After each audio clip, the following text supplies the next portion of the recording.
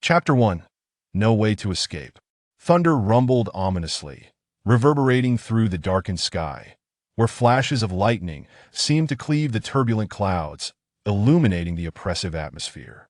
Torrential raindrops, akin to pearls, fell incessantly upon the leaves and the earth, their rhythmic percussion amplified in the stifling environment, sending tremors of anxiety through the heart. As another bolt of lightning illuminated the woods, darkness enveloped the surroundings once more, only to be pierced by the sudden beams of several flashlights. A group of individuals, donned in rain hats and cloaked in raincoats, moved with hurried urgency. Their flashlights swept across every nook of the forest like machine guns, while their eyes, sharp and vigilant as soaring hawks, scrutinized the illuminated patches with meticulous care.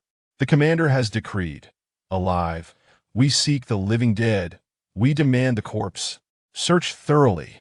The frigid command echoed from the leader, instilling a subtle fear in the eyes of the others, who hastened their pace. Song Mushing leaned against a sturdy tree, her right hand pressed tightly against the wound on her left arm, which had been grazed by a bullet merely an hour prior, blood mingling with the relentless rainwater. The icy rain continued to pelt down, striking her face and body, and the unceasing flow of blood, coupled with the somber surroundings, weighed heavily upon her spirit. She flicked the rainwater from her hair and cautiously glanced at the search party, now just a few meters away. A beam of light suddenly shone in her direction, prompting her to quickly avert her gaze. Desperately steadying her breath, she focused intently on the approaching footsteps behind her. What to do? What should I do? The visage of a man with piercing eyes flashed through her mind, a chill sweeping over her heart, causing her to bite down on her lower lip. I cannot be captured. Absolutely not. The footsteps drew ever closer, heightening her sense of urgency. With a clenched jaw, Song Mushing sprang to her feet and fled into the depths of the forest, where visibility was utterly obscured. Her movement immediately attracted the attention of the search party, and several beams of light converged upon her. There, after her, Song Mushing realized her position had been compromised, yet she dared not pause for a moment. She stumbled forward, her battered legs weary to the point of collapse. So tired, in a haze of exhaustion, she tripped over a stone and fell to the ground. Lying there, her eyes drooped helplessly, she yearned to rise once more, but her limbs betrayed her. The group soon caught up, and two of them seized Song Mushing, hoisting her from the ground. These were merciless executioners, and she felt as if her already injured hands would be shattered by their grip, pain rendering her nearly speechless. At that moment, another man stepped before her, his head slightly raised as if to inspect her through his nostrils. He raised his hand and struck her sharply across the face. Her head snapped to the side, a dull ringing echoing in her ears, the unmistakable taste of blood filling her mouth. The man spat at her. Wretched creature, dare you run again? Song Mushing lowered her head, allowing her damp hair to cling to her cheeks, remaining motionless. She did not need to look up to know that her assailant was Zhao Qian, the brutish figure of the execution squad. His raspy voice was one she would never forget. Just 2 nights before her escape, it was Zhao Qian who had relentlessly wielded his whip at her in the Tongfu Inn, coercing her to surrender the defense map of the 4th Military District. His voice, intertwined with the whip's crack through the air, had pierced her heart deeply, causing her to shudder at each recollection. The rain continued to batter the leaves, the sound a maddening rhythm. At that moment, a loud voice erupted from the periphery of the crowd. Commander! At the utterance of Commander, all stood at attention, swiftly turning to salute a man clad in military attire, his stature commanding and upright. The man's cold gaze fell upon Song Mushing, his silence heavy, as he strode towards her in his polished black boots. The surrounding soldiers instinctively retreated, maintaining their salutes with a palpable tension, as if any lapse in protocol might incur wrath. Song Mushing shut her eyes, her heart racing faster than ever before fear of this man gripped her, rendering her unable to meet his gaze. His footsteps approached, until he halted directly before her. He lifted his hand and forcefully grasped her chin, compelling her to look up at him. A sharp pain coursed through her jaw, prompting a muffled whimper as she opened her eyes. This was the first time she beheld him so closely. The rain continued to fall, soaking his military cap, droplets cascading from its brim. His austere face was half shadowed by the cap, half illuminated by the faint light, his icy, piercing gaze regarding her, as though she were a mere insignificant insect. Since you have chosen to flee, Miss Song, I presume you are prepared for the consequences of being captured. His deep voice resonated with an underlying cruelty, his expression impassive. With a flick of his finger, he cast her face aside. He squinted at her, his eyes betraying a growing impatience. Take her to the dungeon. I shall interrogate her myself. Chapter 2. A toast not accepted. Mushing. A familiar voice echoed faintly in her ears, beckoning her. Slowly, Song Mushing opened her eyes to find herself enveloped in a thick fog, through which a slender figure stood before her. She widened her eyes, striving to discern the identity of this apparition. Gradually, as the mist began to dissipate, the features of the woman became clear in identical visage to her own. Gazing at her, Song Mushing felt tears welling in her eyes. She trembled with emotion, wanting to speak, but finding herself choked with sobs, ultimately embracing the woman tightly, her voice quivering. Big sister, Song Xinyo gently wrapped her arms around the tear-streaked Song Mushing, smiling as she patted her back. Look at you, crying like a little kitten. Song Mushing wept softly for her. Song Xinyo's embrace was the warmest sanctuary in the world. The thought of facing this chaotic era without her sister was unfathomable. Her anxious hands clutched tightly at Song Xinyo's clothing, as if fearing she might vanish. Big sister, let us not part again, shall we? Yet this time, Song Xinyo did not respond as she usually did. Her words faltered, and the comforting pat on Song Mushing's back gradually ceased. Mushing, we both know there are no eternal banquets in this world. Even as your elder sister, there will come a day when I must leave you, just as our parents have departed. As Song Xinyo spoke, her voice was soft, her expression as fleeting as the surrounding mist.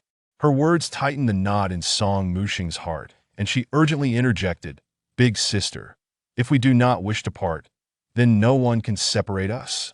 But Song Xinyo remained unmoved, gently pushing Song Mushing away, her gaze locking onto her sister's eyes, revealing a resolve never before seen. Mushing, in this life, many things are beyond our control. She produced several silver dollars from her pocket, attempting to place them into Song Mushing's hands. Song Mushing shook her head in refusal, yet Song Xinyo's insistence left no room for denial. Musen, take this money, head south, into the territory of General Chung. Promise me you will take care of yourself. If fate allows, we shall meet again. With that, Song Xinyo turned to leave. Song Mushing disregarded the burning silver dollars, hastily grasping her sister's hand. Sister, where are you going? Take me with you. Song Xinyo's demeanor remained steadfast, unwavering. Mushing, I have important matters to attend to, perilous affairs that I cannot allow you to accompany me. Are you going to steal the defense map of the 4th Military District from the Yen Army? Song Xinyo halted abruptly, a complex expression crossing her face as she slowly turned back to face her sister. The mist thickened, creating an even greater chasm between them. How did you know? Fearing Song Xinyo would vanish, Song Mushing rushed forward, clutching at her sister's clothing. Sister, do not go. If you are captured, it will mean certain death. The Yen Army will not spare you. Ignoring Song Mushing's pleas, Song Xinyo withdrew her hand, speaking softly as if to herself. Mushing, you cannot understand I love him, and this is the only thing I can do for him. The fog grew ever denser, and in an instant, Song Xinyo's form flickered, as if she were about to vanish entirely. Desperation seized Song Mushing as she reached out to grasp her sister, but her fingers closed around nothingness. Suddenly, the ground beneath her transformed into an endless sea, and she found herself plunging into the depths. Splash! The sound of splashing water startled Song Mushing, and her ethereal consciousness abruptly awakened. She opened her eyes wide, and all that remained was a haunting realization there was no sister, no mist, but merely a fleeting dream. Only this water, this murky water, was real. Only the sensation of being submerged, unable to escape or breathe, was genuine. Song Mushing choked on several mouthfuls of water, her frantic attempts to struggle thwarted by the tight bindings that restrained her limbs, rendering her immobile. She felt as though her lungs were on the verge of bursting, her consciousness gradually dissipating. Just as she believed she was about to suffocate and perish, a sudden force gripped her legs, pulling her swiftly from the water's depths. In that moment of emerging from the water, Song Mushing gasped for air as though seizing a lifeline. Yet water still lingered in her throat and nasal passages, causing her to cough violently. After what felt like an eternity of coughing, she gradually regained her composure. With considerable effort, she managed to lift her heavy eyelids, only to realize, with dawning awareness, that she was suspended upside down from a wooden beam, with an unknown depth of water pooling beneath her. The ropes binding her swayed unsteadily, their creaking sounds echoing ominously in the dark, silent cell. It seemed there was not a single unscathed part of her body. It was marred by horrific whip marks. Water seeped into her wounds, inflicting pain that felt worse than death itself. At that moment, the door to the cell swung open. Gu Chungjin had changed out of his damp military attire into a crisp, neatly pressed shirt, accompanied by his aide. Even in such casual attire, his commanding presence remained undeniable. Zhao Qian, who had been guarding the cell, along with two other soldiers, immediately saluted Gu Chungjin. "Commander." Gu Chungjin nodded slightly, his hawk-like gaze fixed unwaveringly on Song Mushing, remaining silent. Aidely cast a glance at Zhao Qian. Had she spoken? Zhao Qian understood immediately and lowered his head to respond. Not yet. Li frowned, looking up at the woman, who hung limply in midair, barely clinging to life, yet still refusing to utter a word. He felt both admiration and exasperation. When they had captured her at the Tongfu Inn, they had subjected her to 2 days and nights of severe interrogation. Yet they had failed to extract the location of the defense map. Moreover, during her transfer to this prison, she had managed to exploit an opportunity and escape partway. Aidley had encountered many tenacious men, but such a woman was a rarity. It was precisely this that sparked a flicker of respect within him. In light of this respect, Aidley resolved to persuade her before Gu Chungjin resorted to more direct measures. "Miss Song, why endure such physical torment? The current state of the world is nearing resolution. Power lies firmly in the hands of the Yen army, while the Chung army, led by Yilan, is but a remnant of its former strength. Your refusal to divulge the location of the defense map, though, you truly believe that stealing the 4th military district's map will enable the Chung army to reverse their fortunes?" Song Mushing remained silent, her eyes closed. She was acutely aware of the consequences of her silence and was frightened to the point of trembling uncontrollably.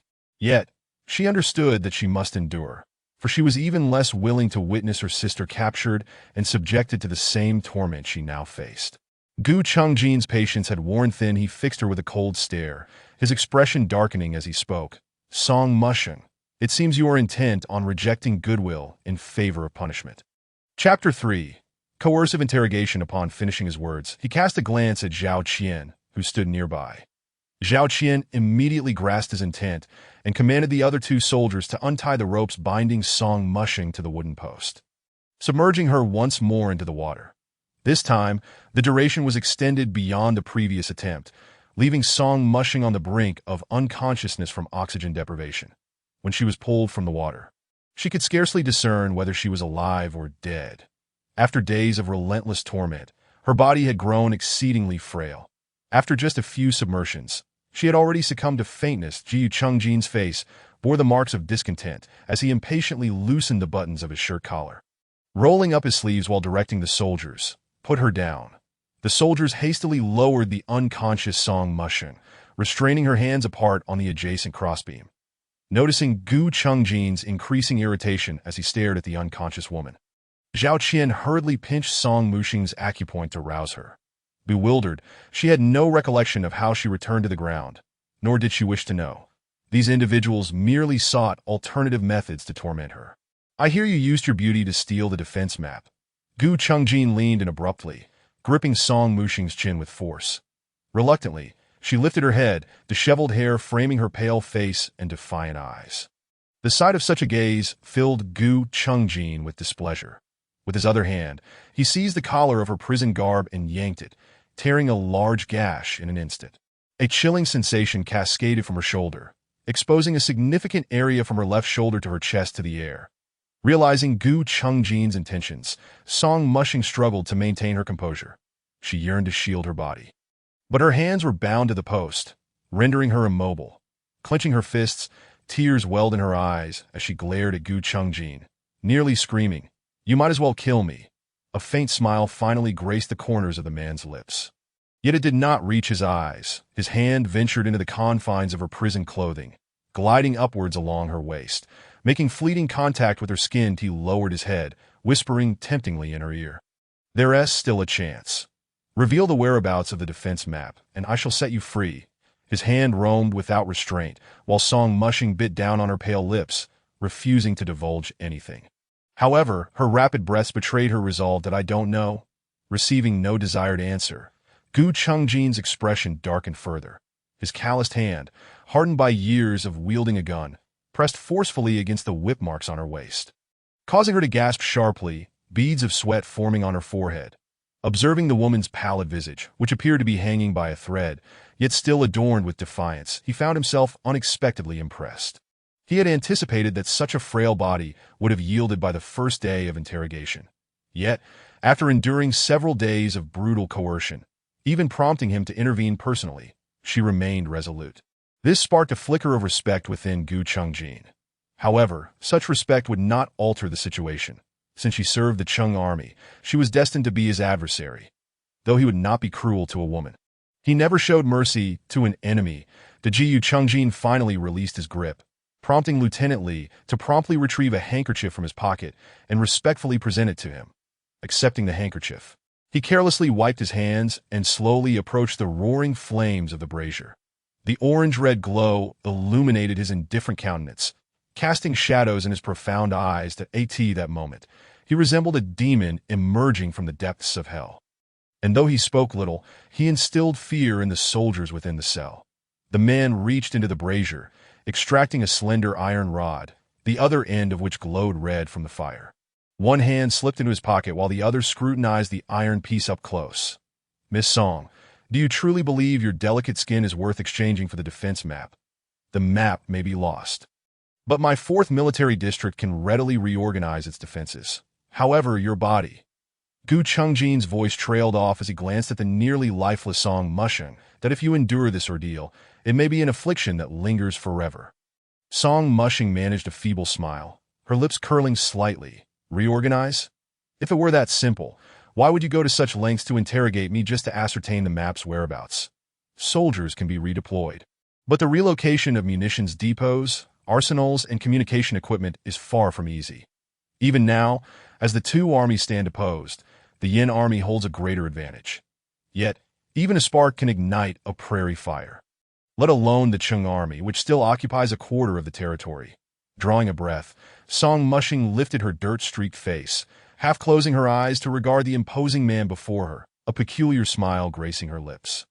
"I do not know that." In an instant, the atmosphere within the cell plummeted to a frigid silence. Lieutenant Li, feeling anxious, exchanged a furtive glance with Gu Chungjin, who tightened his grip on the iron rod, indicating a burgeoning rage. Zhao Qian and the other soldiers, sensing the tension, remained apprehensively silent at that moment. A soldier dashed to the cell door, saluted, and hastily announced, "Commander, urgent telegram from the 4th Military District." The mention of the 4th Military District sent a jolt of concern through the occupants of the cell. With a resounding clang, Gu Chungjin cast the iron rod into the brazier, his expression frosty as he turned to exit the cell. Pausing briefly as he passed Lieutenant Li, he instructed, "Conduct the interrogation thoroughly, and ensure you uncover the whereabouts of the defense map." The daunting task induced a cold sweat in Lieutenant Li, yet he could only steel himself and reply, "Yes, Commander." Before long, Gu Chungjin departed the cell. Lieutenant Li, glancing at the half-conscious woman, felt a wave of frustration, scratching the back of his head. He was no expert in coercive interrogation, especially against such a frail woman. Zhao Qian, noticing Lieutenant Li's unease, quickly approached, ingratiatingly suggesting, "Lieutenant, why not take a break? I'll handle the interrogation here." Lieutenant Li's gaze lingered on Song Mushing, and after a prolonged silence, he remained unresponsive. Zhao Qian, realizing his attempt was in vain, felt his smile stiffen. preparing to retreat when Lieutenant Lee abruptly recalled something and commanded him urgently, "You proceed with the interrogation. I shall return shortly. Remember, do not kill her." Chapter 4. Enduring humiliation, Zhao Qian nodded eagerly. Yes, yes. Once Lieutenant Lee exited the cell, Zhao Qian resumed his nonchalant demeanor as he approached Song Mushing and, mimicking Gu Chungjin's earlier actions, forcefully lifted her chin. The grime on her face obscured her original features, prompting Zhao Qian to summon a soldier to fetch a damp cloth to cleanse her visage. Song Mushing attempted to shake off Zhao Qian's hand, but her strength had waned, leaving her as helpless as a marionette. Gradually, a delicate and emaciated face emerged, and Zhao Qian's eyes gleamed with a peculiar light. Suppressing his inner turmoil, he released Song Mushing and feigned authority, commanding the soldiers to untie her from the post and lay her on the ground. "You all may leave. I wish to interrogate this woman alone." Yes. Shortly thereafter, the other soldiers exited the cell. Once they had vacated, a lewd smile crept across Zhao Qian's face as he strode over to the weakened Song Mushing. Straddling her, Song Mushing's face turned ashen with fear, and she clenched her teeth, summoning all her strength to strike at Zhao Qian. "What do you want? Get off me." Her feeble punches barely registered with Zhao Qian. He allowed her futile struggles to continue as he hastily disrobed, descending upon her with reckless abandon. "You scoundrel, do not touch me." Song Mushing's anguished cries echoed throughout the prison. The soldiers stationed in the corridor cast knowing glances at one another. Yet they stood firm, feigning ignorance to her plight. Never had Song Mushing felt such disgust, wishing for nothing more than to escape this torment. The man atop her felt like a boulder, rendering her completely immobile. She could only raise her hand and strike him across the face. The slap momentarily halted Zhao Qian, but it ignited his fury. Gritting his teeth, he raised his hand and struck Song Mushing with a resounding blow. Her head snapped to the side, and blood trickled from the corner of her mouth, trailing down her chin. Yet Zhao Qian, unsated, seized her hair, yanking her head upwards as if to lift her from the ground. Spitting at her, his eyes filled with disdain, he sneered, "You're merely a whore. What right do you have to maintain any pretense? In the ranks of the Yanjun army, who remains unaware, you used your body to seduce the former deputy officer of the commander, thereby seizing the opportunity to pilfer the defense map. You are nothing but a wretched creature, used by multitudes, yet you still pretend to be a chaste and virtuous woman in my presence." Zhao Qian's words left Song Mushing utterly stunned. She had never contemplated that her sister would resort to selling her body to obtain the defense map. She was oblivious to the reasons behind her sister's actions and the trial she had endured. Her head throbbed with confusion and pain, rendering her incapable of concentrating on the disquieting thoughts. Seizing the moment of her stupor, Zhao Qian placed his hands upon her already tattered garments. Alarm bells rang in her mind, and she desperately clutched at her clothing.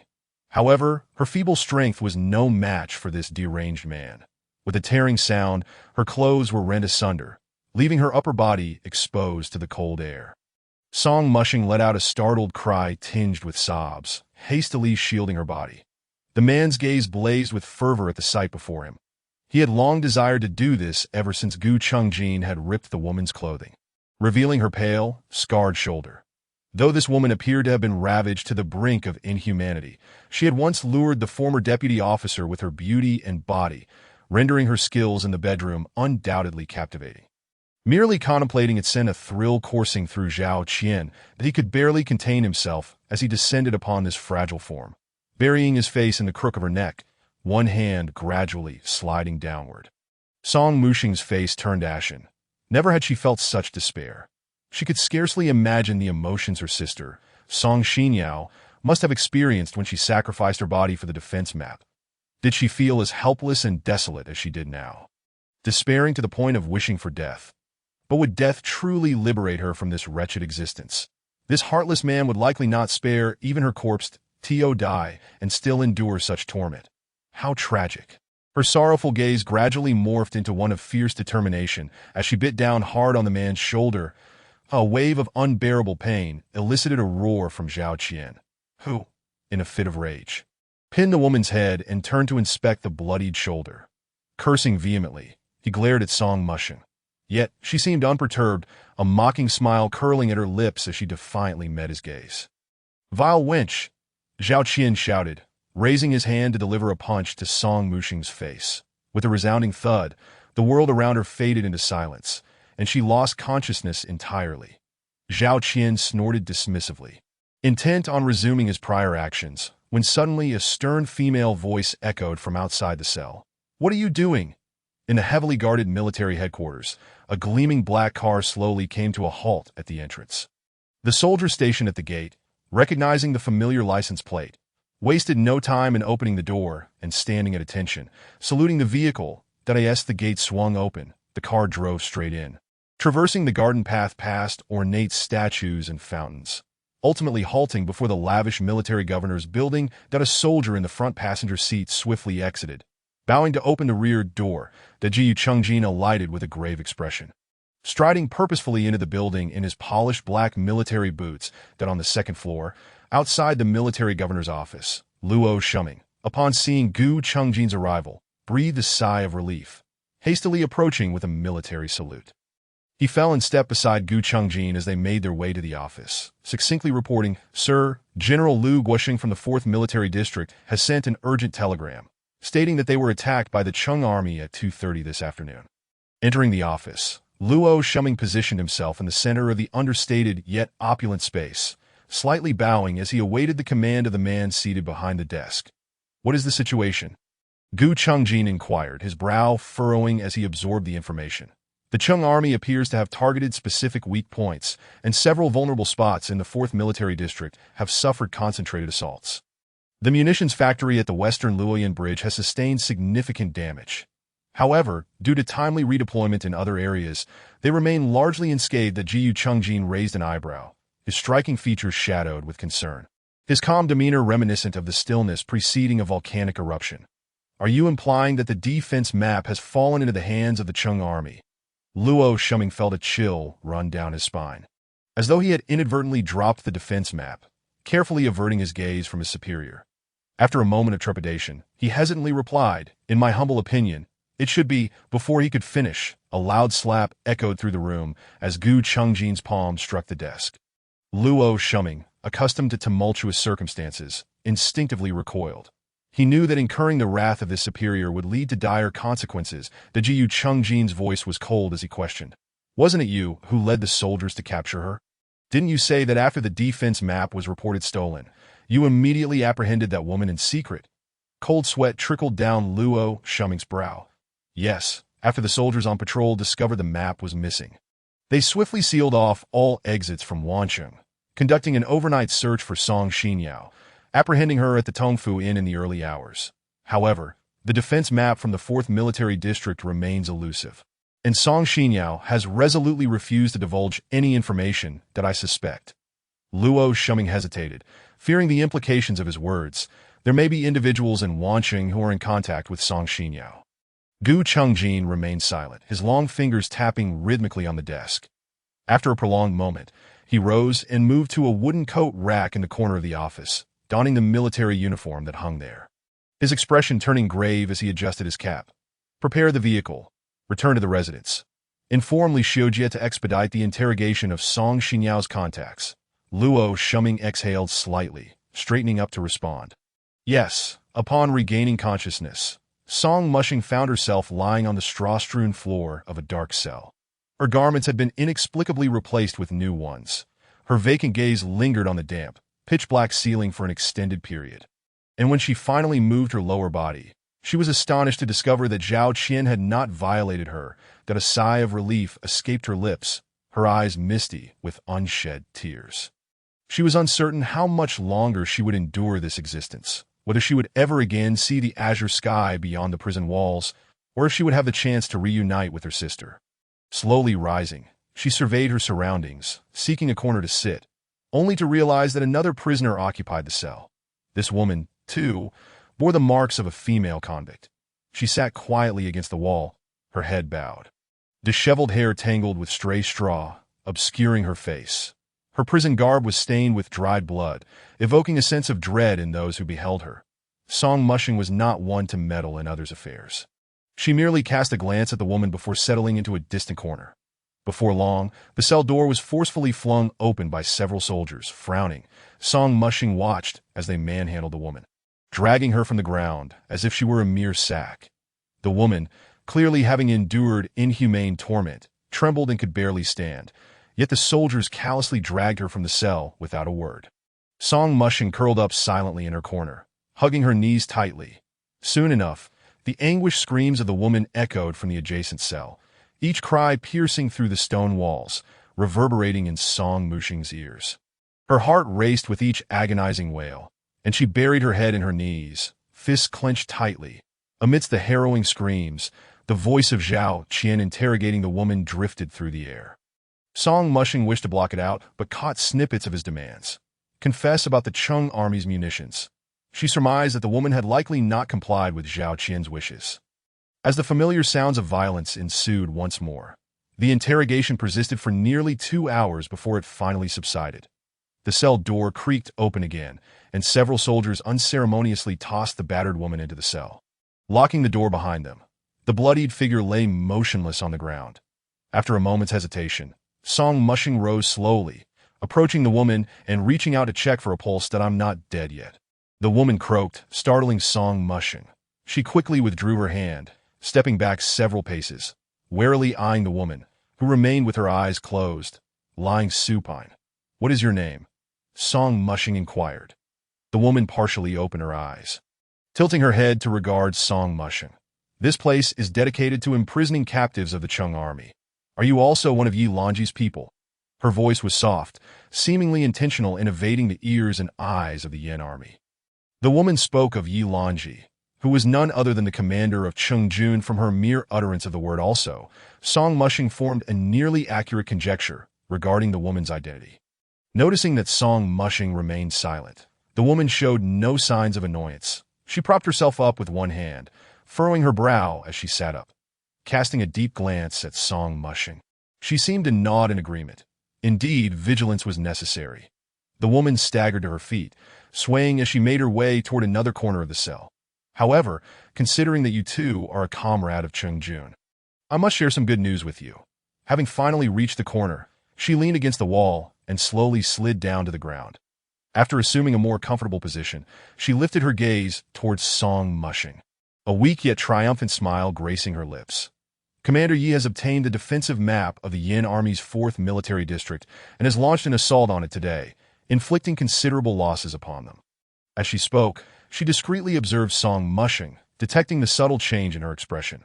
"With the defensive map now in Chungjun's possession, did that not imply that my sister is safe?" Song Mushing's heart raced with a desperate need to ascertain Song Xinyao's well-being. Yet she remained uncertain of the woman's true identity, that if she were indeed a spy deliberately placed by the Yen army, then all the trial she had endured would have been in vain.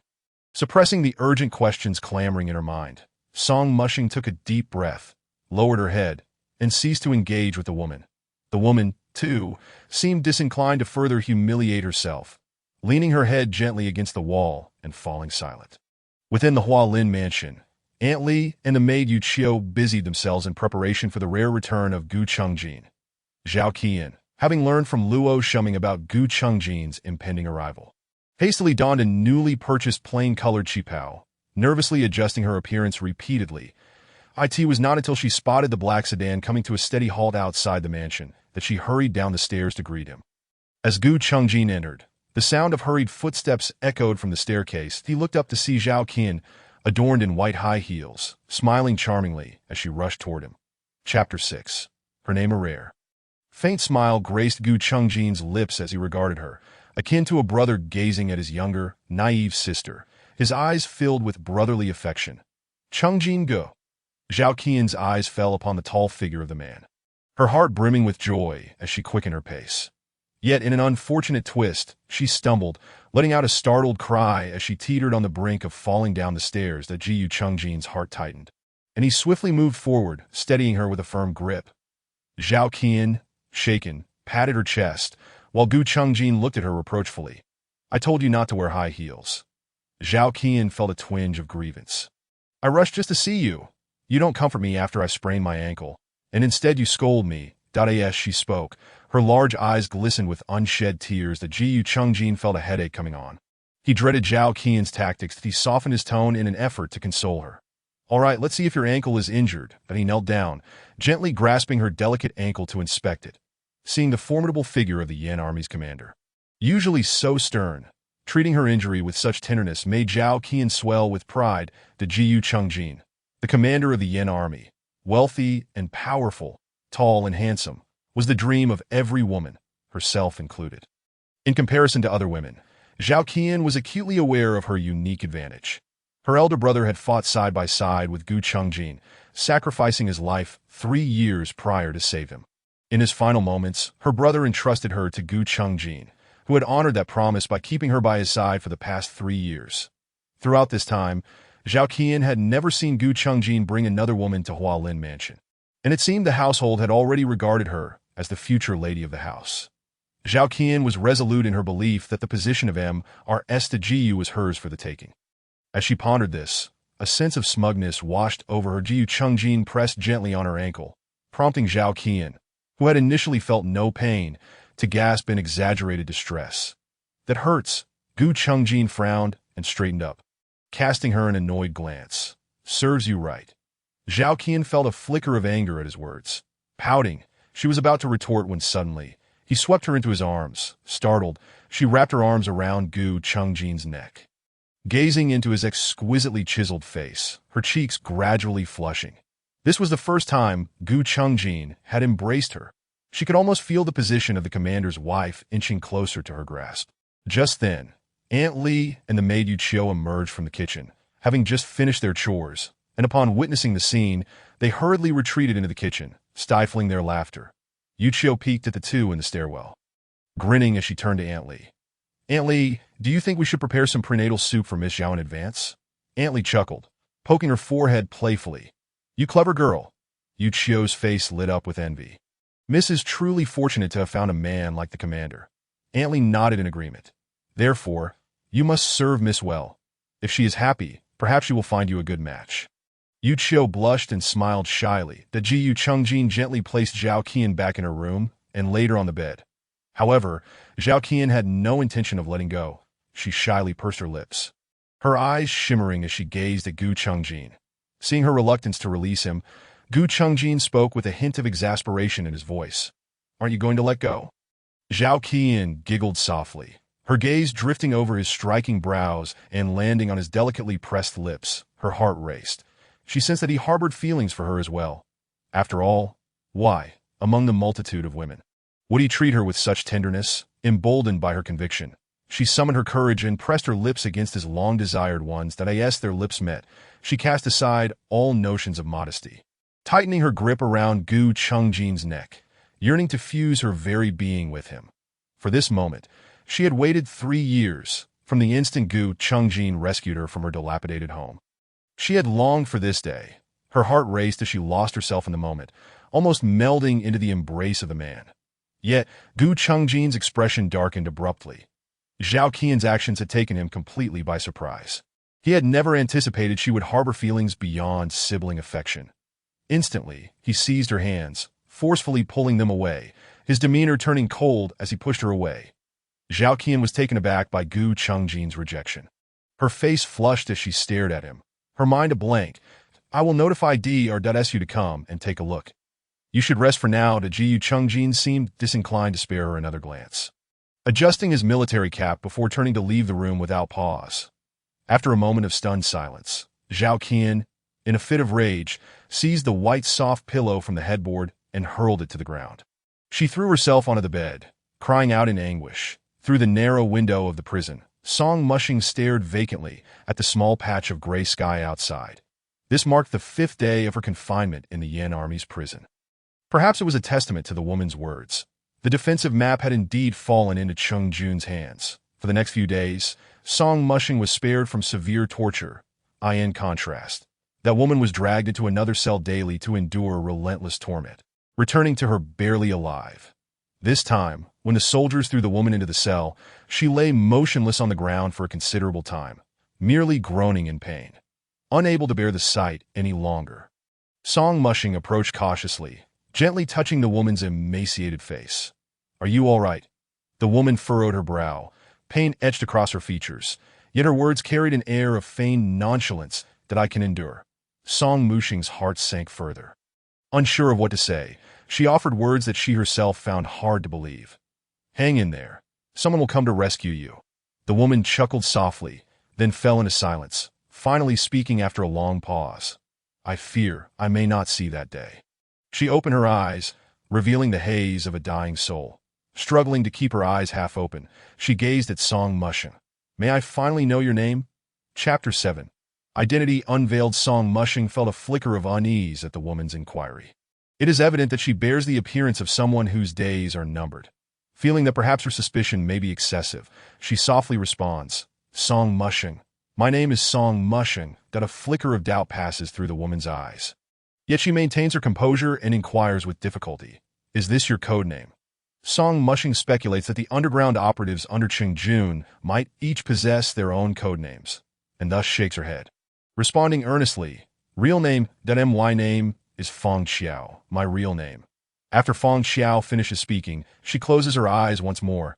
Observing her state, Song Mushing deduces that she is unlikely to face immediate danger, which brings her some relief. After exchanging names, Song Mushing feels a closeness to the woman named Feng Xiao. Although their conversation remains limited, an inexplicable trust begins to blossom within her. Soon, night descends, and Feng Xiao awakens, returning to her previous position, silent and still. After contemplating for an entire afternoon, Song Mushing finally resolves to inquire about Song Xinyao. She rises and takes a seat beside Feng Xiao. That a smirk of triumph briefly crosses Feng Xiao's lips before she regains her usual demeanor. Unaware of Feng Xiao's subtle change, Song Mushing wrestles with her thoughts on how to begin, ultimately deciding to be forthright. Feng Xiao, I wish to inquire about someone. Feng Xiao slightly twists her lips. Who? Song Xinyao. Recognizing that the bait has been taken, Feng Xiao maintains her facade and turns to Song Mushing. Your relative? Song Mushing nods. Yes, she is my sister. Feng Xiao squints. Is she also one of Yilanji's people? Yes. Feng Xiao senses that she is on the verge of extracting useful information, yet fears that haste may jeopardize the situation, prompting her to employ indirect methods. That I have no recollection of that name. But as you know, we all have code names. That it's possible your sister has used a different name for her assignments. Why don't you tell me what your sister has done for Qing Jun? Perhaps I can recall her. Initially feeling despondent, Song Mushing's spirits are rekindled by Feng Xiao's words. She gazes earnestly at Feng Xiao, articulating each word with care. My sister is the one who stole the defense map of the 4th Military District for Qing Jun. Have you seen her? How is she faring now? Feng Xiao is genuinely taken aback by the information she hears. Did Li Xiujie not claim that it was the woman before her who had stolen the map? How did it come to be another person? Was the wrong person apprehended from the start? Feng Xiao is besieged by questions, yet she refrains from voicing them all at once to avoid arousing suspicion. Instead, fabricating a lie to placate Song Mushing. That so, she is your sister. Rest assured, she is in Yi Lanji's company, living well and safe. Upon hearing this, Song Mushing exhales a sigh of relief. Leaning against the wall behind her, she murmurs repeatedly, That is good, that is good. Feng Xiao glances at her, her tone somewhat peculiar. You sisters are quite impressive, both working for Yi Lanji. But what led to your capture? The assurance of Song Xinyao's safety causes Song Mushing to lower her defenses entirely. Her head gently rests against the stone wall, her eyes reflecting a complex array of emotions. That I am imprisoned in place of my sister. Song Mushing's revelation prompts Feng Xiao to realize the delicate nature of the situation. That night, after Song Mushing falls into a deep slumber, Feng Xiao opens her sharp eyes, rising with agile movements, bearing none of the appearance of someone who has been tortured to the brink of death. Standing by the cell door, she exchanges a knowing glance with the soldier on duty, who promptly approaches and quietly unlocks the door for her. Once outside the prison, she swiftly conveys the news to Li Xiujie. Aware of the gravity of the matter, Li Xiujie hastens to the Hualin mansion. That I in the study, Gu Chengjin, engrossed in reviewing documents, is still awake. Upon knocking, Li Xiujie receives permission to enter, but he stands in the center of the study, removing his military cap and tucking it under his arm, saluting the man before reporting the information he has gathered. That so, the person in the prison is not Song Xinyao at all, but her sister. Song Mushing? Yes, these are the words of the woman herself. The study falls into a prolonged silence, with Li Xiujie feeling a sense of unease, his gaze fixed on the floor as he wonders if the commander will erupt in fury over the soldier's mistake.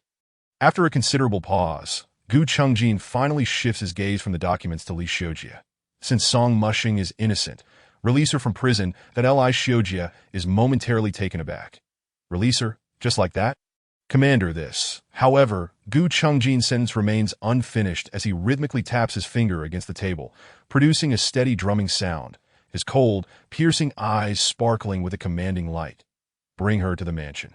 I wish to keep her close to me, to increase her exposure and draw out Song Xianyao. Li Xiujie has always been obedient to Gu Chengjin's orders. Upon exiting the Hualin mansion, he heads straight to the prison, arranging for several soldiers to thoroughly sedate the still slumbering Song Mushing before transporting her to the mansion. When Song Mushing awakens, her first sight is of the apricot-colored satin bed curtains, instantly bringing her to full consciousness. She abruptly sits up, astonished as she surveys her surroundings, realizing that the environment has undergone a complete transformation. Gone are the dark, damp, vermin-infested cells, replaced by a spacious and brightly lit room. The furnishings are minimal. A bed, a table, and 2 stools, connected to a small chamber that seems to serve as a washroom. She glances down at herself, discovering that her body has been thoroughly cleaned and clad in loose clothing. Everything before her appears surreal, as if she is caught in a dream. Has she truly been rescued from her prison? With uncertainty in her heart, she quietly descends from the bed and pushes open the tightly shut door, only to find herself in a Western-style mansion.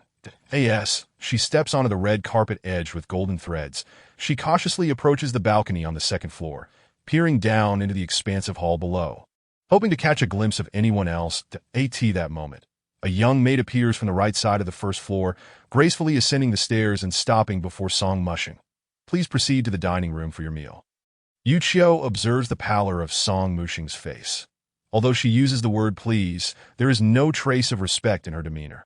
Having witnessed Song Mushing being carried into the room in a filthy state by soldiers, she has already determined her identity as merely a victimized female prisoner.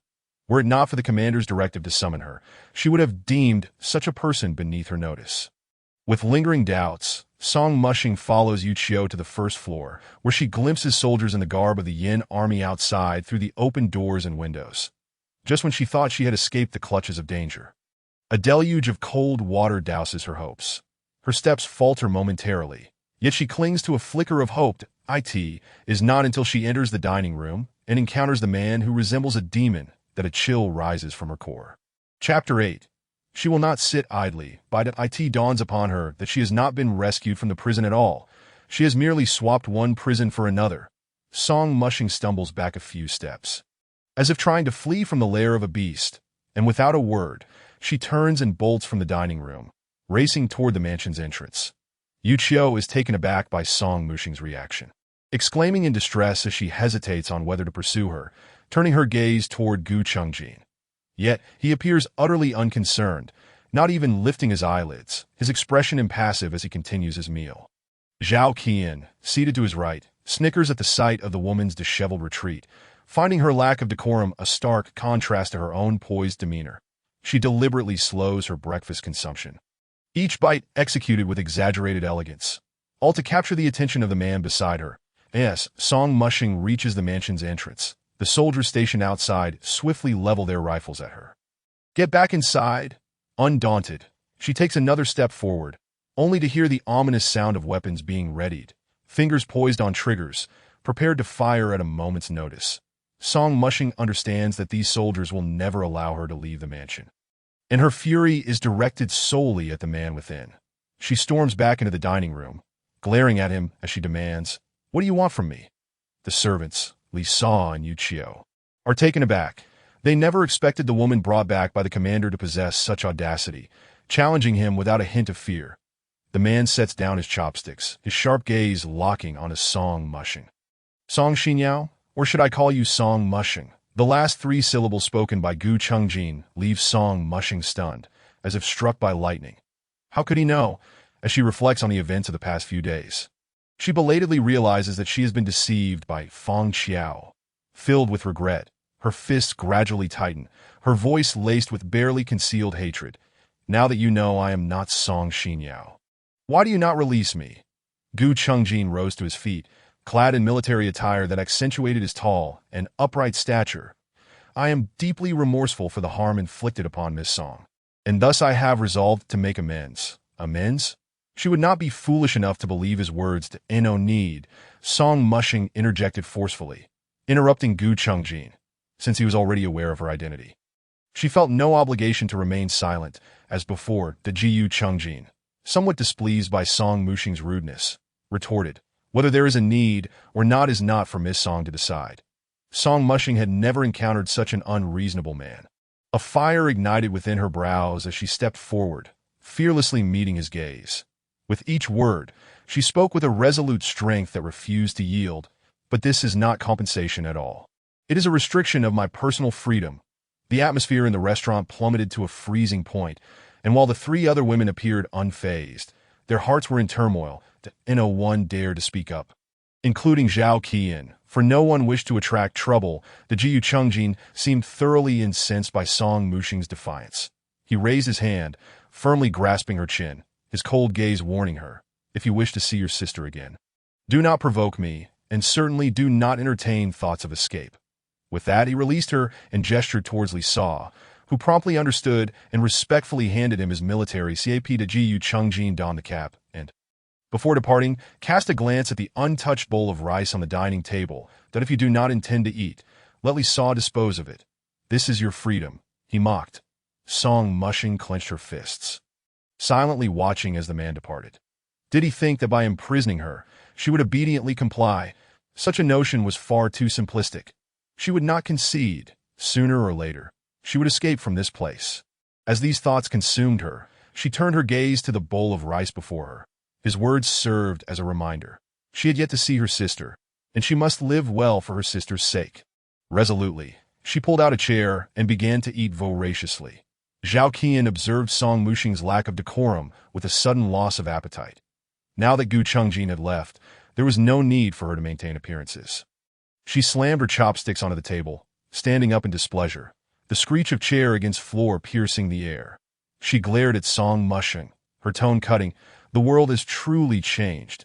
Even dogs can dine at the table now. Song Mushing halted, taking a deep breath, choosing not to engage. She had heard such words too many times while wandering with her sister. She never expected to hear anything kind from those associating with Gu Chungjin, especially not from this woman. Seeing Zhao Qian dining alongside Gu Chungjin, she surmised that she must be his wife. That a disdainful snort escaped her. Anyone who could be with that man was likely not of good character. Song Mushing continued to eat, disregarding Zhao Qian. This aloof attitude infuriated Zhao Qian, who stormed over and forcefully knocked Song Mushing's bowl to the ground. The sound of shattering porcelain echoed sharply. Did the Gu family truly believe they could bully her, treating her as if she were a pliable fruit? Song Mushing sprang to her feet, her voice cold. What do you want? What do I want? Zhao Qian's shrill voice grated on the ears, her arms crossed, exuding an air of superiority. "To teach you some manners." No sooner had she spoken than she raised her hand, poised to strike Song Mushing. Yet, with quick reflexes, Song Mushing seized her wrist, with a frosty glare. Song Mushing declared, "Madame Gu, it would be wise not to provoke me. That a prisoner like me, when cornered, can resort to anything. That if it comes to a life-for-a-life exchange with Madame Gu, do you think it would be worth it?" Initially, Zhao Qian reveled in the title of Madame Gu, but Song Mushing's subsequent words ignited her fury. She forcefully yanked her hand away, raising her voice. "Are you threatening me?" Song Mushing remained noncommittal, stating simply, "I am merely speaking the truth." Having no intention of continuing this exchange with the visibly trembling woman, she turned and exited the dining room, returning to the room where she had awakened on the second floor. The events that had transpired in the dining room had made it abundantly clear to Song Mushing the precariousness of her situation. She would not sit idly by and accept her fate. Closing the door, she stood by the window, stealthily observing the surroundings below. Chapter 9. Forced Medication. Below her room lay a small garden, with lush green grass bordered by a white low wall, beyond which she could vaguely discern several soldiers on patrol. How could she evade these soldiers' watchful eyes and escape? As Song Mushing contemplated every possible opportunity for escape, a sudden knock on the door interrupted her thoughts. Before she could respond, the door swung open. and a man dressed as a doctor, approximately 30 years old, entered with a medical kit in hand. That he glanced at Song Mushing, who stood by the window, and formally announced, "Miss Song, the military commander has ordered me to administer your medication." "No need," Song Mushing replied almost instinctively, rejecting the offer. Administer medication? She had no faith in the man's supposed goodwill. However, Su Ziheng remained unfazed, asserting, "Miss Song, it would be prudent for you to cooperate, that if the wound is not treated promptly, scarring could become a serious issue." Did he not consider the possibility of scarring when he was inflicting pain upon her? Song Mushing maintained her defiant tone. "Just go back and tell your commander that I do not need his feigned compassion. If Miss Song continues to be uncooperative, I will have no choice but to resort to extreme measures." Song Mushing was still processing his words when two soldiers entered the room. They advanced toward her. She cautiously retreated until her back hit the wall, leaving her with no escape. Maintaining a facade of calm, she demanded, "What do you want?" The soldiers seized her arms, overpowering her struggles, and forcefully pinned her face down onto the bed. The terror of the prison surged back to her in an overwhelming tide, and with all her strength, she attempted to resist, screaming, "Let me go!" The soldiers held her firmly as Su Ziheng placed the medical kit on the table. Retrieving ointment and approaching the bed, lifting the hem of her loose garments, that a chill swept over Song Mushing's back, and though she wished to fight back, her strength had already waned. Tears of humiliation streamed down her face as she gritted her teeth, choosing silence while mentally cursing Gu Chungjin from beginning to end. Her back was riddled with whip marks, deep and nearly splitting her skin, causing even the seasoned Su Ziheng to frown. He was astonished by this woman's endurance. How could she remain silent and refuse treatment with injuries so severe? The cold ointment was applied to her wounds, and soon an unbearable sting radiated from the affected areas. Song Mushing clutched the bedsheet, a pain sound escaping her tightly sealed lips as her face turned pale, beads of sweat forming on her forehead in mere moments. Su Ziheng glanced at her contorted face and sighed inwardly.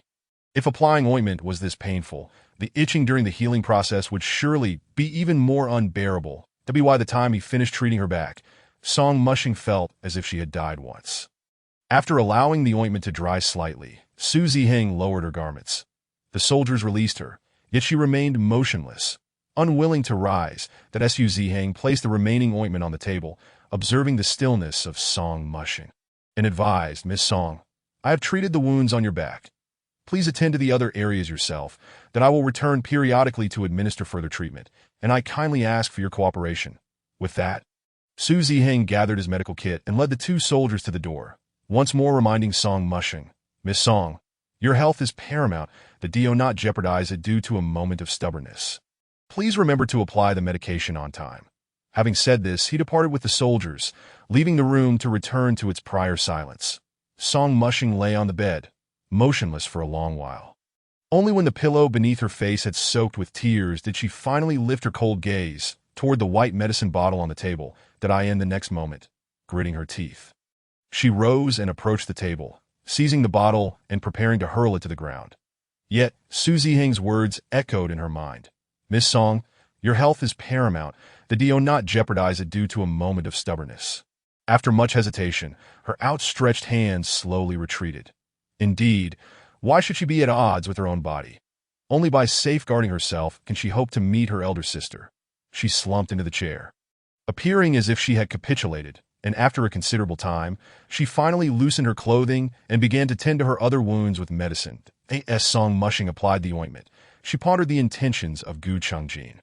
She could not fathom why that man was playing such tricks, first rescuing her from the prison, then arranging for someone to treat her wounds. She would not naively believe his claims of wanting to compensate her.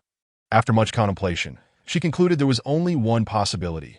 Gu Chungjin sought to exploit her to lure out Song Xinyao.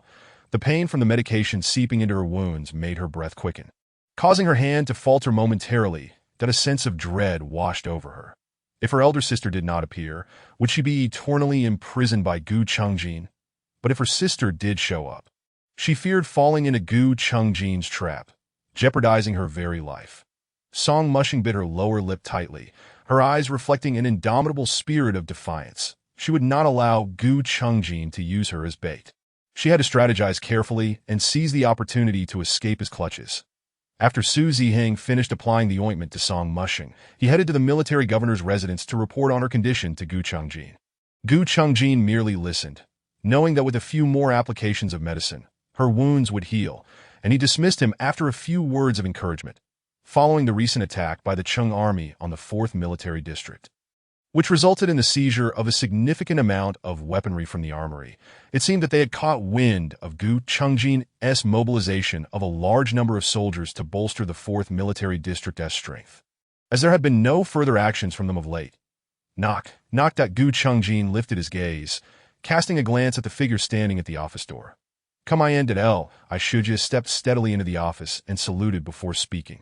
General, intelligence personnel have brought news that Madame Yilongji, the wife of Yilongji, was seen in Rongqing.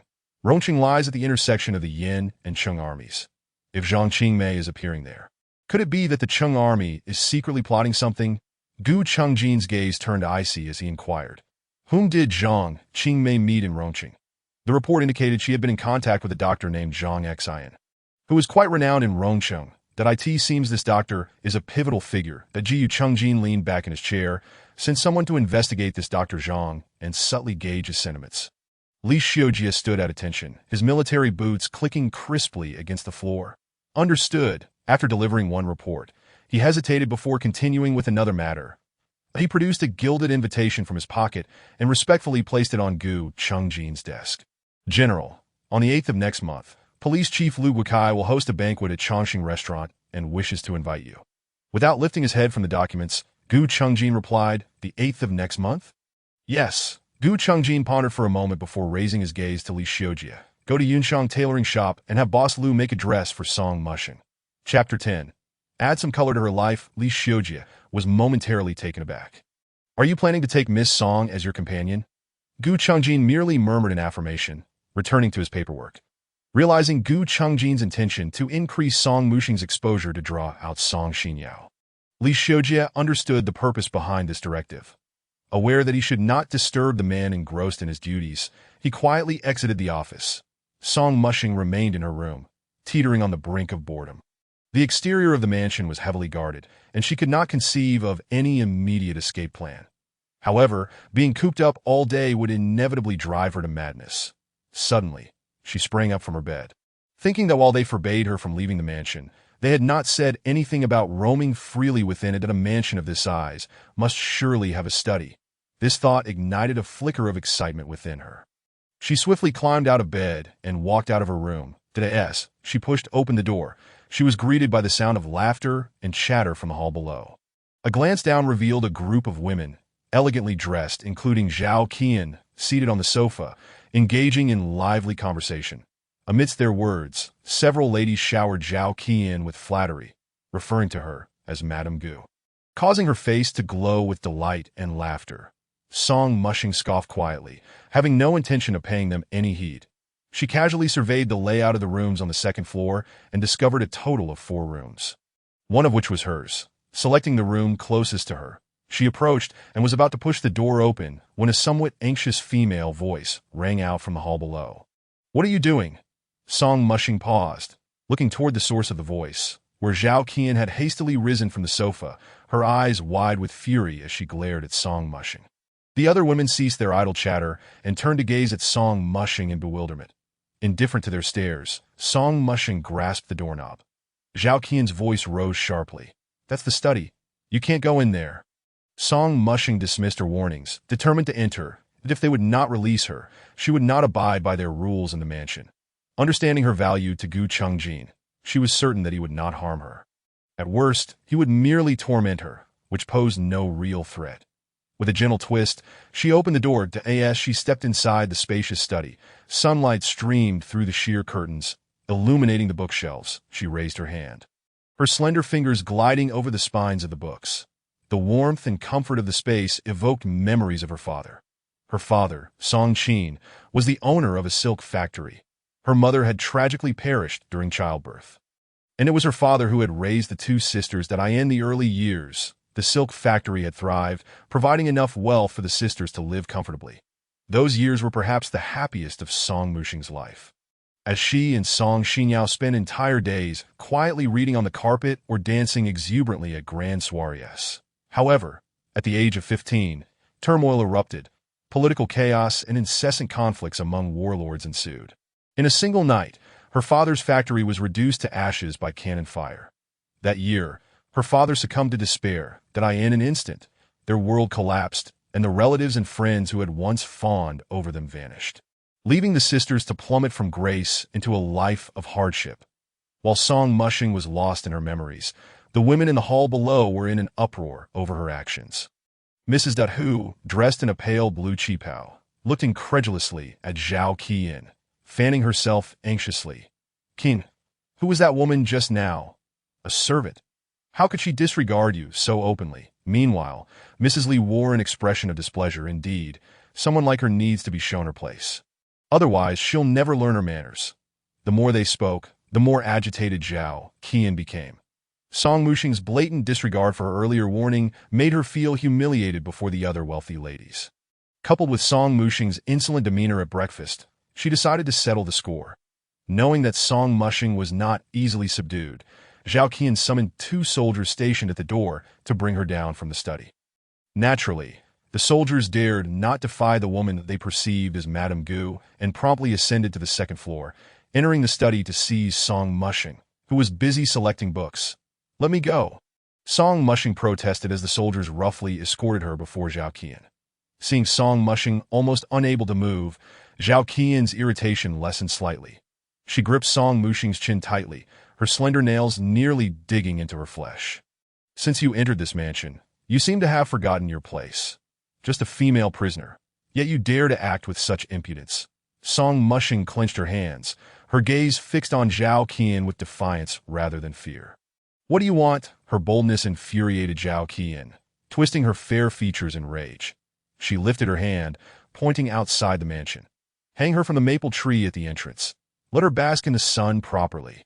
The soldiers complied with her orders, pushing Song Mushing toward the exit. Realizing she could not resist the imposing soldiers, she ceased her struggles. That it was midday in the sweltering summer, and as she stepped outside, the heat enveloped her. Spotting the maple tree in front of the mansion, one soldier retrieved a length of rough rope, tossing one end over a sturdy branch and binding Song Mushing's hands tightly. The soldiers yanked the rope, and Song Mushing felt a sharp pain in her shoulders, her arms forced above her head as she was hoisted into the air, suspended. The soldiers secured the other end of the rope to the tree stump before departing. The scorching sunlight bore down on her, making it difficult for Song Mushing to keep her eyes open. Her arm was being pulled, and with the previous injuries still unhealed, her sleeve soon bore traces of crimson. Song Mushing stifled her discomfort, attempting to rise on tiptoe, only to realize that she could not touch the ground. With a heavy sigh that seemed to signal her resignation, the incessant cicada calls nearby shattered the stillness. Under the blazing sun, she lowered her head, closed her eyes, and resolved to endure the passage of time. Through the window, Zhao Qian observed Song Mushing, who appeared as dejected as a drenched dog, and her spirits lifted. She immediately called for Sister Li to set a table in the hall, merrily inviting several noble women to engage in a game of mahjong. Chapter 11.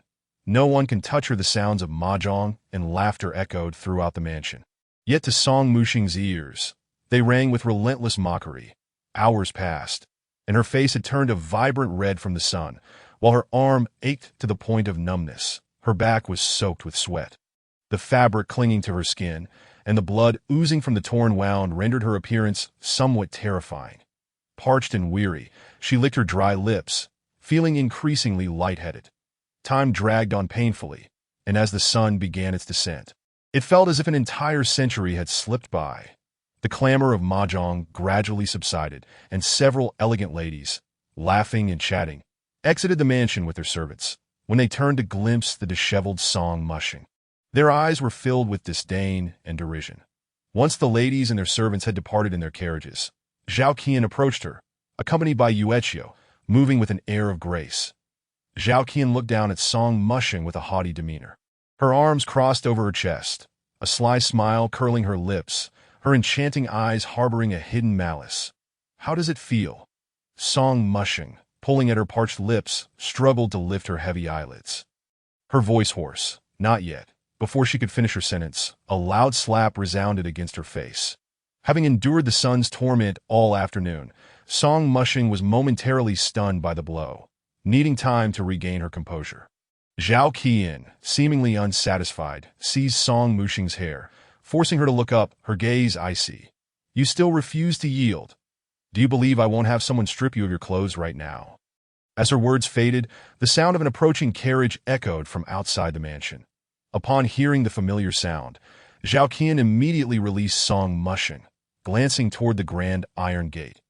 Sure enough, moments later, the gate swung open, and a black carriage drove directly in, halting before the mansion. Seated in the back was Gu Chengjin, who immediately noticed the commotion. Li Xiujie opened the door for him, and as black military boots touched the ground, he stepped out with an impassive expression, striding towards them. "What is happening here?" Gu Chengjin's gaze fell on the feeble form of Song Mushing, his face a mask of frost. Zhao Qian, stripped of her earlier bravado, rushed forward, addressing the tall man with a soft tone. "Chengjin." She refused to listen and barged into the study. "That I am merely punishing her to instill some discipline." As she spoke, she studied Gu Chengjin's expression but discerned no change. Gu Chengjin cast a glance at Li Xiujie behind him, his voice low. "Release her." Li Xiujie complied at once, loosening the ropes that bound her to the tree stump. As the tension on her arm vanished, Song Mushing gasped softly. Falling to the ground, Li Xiujie attempted to assist her to her feet, but she deftly evaded his grasp, using the tree trunk to slowly rise. That Gu Chengjin observed her actions, aware of her stubborn nature, and chose not to comment further. He turned his gaze to Zhao Qian, his expression no longer one of fondness. "Next time, without my permission, no one is to lay a hand on her." Zhao Qian was baffled by Gu Chengjin's leniency towards this woman, her heart brimming with resentment as she called out, "Chengjin she," but Gu Chengjin seemed disinterested in her protests, instructing Li Xiujie, who was at a loss regarding Song Mushing. "Go fetch Su Ziheng." Yes, Li Xiujie was eager to depart. He was utterly inept at dealing with Song Mushing. Weak and unsteady, Song Mushing avoided looking at Gu Chengjin, intent on making her way back into the mansion. Yet, after only a few steps, a wave of dizziness washed over her, her body sagging as if to collapse. The Gu Chengjin, quick to react, caught her in time. Observing her tightly shut eyes and pallid complexion, he swept her into his arms. Her slight frame was lighter than he had anticipated. Frowning, he hurriedly carried her into the mansion. Zhao Qian appeared taken aback by Gu Chengjin's actions, watching his retreating figure in disbelief. "Chengjin," but he exhibited no reaction. Zhao Qian stood rooted to the spot, astonished at how Gu Chengjin treated a female captive. Doubts crept in her mind. Did Gu Chengjin harbor feelings beyond mere indifference for this woman? Her hand clenched the handkerchief tightly, her nails digging into her flesh. Yet she felt no pain. Gu Chengjin placed Song Mushing gently on her bed, removing his military jacket and laying it on a nearby chair. He bent down, scrutinizing her closely. Usually when she faced him, she wore a stubborn and guarded demeanor, as if her entire being bristled with thorns. But now, her eyes were tightly closed, sweat-soaked bangs clinging to her forehead, her long lashes casting delicate shadows. Her petite face and thin lips lacked color, rendering her unexpectedly endearing. Compelled by an inexplicable urge, Gu Chengjin leaned down, brushing aside the hair that obstructed her face. Just then, a knock at the door jolted him back to reality, prompting him to retract his hand and stand aside. Li Xiujie, oblivious to Gu Chengjin's earlier behavior, continued dutifully, "Sir, Dr. Su has arrived." Su Ziheng entered, carrying a medical kit and immediately furrowing his brow at the sight of the bloodstains on Song Mushing's clothing, but he stepped forward to lift the edge of her garment for inspection.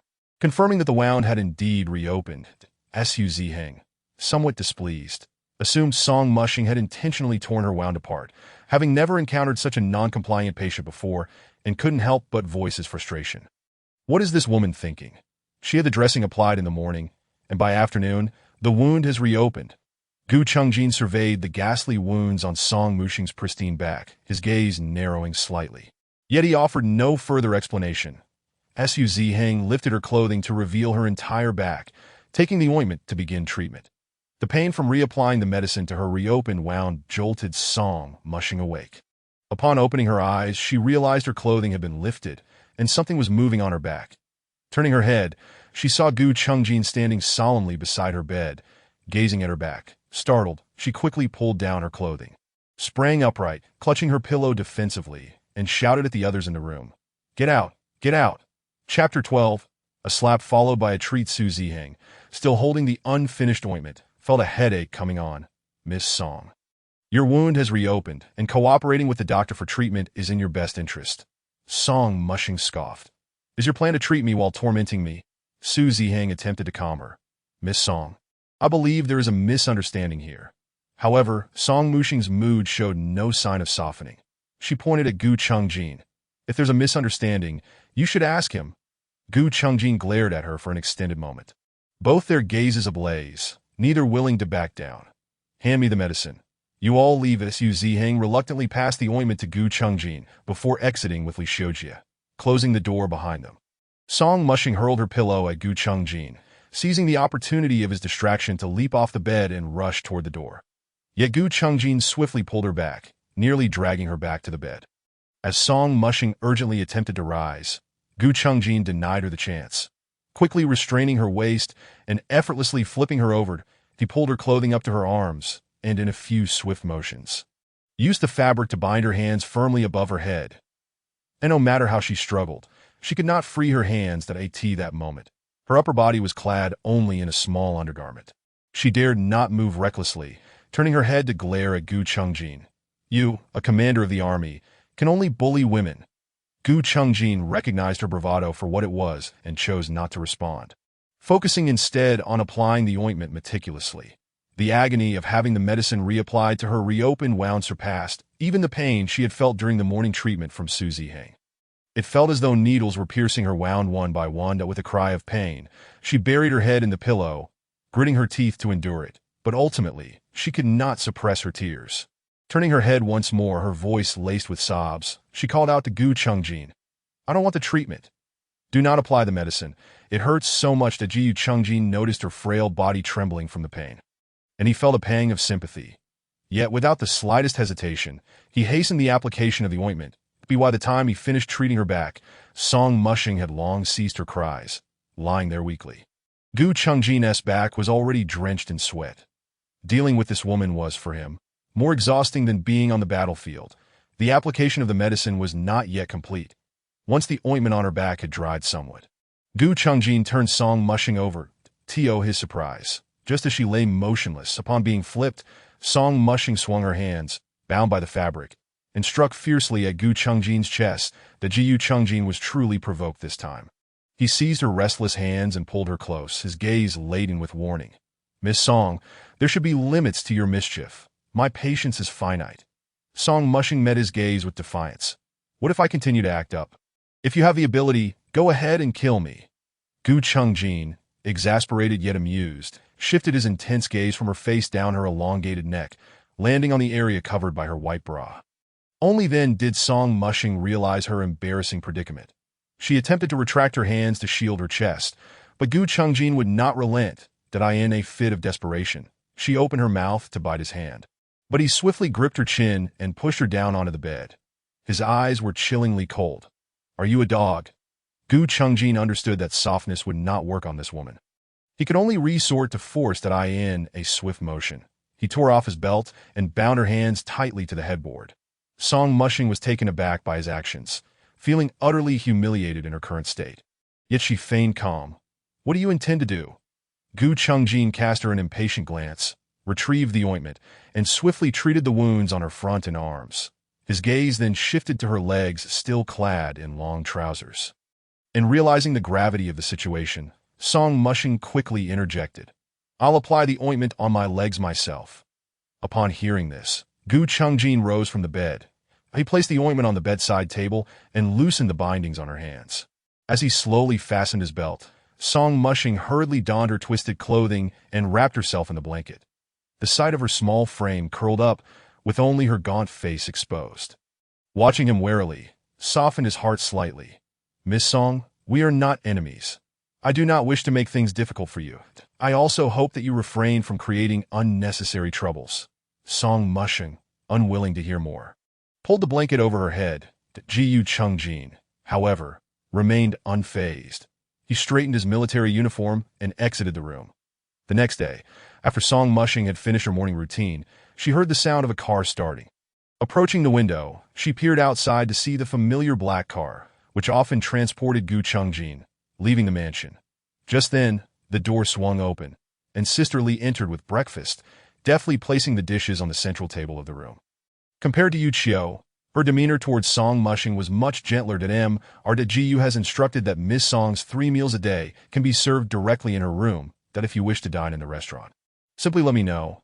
Here is today's breakfast. Once you are finished, just leave the dishes, and I will come to collect them. Sister Lee finished speaking. The breakfast was all laid out. She slightly bowed and exited the room. Song Mushing glanced at the steaming meal on the table and realized she was quite hungry. Sitting down, she began to eat while contemplating Gu Chungjin's intentions. His treatment of her was merely to strike her once and then offer her a sweet. Did he think she would be grateful and willingly be used by him? With a cold snort in her heart, she vowed never to forget the harm that man, akin to a demon, had inflicted upon her. That it was urgent for her to find a way to escape as soon as possible. The longer she stayed, the greater the risk her sister would face. Song Mushing had witnessed Gu Chungjin's tormenting methods.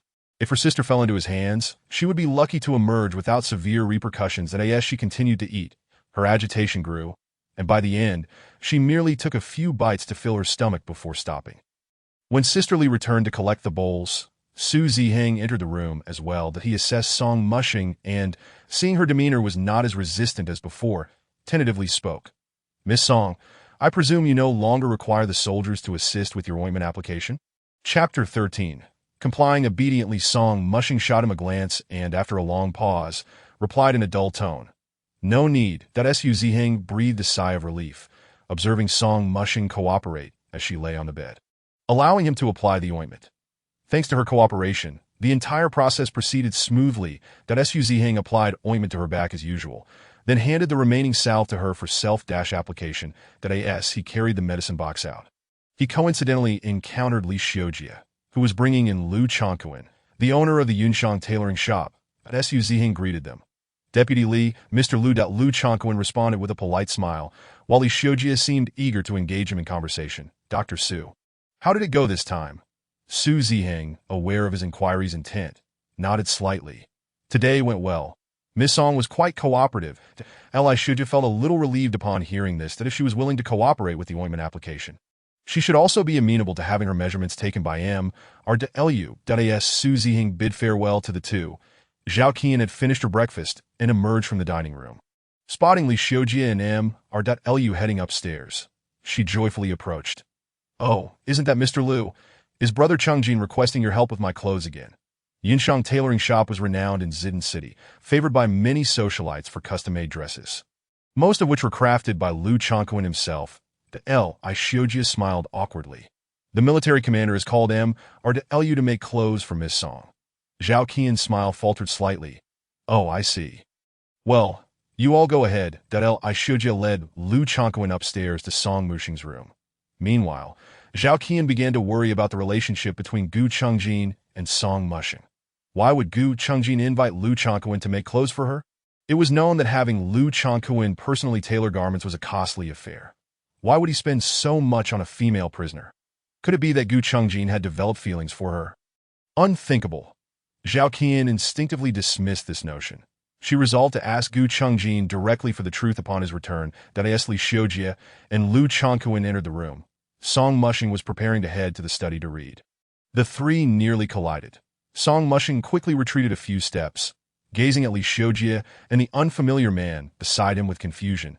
Li Xiujie promptly introduced. Miss Song, this is Lu Chongquan, the tailor the military commander has called to make clothes for you.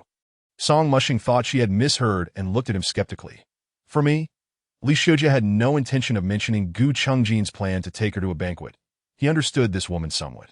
If he revealed that, he feared his task for the day would be derailed. Li Xiujie nodded. The military commander noticed you lacked suitable clothing, so he asked Lu to take your measurements and have a few sets made. No need. Song Mushing rejected Gu Chungjin's seemingly purposeful kindness without a second thought. Li Xiujie appeared troubled. Miss Song, you know we are merely following orders. If you refuse to measure, we will have to find a way to make you comply. Yet I hope to resolve this amicably. What do you say, Miss Song? Song Mushing understood Li Xiujia's reasoning, but simply did not wish to concede to Gu Chungjin's wishes. However, one point Li Xiujia made was true, no matter how she resisted. Only those following Gu Chungjin's orders would be inconvenienced, and it would not affect him in the slightest. Ultimately, Song Mushing relented, nodding in agreement to cooperate. Fearing she might change her mind, Li Xiujia hurriedly had Lu Chongquan take her measurements before leading him away. Finally, Song Mushing had the chance to visit the study. She stepped out of her room, just as she had the day before, and pushed open the study door. Approaching the tall mahogany bookshelf, she examined the neatly arranged books. Pulling out a travelogue bound in light brown cover, she leaned against the bookshelf, sitting on the floor, and quietly began to read, illuminated by the sunlight filtering through the sheer curtains. She read for an entire day, becoming completely immersed in the mountains and rivers described within, which felt utterly unattainable to her present self. She was so absorbed that she did not even hear the sound of the car arriving outside the mansion. Gu Chungjin stepped out of the vehicle, striding confidently into the mansion. Upon entering the mansion, he immediately began to search for the silhouette of that woman. Today, after hearing the reports from Su Ziheng and Lieutenant Li, it surprised him to learn that the woman had actually been somewhat cooperative. Zhao Qian, who had been waiting in the hall for Gu Chungjin's return, felt her smile fade before it had fully blossomed. For she had caught sight of his searching gaze, knowing he was looking for that woman. Zhao Qian tightened her grip on the silk handkerchief in her hand, feigning ignorance, and brightly called out, "Chungjin Gu." Only then did Gu Chungjin shift his gaze to her, nodding briefly before quickly averting his attention. Once more a pang of discomfort surged within Zhao Qian. Gu Chungjin had never been so indifferent towards her before. Everything had changed since that woman's arrival.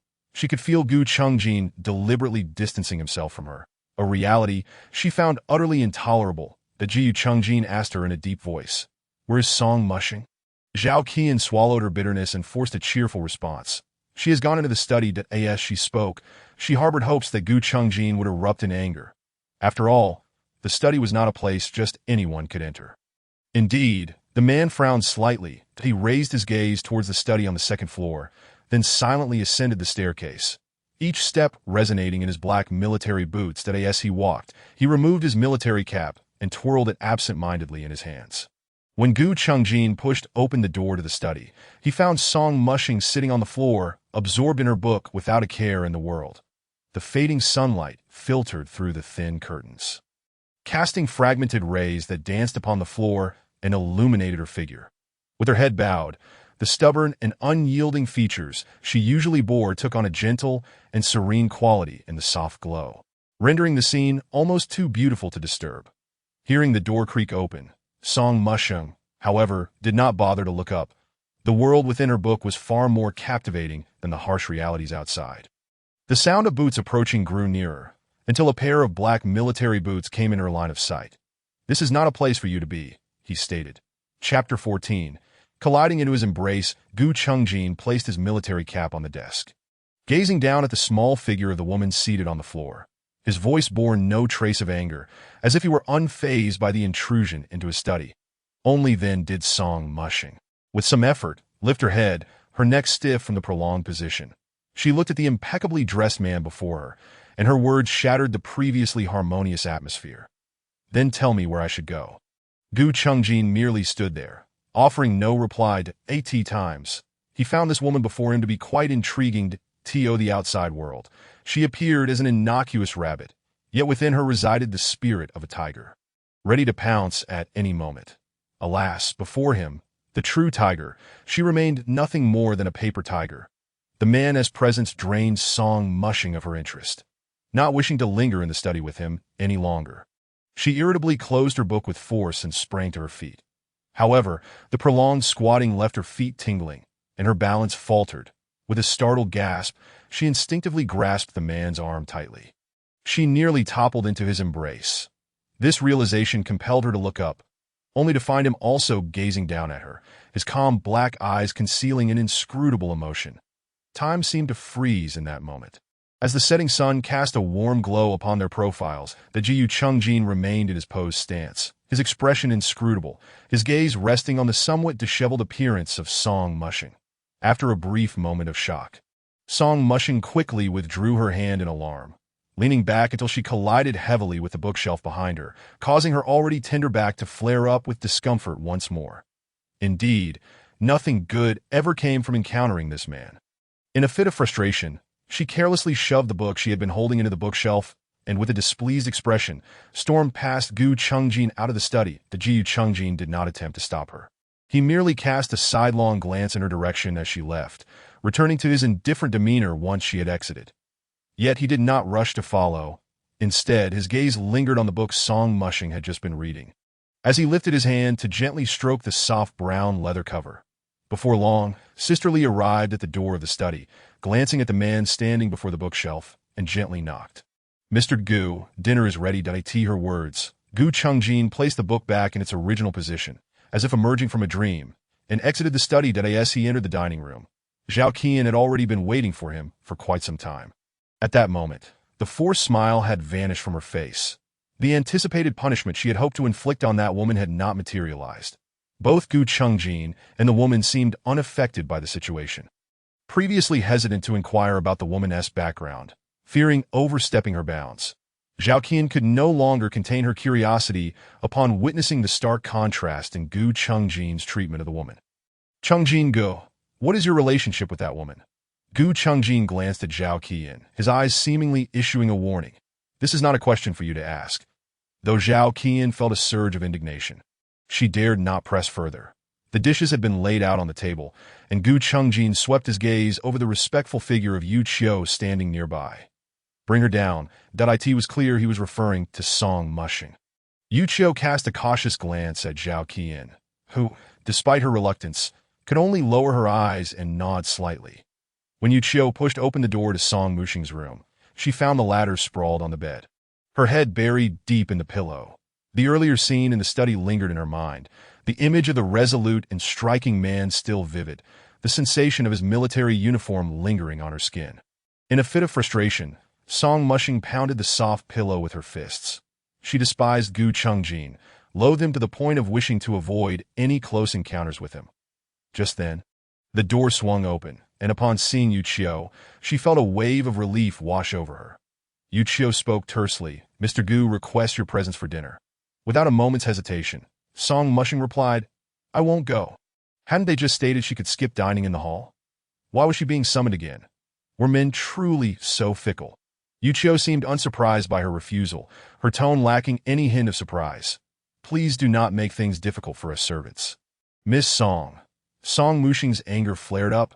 "Fine. If Gu Chungjin insists I dine in the hall, then I shall eat in front of him." With a hint of defiance, she sprang from the bed and, without sparing Yu Qiu a glance, stormed out of the room. The sound of her footsteps echoed loudly, each step infused with a palpable sense of rebellion. Upon entering the dining room, she found the two seated individuals had yet to touch their chopsticks. With an air of bitterness, Song Mushing took her seat, disregarding whether the hosts had begun to eat, and immediately began to devour her food. She had resolved that if Gu Chungjin brought her distress, she would not allow him to feel at ease. She intended to make him regret confining her within this mansion. Zhao Qian had witnessed Song Mushing's unrefined eating habits before, yet seeing it again made her frown in disapproval. Is this how a woman should behave? Gu Chungjin, however, paid no mind, picking up his chopsticks as well. Just as his chopsticks made contact with a piece of meat, another pair suddenly swooped in and snatched it away. Zhao Qian immediately reprimanded, "Song Mushing, pay attention." Yet Song Mushing remained engrossed in her meal, seemingly oblivious to Zhao Qian's words. After hastily shoveling a few mouthfuls, she placed her bowl and chopsticks on the table and stood up to leave. "Hey!" Zhao Qian exclaimed, exasperated, and attempted to pursue her, but Gu Chungjin's voice stopped her. Enough. With Gu Chungjin intervening, Zhao Qian had no choice but to suppress her anger, though she still felt a sense of discomfort. As if the meal were tasteless. "Chungjin Gu, I simply cannot comprehend why you are keeping that woman in the mansion. That you have feelings for her." Gu Chungjin did not directly answer her question, his expression remaining indifferent. "If you have so much time each day to ponder such matters, perhaps I should assign you to the governor's mansion to work alongside the other female soldiers." Zhao Qian fell silent in an instant. After all, she was destined to become the wife of a commanding officer. How could she bear the thought of working alongside those female soldiers only to be ridiculed by other wealthy ladies? Although Gu Chungjin did not express his displeasure overtly, he found himself rather vexed by some of Song Muxing's actions that he promptly resolved to have his aide, Li, deliver all his documents to the mansion, intending to work there for the next few days. The following day, when Song Muxing opened the door to her study, she was astonished to find a man occupying the space. He sat upright in the chair behind the desk, engrossed in his papers, and did not look up upon hearing the door creak open. Chapter 15. The flowers are intentional, but the water flows indifferently upon seeing the man. A wave of resistance surged within Song Muxing.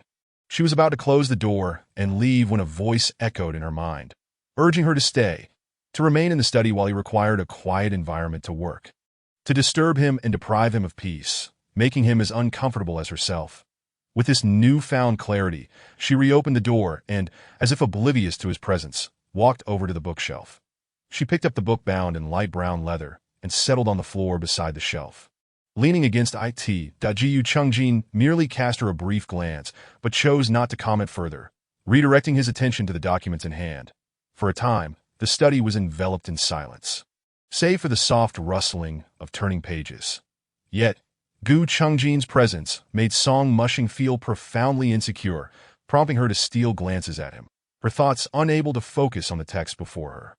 Her scrutiny did not escape Gu Chungjin's notice, prompting him to speak in a low, teasing tone. "Miss Song, are you reading or merely observing me?" His words brimmed with mockery, leaving Song Muxing feeling irked. She shot him an irritated glare before returning her gaze to the book. However, after reading only a couple of lines, an unfamiliar character caught her eye, sparking an idea in her mind. What is the pronunciation of the character with 3 heavens on top and a bug underneath? She inquired, deliberately attempting to challenge him. Gu Chungjin shifted his gaze towards her for a fleeting moment before returning to his papers, remaining silent for an extended period. Just as Song Muxing prepared to deliver a sharp retort, he finally responded coldly. "The character is pronounced akin to the desert." Realization dawned on Song Muxing as she nodded knowingly and remarked, "So it shares the same pronunciation as cold and indifferent, doesn't it?" Gu Chungjin merely glanced at her without offering a reply. Nevertheless, Song Muxing, seemingly unsatisfied, continued her inquiries. "And how is the character with 2 heavens above and a bug below pronounced?" Seeing through her antics, Gu Chungjin set aside his documents, leaned back in his chair, and drummed his fingers lightly on the desk, observing her with an air of amusement. "The character is pronounced en, which is the same as cruel and merciless." A smirk danced on his lips as he added, "Are these terms satisfactory to you, Miss Song?" His piercing gaze bore into her, deflating the once spirited Song Muxing. She suddenly realized that her little games had no effect on him, robbing her of her resolve. With a huff, she lowered her head and returned to her book. Noticing her newfound compliance, Gu Chungjin opted not to pursue her earlier disrespect and resumed his work. Thus, the study fell silent once more. By the time Gu Chungjin finished attending to his documents, it was already 4 in the afternoon that he glanced at the quietly seated Song Muxing, only to discover that her book had slipped from her grasp and fallen to the floor. She was comfortably reclined beneath the bookshelf, having dozed off, her head tilted to one side, revealing her fair and delicate neck. Gu Chungjin leaned back in his chair, studying Song Muxing with an enigmatic glimmer in his eyes. Outside the study, Zaokian, who had been waiting patiently for quite some time, could no longer contain herself and burst into the room. How could she tolerate Gu Chungjin and Song Muxing being alone together? Angrily, she snatched the fruit platter from Yuechio and knocked on the door, gathering her emotions before entering. "Chungjin ji," she called out. The sound jolted Song Muxing awake, and she opened her eyes wide, realizing she had just been asleep. Instinctively, she touched the corner of her mouth to check for any drool, but her every little movement did not escape Gu Chungjin's notice that a faint smile danced on his lips, only to be replaced by his usual stern demeanor.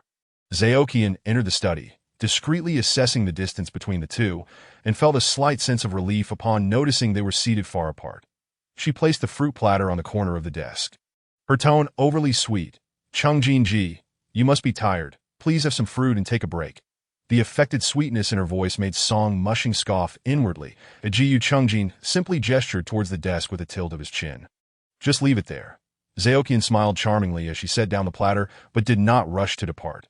She feigned casualness as she glanced at Song Mushing, feigning surprise. "Miss Song, how is it you find yourself here again? This is hardly a place for you. Your presence is disruptive to Chung Jin-ji's work." Ah, what a considerate woman she was. This pretense made Song Mushing shudder with revulsion, prompting her to hastily comply with Zaokian's wishes. She stood up and returned the book to the shelf. Before leaving, she turned to Zaokian, wearing a disingenuous smile that carried a hint of sarcasm.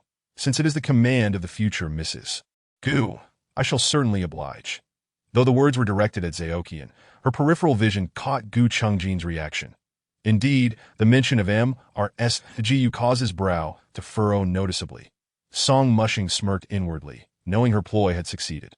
Upon entering the mansion, she had initially assumed Zaokian was Gu Chungjin's wife, but after observing them for several days, she discerned that their relationship was merely one of unrequited affection, that by referring to Zaokian as Mrs. Gu. She aimed to draw Gu Chungjin's attention to Zaokian's pretensions within the mansion, that if even an outsider like herself could perceive Zaokian as the lady of the house after only a few days, how much more so would the soldiers and servants? The thought of an undesired person being referred to as the commanding officer's wife would surely provoke Gu Chungjin's thoughts. Zaokian, oblivious to Song Mushing's underlying motives, found herself momentarily flustered by the surprise brought on by the title of Mrs. Gu. She refrained from rebutting, instead adopting a tone befitting a lady of the house as she waved dismissively at Song Mushing. "Never mind, I shan't pursue this further. You may leave." Song Mushing had no intention of lingering, and as she approached the door, a cold, detached voice interrupted her. "Wait." She halted in her tracks. Zaokian turned to Gu Chungjin in confusion, observing as he rose and approached Song Mushing.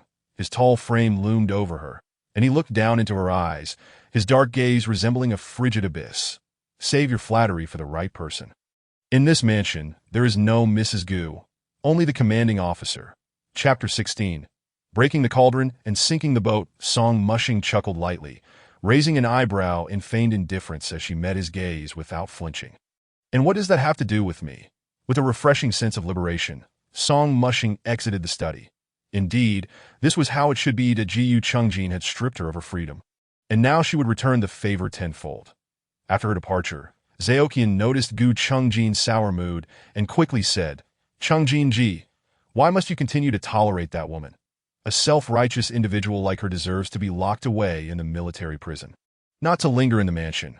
When did it become your place to make decisions for me?" Gu Chungjin shot her a cold look. "You are no longer a child. It's time you considered marriage. I will help you find a suitable match, so prepare yourself." Zaokian was taken aback, not expecting Gu Chungjin to be so ruthless. Contemplating her marriage, he was well aware of her feelings for him, yet still sought to push her into another's arms. She would never agree to that, never. No man in the world could compare to him. Tears threatened to spill as she pleaded, "Chungjin-ji, I was wrong, that I promise I won't speak out of turn again. Please don't make me marry someone else." She gently grasped his arm, recalling how her previous displays of affection had always elicited his compliance. However, this time, Gu Chungjin did not relent. He had gradually come to realize that his previous indulgence and freedom granted to her, stemming from a sense of guilt towards his brotherhood, had only led her to develop feelings beyond mere friendship. But all of that had to come to an end, that he would forever treat her as a sister and would never harbor romantic feelings for her. Withdrawing his hand coldly, Gu Chungjin turned and left the study without looking back. Zaokian felt her heart shatter, her legs nearly giving way beneath her as she leaned against the table for support. She gazed at the man's resolute figure as he departed, her hands clenched tightly in frustration. It must all be because of that woman. It must be because of her. A fierce flame of anger ignited within Zhao Qian, and she vowed not to allow that woman to revel in happiness for long. No one could seize what rightfully belonged to her. After Song Mushing returned to her room, she instinctively approached the window and looked down. Through her observations over the past few days, she had noted that the perimeter of the mansion was heavily guarded, rendering escape virtually impossible. That moment, a soldier lighting a cigarette with a match caught her attention. Fire. By harnessing fire to create chaos, she would have a chance to flee. The kitchen should have matches readily available, and the easiest place to ignite a fire without immediate detection would be the study on the second floor. The entire plan gradually took shape in Song Mushing's mind. She resolved to find a way to obtain the matches swiftly. During lunch that afternoon, Song Mushing was once again summoned to the dining room by Gu Chungjin. She could not fathom why, despite their mutual disdain, he insisted on having her dine with him. However, this time, she lacked the enthusiasm to compete with him for food, her thoughts consumed by her escape plan. After just a few bites, she set down her utensils and left the table. As she passed the kitchen, she stole a glance inside and easily spotted the matches resting beside the woodpile. A sense of certainty filled her. After what felt like an eternity, night fell, and once everyone in the mansion had retired, she stealthily exited her room. Barefoot, she tread lightly on the soft carpet, making hardly a sound. Holding her breath, she hurried down the stairs to the grand hall, tiptoeing towards the left side to enter the kitchen when suddenly, with a loud crack, the hall was illuminated. Someone was there. Song Mushing's heart raced as she took a moment to adjust to the sudden light, only to see another figure in the hall, Yu Qiu. The drowsy Yu Qiu's sleepiness evaporated upon seeing Song Mushing, her expression shifting to one of suspicion. "What are you doing here at this hour?" Song Mushing quickly fabricated a casual excuse. "I couldn't sleep, just taking a stroll. That I don't believe you. Who would walk around at this late hour?" At that moment, Yu Qiu seemed to recall something, and her eyes widened. "I know. You must be trying to escape." Before she could finish her sentence, fearing that Yu Qiu would alert others, Song Mushing swiftly covered her mouth. Yu Qiu struggled in panic, and Song Mushing realized that if she didn't act now, she might never have another chance. In that instant, a surge of desperation coursed through her. She summoned an unexpected strength and forcefully pushed Yu Qiu to the ground, pinning her down. One hand covered Yu Qiu's mouth while the other gripped her neck tightly.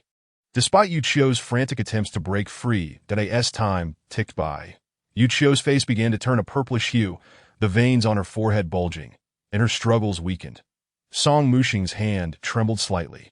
Yet she dared not relent. It was only when Yu Qiu's eyes rolled back and she slowly succumbed to unconsciousness that Song Mushing, in a panic, released her grip and withdrew to the side.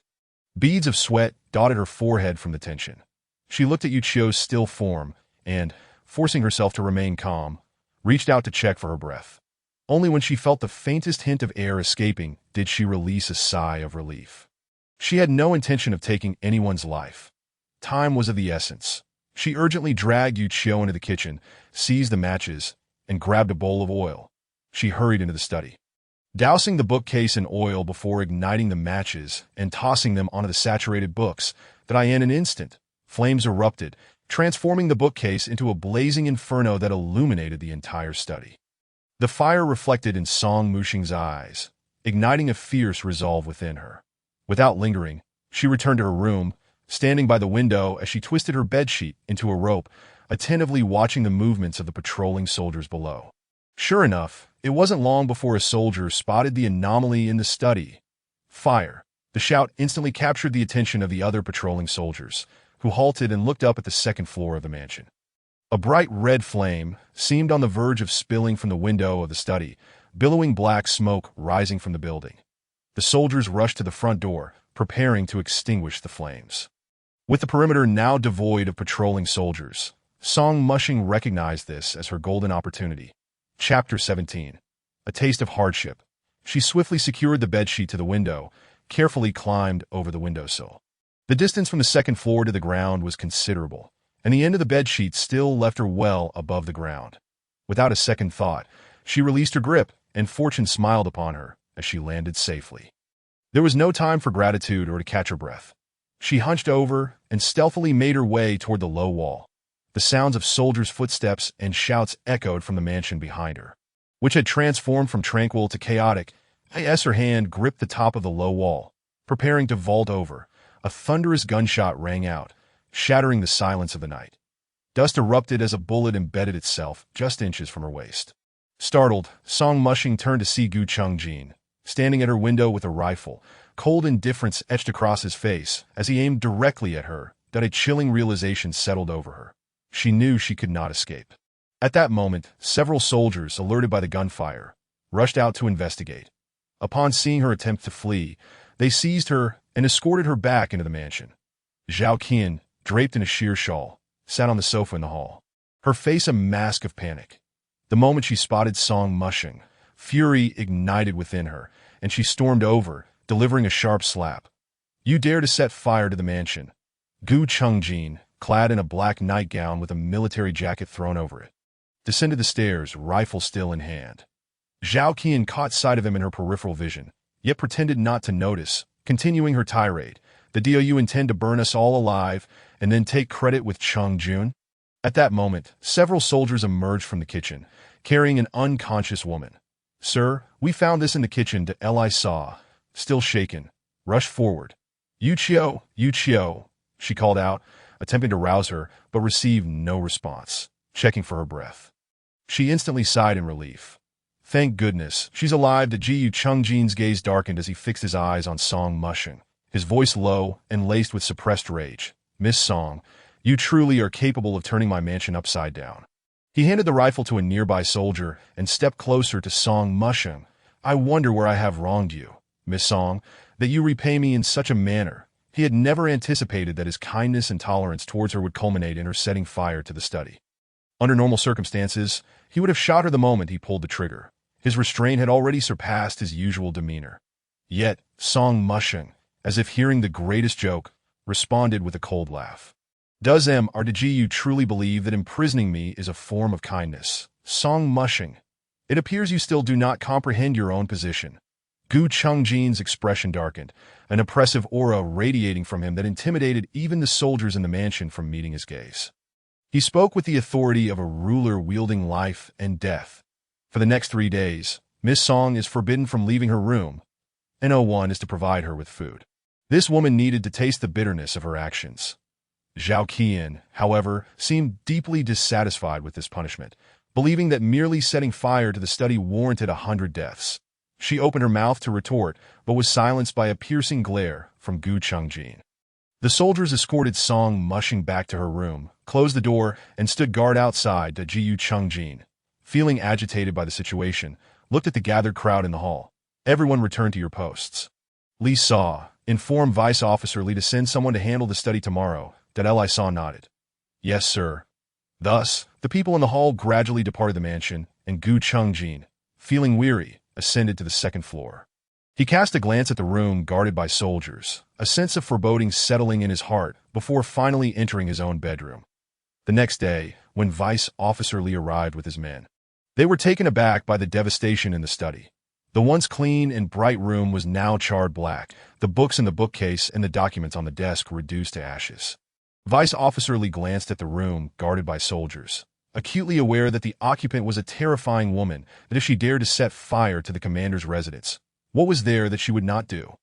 He oversaw the craftsmen as they tirelessly cleared the wreckage from the study. Meanwhile, Gu Chungjin, now dressed in military attire, emerged from his room. Vice Officer Li quickly approached and saluted. Desire to Gu Chungjin nodded, casting a brief glance at the state of the study. Leave this to them.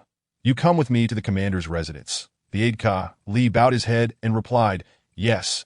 As Gu Chungjin adjusted his cuffs, he descended the stairs and upon reaching the grand hall on the first floor, was about to exit when he paused to cast a lingering glance at the locked door on the second floor.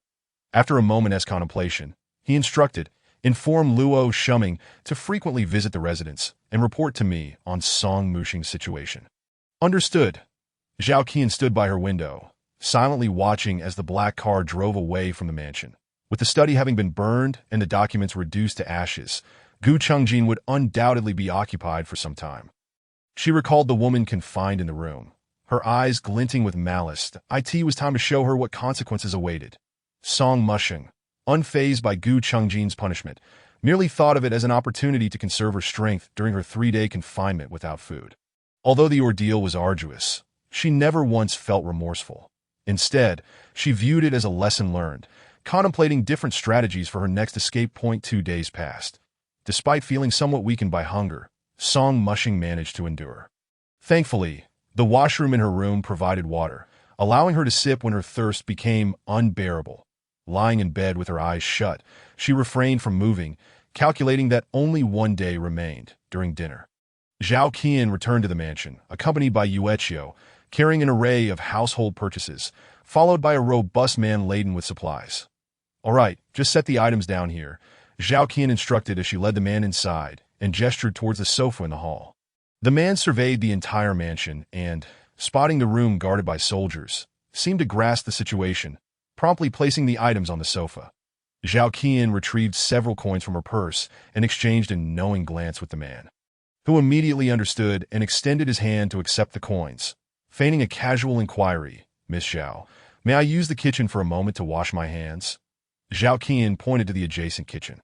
"Of course, it's right there, go ahead." Once he had departed, Zhao Qian proceeded with her premeditated plan, inviting the two soldiers stationed at Song Muxing's door to take a break in the dining hall and enjoy some refreshments. Chapter 18. Misunderstandings deepened. The two soldiers hesitated, prompting Zhao Qian to urge, "Oh, we're all in this mansion together. Nothing will happen that you've both worked hard guarding for so long. Come down for a few minutes to rest and eat." Ultimately, the soldiers were swayed by her words. Nodding in agreement as they followed her to the dining hall, as they passed the kitchen, Zhao Qian signaled to the man who was pretending to wash his hands, and he nodded in response. Once she had seated the soldiers in the dining hall, he swiftly exited the kitchen, stealthily ascended the stairs, and slipped into Song Muxing's room. Hearing a noise, Song Muxing poked her head out from beneath the blanket, only to find a strange man standing by the door, leering at her with an unsettling gaze. Realizing the gravity of the situation, she quickly sat up, clutching the blanket tightly and demanding, "Who are you? How did you get in here?" The man rubbed his hands together impatiently, reciting the words Zhao Qian had instructed him to say, "I am here to teach you a lesson on behalf of the general." A chill ran down Song Muxing's spine as disbelief flooded her voice. "What did you say?" She had not anticipated Gu Chungjin's methods to be so despicable. The man lunged towards her. She threw aside the blanket and attempted to flee, but he seized her arm, yanking her back onto the bed. After 2 days without food, the sudden pull left Song Muxing dizzy, seizing the opportunity. The man climbed onto the bed, pinning her down.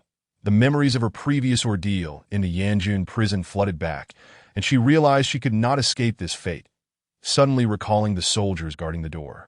She cried out for help, desperate to attract their attention, yet there was not a sound from outside.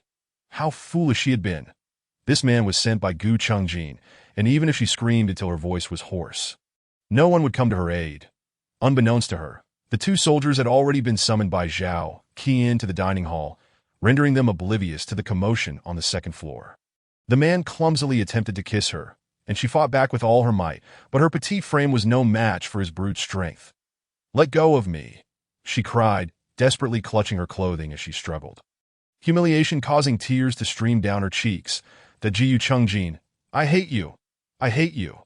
At that moment, a black car came to a halt outside the mansion, and Luo Shuming, clad in military attire, stepped out. Adhering to Gu Chungjin's orders to assess Song Muxing's condition, as soon as he entered the grand hall, Zhao Qian, with keen eyes, spotted him and exclaimed, "What brings Deputy General Luo here?" The two soldiers froze upon hearing her voice. Hastily dropping their food and, with no time to wipe their hands, stood to salute Luo Shuming. "Deputy General Luo." Luo Shuming nodded slightly, glancing towards the second floor, his brow furrowing. "Why is there no one guarding the door?" The soldiers, feeling guilty, lowered their heads, and Zhao Qian quickly interjected, "The soldiers have been on duty for quite a while. They deserve a break. I just took the maid out to buy some treats. Why not join us for a bite, Deputy General Luo?" However, Luo Shuming remained unmoved, offering a faint smile. "Thank you, Miss Zhao, but I must decline." He dared not take any chances with Gu Chungjin's orders. Slowly, he ascended the staircase, making his way towards Song Muxing's room. Zhao Qian realized that directly obstructing Luo Shuming might expose her own involvement, so she anxiously hoped that the man she had sent would finish his task swiftly. If she could just maintain her silence and deny any connection to the matter, not only would she escape suspicion, but Song Muxing would also face her deserved retribution. Luo Shuming walked down the corridor. He faintly heard cries emanating from within the room. Alarmed, he rushed forward and kicked the door open. There, he beheld a man pinning Song Muxing to the bed, attempting to undress her, while she cried out and struggled against him. Fury surged within Luo Shuming. He quickly advanced, using his arm to choke the man while drawing his pistol, pressing it firmly against the intruder's temple. The man, caught off guard, was terrified by the gun pressed against his temple, his bravado evaporating as he begged for mercy. "Please, let me go. I haven't done anything yet." At this moment, the two soldiers descended from downstairs, arriving at the scene, momentarily stunned by the unfolding drama. Why are you still standing there? Luo Shuming barked at them. Get him out of here! The soldiers snapped back to reality and swiftly pulled the man off the bed and escorted him away. Luo Shuming cast a glance at Song Mushing, who was curled up on the bed, silently weeping, and asked gently, Miss Song, are you all right? Overwhelmed with disdain for anyone associated with Gu Chungjin, especially those clad in the Yanjun military uniform, she could hardly bear to see anyone. Her heart filled with hatred. With a heart-wrenching scream, she shouted, Get out! Just leave! Luo Shuming assessed that he had arrived just in time, and it seemed that Song Mushing was not in any serious danger. Pressed for time to report the incident to Gu Chungjin, he decided not to linger and exited the room. Zhao Qian approached him as he emerged, feigning alarm as she inquired, Deputy General Luo. What just happened? Luo Shuming regarded her with a meaningful glance. Just a minor issue. Miss Zhao had no need for concern. Zhao Qian pretended to nod in understanding, trembling with feigned trepidation. Luo Shuming straightened himself, offering a gentlemanly nod before departing the mansion. Whether this incident was connected to Zhao Qian was a matter Luo Shuming dared not speculate, yet the coincidences were too striking to ignore. Nevertheless, he refrained from pointing fingers directly at her. Knowing that he could not afford to offend a woman who might one day occupy the position of the general's wife, Luo Shuming resolved to report everything he had witnessed to Gu Chungjin. Awaiting his instructions that he assigned 2 soldiers to guard Song Mushing's room and then departed in his vehicle towards the general's residence. Inside the room, Song Mushing was left alone, the recent events replaying in her mind like a haunting nightmare. She hugged herself tightly, resembling a fetus in its mother's womb, fear coursing through her veins at the thought of another intruder violating her once more. Since encountering Gu Chungjin, she had truly tasted the bitterness of despair. Tears streamed silently down her face, and after what felt like an eternity, she finally rose, her eyes swollen and red, moving like a soulless puppet as she disrobed, carelessly tossing her clothes to the floor. Chapter 19. A blaze of fury, she entered the washroom, turned on the faucet, and sank into the bathtub, allowing the cold water to envelop her body. She scrubbed every inch of her skin with fervor, even to the point of irritation, yet she felt no pain. Lost in a trance, she repetitively cleansed herself, believing that the memory of the man from earlier could never be washed away. How could she break free from this prison? How could she escape his grasp? If it were not for her concern for her elder sister, if it were not for the relentless desire to reunite with her, she truly could not comprehend the purpose of existence for someone like herself. Song Mushing offered a melancholy smile, gradually closing her eyes as her body slipped downward, submerging entirely into the water. Upon returning from the manor, Luo Shuming hurriedly reported the matter to Gu Chungjin. Throughout the entire account, Gu Chungjin remained silent, yet his tightly furrowed brows betrayed his profoundly troubled state of mind. With a countenance shrouded in darkness, he glared at Luo Shuming and inquired, What is the condition of Song Mushing? Luo Shuming replied candidly, Fortunately, it was discovered in time. Miss Song is not in grave danger, though her emotional state is rather volatile. Without hesitation, Gu Chungjin rose and strode towards the exit. Prepare the vehicle. We are going to the prison. Upon Gu Chungjin's arrival at the prison, he found the burly man on the brink of death, bound to a wooden post and bearing the marks of severe torture. The moment Zhao Qian spotted Gu Chungjin, he immediately lowered his head and approached with deference. Sir, has he confessed? He has. Zhao Qian replied that he claimed to have delivered something for Miss Zhao to the manor. And then, taking advantage of her inattention, he slipped into Miss Song's room. Harboring malicious intent, the Gu Chungjin narrowed his eyes. The soldiers stationed at the door were all killed, yet such a large man was allowed to enter undetected. Zhao Qian gulped nervously. I heard that Miss Zhao, seeing the soldiers' fatigue, instructed someone to allow them a brief respite in the dining hall. Call the soldiers to the dining hall for a break. Upon hearing this answer, Gu Chungjin's mind began to formulate a plan. With a cold expression, he unhesitatingly drew his pistol and, with a resounding crack, shot the burly man dead.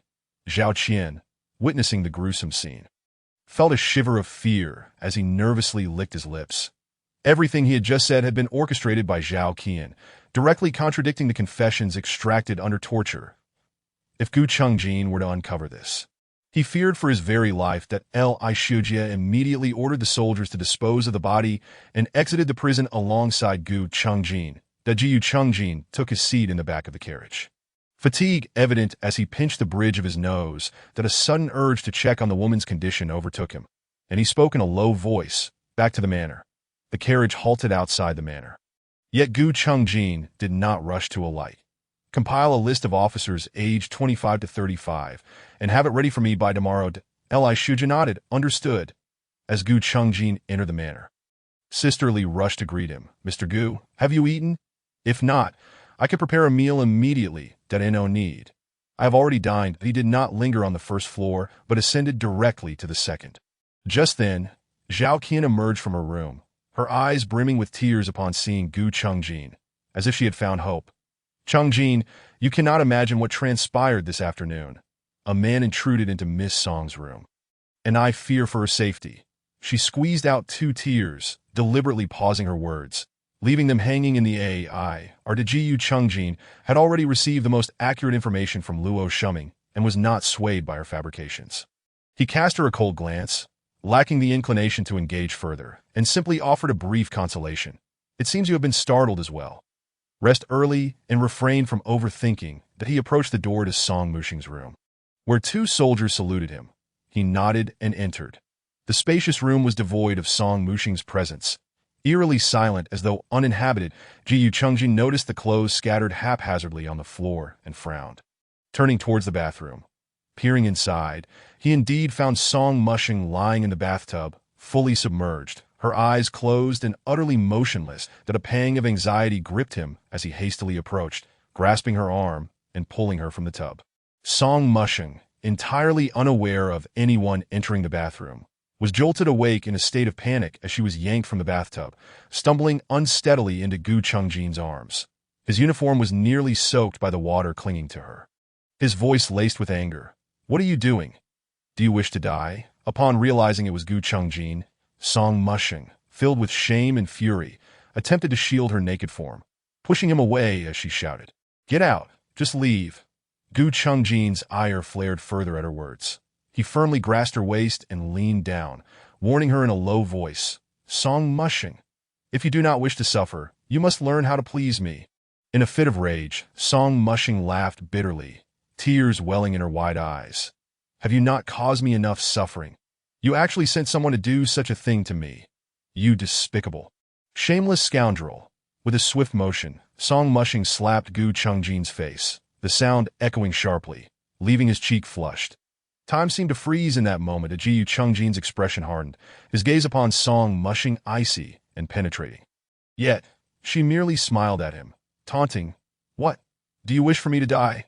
Go on, use your gun and shoot me. In my life."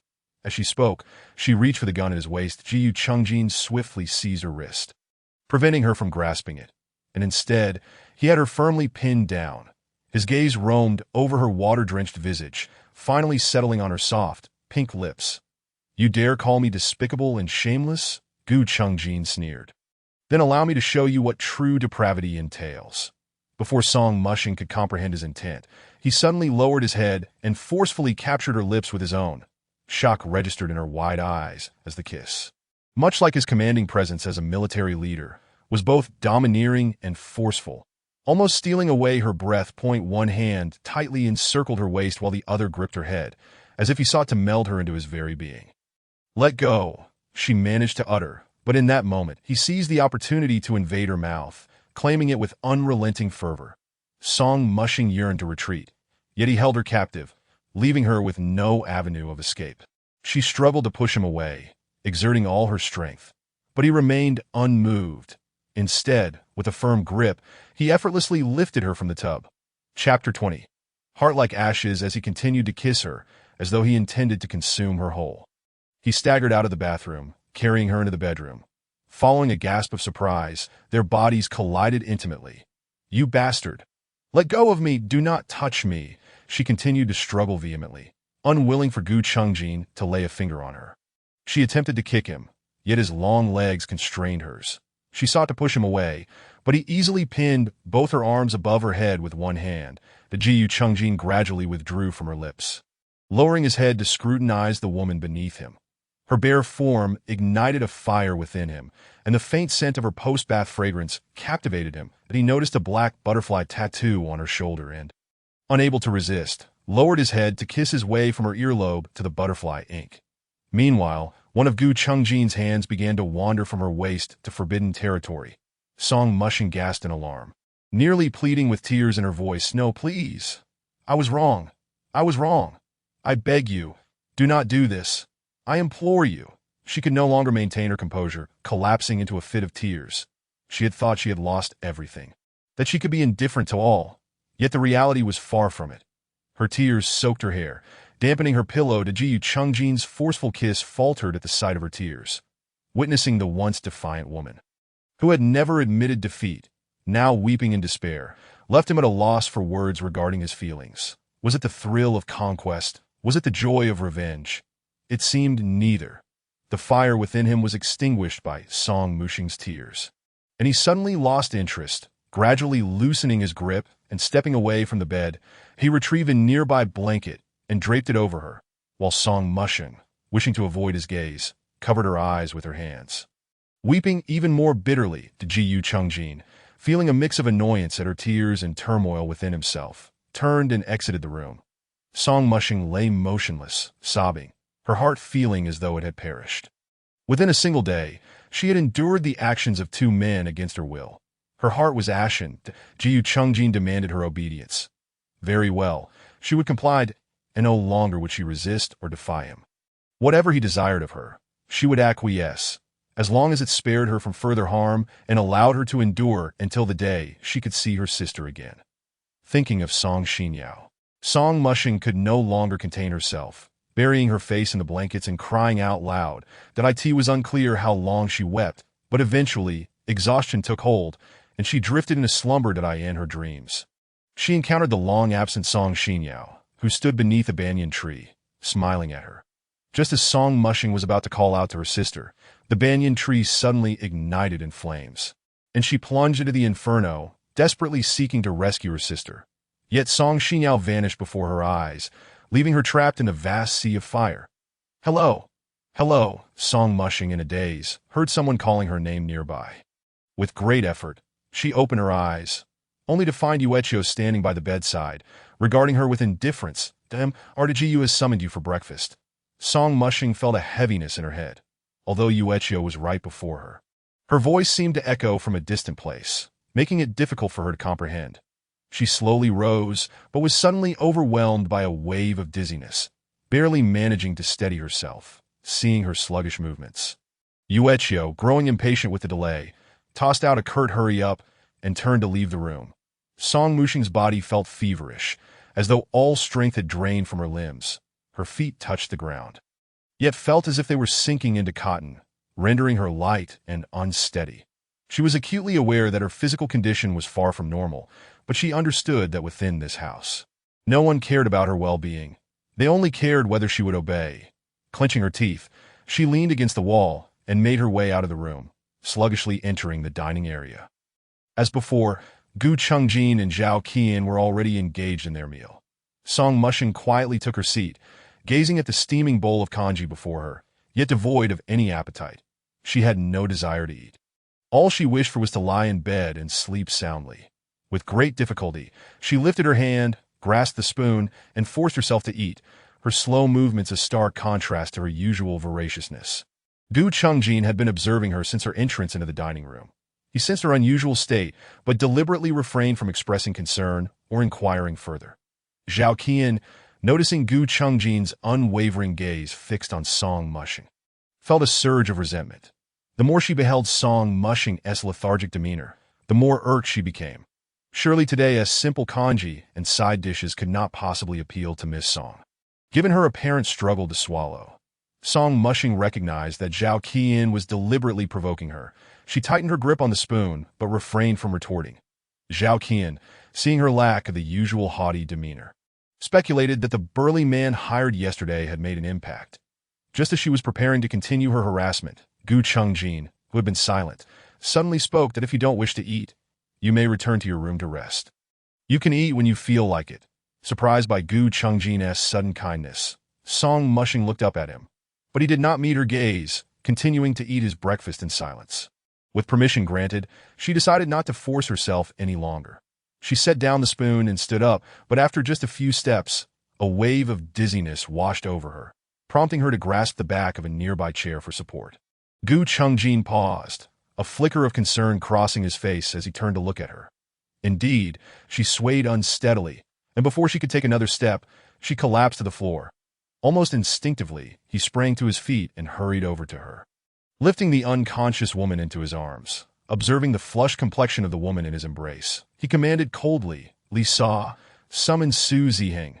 Lisa appeared momentarily stunned by the scene, and it was only after Gu Chungjin had exited the dining room that she regained her senses. Rushing to the hall to call Su Ziheng, the vast dining table was left with only Zhao Qian, who gazed at Gu Chungjin's retreating figure, her eyes narrowing with malice that in a fit of anger. She slammed the spoon she held onto the ground, shattering the porcelain into countless pieces. Yueqiu, standing nearby, was greatly startled, trembling as she watched Zhao Qian, too fearful to speak. When Su Ziheng arrived at the Hualin mansion, he was promptly ushered into Song Muxing's room to conduct a thorough examination. Miss Song is in a very weakened state and has caught a chill, which has led to a high fever. I will return shortly with some fever-reducing medication, that if the fever subsides today, it will not pose a significant issue. If it does not, I will return tomorrow to administer an injection. Chapter 21. Completely ensnared, Su Ziheng hesitated. Unsure whether to voice his next thoughts, the Gu Chungjin frowned, seemingly displeased with his reticence. "What is it?" Su Ziheng glanced at the suffering Song Muxing lying on the bed. The scars that marred her body when he first encountered her had made her identity all too clear. Aware that his next words might be superfluous, he felt duty-bound as a doctor to ensure the health of every individual. After a moment of contemplation, he spoke. "Miss Song's condition is quite fragile. If she does not take proper care of herself, it may lead to lingering health issues that would also be beneficial for her to engage in some light activity. This would aid in her recovery." Gu Chungjin furrowed his brow, staring down at the unconscious woman for a long while before finally nodding in acknowledgement. With all matters addressed, Su Ziheng departed, accompanied by a soldier to fetch the necessary medication. Gu Chungjin remained by the bedside, silently observing Song Muxing for an extended period. Noticing the beads of sweat forming on her forehead, he instinctively reached out to wipe them away, only to suddenly hear her call out in distress.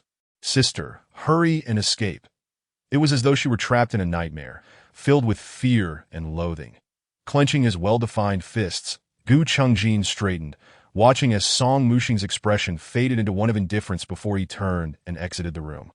Li Xiujie had been waiting outside the mansion for quite some time. Upon seeing Gu Chungjin emerge, he quickly jumped out of the car to open the rear door for him. Once the vehicle was in motion, Li Xiujie presented the prepared list of officers to Gu Chungjin. Gu Chungjin casually perused the list, selecting several suitable candidates. Lu Yankun, He Jizhou, and Chao Wei. "Investigate their character," he instructed. "Understood," Li Xiujie replied. Gu Chungjin set the list aside, closing his eyes to rest for a moment before reopening them. "How did the garments I requested from Lu Chongquan turn out?" Li Xiujie thought for a moment. "That I encountered Boss Lu yesterday. He mentioned that the kipeos and western dresses are ready, but due to the complexity of the formal attire, it will take a couple more days. However, they will certainly be ready before the 8th. Gu Chungjin nodded, rhythmically tapping his fingers against his leg, and fell silent once more. When Song Muxing awoke, Lisa entered the room, carrying medication. Upon noticing that Song Muxing had regained consciousness, she approached the bedside. "Miss Song, please drink this medicine while it's still warm." The unpleasant aroma of the concoction wafted into Song Muxing's nostrils, causing her to wrinkle her brow in distaste. "Please set it on the table." "I will drink it later," Li saw, fearing that if left on the table, Song Muxing might refuse to take it, worried that Gu would blame her for inadequate service. Thus, with great earnestness, she urged Miss Song, "If you wish to recover swiftly, the medicine must be taken while it's hot. Otherwise, you'll have to endure the discomfort. Please just muster the strength to drink it." Having said this, Song Muxing felt a sense of reluctance but could no longer decline. With difficulty, she propped herself up, accepted the bowl of bitter herbal medicine from Lisa's hands, held her breath, and gulped it down in one go. The bitterness of the medicine made her stomach churn, and she hastily returned the empty bowl to Lisa, tucked herself under the covers, and drifted back into a deep slumber. Song Muxing felt as though she were becoming a mere vessel for medicine, having to apply ointment to her wounds daily and consume herbal remedies. Fortunately, after several days of recuperation, her health gradually improved, and the scars had faded to a light pink, nearly imperceptible unless one looked closely. During this time, a finely crafted wardrobe was added to her room, brought in by Li Xiujie and a soldier. Song Mushing held little interest in the new wardrobe, instead leaning against the headboard. Listlessly observing their bustling activity, the Li Saw filled the wardrobe with new garments, glancing at Song Mushing. "Miss Song, you shouldn't always wear this same outfit. The clothes in this wardrobe were custom-made by Mr. Gu. You should wear these instead. They will make you appear more spirited." Yet the spark in Song Mushing's eyes had long since dimmed. What use were beautiful clothes to her? Were they meant to transform her into a mere decorative canary within this gilded cage? Li Saw sensed Song Mushing's despondency and felt a pang of pity for her. However, she was well aware of Zhao Qian's animosity toward Song Mushing and was reluctant to invite trouble upon herself. So she sighed inwardly and exited the room. Time flew by, and soon it was the 8th day of the lunar month that in the afternoon, Gu Chengjin returned to the mansion early from the military governor's office. Li Xiujie brought in the garments he had collected from the Yunsang tailor shop and entered Song Mushing's room, but he glanced at Song Mushing, who sat vacantly by the window, lost in thought. He placed the clothes neatly on the table. "Miss Song, the military governor would like to invite you to a banquet. Please change into these clothes." Song Mushing's eyes flickered, yet she seemed disinclined to change. Li Xiujie gently urged, "The military governor is waiting on the first floor. Once you change, you may join him." Unsure if Song Mushing had absorbed his words, he decided he had said enough and left the room.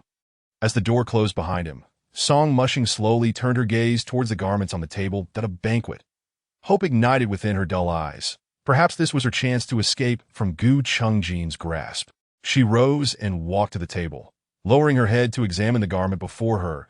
It was a delicate pale pink sleeveless qipao, adorned at the neckline and hem with exquisite lace, while the brocade buttons were embedded with translucent white jade, serving as the paisida assistance of the entire ensemble. Song Mushing touched the fabric, feeling its smoothness and coolness, instantly recognizing it as a superior quality material. After changing into the dress, it fit her perfectly. However, having worn long garments for some time, she felt a momentary discomfort in this new attire. She pushed open the door and stepped out of the room. In the grand hall on the first floor, Gu Chengjin stood with his hands clasped behind his back, impeccably dressed in his military uniform. Not a wrinkle in sight, he squinted slightly, gazing out at the azure sky. Li Xiujie stood beside him, his gaze fixed on the closed door of the room above, yearning for the occupant within to emerge swiftly. At last, the door opened, and Song Mushing stepped out in her pale pink qipao. Li Xiujie was nearly rendered speechless with surprise. Gu Chengjin, having heard the stir behind him, turned to see Song Mushing slowly descending the stairs, her hand gripping the banister, her head bowed. Upon seeing her newly attired form, a flicker of astonishment danced in his eyes. The qipao accentuated her figure beautifully, the soft pink hue complementing her fair complexion exquisitely. His gaze gradually shifted from the dress to her face. Just as she raised her head, their eyes unexpectedly locking in a moment of connection. Those clear, luminous eyes captured Gu Chengjin utterly. Chapter 22. Attending the banquet yet, Song Mushing merely averted her gaze indifferently, expressionless as she moved to stand beside Gu Chengjin. "Let us go to Li Xiujie's command." He hurried ahead to open the back door of the car, standing respectfully to the side. Gu Chengjin approached the vehicle, but did not rush to enter. Instead, he turned to look back at Song Mushing. "Get in." Song Mushing had no intention of being polite, lowering her head as she entered the car. Once inside, she chose to sit as far away from Gu Chengjin as possible. Tilting her head and gazing blankly at the unremarkable scenery outside the window, Gu Chengjin followed her into the car, and Li Xiujie promptly closed the door before taking his seat in the front passenger seat. The vehicle moved smoothly forward, quickly leaving the mansion behind. Meanwhile, from a window on the second floor of the apartment, Zhao Qian, adorned with an exquisite makeup, glared resentfully at the receding car, her once beautiful features now twisted with rage. She bit her plump, crimson lip tightly, her manicured hands clenched in anger. Having heard of Gu Chengjin's attendance at the banquet, she had anticipated being his companion, never expecting that it would be that woman who usurped her place. "Song Mushing, until you are removed, my heart's resentment shall remain unresolved." Inside the car, silence enveloped them. Song Mushing rested her hand on the window, propping her chin, quietly observing the world outside. Though she had only spent a few days in the mansion, it felt as if years had passed, and the scenery outside bore an air of unfamiliarity. The bustling street was filled with people, each seemingly immersed in the pursuit of their own lives. Song Mushing envied them. How wonderful it must be to dictate one's own destiny. Gu Chungjin slightly turned his head to regard the woman who remained fixated on the view outside, her delicate profile illuminated by the warm sunlight filtering through the window, exuding an aura of gentle grace. His gaze settled on her dainty, rounded earlobe. After a moment of contemplation, he spoke, "Let us first go to the Jia's jewelry store." The car soon came to a halt in front of the Jia's jewelry store. Gu Chungjin led Song Mushing out, with Li Xiujie closely following behind. Upon entering the jewelry store, the proprietor, Mr. Jia, immediately recognized the impeccably clad Gu Chungjin and approached with astonishment. "General, are you here to look at jade again?" Gu Chungjin glanced at the woman beside him. "Choose a pair of earrings for her." Song Mushing looked up in mild surprise, but he did not meet her gaze as he followed Mr. Jia inside. Mr. Jia presented several exquisite earring designs, explaining each one. "These two are made of jade. This one is of Hetian white jade, and this one is agate. I wonder which one the young lady prefers.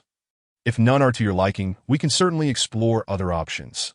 Song Mushing's gaze lingered for a moment on the Hetian white jade earrings, but she merely composed herself and replied nonchalantly, "Whatever." Ji Chungjin, discerning her preferences, picked up a pair of Hetian white jade earrings and brought them near her earlobe.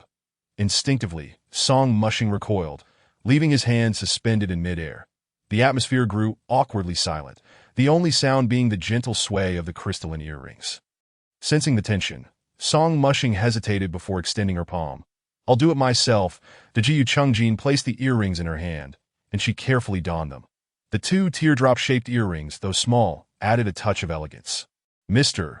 Jia praised them enthusiastically, and while Gu Chungjin offered no further comment, his satisfaction was evident. As they arrived at the opulent Chongqing restaurant, they were met with a flurry of activity.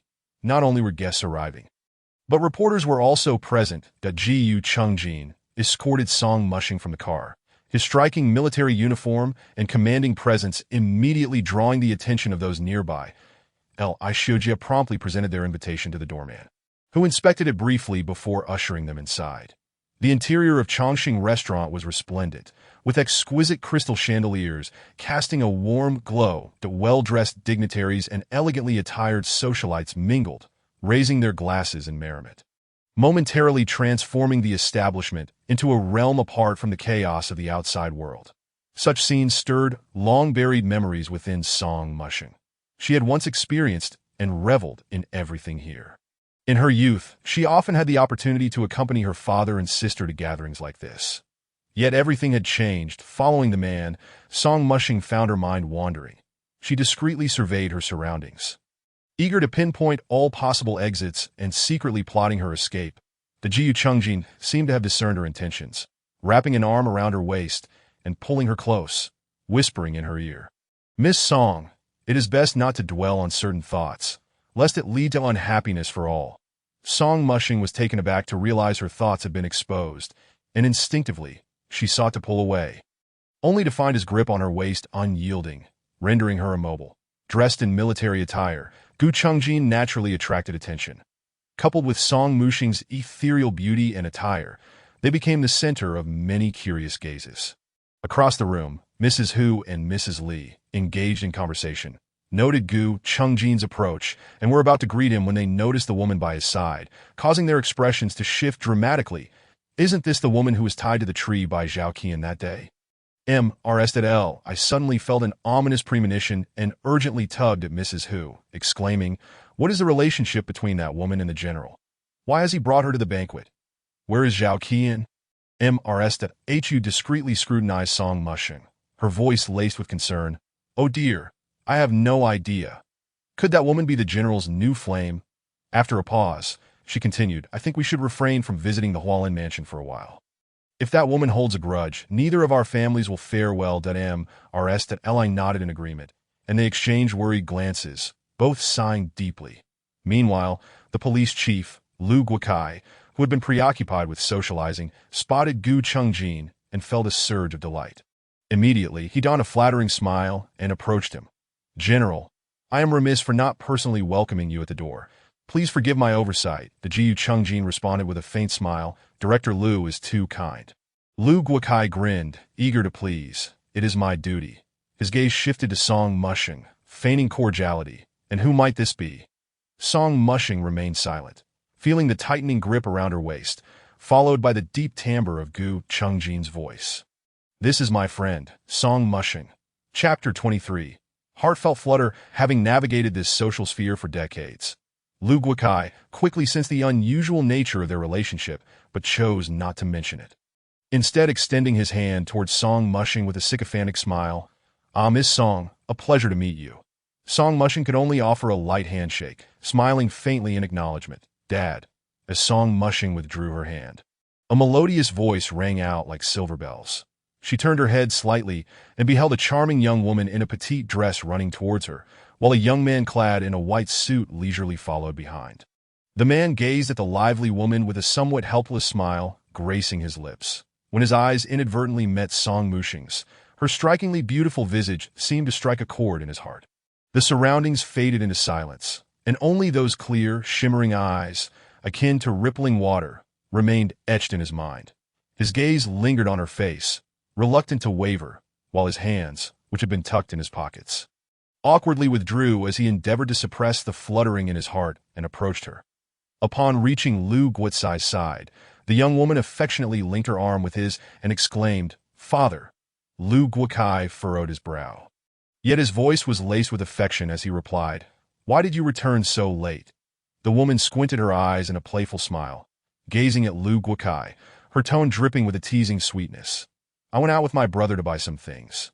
And we lost track of time. As soon as she finished speaking, the young man had already joined the group and addressed Lu Guokai with a respectful father. Lu Guokai nodded and formally introduced the two. "This is General Gu Chungjin of the Yin Army. And this is Miss Song Mushing." He then turned to Gu Chungjin and respectfully added, "General, allow me to introduce my youngest daughter, Lu Ningwei, and my son, Lu Jinyan." The Jiu Chungjin glanced at the siblings and smiled. Indeed, Director Lu's children are exceptional. Hearing this, Lu Guokai beamed with delight and replied heartily, "Oh, not at all. They merely possess good looks. In truth, they can be quite troublesome." From the moment Lu Guokai introduced them, Lu Ningwei had been secretly admiring Gu Chungjin. His chiseled features, upright stature, composed demeanor, and noble bearing captivated her deeply. Meanwhile, Lu Jinyan paid little mind to Gu Chungjin, his attention fixated instead on Song Mushing. His gaze frequently drifting toward her amidst their conversation. A house servant approached and whispered something to Lu Guokai, who nodded in acknowledgement before addressing Gu Chungjin. "General, please excuse me for a moment." Gu Chungjin nodded, and Lu Guokai maneuvered through the crowd to the center of the hall, retrieving a glass of wine from the tray of a waiter. "Ladies and gentlemen, may I have your attention, please?" The once bustling hall quickly fell into a hush as conversation ceased, all eyes turning to Lu Guokai at the center. The Lu Guokai continued, "First and foremost, I wish to express my gratitude for your presence and generosity in attending this banquet. To show my appreciation, I would like to raise a toast to all of you." He lifted his glass and, amidst the cheers of the crowd, drained its contents entirely, lowering the glass to indicate it was empty. He smiled and added, "The primary purpose of this banquet is to facilitate connections and allow everyone to unwind. Therefore, feel free to enjoy yourselves tonight." As his words concluded, soothing music began to play, prompting many gentlemen to set aside their glasses and invite their female companions to dance. To Lu Ningwei, struck by a sudden idea, mischievously turned to Gu Chungjin and boldly invited, "General, may I have the pleasure of dancing with you?" Her words elicited surprise from everyone except Lu Jinyan. Typically, it was the gentleman who extended such invitations, making her proactive approach rather unprecedented. Lu Jinyan knew his sister well. She was full of clever ideas, acting on whims without the decorum expected of ladies, a trait that both amused and frustrated him as her brother. However, Song Mushing found herself growing fond of Lu Ningwei's spirited nature. Her attractive appearance combined with her natural and unpretentious demeanor was truly delightful. Yet, Gu Chungjin appeared unfazed. "My apologies, Miss Lu, but I do not dance." However, my aide seems quite interested that Li Shiojie, who had been standing quietly to the side, was taken aback to be called upon that he hesitated for a moment before glancing at Gu Chengjin. And upon meeting his profound gaze, felt a shiver run down his spine. Gathering his courage, he stepped forward and asked, "Miss Liu, may I have the honor of dancing with you?" Lu Ningwei, feeling somewhat embarrassed by Gu Chengjin's refusal, found Li Shiojie's invitation a timely reprieve. Although she was slightly unwilling, she agreed to dance with him. For Lu Jinyan, Gu Chengjin's aversion to dancing was fortuitous. "Miss Song, might I have the pleasure of dancing with you?" Song Mushing was taken aback by the unexpected invitation. The radiant young man before her bowed slightly, gesturing with hopeful anticipation. Feeling somewhat flustered, she sensed Gu Chengjin's warning touch at her waist, understanding its implication. Yet she was determined not to yield to his wishes. Initially hesitant, she defiantly placed her hand in Lu Jinyan's. That, of course, Lu Jinyan's eyes lit up, and he grasped her hand with just the right amount of pressure, his gaze brimming with delight. Watching them make their way to the center of the hall, Gu Chengjin's hand, still warm from Song Mushing's presence, slowly clenched into a fist behind his back. Occasionally, someone would approach him to clink glasses. But he seemed distracted, his gaze consistently lingering on the delicate figure dancing before him. The music in the hall continued to play melodiously as Lu Jinyan gently wrapped one arm around Song Mushing's slender waist while holding her slightly chilly hand with the other. He expressed his concern. "Miss Song, your hand is quite cold. Are you feeling unwell?" As Song Mushing swayed to the rhythm, she avoided looking at him, instead focusing on her hand resting on his shoulder. Offering a faint smile as she replied, "I'm fine." Lu Jinyan took the opportunity to observe her closely while they danced. She wasn't exceptionally beautiful compared to other socialites he had encountered, but she possessed a unique charm that drew him in deeper with each glance. Thinking back to her seemingly intimate interaction with Gu Chengjin earlier, he cautiously inquired, "Are you friends with the general?" At the mention of Gu Chengjin, Song Mushing's expression cooled slightly as she retorted almost instinctively. No. Lu Jinyan sensed the shift in her demeanor and realized he had perhaps broached an inappropriate subject. Quickly, he pivoted to a safer topic. "You dance remarkably well, Miss Song. Have you attended many balls in the past?" Her response evoked fond childhood memories, warming her expression as she replied, "Yes, I used to dance often as a child. But I haven't had the opportunity in years." Seizing the moment, Lu Jinyan eagerly asked, "If there are future balls, would you consider being my dance partner?" Surprised, Song Mushing looked up at the lively young man before her. It was undeniable. Lu Jinyan was exceptionally handsome. In contrast to Gu Chengjin's reserved nature, he radiated an aura of sunshine, especially when he smiled, bringing warmth and comfort to those around him. Understanding her current predicament, she hesitated, not wanting to dampen the enthusiasm of this earnest man. After a moment of contemplation, she nodded gently. "If the opportunity arises, I would be delighted." That a weight lifted from Lu Jinyan's heart, knowing there would be more chances to connect with her, and his heart raced in anticipation.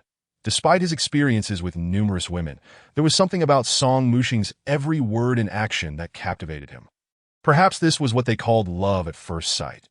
Though it was their first dance together, they moved in perfect harmony as if they had been partners for years. Each step and motion was executed flawlessly. The handsome man and the graceful woman, a striking contrast of white and pink, captivated the attention of many. Song Mushing hadn't felt such joy in a long time. Dancing had always been her favorite pastime. It was when she danced that she felt the most liberated, swaying to the music freely, that a rare smile finally graced her lips. And this smile not only touched Lu Jinyan's heart, but also captured Gu Chengjin's full attention. His expression remained impassive, but his eyes resembled a tempestuous sea, brewing with unspoken turmoil, as he lightly tapped his finger against the stem of his wine glass, causing the wine to sway gently within. Since the day he first laid eyes on her, he had never witnessed her smile. How beautiful she appeared when she did that. As the dance concluded, Lu Jinyan, still feeling the lingering thrill, came to a halt. The smile on Song Mushing's lips had yet to fade, and her eyes sparkled like the twinkling lights around them. "Thank you. I truly enjoyed dancing," she expressed, her bright eyes making Lu Jinyan blush for the first time. He averted his gaze, scratching his head and glancing around awkwardly. "As long as you had fun, that's what matters." Song Mushing curved the corners of her mouth, yet she noticed out of the corner of her eye that people were occasionally glancing in her direction. It dawned on her that she had inadvertently become the object of others' attention. She quickly composed her smile. I'm a bit tired. I shall take a rest over there. Miss Song?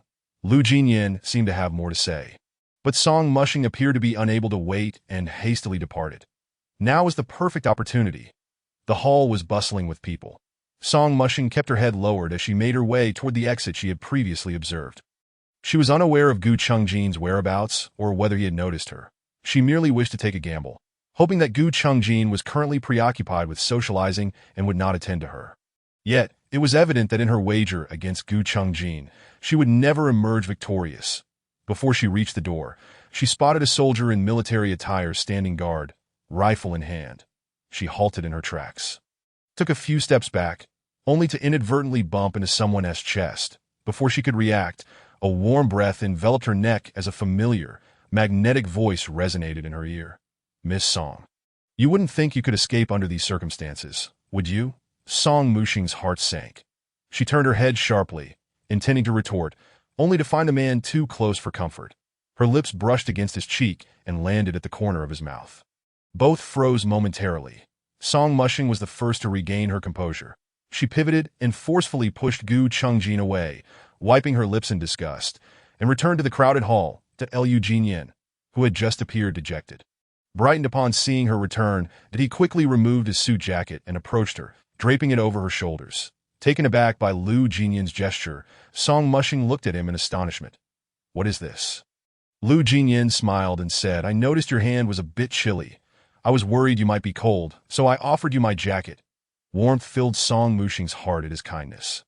Aside from her elder sister, it had been a long time since anyone had shown her such concern. She tightened the jacket slightly and smiled gratefully at him. Thank you, Lu Jinyin grinned widely. It's nothing. May I ask where Miss Song resides? After the banquet, I could escort you home. That would not trouble Master Lu. Song Mushing began to respond when a steady male voice interrupted from the side. Gu Chungjin approached, noticing that Song Mushing's smile instantly faded upon seeing him, and her expression turned noticeably colder, and he cast an irritated glance at Lu Jinyin, and his words were startling. Miss Song resides with me. I will be taking her home. Lu Jinyin seemed taken aback by this revelation, gazing at Song Mushing with mild surprise, while she fixed her cold stare on Gu Chungjin, her words directed either at him or Lu Jinyin. I am merely forced to reside at Hualin Mansion. Lu Jinyin appeared to grasp the underlying tension between them, that he recognized the formidable reputation of the military governor. Yet she did not seem to regard him with the same trepidation as others did. He positioned himself in front of Song Mushing. Mr. Gu, it is unseemly to bully a vulnerable woman. That Gu Chungjin narrowed his eyes, his expression icy as he stepped closer to Lu Jinyin, the two men now facing each other in a tense standoff. I advise Master Lu to refrain from meddling, lest you invite trouble upon yourself. The commotion drew the attention of those nearby, including Li Xiujie, who was dancing with Lu Ningwei. He quickly excused himself and hurried over. From a distance, Lu Guokai, busy attending to guests, felt a pang of anxiety upon noticing his son seemingly in conflict with the governor. Chapter 25. His desire for conquest. You little rascal. What are you doing? Lu Guokai scolded as he pulled Lu Jinyin close, then turned to Gu Chungjin with a conciliatory demeanor. Governor, I sincerely apologize. My son has only recently returned from studying abroad and has adopted a rather Western manner. Please do not take offense. To Gu Chungjin's lips curled into a slight smirk, his face as cold as ice. Director Lu, you need not worry. I shall not hold a grudge against an immature child. However, it is getting late. We should take our leave. With that, Gu Chungjin forcibly removed the suit jacket draped over Song Mushing's shoulders and returned it to Lu Guokai, casting a significant glance at Lu Jinyin before firmly taking hold of Song Mushing and leaving without a backward glance. Lu Jinyin watched helplessly as the frail figure slipped from his grasp. Unable to intervene due to Lu Guotsai's firm restraint, that he flung the white suit jacket back at Lu Jinyin, scolding him. What do you intend to do? Is it not enough to embarrass me? Stay put. Reluctantly, Lu Jinyin retreated to a corner of the hall to gather his thoughts. That as they exited the Chongqing Hotel, night had fallen. Gu Chungjin roughly shoved Song Mushing into the car. True to form, she immediately distanced herself, turning her head away to avoid looking at him. The sedan halted in front of the mansion, and without waiting for Li Xiujie to open the door, Song Mushing swung open her side and hurriedly exited, eager to put as much distance between herself and the vehicle as possible as she made her way toward the mansion. Jiyu Chungjin was thoroughly incensed by her actions and followed suit. Long strides quickly closing the gap between them, but he forcefully grasped her wrist, preventing her escape. "Let go of me," Song Mushing protested. Struggling to free her hand, the Jiyu Chungjin tightened his grip and turned to Li Xiujia, who was preparing to assist. "You may return." Li Xiujia complied, standing at attention. "Yes, sir." Seizing the moment as Gu Chungjin conversed with Li Xiujia, Song Mushing stealthily felt for the gun at his waist. By the time he turned back, the cold muzzle was already pressed against his forehead. The weight of the gun was heavier than she had anticipated, causing her hand to tremble. She steadied her emotions, feigning calmness as she commanded. "Let go." Jiyu Chungjin coldly regarded the weapon in her hand, then her face, yet he remained motionless. "Release me," Song Mushing insisted, pressing the gun closer to him. However, Gu Chungjin unfazedly raised his hand, capturing hers, his thumb pressing down on her finger resting on the trigger. Realizing his intent, panic surged within her. She had only wished to threaten him into releasing her, never truly intending to take a life. Feeling a surge of trepidation, she attempted to lower the gun, but Gu Chungjin denied her the chance. He applied pressure with his thumb, forcing her finger to pull the trigger. Startled, Song Mushing gasped and shut her eyes. Yet, the anticipated gunfire did not resound. Tentatively, she opened her eyes to see Gu Chungjin standing before her, unharmed, and her tensed heart began to ease. Yet Gu Chungjin's expression remained frigid as he spoke. "Miss Song, you cannot even wield a gun, yet you dare to threaten my life." His obsidian eyes bore into hers, instilling a sudden chill within her, causing her to loosen her grip. The gun slipped from her fingers and was deftly returned to his leather holster at his waist. Realizing the precariousness of her situation, she turned to flee, but as she took a step back, he yanked her back, colliding her against him. The close proximity resurrected memories of Gu Chungjin's forceful kiss, triggering alarm bells in her mind that screamed she must not be alone with this dangerous man. Yet, the more she resisted, the more it incited his desire for conquest. And in their struggle, she found herself pinned against the cold wall. Trapped between him and the barrier, unable to move, as she pushed against him with all her strength, she coldly looked up at him. "What do you want from me?" Gu Chungjin gazed down at her, his expression unyielding. "Did you not appear to be enjoying yourself with the young master of the Liu family at the Chongqing Hotel?" Song Mushing gritted her teeth. "Do not forget who brought me to the banquet. Whom I choose to befriend is my own affair, and you have no right to interfere." Gu Chungjin chuckled coldly. "No right? Allow me to enlighten you, as long as your sister remains absent. You, Song Mushing, shall never escape my grasp and shall forever be subject to my will." Song Mushing glared at him, her eyes ablaze with fury. "You are dreaming." And before she could finish, Gu Chungjin leaned down, forcefully kissing her lips.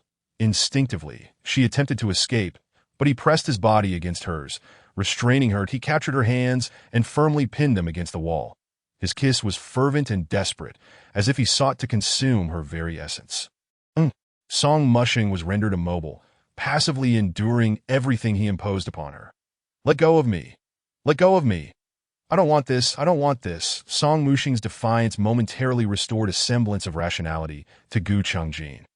He released her lips, which bore the faint traces of their fervent kiss, and buried his face in the crook of her neck, inhaling deeply, desperately attempting to suppress the fervor raging within him. Believing he intended to pursue her further, Song Mushing struggled even more vigorously. The Jiyu Chungjin's words emerged almost as a growl between clenched teeth. "Move again, and I shall take you right now." Indeed, she dared not stir, scarcely daring to breathe. After a considerable pause, she finally heard the man's voice, tinged with a hint of resignation. "You may leave, if granted a reprieve." Song Mushing was unwilling to linger even a moment longer. She swiftly extricated herself from his grasp, somewhat disheveled, and fled back to her room. Heart racing, she closed the door behind her, climbed into bed, and cocooned herself tightly in the covers, remaining there until she heard the faint sound of footsteps ascending the stairs outside. She tightened her grip on the bedding, listening intently, and upon hearing a door close, tranquility finally enveloped the space. With a sigh of relief, Song Mushing wiped away the remnants of her tears, which had partially dried, and succumbed to a deep slumber. Chapter 26. A visit from Liu Jinyan. Exhausted, she slept longer than usual, awakening the next day to find the sun already high in the sky. After freshening up, she discarded the pink qipao from the previous day, tossing it carelessly onto the floor. Opening her wardrobe, she randomly selected a white dress to don that a breakfast lay on the table, delivered at some unknown hour. It had long since lost its warmth, yet she paid it little mind, consuming only a few bites before retreating to her bed once more. Since the day she was captured until now, nearly half a month had passed. During this time, she had come to fully grasp just how perilous a man Gu Chengjin truly was. Not a moment longer did she wish to remain in this place. What must she do to escape? At that moment, outside the imposing iron gates of Hualin Mansion, an unfamiliar car came to a halt. A young, handsome man leaned out from the driver's window, smiling at the soldier stationed at the entrance. "Excuse me, could you please open the gate?" The soldier leaned in for a closer look and instantly recognized the young man as the scion of the Liu family. Not daring to delay, he promptly called over his companions to open the gate. "It is Master Liu? Quickly, let him in." As the iron gate swung open, the car drove straight in and parked in front of the mansion. Liu Jinyan alighted from the vehicle, in high spirits as he surveyed the surrounding scenery. It was indeed fitting for the residence of a military governor. The architecture was quite impressive. However, appreciating the building was not the purpose of his visit. He had come solely because he could not shake the concern for Song Mushing. Having witnessed her being taken away by Gu Chengjin the previous day, he felt an overwhelming sense of helplessness due to his father's connections, which tormented him. Thus, seizing the opportunity while his father, Liu Guokai, had gone to the police station, he made his way to Hualin Mansion to see her. As Liu Jinyan adjusted his attire, he sauntered leisurely into the mansion. Yuechio, who was busy cleaning the windows, could not resist stealing glances at him from the moment he stepped out of the car and only approached him shyly once he entered the mansion.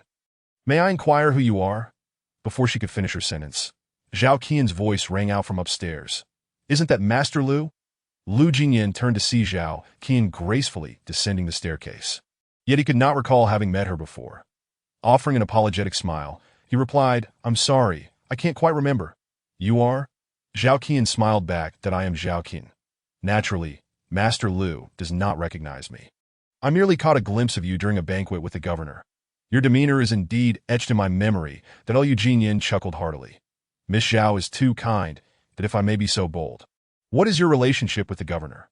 Zhao Qian hesitated, momentarily at a loss for how to define her connection. To claim she was Gu Chengjin's sister felt beneath her, yet to assert she was his wife might provoke displeasure. Sensing her dilemma, Yuechio interjected, "Our young lady is the future governor's wife." Zhao Qian shot her a reproachful glance, yet internally she was quite pleased with the answer, though she feigned annoyance. "Master Liu, please do not heed the ramblings of servants. I am yet to be tied to the governor." Liu Jinyan mused quietly. "Miss Zhao, with your exquisite grace, it would hardly be a challenge for you to become the governor's wife." This remark brought a radiant smile to Zhao Qian's face. Noticing that Liu Jinyan was glancing inside the mansion, she assumed he sought Gu Chengjin and kindly informed him, "Are you here to see the governor? He has gone to the governor's residence." Liu Jinyan shook his head, an expression of gentle warmth gracing his features. "That no, I am here to see Miss Song Mushing." "Does she reside here?" Upon hearing that he sought Song Mushing, Zhao Qian's smile faded somewhat. "Yes." Liu Jinyan, filled with anticipation yet maintaining his politeness, asked, "Would it be possible to summon Miss Song?" Zhao Qian inwardly scoffed, though her face remained composed. "I'm afraid, Master Liu, that Miss Song just stepped out and is yet to return." "Shall I leave a message for you?" Liu Jinyan felt a pang of disappointment but refused to lose hope. "Did she mention where she was going?" Zhao Qian turned slightly, her eyes glinting with mischief. "She did not specify." Liu Jinyan sighed, feigning regret, and withdrew a delicate brooch from his pocket, presenting it to Zhao Qian. "Please ensure this is delivered to Miss Song, along with my message that I shall return to see her tomorrow." Zhao Qian examined the exquisite brooch, adorned with a blue gemstone and clearly of considerable value. Her expression turned somewhat awkward as she forced a smile, saying, "Rest assured, Master Liu, I shall certainly deliver it to Miss Song." "Thank you, Miss Zhao. Since Miss Song is not here, I shall take my leave," Liu Jinyan said courteously, nodding to her before departing the mansion and entering his car, driving away with purpose. Once he was out of sight, Zhao Qian scowled, tossing the brooch into a nearby trash bin. With a dark expression, she looked up at the closed door of the room on the second floor that I never would have guessed she possesses such capabilities. Even the young master of the Liu family has fallen under her spell.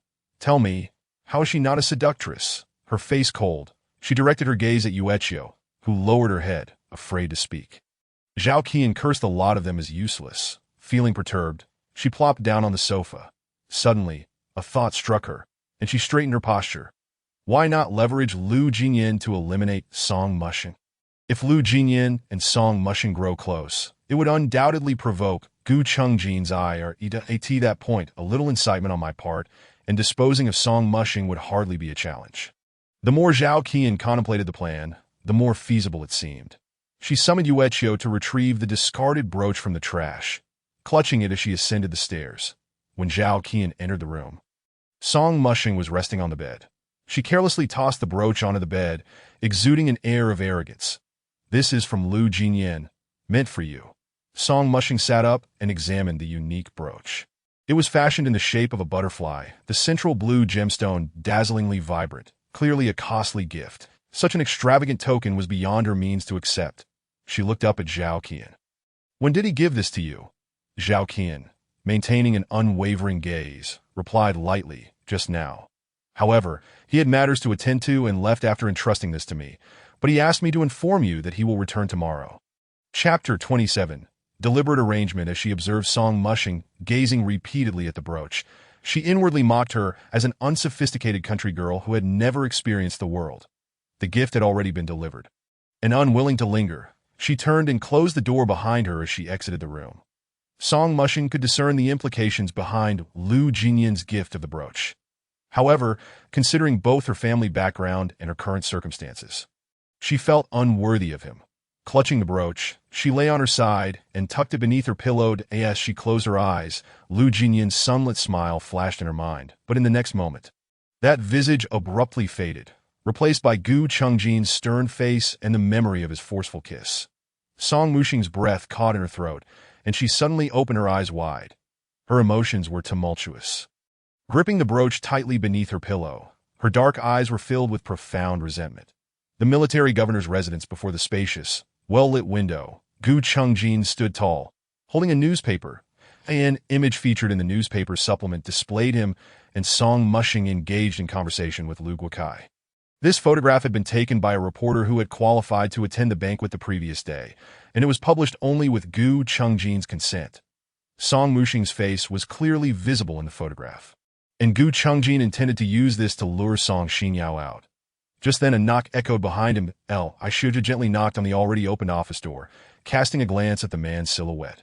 Although he had not turned around, he maintained the appropriate respect. The deputy commander is here, he announced to the sound. Gu Chengjin turned to face him. This was the first time Chao Wei had seen the famed governor of the Yan army.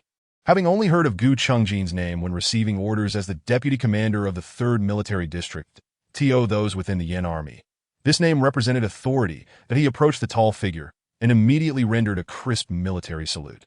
Deputy Commander Chao, please have a seat, Gu Chengjin said, nodding subtly and gesturing towards the sofa beside him. Chao Wei, feeling somewhat apprehensive, did not dare to decline and took a seat on the sofa. Sitting up straight with his hands nervously clenched on his knees, Ishuja poured tea for the two of them and placed it on the coffee table before them, which elicited several grateful murmurs from Chao Wei. Gu Chengjin took a sip of tea, his gaze assessing Chao Wei through the rising steam, before he spoke in a deep voice. Deputy Commander Chao, you are quite young to have attained such a position.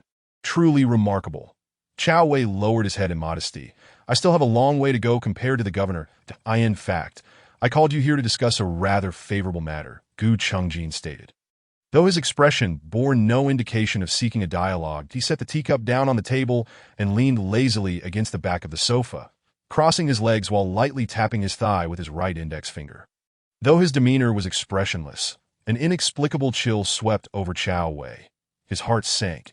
He suspected this was not a pleasant discussion, yet he dared not refuse, merely saying, "Please, Governor, that I have a younger sister who has reached a marriageable age. After reviewing some information, I believe you would be an excellent match," Gu Chengjin declared. Chao Wei looked up astonished, but still uncertain. He inquired, "Are you suggesting?" Gu Chengjin raised an eyebrow. "I would like for you to spend more time with my sister." to cultivate feelings, and if all goes well, to marry. This was an extraordinary stroke of luck. Chow Wei's heart raced at the prospect of becoming related to the governor. Yet, doubt crept in among the numerous officers in the military. Why had he been chosen? Suppressing his excitement, he spoke calmly, "Governor, may I ask why you selected me?" Gu Chungjin's lips curled slightly. "Aside from your evident talent and character, it is also because your father is Chow Hengqing." He paused, then continued, "With my sister in your company, I would feel reassured." Chow Wei was taken aback by how thoroughly Gu Chungjin had investigated his family background. Indeed, his father was the owner of Huashang Department Store, the leading retail establishment in Zidin City. Although his father had wished for him to inherit the family business like his brothers, Chow Wei had always aspired to serve in the military, which had strained their relationship considerably. To prove his choice was correct, he had worked tirelessly to ascend from an unknown soldier to his current position as deputy commander. That in truth, given his background, finding a suitable partner of good family and appearance was not a daunting task. However, this situation was unique. Becoming related to Gu Chungjin would undoubtedly lead to future opportunities. Chow Wei understood the gravity of the matter. It was not a decision he could agree to alone. That he cautiously replied, "I am grateful for the governor's consideration, but I am unsure if your sister would accept someone like me." Gu Chungjin chuckled lightly. "Deputy Commander, you are quite a catch. You need not worry." He stood, glancing at the clock. "It seems today is ideal. Deputy Commander, why not accompany me back to the residence for dinner? You might also meet my sister." Chow Wei was taken aback by the rapidity of this opportunity. He promptly rose, his voice tinged with excitement. "Yes, Governor." When Song Mushing was summoned to the dining room by Yu Qiu, she noticed that today's menu was more sumptuous than usual. From the snippets of conversation with Aunt Li, she learned that Gu Chungjin would be bringing a guest to dinner. Song Mushing felt no interest. She casually stood in a corner, watching Aunt Li and Yu Qiu bustle about. Before long, Zhao Qian hurried down the stairs, and Song Mushing surmised that Gu Chungjin had returned. Sure enough, as Zhao Qian reached the doorway, a car came to a smooth halt before the residence. With a detached glance, Song Mushing caught sight of Gu Chungjin just as he exited the vehicle. Their eyes met, and he raised an eyebrow in surprise, causing her to stiffen and quickly avert her gaze. After a brief interval, they all entered the residence together. It was then that Song Mushing noticed a young man she had never seen before following Gu Chungjin. He was handsome, donned in military attire, and his gaze seemed to linger on Zhao Qian. However, Zhao Qian was entirely focused on Gu Chungjin and paid him no mind. The seating arrangement at the dining table was altered from the usual setup. Typically, Gu Chungjin occupied the main seat, with Song Mushing and Zhao Qian flanking him on either side. Today, however, the 4 chairs were placed apart on either side of the marble table. Chapter 28. Worthless Gu Chungjin was the first to pull out a chair. Seeing this, Zhao Qian naturally aimed to sit beside him, but he beckoned Song Mushing, who stood motionless in the corner. "Come here." Song Mushing hesitated momentarily, feeling the eyes of everyone in the hall upon her. Reluctantly, she approached. She had intended to choose a seat farthest from Gu Chungjin, but he seemed to read her intentions and effortlessly pulled out the chair next to him. The implication of this action was unmistakable. Song Mushing frowned, but understood she had no authority to refuse. With a heavy heart, she sat beside him. Zhao Qian's expression soured as she lingered beside the table, reluctant to take her seat. Observing this, Chow Wei promptly pulled out his chair for her, saying gently, "Miss Zhao, please sit." Zhao Qian, unwilling to lose face before Gu Chungjin's subordinate, forced a smile and sat down with a cold demeanor. Chow Wei, seemingly oblivious to any awkwardness, glanced at Song Mushing, contemplating, "Is this Miss Song?" Taken aback, Song Mushing searched her memory, but could not recall having met this young man before. Noticing her uncertainty, Chow Wei smiled and explained, "I have only seen Miss Song in the newspaper. You and the governor truly make a perfect pair." Evidently, Chow Wei had misinterpreted the relationship between Gu Chungjin and Song Mushing. Yet an unsettling premonition surged within Song Mushing, and she frowned. "What newspaper?" Gu Chungjin, appearing intent on diverting the topic, spoke in a commanding tone. "Let's eat." In that moment, Song Mushing concluded that this was a scheme devised by the man before her. If she appeared in the newspaper alongside Gu Chungjin, her elder sister would undoubtedly see it, and if she came to find her, Gu Chungjin would surely seize the opportunity. The more she contemplated, the more anxious she became. Yet, at present, All she could do was silently endure and pray that Song Xinyao would refrain from seeking her out. As the meal progressed, Song Mushing found herself unable to savor the food. However, she noticed that Chao Wei consistently took the initiative to engage in conversation with Zhao Qian. These seemingly trivial topics appear to revolve entirely around Zhao Qian. Although Zhao Qian was not in a good mood and had little desire to engage, she felt compelled to maintain a semblance of conversation, if only for Gu Chengjin's sake. After enjoying dinner, Chao Wei expressed his gratitude and took his leave. Song Mushing had no intention of lingering in the hall any longer. She turned to ascend the stairs towards her room when she heard Gu Chengjin's voice, seemingly speaking to Zhao Qian. "What do you think of Deputy Commander Chao?" Song Mushing slowed her pace. Continuing to eavesdrop discreetly to Gu Chengjin's intent was unmistakable. It seemed that Chao Wei's visit was not merely a casual call, but rather an arrangement orchestrated by Gu Chengjin himself. She heard Zhao Qian's voice tremble. "Chengjin, what do you mean by that?" After a moment of silence, Gu Chengjin replied, "You have reached the age for marriage." Zhao Qian shook her head vehemently. "I don't want it. You know I like you." "You know it." Gu Chengjin's voice remained calm and unwavering. "I have always regarded you as my sister. If you do not wish to marry Chao Wei, we can find someone else. However, between you and me, a relationship is absolutely impossible. Why is it impossible for us? Is it because of her?" Song Mushing sensed Zhao Qian directing her ire towards herself and turned around to see that Zhao Qian was indeed pointing a finger at her. Song Mushing found Zhao Qian utterly irrational. Did she not see how Gu Chengjin tormented her? How could she suspect that Gu Chengjin had feelings for her? Gu Chengjin's expression darkened, as if Zhao Qian had drained him of all patience. His voice took on an authoritative tone, as though issuing a command. "This matter is non-negotiable, that if you agree to the marriage, this will be your family home, and you may return to visit. If you do not agree, I will send you to the villa in Jincheng, and you will have no chance to return." Jincheng was located at the northernmost edge of the Yan army's territory. While they were currently in Jitian City in the east, a distance of nearly 1,000 miles. Once she went there, it would effectively sever all ties. Song Mushing had always known Gu Chengjin to be indifferent, but she had not realized he could be so ruthless. Zhao Qian was left speechless, crying as she fled to her room, slamming the door behind her. Though Song Mushing did not harbor any affection for Zhao Qian, she felt a pang of sympathy for her plight. Standing on the staircase, she looked down at Gu Chengjin in the hall with a mocking expression. She never imagined that the commander of the Yin army would be so autocratic towards his own kin. Gu Chengjin met her gaze, slowly ascending the stairs, finally stopping 2 steps below her, looking her in the eye. "I only indulge in choices that I desire, so instead of constantly considering how to oppose me. Miss Song, perhaps you should contemplate how to please me." Please him? He wanted her to completely forget how he had humiliated and tormented her, and instead seek to please him. Song Mushing scoffed coldly and turned back to her room. Song Mushing was unaware of the turmoil that Zhao Qian experienced. The next day, after breakfast, she unexpectedly agreed to marry Chao Wei. Zhao Qian's eyes were somewhat swollen, and when she spoke, her eyes glistened with unshed tears. "I agreed to marry Chao Wei, but I have one condition. The wedding must be scheduled after Chengjin's birthday, that he regarded her solemnly. Then the wedding date will be set for August 24th.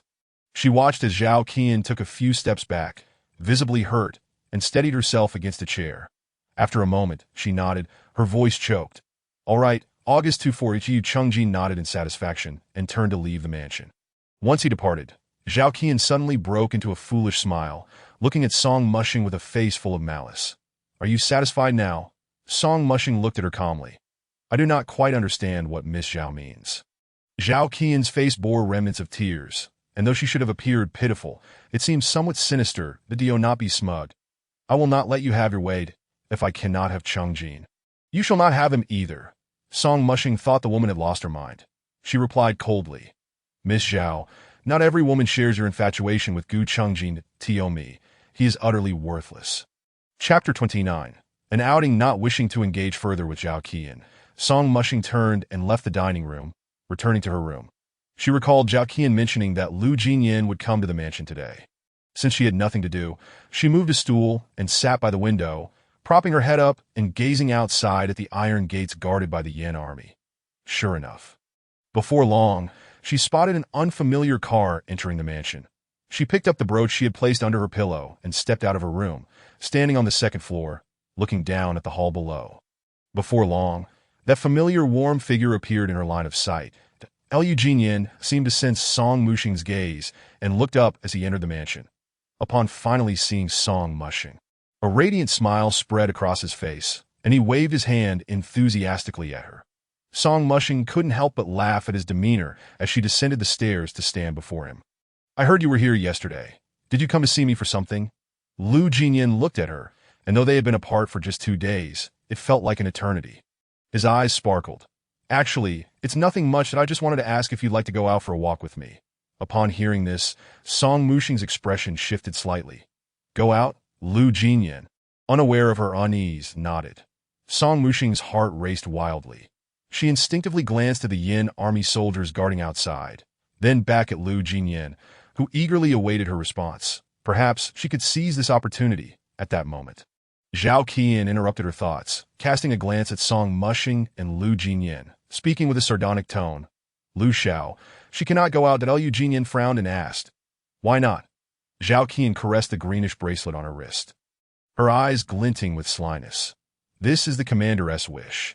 He may be concerned for Miss Song's safety." Upon hearing this, Liu Jinyan sighed in relief, smiling. "What danger could Miss Song encounter while with me? I will personally ensure her safe return, and I will explain everything to the commander." Saying this, he took Song Muxing's hand. "Let us go." Song Muxing stared at their clasped hands, feeling his warm palm envelop her cool fingers. "What are you waiting for? Let's go." Liu Jinyan gently tugged at her hand, and she, as if having made up her mind, tightened her grip on his, lowered her head, and hurriedly followed him into the car. Liu Jinyan drove to the gate, but several soldiers exchanged uneasy glances. Hesitating to open it, one of them approached Liu Jinyan's window, glancing at Song Muxing with an awkward expression. "Liu Xiao, she cannot accompany you." Song Muxing's heart tightened, her hands clenching in a fist at Liu Jinyan, however, appeared unfazed. "I will explain everything to the commander." The soldiers hesitated, but dared not offend Liu Jinyan, ultimately allowing them to pass. Once the two had left, they discreetly called the commander's residence. Once they finally escaped the confines of the mansion, Song Muxing exhaled in relief, gazing at the scenery whizzing by outside. She turned to Liu Jinyan and asked, "Where are we going?" Liu Jinyan, in a good mood, smiled. "Where would you like to go?" Song Muxing, unfamiliar with Jitian City, could only recall the prosperous Chongqing restaurant where she had attended a banquet with Gu Chengjin a few days prior. Anywhere with a crowd will do. Only in a bustling place could she grasp the opportunity to escape. The car gradually entered the main street and drove through the bustling thoroughfare before finally coming to a halt. "We're here." Liu Jinyan opened the door and stepped out, jogging to the side of the car to gentlemanly open the door for her. Song Muxing stepped out, somewhat puzzled, and raised her gaze to survey her surroundings. They were on a lively street, lined with an array of shops offering jewelry, clothing, and more.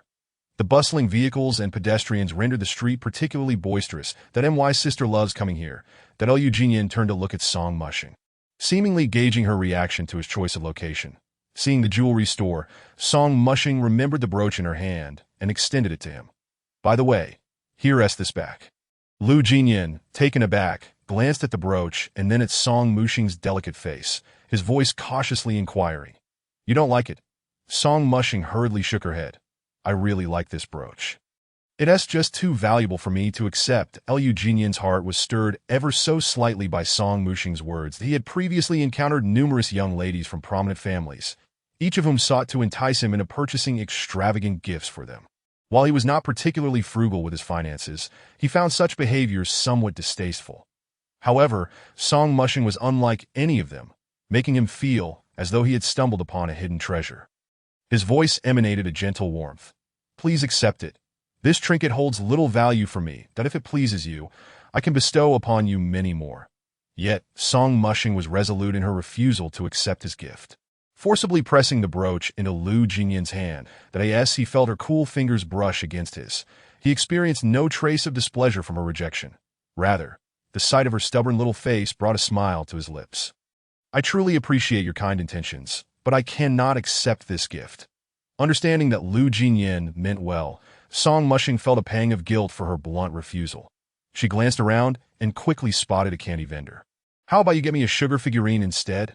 I would love that. Following her gaze, Lu Jinyan saw the array of charming candy figures expertly crafted by the vendor, although he was not particularly impressed by such a trivial gift. Witnessing the delight on Song Mushing's face prompted him to oblige. The two approached the vendor, where Song Mushing eagerly selected from the ready-made sugar figures, while Lu Jinyan cast a discontented glance before turning to the vendor and requesting, "Could you mold two to resemble this young lady?" The vendor, momentarily taken aback by the enchanting Song Mushing, quickly agreed. Of course, he then deftly set to work as Song Mushing watched the vendor's fingers dance skillfully. A lively likeness of her gradually took shape, leaving her momentarily entranced. Meanwhile, Lu Jinyan's gaze subtly fell upon her profile, captivated by the crescent-like curve of her smiling eyes and the slight parting of her lips in awe, which left him utterly enchanted. Once a sugar figurine was complete, Song Mushing gingerly accepted it from the vendor and turned to Lu Jinyan. "But doesn't it look just like me?" Lu Jinyan, captivated by the joy radiating from her face and the depth of her dark eyes, which sparkled like a sky full of stars, nodded absent-mindedly. "Very much so." The cheerful visage of Song Mushing not only etched itself into Lu Jinyan's memory, but also caught the attention of another man seated in a car that had just come to a halt across the street. "Junzhua, should we bring Miss Song back now?" Li Xiujie inquired, glancing back at Gu Chungjin, who was silently gazing out the window. Gu Chungjin observed the woman's features. Despite the streets separating them, her exuberance was unmistakably clear. After spending considerable time together, he had only seen her express disdain or indifference towards him. He had assumed her demeanor was naturally aloof, yet here she was, repeatedly smiling at Lu Jinyan. Let her enjoy herself for a while longer. Gu Chungjin replied, a hint of annoyance creeping into his tone. After all, she was within his sight, and she wouldn't be able to escape anytime soon. Unbeknownst to Song Mushing, her every action was being scrutinized by another man. She laughed and chatted with Lu Jinyan, yet her mind was preoccupied with her purpose for venturing out, to escape. However, she was unfamiliar with Zidin City and could only subtly probe Lu Jinyan for information. "If I wish to leave the city for some fun, how should I go about it?" Lu Jinyan paused briefly before pointing to the north-south thoroughfare beneath their feet. "To exit the city. Just follow this road. Heading north will lead you to Rongqing, while southward, past Wuyang Mountain, will bring you to Wuyang City." He hesitated for a moment before adding, "However, the outskirts are not particularly safe at the moment. There are numerous bandits and many desperate people resorting to crime for survival." Just then, two patrolling police officers, who had been walking nearby, noticed the pair and hurried over to greet Lu Jinyan with obsequious deference. Young Master Lu Jinyan displayed no hint of arrogance typical of the son of a police chief. Instead, he greeted them warmly. "You two have worked hard." The officers bowed respectfully. "Not at all, it's our duty." One of them caught sight of Song Mushing standing beside Lu Jinyan and seemed to connect the dots, subtly nudging his companion and grinning mischievously at Lu Jinyan. "Young Master Lu, we'll leave you to your business." With that, they hurriedly departed, glancing back at the pair. Lu Jinyan chuckled softly, slipping his hands into his pockets as he turned to Song Mushing, his tone somewhat teasing. "It seems we've been misunderstood." Song Mushing, preoccupied with her plan to leave the city, was momentarily perplexed. Misunderstood? About what? Lu Jinyan gazed at her gently, a smile playing on his lips, but saying nothing. Realizing the subtle tension between them, Song Mushing quickly diverted her attention, clearing her throat awkwardly and pointing towards the street corner across from them. "Shall we go check that out?" However, before they could take more than a couple of steps, a blaring horn pierced the air. Song Mushing turned to see a car speeding towards her, and she felt as though her legs had been nailed to the ground, unable to move an inch. "Watch out." Lu Jinyan's urgent shout reached her just in time. Before she could react, she found herself pulled into a warm embrace. The car narrowly missed her, and as she opened her eyes, her gaze fell upon the familiar military uniform, causing her heart to skip a beat. Hearing the voice that followed plunged her into a chill. "Miss Song, do you always walk so carelessly?" It was the voice of that man. Song Mushing's head spun, and she instinctively shoved him away. Rushing to Lu Jinyan's side, her head lowered, lips pressed tightly together. Avoiding his gaze, Lu Jinyan felt a flicker of annoyance at the situation. He had intended to pull Song Mushing back, yet this unexpected appearance of Gu Chungjin had thwarted him. Nevertheless, he maintained his decorum and greeted Gu Chungjin, Denem, Artajiu Chungjin's eyes narrowed slightly as they landed on Song Mushing, a flicker of displeasure crossing his face. Her instinctive search for another man's protection irked him. Miss Song, I trust you have had enough fun. Though his expression remained calm, each word resonated with a clear warning. Song Mushing realized escape was no longer an option, clutching the sugar figurine in her hand. She wrestled with her emotions before reluctantly approaching Gu Chungjin. Yet before she could take 2 steps, Lu Jinyan stepped in her way. She turned to him, only to find him offering her a reassuring look. As he positioned himself between her and Gu Chungjin, to Mr. Gu, I believe Miss Song has not yet had her fill of enjoyment today. It is my intention to accompany her out and ensure she returns home safely. Gu Chungjin's smile was flat, devoid of warmth. That may not be necessary.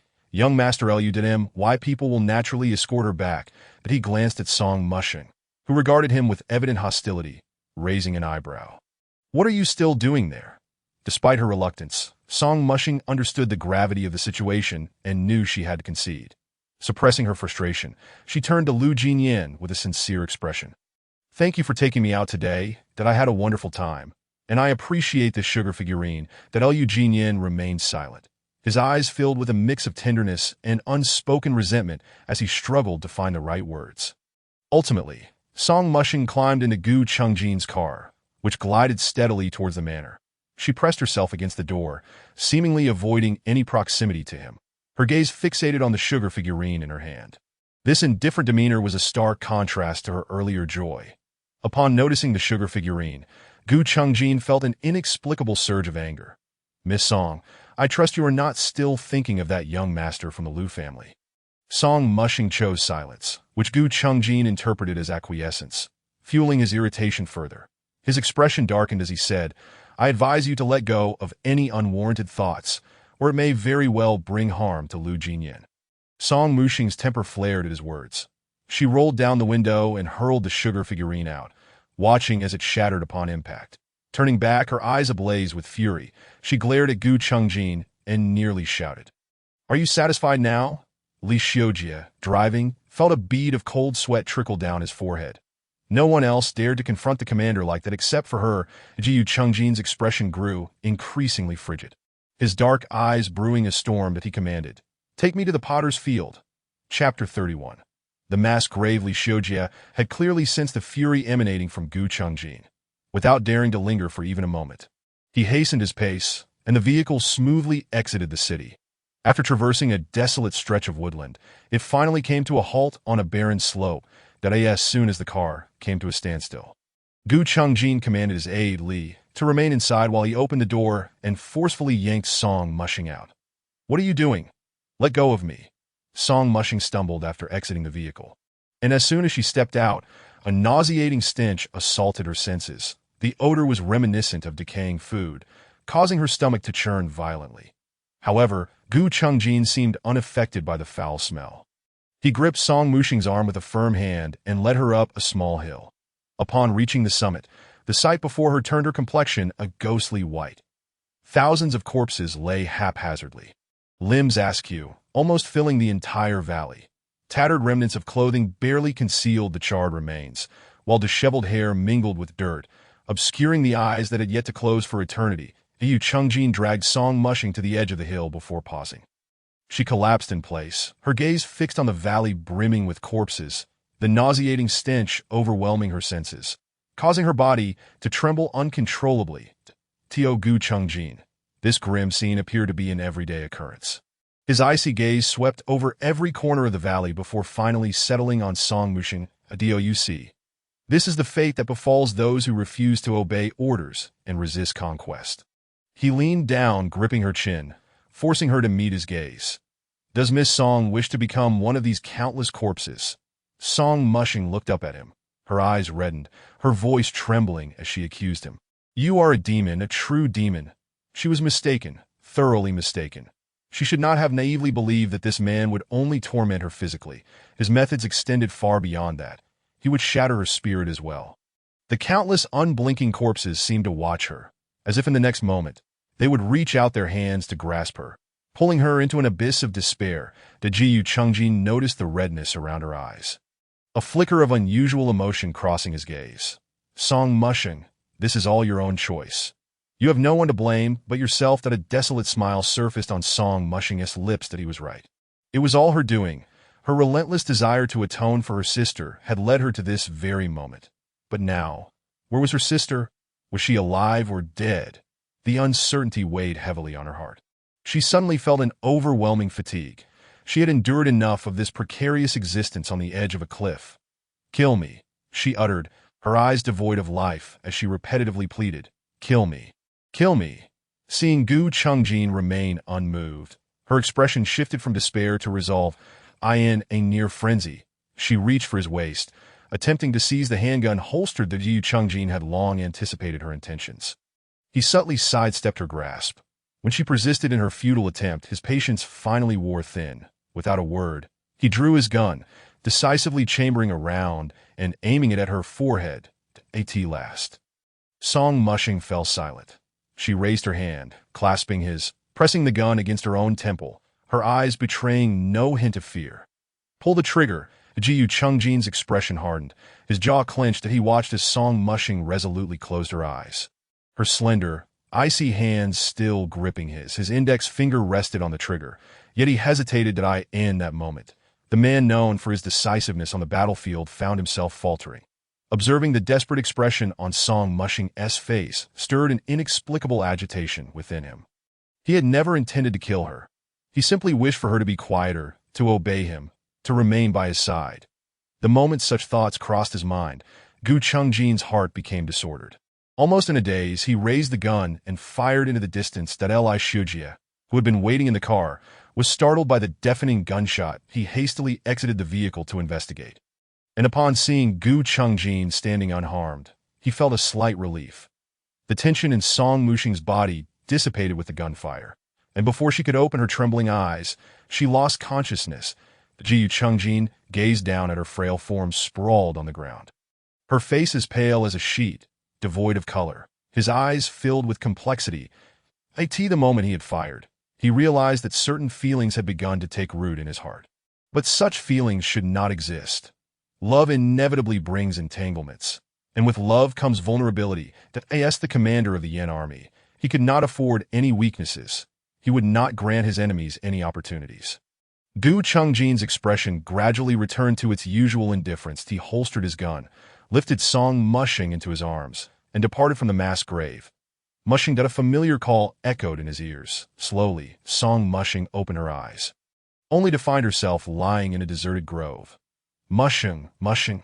The ethereal whispers persisted, prompting her to rise and look around, but all she saw was a solitary, withered tree, devoid of any other presence. "Mushing, Mushing, is that you?" "Sister," in a state of urgency, she responded to the voice while moving toward its source. At last, she reached the edge of the grove, where she encountered a familiar little hill. Song Xinyao's voice grew clearer. And Song Mushing was certain that if she climbed this small slope, she would finally see her sister. Her heart raced as she hurriedly climbed the hill, but what she beheld left her utterly stunned. Corpses, layers upon layers of corpses. She had returned to that horrifying place. She felt an overwhelming urge to retreat, yet there stood her sister, smiling at her from amidst the heap of bodies. "Mushing, Mushing." Song Mushing nearly collapsed to the ground. Trembling as she called out to Song Xinyao's sister, "Hurry up! Come up, please!" But Song Xingyao merely gazed at her, a peculiar smile lingering on her lips, remaining motionless. At that moment, Song Mushing noticed Gu Chungjin had unexpectedly appeared on the opposite side of the hill. With a cold expression, he drew his gun, aiming it at Song Xinyao's back. "Don't." Chapter 32.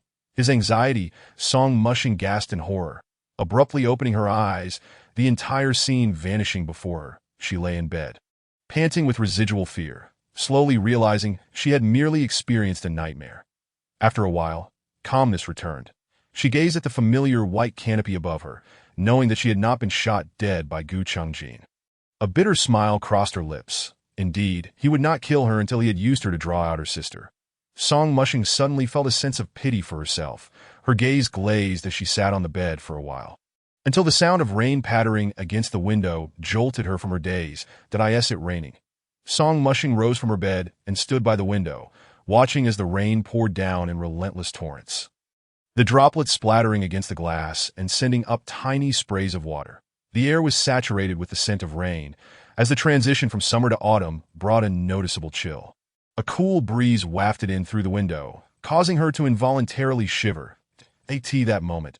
Outside the mansion's grand entrance, a familiar car awaited, ready for the soldier to open the door that I in the back seat. Gu Chungjin caught sight of the woman standing vacantly at the second-floor window, gazing at the curtain of rain. After a fleeting glance, he withdrew his gaze, closed his eyes, and concealed all his thoughts deep within his heart. Song Mushing did not see Gu Chungjin. She only noticed the car slowly departing from the mansion, ultimately vanishing from her view.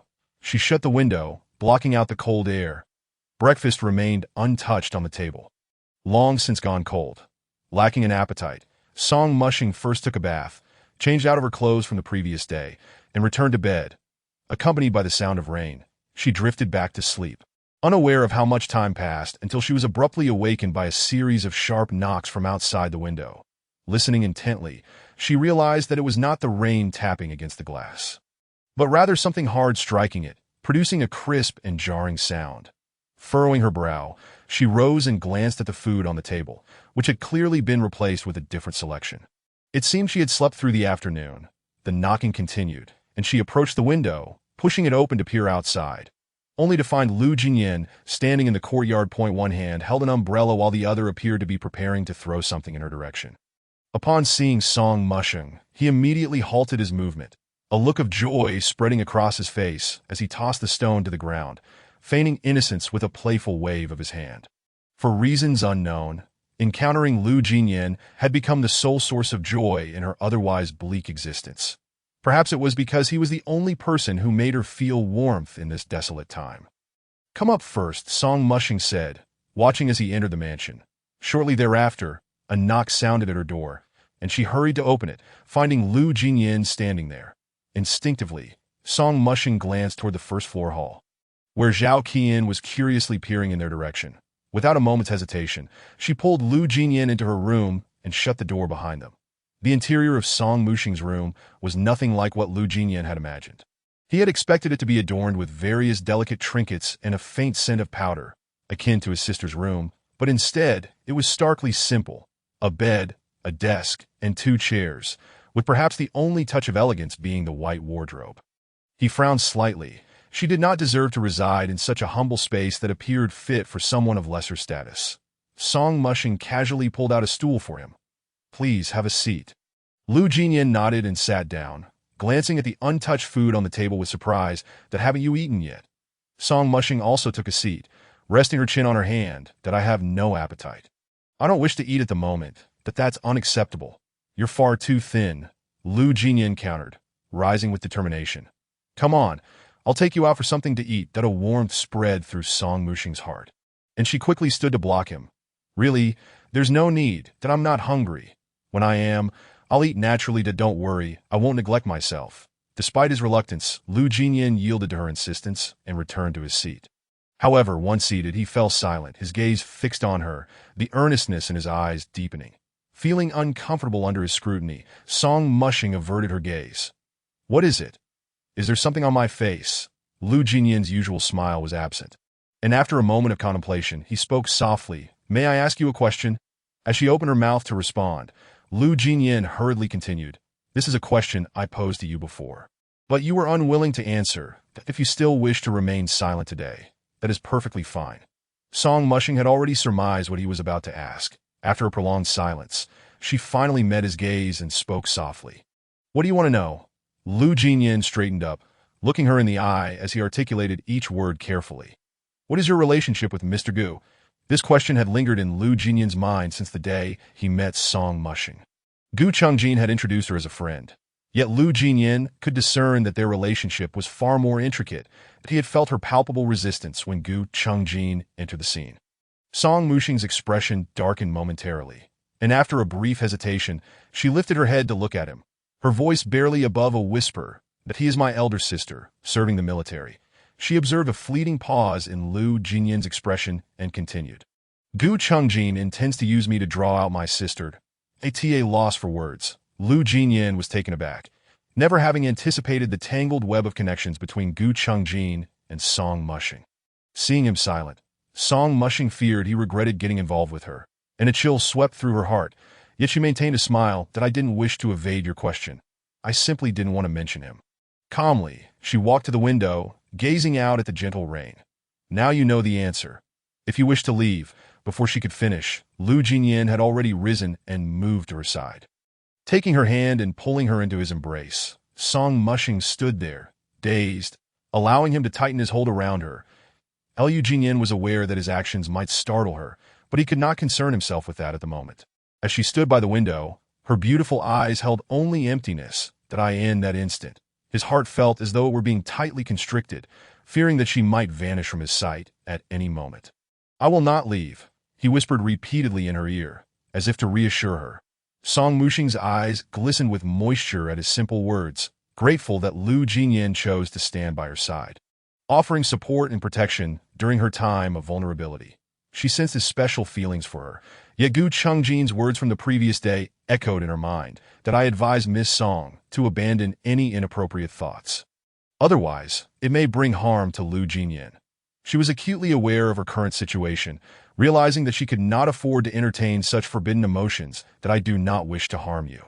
She raised her hand, intending to push him away, but it seemed that Lu Jinyan sensed her intent and held her even tighter. You have done nothing wrong. How could you possibly harm me? He replied firmly that Jiu Chungjin has you confined because of your sister, and if she does not appear, you would be trapped by him for a lifetime. Song Mushing remained silent that a lifetime was indeed a dauntingly long span. Lu Jinyan released her, grasping her shoulders and gazing earnestly into her eyes. Song Mushing, I will definitely take you away from here. Take her away. Her eyelashes fluttered as her nose tinged with emotion, her hands trembling slightly as she clutched the hem of his clothing. Can you truly take me away from here? Without hesitation, Lu Jinyan nodded affirmatively. Trust me. After a moment's contemplation, he continued, I can take you abroad. To a place where Gu Chungjin cannot find you. That a flicker of joy sparked within Song Mushing's heart, but it was quickly overshadowed by hesitation. What about your family? She noticed a momentary look of bewilderment cross his previously resolute face, and his heart, which had been racing, gradually slowed. She gently lifted the corners of her lips, speaking softly, unsure if she was comforting him or trying to resign herself to despair. I am already grateful that you are willing to think of me. Compared to me, you should be with your family. The more Lu Jinyan heard her say this, the more uncomfortable he felt. He recalled the 2 times he had helplessly watched Gu Chungjin take Song Mushing away. Feeling utterly powerless, this time, he knew he was the only person she could rely on. And how could he abandon her? My father is a cunning old fox. He will always find a way to protect himself, and Lu Ningwei. Upon hearing Lu Jinyan describe his father this way, Song Mushing couldn't help but chuckle softly. Seeing her smile ease some of the worry that had previously clouded his mind, he looked at her with unwavering determination, as if making a promise. Mushing, trust me. Give me a little time, and I will find a way to take you away. Hope reignited in Song Mushing's heart at his words, and she nodded in agreement. I believe you that Lu Jinyan did not linger at the mansion. He was eager to return and devise a plan to extricate Song Mushing. Conversely, Song Mushing had no intention of prolonging his stay, for she did not wish to encounter Gu Chungjin upon his return from the military governor's office. Yet, even though Lu Jinyan had departed well before Gu Chungjin returned to the mansion, Zhao Qian still inadvertently revealed to Gu Chungjin that Lu Jinyan had visited. Song Mushing braced herself for the ensuing storm. But today, Gu Chungjin seemed to have undergone a sudden transformation, displaying none of the previous day's brooding demeanor. Instead, he advised Zhao Qian, I will ask Chao Wei to frequent the mansion more over the next few days. You should cultivate a deeper bond with him. Jiu Chungjin appeared to have meticulously orchestrated Zhao Qian's romantic prospects, leaving Song Mushing with a twinge of pity for her. She began to doubt whether Gu Chungjin possessed even a trace of the emotions typical of an ordinary person. His words struck Zhao Qian the hardest. The remnants of her arrogance evaporated in an instant, replaced by a look of profound hurt in her eyes. Is there truly no place for me by your side? She slumped into her chair, allowing tears to stream down her cheeks. With a desolate smile, she lamented, You would rather imprison a female convict like her in this mansion than allow me to remain by your side. Devoted and earnest? Yet, Gu Chungjin, as if his innermost thoughts had been laid bare, abruptly stood, his voice colder than before. My decisions are not subject to your scrutiny, that he had lost all appetite for dinner, and left the dining room with a dark expression. Zhao Qian succumbed to quiet sobs, while Li Sa and Yuechio exchanged glances, uncertain of how to console her. Feeling overwhelmed by the oppressive atmosphere in the dining room, Song Mushing chose to exit as well. As she ascended to the second floor, she inadvertently caught a glimpse of Gu Chungjin's room. The door slightly ajar, he stood alone at the window, his silhouette forlorn, a faint red glow between his fingers. Curling tendrils of smoke wafting in the air. This was the first time Song Mushing had seen him smoke. Noticing her gaze, Gu Chungjin turned slightly, the light from the outside framing his chiseled profile. Momentarily taken aback, Song Mushing averted her eyes, retreating to her own room. With a burgeoning sense of hope, time seemed to pass more swiftly than in the blink of an eye. 3 days had elapsed, during which Song Mushing awaited news from Lu Jinyan with bated breath. Yet, after 3 long days, only Chao Wei had visited the mansion. No one else had come. Unsure whether to hold on to hope for Lu Jinyan, he had become her sole lifeline. Apart from him, she had no one else to rely upon. But as the days dragged on without a word from Lu Jinyan, it was Li Xiujie, who had not visited the mansion in ages, who knocked on her door. "Miss Song, please gather a few belongings. We will be heading to Rongqing shortly with the military commander." Rongqing? Why the sudden trip? A sense of foreboding gripped Song Mushing. Had Gu Chungjin uncovered Lu Jinyan's plans as Li Xiujie turned to leave? She hurriedly stopped him, tentatively asking, "Why are we going to Rongqing?" Li Xiujie regarded her for a moment, seemingly reluctant to elaborate. "I am merely following orders, Miss Song, that it would be best not to inquire further, lest you provoke the military commander's displeasure." With a slight nod, he exited her room. With a heavy heart, Song Mushing hastily packed a few items. Upon leaving the mansion, she indeed found Gu Chungjin waiting for her in a car at the entrance. Li Xiujie took her luggage and opened the car door for her. She settled into the vehicle, and moments later, it set off. Stealing a glance at the man beside her, she noted he was not in his usual military attire, but rather clad in a well-tailored suit.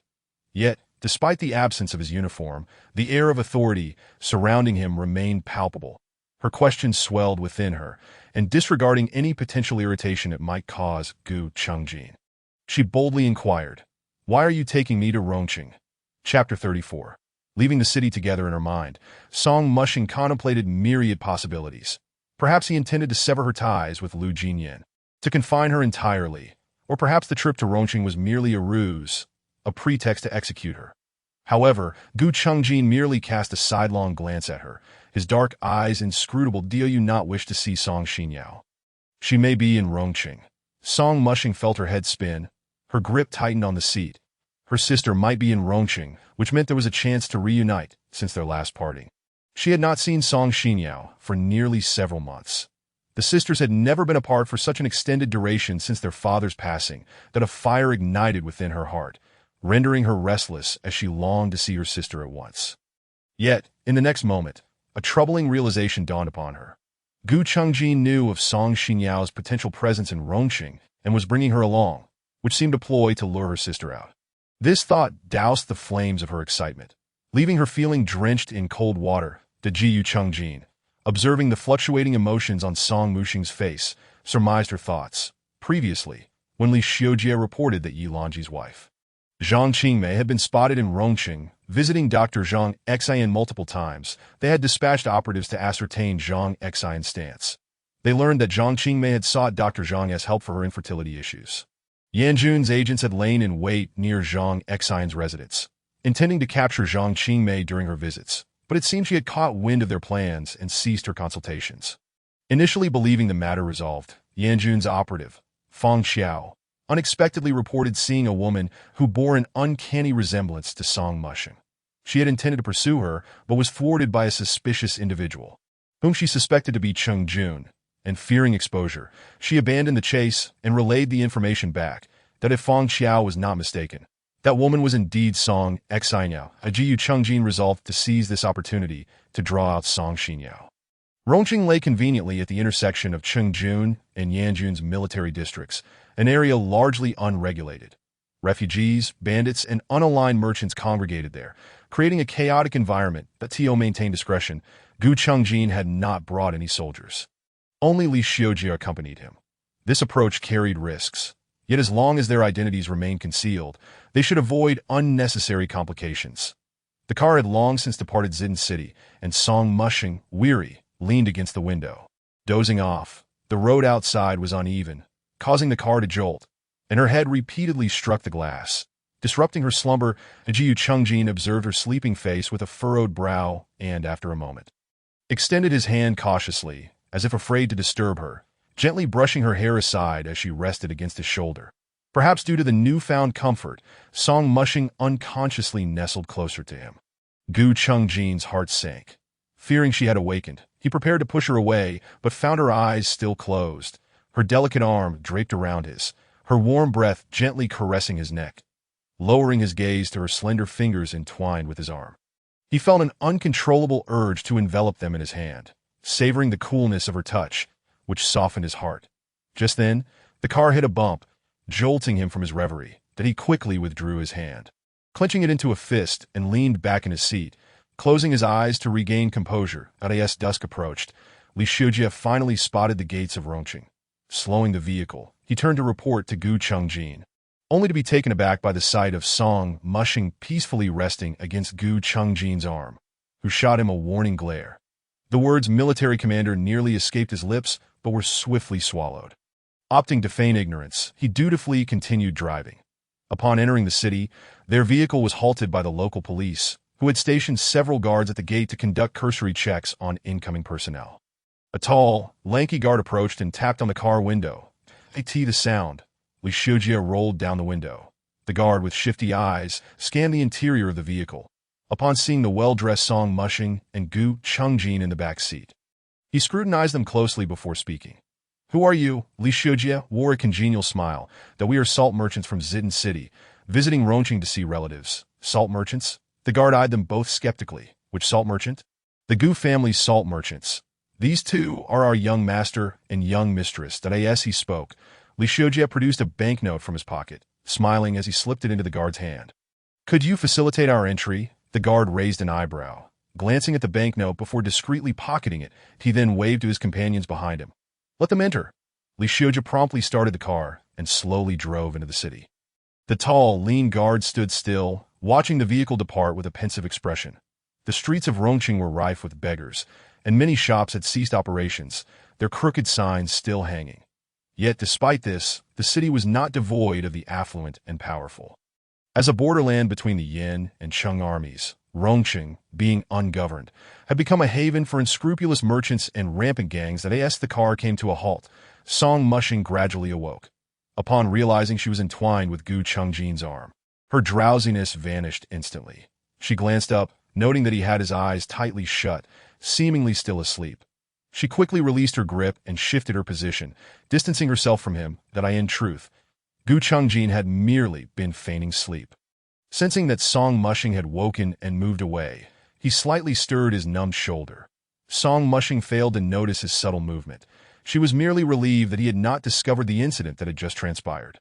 "The car finally stopped. We have arrived at the military seat," Gu Chungjin said, opening his eyes and glancing out the window. There stood a 3-story building, merging Western architectural style, with a sign at the entrance inscribed in bold brush strokes, Taihe Grand Hotel. Chapter 35. Frosted with cold, Gu Chungjin did not rush to exit the vehicle. Instead, he turned to Song Mushing and said in a deep voice, "There are matters I need to clarify with Miss Song." Song Mushing did not even turn her head. Remaining silent, he had anticipated her reaction and was not angered. He continued, "The situation in Rongqing is far more perilous than that in Jitian City. The city harbors hidden dangers at every turn. Therefore, if you wish to avoid unnecessary trouble, it would be prudent for Miss Song to refrain from revealing her true identity to others. Remember, we are salt merchants from Jitian City. My name is Gu Jin, and you are my wife, Song Ting." Song Mushing frowned, disliking such an arrangement. She had no desire to play the role of his wife. However, Gu Chungjin had already made all the decisions and was indifferent to her opinions. He exited the car and theatrically opened the door for her, but she lingered, hesitant to step out. Jiyu Chungjin narrowed his eyes, one hand propped against the car door while the other slipped into his pocket. Leaning closer, as if to threaten her, he whispered in her ear, "If you still care for your sister's safety, it would be wise to heed my words." That he was using her sister as leverage against her. Song Mushing turned in fury to glare at him, only to find that Gu Chungjin had leaned in too close, their noses nearly touching. She caught a glimpse of her reflection in his dark eyes, her breath catching in her throat as she hastily pushed him away and exited the sea. Gu Chungjin took a moment to compose himself before approaching her again, assertively wrapping his arm around her slender waist. Song Mushing instinctively tried to swat his hand away, but Gu Chungjin seemed to have anticipated her intentions, squeezing her waist just enough to ensure she could not escape. With a feigned smile, he remarked, "Miss Song, if we are to act, we must do so thoroughly." His warm breath brushed against her neck, causing her to flinch uncomfortably. Clenching her fists in frustration, she resolved to endure for the sake of seeing her sister. Taya Grand Hotel was the largest establishment in Rongqing, offering a wide array of services, including dining, lodging, and even gambling. The first floor housed the restaurant, the second the casino, and the third provided accommodations.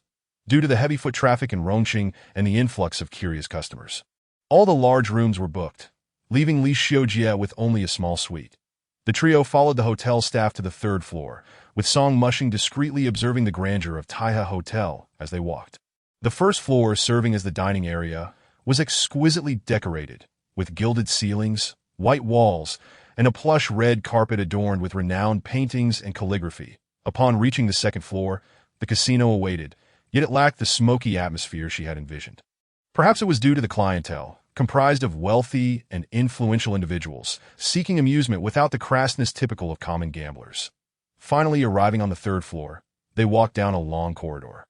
And upon entering the suite, Song Mushing discovered it comprised a living room connected to two bedrooms. The staff departed after showing them in, and Li Xiujie cautiously closed the door, conducting a brief inspection of the room before gazing out the window. He then turned to Gu Chungjin. "Military seat. All is well." Gu Chungjin nodded, releasing his hold on Song Mushing's waist and instead grasping her wrist, leading her toward one of the bedrooms. As they walked, he instructed Li Xiujie in a low voice, "You will occupy that room. She will stay with me in this one. Did I refuse?" Song Mushing exclaimed, startled, attempting to withdraw her hand, but Gu Chungjin's grip was unyielding, and she found herself unable to break free despite her struggles. Recalling his previous actions, she was resolute in her unwillingness to share a room with him. Gu Chungjin, exasperated by her defiance, had already planned for them to share a bedroom prior to their arrival in Rongqing. This time, he had not brought any soldiers to remain inconspicuous, and without such measures, he feared that before he could draw out Song Xinyao, this woman might escape. Does Miss Song believe she has any choice in the matter? Gu Chungjin scoffed, tightening his grip as he attempted to pull her into the room. Yet Song Mushing clung fiercely to the doorframe, biting her lip in stubbornness, refusing to relent. Li Xiujie stood awkwardly to the side, unsure whether to intervene. Gu Chungjin, now thoroughly irritated, scowled as he threw the suitcase he was holding into the room.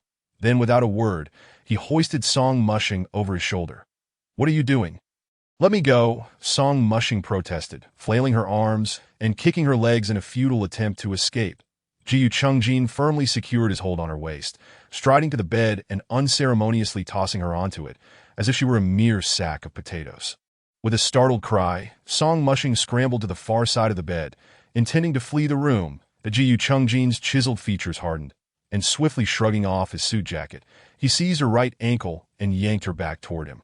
Song Mushing screamed as she landed once more on the bed. Gu Chungjin's patience had worn thin. He had no intention of granting her further opportunities for mischief. He followed her onto the bed, pinning her down with deft movements, immobilizing her limbs. As Song Mushing continued to struggle, Gu Chungjin, suppressing his fury, fixed a fierce gaze upon the woman beneath him. "Song Mushing, do not repeatedly challenge me. Do you believe I won't take action right now?" Perhaps Gu Chungjin's warning finally resonated, or perhaps she had acknowledged the disparity in strength between them, but Song Mushing gradually ceased her thrashing. Her eyes, filled with deep-seated hatred, bore into Gu Chungjin's, tears of humiliation streaming down her cheeks. The room fell into an absolute silence, as if the previous commotion had never occurred. Aware that he should not linger, Li Xiujie discreetly exited the room. Gu Chungjin maintained his grip on Song Mushing for some time, until weariness gradually crept into his deep-set eyes. Ultimately, he released her and stood up, irritably loosening his collar. He glanced back at the woman on the bed, who remained motionless, fixated on the ceiling while her tears flowed silently. A flicker of compassion crossed his typically indifferent gaze that he closed his eyes, inhaled deeply, and when he reopened them, his expression returned to its usual composure. Chapter 36. No one can touch his people. It was not until she heard the sound of Gu Chungjin closing the door behind him that Song Mushing finally closed her eyes. Unsure if she had truly fallen asleep, she vaguely heard voices emanating from the living room. The speakers seemed to lower their voices, as if deliberately avoiding certain topics. Recalling Gu Chungjin's mention of Song Xinyao possibly being in Rongqing, she suspected the conversation in the living room might pertain to this matter. Shaking off her drowsiness, she quietly slipped out of bed and pressed herself against the door to eavesdrop, just as she prepared to listen intently. The dialogue in the living room abruptly ceased, followed by the sound of a door closing. Realizing too late that the conversation had concluded, alarm bells rang in her mind, just as she was about to rise and return to bed. The door in front of her suddenly swung open. The Gu Chungjin stood at the threshold, regarding the woman before him with a fleeting expression of surprise. After a moment, he spoke in a low voice. "Since you are awake, come down with me for something to eat that I do not wish to eat," she replied. Song Mushing responded coldly, her gaze cast downward, her expression indifferent as she attempted to turn back to her room. Although she had endured a long journey and the preceding tumult, she was indeed famished. Yet, at this moment, she would rather endure hunger than share a meal with him. As she turned, Gu Chungjin swiftly grasped her wrist. His eyes glinting with a chilling intensity. "I am not consulting you," he insisted, resolutely pulling her out the door. At that moment, Li Shujie was not present in the room, leaving only the two of them to descend the stairs together. Fortune favored them, as they arrived on the ground floor to find the bustling restaurant had just cleared a table. The attendant promptly prepared the table for them and handed the menu to Gu Chungjin. Holding the menu, Gu Chungjin glanced at Song Mushing, noting her continued air of melancholy, and, disinterested in inquiring about her preferences, casually ordered a few dishes before returning the menu to the staff. Song Mushing sat in a daze, staring blankly at the floor, indifferent to the peculiar atmosphere surrounding them in the restaurant. Gu Chungjin had no intention of breaking the silence either. He sipped his tea while discreetly surveying the entire establishment. His choice to stay at Taihe Restaurant was influenced by its proximity to Zhang Xian's clinic. Fang Qiao had previously reported sighting Song Xinyao nearby, leading Gu Chungjin to speculate that if Song Xinyao had not yet departed Rongqing, she might be lodging here. Both of them, preoccupied with their thoughts, remained silent, creating a stark contrast to the lively ambience of the restaurant. At that moment, four burly men entered from outside, their cheap cotton garments making them stand out amidst the crowd. Just as the patrons at the adjacent table finished their meal, the men scanned the vicinity and swaggered over to occupy the newly available seats. "Waitstaff, bring the dishes," one of them bellowed as he plopped down behind Song Mushing, eliciting an uncomfortable frown from her. The group ordered a few jugs of liquor and some snacks, then launched into rambunctious conversation. The raucous voices from behind caused Song Mushing a headache as she ate the freshly served meal with a furrowed brow. Her annoyance palpable, Gu Chungjin shared her displeasure, but opted to remain silent. After a few rounds of drinks, the rowdy table grew even more boisterous. One man, bearing a scar across his face and evidently inebriated, stood unsteadily, his face flushed as he surveyed the surroundings, ultimately fixing his gaze on the seemingly delicate Song Mushing beside them. With a lewd grin, he turned and slapped his hand onto her shoulder, his drink swaying precariously. "This little lady is quite something." Taken aback by the unexpected harassment, Song Mushing instinctively raised her hand to swat his away, but Gu Chungjin was quicker, deftly drawing a sleek black pistol from his pocket and pressing it against the man's forehead. If the appearance of the firearm had dulled the man's drunkenness, the unmistakable sound of the bullet being chambered brought him to full sobriety. Gu Chungjin exuded an intimidating aura, his gaze as frigid as winter's ice. "Do you dare to touch my woman?" The other three men at the table stood up, rolling up their sleeves as if to intervene, while the scarred man, now somewhat intimidated, had not anticipated provoking someone of such caliber. In truth, many patrons of Taihe Restaurant carried firearms for protection, but he had never expected that a mere moment of drunken folly, a fleeting touch of a woman, would result in such a severe response. He gulped nervously, slowly raising his hands above his head, smiling in a conciliatory manner that it was a misunderstanding. With that, he turned back to his own table, his previous bravado completely vanished, setting down his drink. He signaled to his companions, who reluctantly backed off, realizing that Gu Chungjin's gun made them no match for him. Gu Chungjin shot them a cold glance before holstering his weapon, but he turned to the still-shaken Song Mushing and asked in a low voice, "Are you finished?" Surprised that he would draw a gun over someone else's unwanted touch, Song Mushing remained lost in the chaotic recollection of the scene and took a moment before nodding. The ruckus had drawn the attention of the entire restaurant, and even if she had not finished her meal, she had lost all appetite that as she stood, Gu Chungjin intentionally shielded her, while the scarred man feigned drinking. Secretly observing their every move, the Gu Chungjin, already aware of the man's scrutiny, cast a warning glance in his direction before leading Song Mushing out of the restaurant as if nothing had transpired. Only after their figures had vanished from view did a man, hidden in a corner of the restaurant, finally retract his gaze. Lowering the brim of his hat slightly, he hurriedly exited Taiho restaurant. Upon returning to the room with Gu Chungjin, Song Mushing found it difficult to calm her racing heart. The scene in the restaurant replayed in her mind, the image of the man drawing a gun seemingly frozen in her thoughts. Refusing to dissipate, she pondered for a long time, unable to fathom why Gu Chungjin had drawn a gun on her behalf. As a woman confined in her freedom, she could not comprehend why her humiliation would matter to him. Uncertain of the man's intentions, Song Mushing sought to push the troubling thoughts aside, entering her bedroom and gazing out at the increasingly dimming sky, confronted with the pressing question of how to retire for the night. Chapter 37. Investigation. The prospect of cohabiting a space with Gu Chungjin was already unbearable. Sharing a bed with him felt utterly impossible. Just then, Li Xiujie returned from outside, standing at the bedroom door. He called out respectfully, "Military commander." Hearing his voice, Song Mushing glanced toward the entrance, only to realize that another man stood behind Li Xiujie. Appearing to be in his 40s, he bore a nervous demeanor, seemingly observing her intently. When Song Mushing caught his eye, he quickly averted his gaze, lowering his head in embarrassment. The Gu Chungjin regarded the two men briefly before stepping outside as the others prepared to leave the bedroom. He turned back to cast a dispassionate glance at Song Mushing before closing the door. The three men halted in the center of the living room, and Li Xiujie slightly turned to introduce. "Military commander, this is Dr. Zhang." Zhang Xen appeared visibly anxious, beads of sweat dotting his forehead as he kept his head lowered, cautiously addressing Gu Chungjin. "Military commander, there's no need for such formality, Dr. Zhang. I merely wish to ask a few questions." "I assure you, it will not be difficult," Gu Chungjin said, settling onto the sofa, appearing tired as he leaned back. Crossing his legs, he observed Zhang Xin's trembling hands as he wiped the sweat from his brow, maintaining a stoic expression as he gestured for him to sit. "Please, take a seat." Zhang Xin hurriedly nodded, taking a seat at the opposite end of the sofa. I should poured tea for the two before stepping back to stand behind Gu Chungjin, standing at attention. "The woman I mentioned earlier, Dr. Zhang.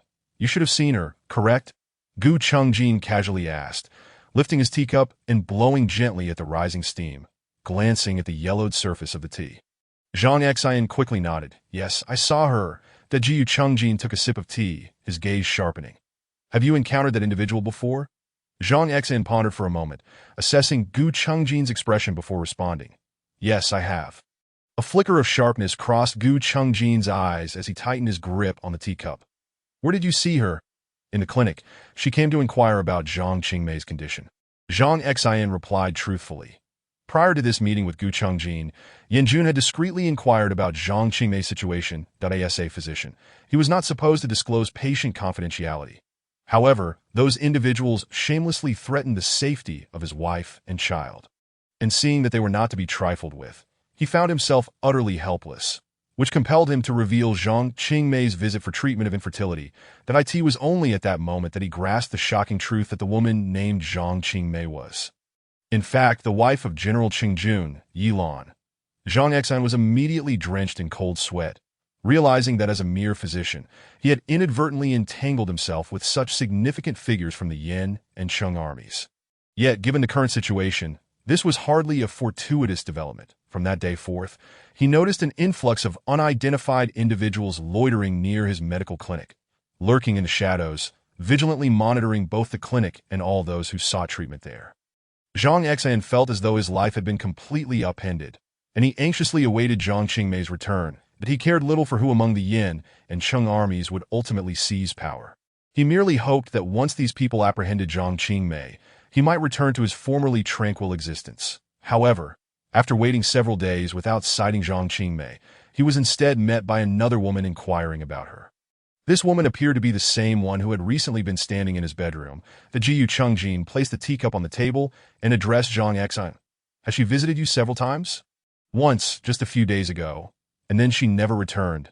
Zhang Exan replied that Jiyu Chengjin recognized that he could glean no further useful information from Zhang Exan. So he lifted his gaze and signaled to Li Xiujie.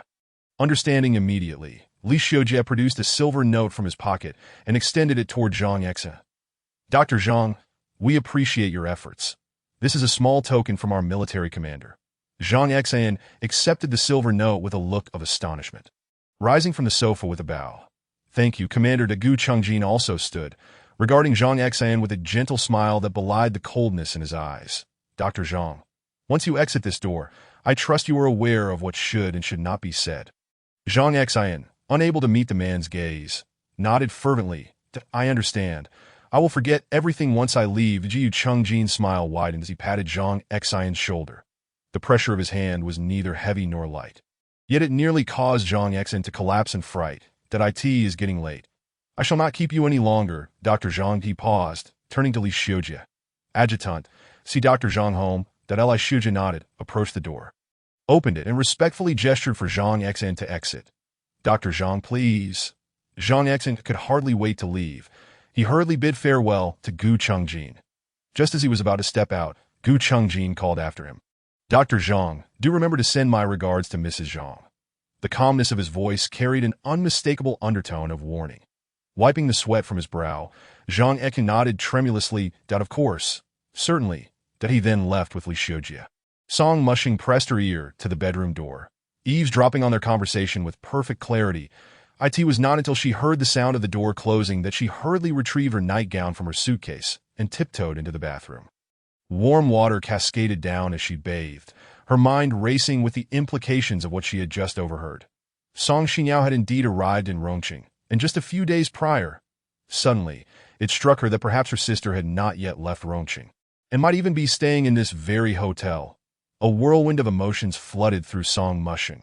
She eagerly anticipated a reunion with Song Xinyao, yet simultaneously feared that her sister might fall into Gu Chengjin's trap. Lost in thought, she was abruptly jolted by a sharp pain in her lower abdomen. Looking down, she noticed a few drops of crimson blood on the milky white tiles of the bathroom. It dawned on her that her period had arrived. Calculating the days, she realized it had been nearly half a month late. Fortunately, before coming to Rongqing, she had anticipated this issue and had prepared menstrual supplies in advance, after tending to her needs. However, the discomfort in her abdomen intensified, leaving her in a state of indecision. Standing felt unbearable, yet squatting was no better, and as she took deep breaths, clutching her belly, she longed to collapse onto the bed. But at that moment, the bedroom door swung open. Song Mushing glanced toward the entrance to see Gu Chengjin entering and locking the door behind him. Chapter 38. An indelible poison. She did not wish for him to witness her frail and helpless state. So she bore the pain and stood up, retrieving a few garments from her suitcase, laying them out on the floor, and collapsing onto them. Jiyu Chengjin merely observed her coldly, saying nothing. That he took a black silk nightgown and entered the bathroom. Soon, the sound of rushing water filled the air. Song Mushing lay on the cold floor. The sharp pangs in her abdomen caused her to break into a cold sweat. She turned on her side, furrowing her brow, her hands pressed against her belly, attempting to find some solace. In recent years, due to her poor health, she had always experienced pain during her periods, but she had managed to endure it. Yet this time, perhaps due to the severe torture she had previously endured, her condition had worsened, and the agony was almost unbearable, leaving her yearning to faint. The cramping in her abdomen was relentless, even inducing a sensation of nausea. As the sound of water in the bathroom gradually ceased, Gu Chengjin emerged wearing the black silk nightgown. Feeling increasingly nauseous, Song Mushing sprang up and rushed into the bathroom, nearly expelling her bile. But the sharp pain continued to assail her. Jiyu Chengjin regarded her as she exited the bathroom, her face pale, and he frowned in silence. Song Mushing avoided his gaze, lying down on the makeshift bedding she had created, her hands still clutching her abdomen, curling into a ball and closing her eyes. Noticing her furrowed brow and tightly pressed lips, glistening with sweat, Gu Chungjin deduced that she was unwell. Yet, even in her current state, this woman stubbornly refused to occupy the bed beside him, insisting on lying on the cold floor. The Gu Chungjin had never felt such exasperation towards a woman before. That in truth, he could have easily ignored her earlier in different demeanor. But witnessing her in such distress made it impossible for him to turn a blind eye. Ultimately, he yielded. He looked at her with a hint of helplessness and called her name softly. Song Mushing. She remained motionless on the floor. He crouched down beside her, gently patting her cheek and calling her name once more. Song Mushing. Reluctant to respond, she was in such pain that even breathing felt laborious. She kept her eyes closed, weakly and impatiently replying, "What do you want?" Furrowing his brow, he spoke in a tone that bordered on command. "Get onto the bed." Song Mushing tightened her grip on her abdomen. "Get onto the bed." Does she expect me to willingly walk into the tiger's den? She thought, her voice barely audible, her resolve unyielding. "That I won't." That Gu Chungjin felt his patience wearing thin due to her obstinacy. Disregarding her reluctance, he scooped her up from the floor and carried her to the bed. Startled, Song Mushing instinctively opened her eyes, wrapping her arms around his neck, but as realization struck, she quickly withdrew her hands. She wished to resist, but her body was too weak to struggle against him, and she could only question him feebly. "What are you doing?" Gu Chungjin shot her a sidelong glance, uninterested in further conversation, and placed her gently on the bed. Before he could rise, the moment she touched the bed, she recoiled as if it were scalding, desperately attempting to get off again. "Stay put." His voice was laced with irritation. And Gu Chungjin climbed onto the bed, pressing her shoulders down to keep her there. The pain radiating from her abdomen prompted Song Mushing to cry out, her body curling inward as she squeezed her eyes shut. Choosing not to look at him, seeing her finally still, he released her and turned off the room's light, lying down on the opposite side of the bed. The moonlight outside cast a soft glow. In the stillness, Song Mushing's pain seemed amplified, and she continuously rubbed her abdomen in a futile attempt to alleviate the discomfort, but her icy hands provided no relief. Tossing and turning, she found herself unable to sleep. Despite having sweated profusely from the pain, she felt an overwhelming chill. The Gu Chungjin remained awake as well, his eyes opening in the darkness, that he glanced over at the woman lying with her back to him. Her petite form illuminated by the gentle moonlight, appearing pitiably fragile, he could surmise what was troubling her. Years prior, when he first brought Zhao Qian to his side, she too had suffered from malnutrition. And during her menstrual cycles, she had presented in a similar state. The doctor had prescribed her herbal remedies for recuperation and advised her to keep her abdomen warm. Since then, even in the sweltering summer heat, whenever her period arrived, Zhao Qian would clutch a hand warmer to her belly, as it seemed to provide her some comfort. Recalling this, Gu Chungjin instinctively turned towards Song Mushing and reached out to her. Yet in the next moment he halted abruptly, his hands suspended in midair. What was he attempting to do? He suddenly realized that he had just wanted to warm this woman's belly. Gu Chungjin was immediately taken aback by this thought. He recalled that on the day at the mass grave, he had resolutely decided not to let her tug at his heartstrings, nor to allow her to become his Achilles heel. Yet, scarcely a few days had passed, and he had already forgotten his resolve, uncontrollably focusing on her. Beneath the faint moonlight, he gazed at Song Mushing's silhouette, a flicker of complexity flashing through his starry eyes, but he could not articulate what was happening within him. As the commander of the Yin army, he had encountered countless women. Which of those who had previously approached him was not more alluring, more adept at submission than she? Yet, inexplicably, he found himself consumed with an unusual tolerance and possessiveness solely towards her. At this realization, Gu Chungjin understood he had been thoroughly ensnared by this woman. When had it all begun? Was it during the moment she endured severe interrogations yet refused to yield? Or when she quietly immersed herself in books and the study? Or perhaps during those times when she appeared on the brink of collapse, yet feigned stubbornness and resilience?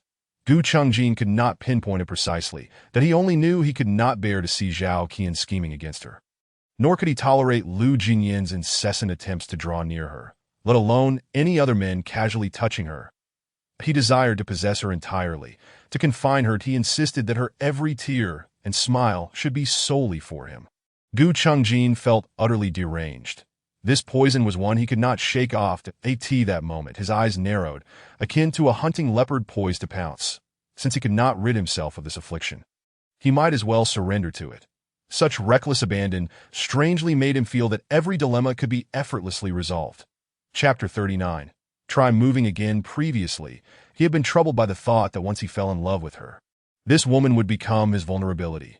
However, he had now come to realize that as long as he could ensnare her within his grasp, as long as he could bind her completely to his side, no one could harm her, nor could anyone use her against him.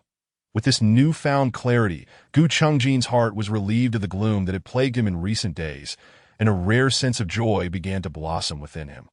He resolved to approach Song Mushing more closely. Unbeknownst to her, Song Mushing was unaware of the tumultuous journey the man behind her had undergone and the decision he had made. She merely sensed a movement behind her, and before she could react, a warm body had already leaned against her back. Startled, she barely had time to respond when a hand reached from behind, passing through her own, and pressed against her abdomen. Through the thin fabric of her nightgown, the warmth of that hand radiated toward her. Song Mushing was momentarily stunned. She was uncertain of the man's intentions and dared not make any rash movements. She knew that even on ordinary days, she might not be able to resist him, let alone in her current frail state. Stiffening, she nervously placed her hands in front of her chest at that moment. The man's hand suddenly shifted, but he merely began to gently knead her belly. Song Mushing was bewildered. After waiting in silence for a while, she realized he genuinely had no further intentions, and she slightly lowered her guard. Though fear still lingered in her heart. Why was this man helping her? Was it merely an attempt to gain her trust, hoping she would willingly allow herself to be used? A bitter smile curled upon her lips. The harm he had inflicted upon her could not simply dissipate with a few kind gestures. Though the pain persisted, it lessened somewhat due to Gu Chungjin's touch. Nonetheless, Song Mushing would rather endure the pain alone than accept this man's goodwill. She grasped the hand that rested on her abdomen, attempting to dislodge it. However, that hand suddenly exerted force, and not only did she fail to succeed, but she was also pushed further against the man behind her, drawing them even closer. His warm body enveloped her entirely, and unable to withstand such intimacy, she tried to rise from the bed. Yet, just as she began to move, Gu Chungjin seemed to anticipate her intentions, slipping his other arm under her neck and drawing her shoulder back into his embrace. With one hand above and the other below, he secured her tightly, rendering her completely immobile. Song Mushing struggled to pry his hands away, twisting her body in an attempt to escape his grasp. That moment, the man spoke, his voice laced with extreme restraint. "Try moving again." She hesitated slightly, suddenly sensing something unusual about the man behind her. Of course, she understood the implication. Instantly, she dared not move again, settling into silence. After a considerable time, she finally resigned herself, resting her head on Gu Chungjin's arm. Yet, deep down, she was unwilling to so easily concede. She gripped his hands that encircled her body, ready to detect any movement he might make. As seconds turned into minutes, Song Mushing could not bring herself to sleep, but ultimately, she succumbed to the drowsiness and drifted off. Gu Chungjin felt her body relax and heard her faint, even breaths, knowing she had finally fallen asleep. Yet he could not find rest. His body seemed to be ablaze, although this woman lay in his arms. He could not act upon his desires. He did not mind taking her by force. But given her current condition, he was not so desperate as to disregard humanity that he would eventually make her truly his woman. But not at this moment. Leaning down slightly, he placed a gentle kiss on the nape of her fair neck and slowly closed his eyes. The following day, sunlight streamed through the tightly shut curtains, filling the room with brightness. Outside, birds occasionally flitted by, chirping and creating a ruckus. Song Mushing slowly opened her eyes. The first thing she saw was a black men's nightgown that dawned on her that she was half draped in Gu Chungjin's embrace, his hand tightly wrapped around her waist as if clutching a firearm. Instantly, her sleepiness vanished. Cautiously, she pried his hand from her waist and quietly rose. However, at that moment, a striking red hue on the sheets caught her eye. Her face flushed as she realized the gravity of the situation. Glancing down, she confirmed that her nightgown bore the same crimson stain. Hurriedly, she leaped off the bed, rummaged through her suitcase for a fresh outfit, and dashed into the bathroom. As soon as the bathroom door clicked shut, Gu Chungjin opened his eyes, clarity returning to his gaze. The sound of rushing water echoed from the bathroom as Gu Chungjin rose from the bed and approached the window. Below, the entrance to the Taiha Hotel came into view. He leaned against the windowsill, silently observing the throngs of people passing by outside. That moment, a pedestrian caught his attention, clad in a black long coat and hat. He seemed to deliberately maintain a low profile. Appeared he was preparing to enter the hotel, but hesitated, instead leaning against a nearby streetlight and pausing for a moment. Then, he raised his hand to adjust his hat. Turning to survey the entire Taiha Hotel, his gaze swept across the windows, as if searching for something. Finally, when his eyes met Gu Chungjin's, he abruptly lowered his head, deliberately pushing his hat down, and blended into the crowd. Entering the hotel, Gu Chungjin watched him until he disappeared within, his expression inscrutable, and a glint of coldness flickered in his pitch-black eyes. Meanwhile, Song Mushing completed her brief wash and, after cleaning her nightgown, emerged from the bathroom. Gu Chungjin, now dressed, entered the bathroom as she exited. Song Mushing cast a glance at the sheets. The vivid red stain remained as glaring as ever. Her face heated once more as she hurriedly hung her washed nightgown and approached the bed, swiftly removing the sheets. However, once she stripped the bed, staring at the bare mattress, she suddenly felt at a loss for what to do next. Hearing the sound of water still running in the bathroom, realization struck her. She gently placed the crumpled sheets on the floor, tiptoed to the door, grasped the doorknob, and cautiously opened it. Just as she cracked the door open, she spotted Li Xiujia, who had risen unbeknownst to her, seated on the sofa in the living room, awaiting instructions. She quickly shut the door and turned back, only to find Gu Chungjin emerging from the bathroom. Chapter 40. The suspicious man. Gu Chungjin cast a blank expression her way. Donning the jacket draped over the chair, Song Mushing sensed his suspicion and chose not to elaborate, silently making her way to the bed to retrieve the sheets from the floor, in the act of bending down. Her slightly open dress shifted upward, revealing a long expanse of fair, slender thigh. Unbeknownst to her, this sight did not escape the man's notice. Gu Chungjin's fingers, sharply defined, adjusted his cuffs as he spoke with an authoritative tone. "I do not approve of that outfit you're wearing. Change it." Confused, Song Mushing glanced down at her dress. This gown had been sent to her room along with other clothing, and she had worn it previously at the mansion without comment from Gu Chungjin. Why was he suddenly criticizing it today? "I only brought this one dress." Song Mushing was unwilling to alter her attire merely to appease Gu Chungjin. The garments belonged to her, and she intended to wear them as she pleased. His opinions were of no consequence. After finishing breakfast, she resolved to purchase a few new outfits. Gu Chungjin seemed resolute in his desire for her to abandon that particular dress. Mushing was acutely aware that her objections would bear little weight. After all, this man was extravagantly wealthy, and if he wished to buy her clothes, she would acquiesce. As Gu Chungjin approached the door, he opened the bedroom door and glanced back at her, saying, "Go have breakfast. The sheets will remain in the room, and I shall summon the attendant to attend to them." With that, he proceeded to the living room. That moment, Mushing wished fervently for the ground to swallow her whole. From Gu Chungjin's words, it was evident he had already seen the contents of the sheets. She had never felt so humiliated, especially not before a man who derived pleasure from tormenting her. Disheartened, she tossed the sheets onto the bed and glared at them, as if she could will a hole into existence through sheer willpower. After a prolonged moment, she finally left the room. The three of them descended to the first floor to partake in breakfast. Mushing had little appetite, slowly sipping her congee. Observing her lethargic pace, Gu Chungjin recalled the awkward sensation of holding her the previous night, and thus, he placed a bun into her bowl. Mushing frowned at the addition. Stating, "I cannot eat this," Gu Chungjin remained impassive, responding, "If you cannot eat, then take your time." Mushing clenched her fists, knowing her displeasure would scarcely affect this man, who possessed an overwhelming need for control. She chose to temporarily concede. Forcing herself to eat in silence, Gu Chungjin watched her obediently savoring her food, a flicker of amusement dancing in his eyes. It was indeed rare for her to be so compliant. Meanwhile, Li Xiujia, seated nearby, could not help but glance at Gu Chungjin several times, noting the calm demeanor with which he regarded Mushing, a stark contrast to the expression one would expect from a general towards a mere pawn. He recalled the various instances since Mushing had moved into the manor. Her attempt to flee from the study, which resulted in mere confinement rather than harm. Her near assault, which led to the swift execution of her assailant. And her departure with Lu Xiao, which had prompted Gu Chungjin to abandon his business to intervene personally. Under ordinary circumstances, any one of those incidents would have signaled her demise 1,000 times over. Yet, he had never witnessed Gu Chungjin display such forbearance towards any woman, not even Zhao Qian.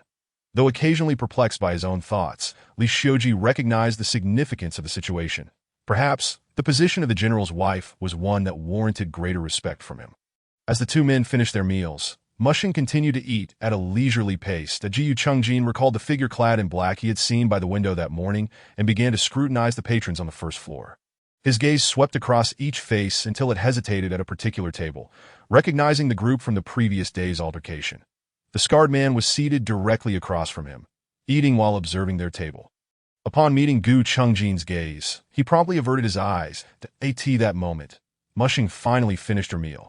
Just as she placed her chopsticks down, she was unexpectedly jostled from behind, and a wave of heat radiated from her arm. She gasped and instinctively sidestepped, glancing back to find an unsteady attendant clutching a kettle, hot water spilling over the table. Beside the attendant stood a man in a black long robe, his gaunt face betraying a hint of malice. The moment Mushing met his gaze, she sensed an unsettling familiarity in his eyes. Mushing felt a twinge of unease as she recognized the unusual intensity of his stare, but before she could ponder further, Gu Chungjin had already risen to her side, inspecting the burn on her arm. Fortunately, the water had cooled somewhat, leaving only a red mark on her skin. The attendant hurriedly bowed and apologized. "Madam, I am terribly sorry.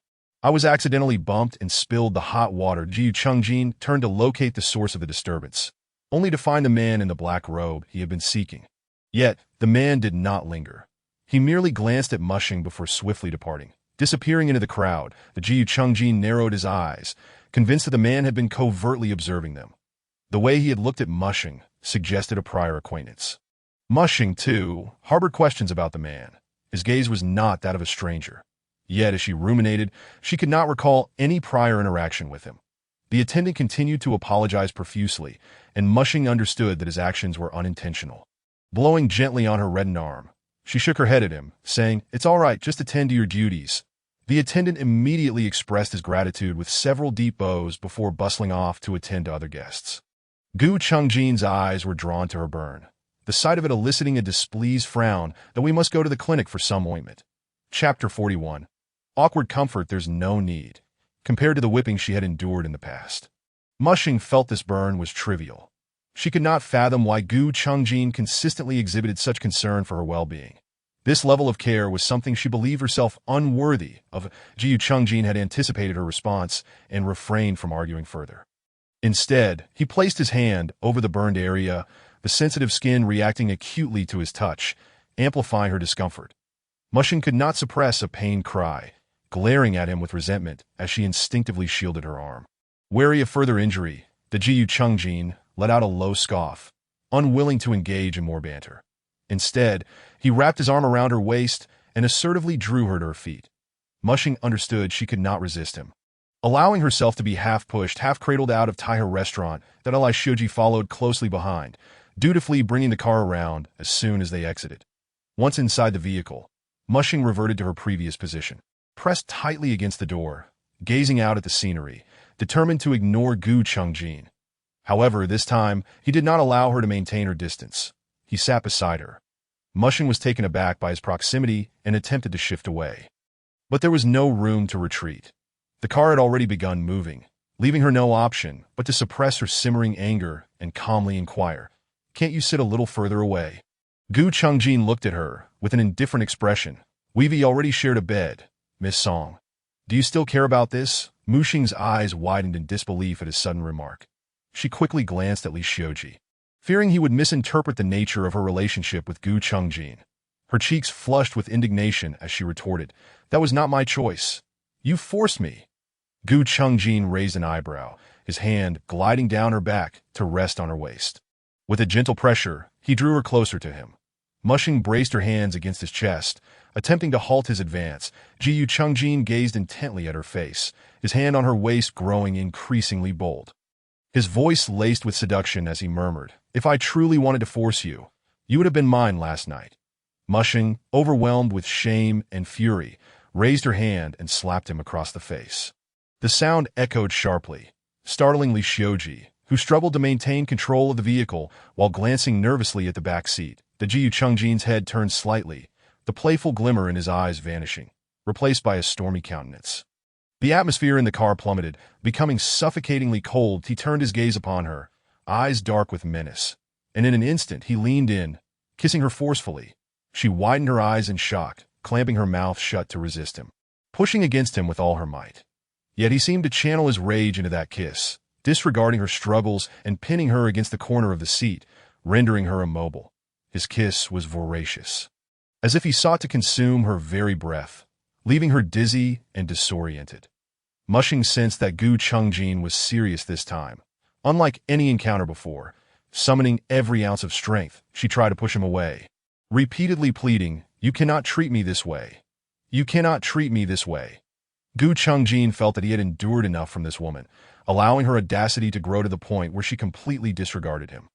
Song Mushing, tears streaming down her face, pleaded, "No, I cannot. It is inconvenient for me."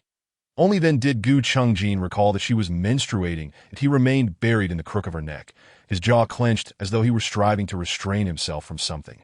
Song Mushing dared not move, her heart racing as she wiped away the tears on her cheeks, fearful that a careless gesture might provoke him once more. After a prolonged silence, Gu Chungjin, seemingly unwilling, pressed a heavy kiss against her neck before finally releasing her. Once he withdrew, Song Mushing hurriedly lowered her head, trembling as she attempted to straighten her now disheveled clothing. Yet the more she tried to compose herself, the more her nose tingled and her vision blurred, with tears cascading uncontrollably down her cheeks. She curled into a corner, lowering her head and succumbing to quiet sobs that if it weren't for her menstruation, she feared he would have taken her, just moments ago, right there in the car, with his subordinates present. She could not fathom why that man delighted in tormenting her this way. She would have preferred to be locked in a dungeon, even subjected to his harshest tortures, rather than endure such treatment from him. Uncertain of how much longer she could withstand the man's control, she felt a growing dread, terrified that she might ultimately lose even the sanctity of her own body.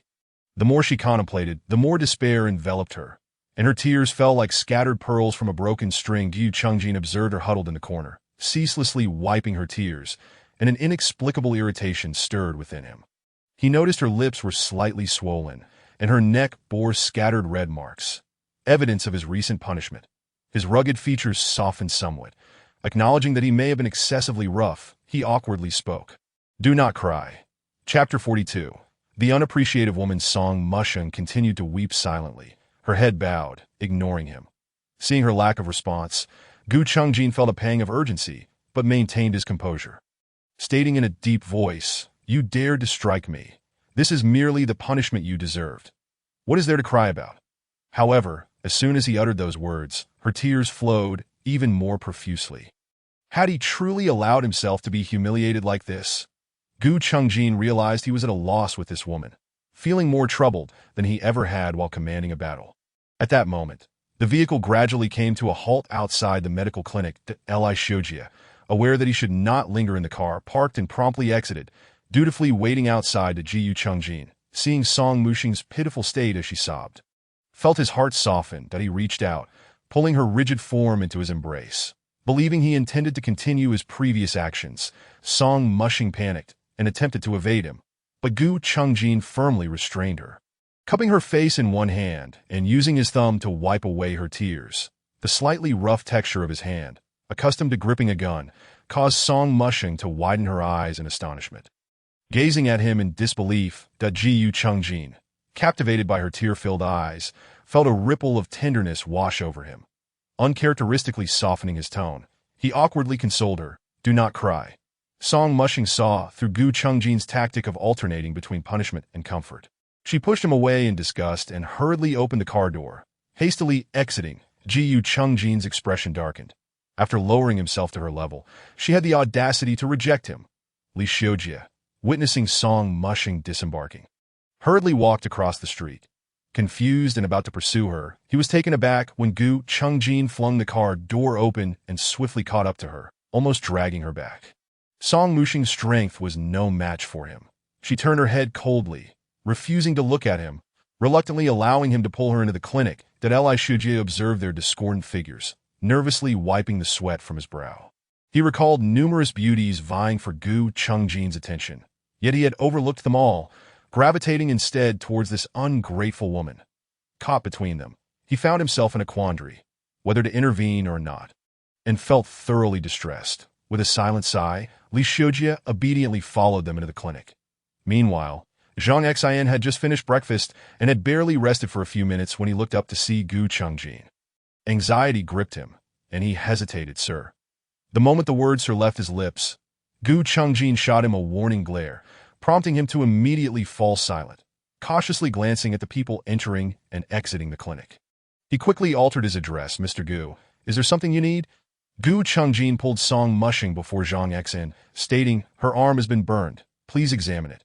Zhang Xian recognized her as the woman he had seen the night before. Not daring to delay, he promptly inspected the injury, retrieving high-quality ointment for burns and applying it to Song Mushing's wound. By the time he finished, he was drenched in sweat, as though he had labored for an entire day. Zhang Xian packaged the ointment needed for the change of dressing and advised, "Though the wound is not severe, avoid water for the next couple of days, and change the ointment once a day." Song Mushing nodded, reaching for the ointment he held, only to be surprised as Gu Chungjin snatched it away first. Her hand hovered in the air for a moment before she expressionlessly retracted it. Zhang Xian moved behind the counter, calculating the cost of the medicine. Unintentionally, he glanced up and noticed several red spots on Song Mushing's neck. Adjusting his glasses, he kindly reminded, "Madam, your neck." Song Mushing, unsure of what he meant, instinctively touched her neck. That Gu Chungjin, fully aware of Zhang Xian's implication, saw him moving closer to examine Song Mushing further.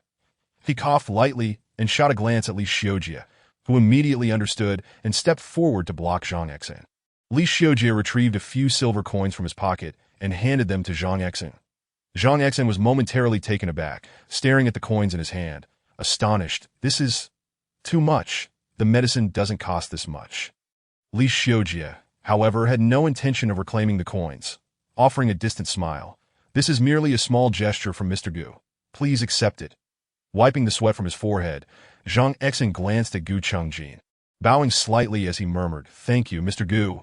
"Thank you." To Gu Chungjin cast a dispassionate glance at him before taking Song Mushing and departing from the clinic. Once outside, amidst the bustling street, Gu Chungjin surveyed the surroundings. Rongqing was not comparable to Zhaidingshan, Dadayan Zhaidingshan.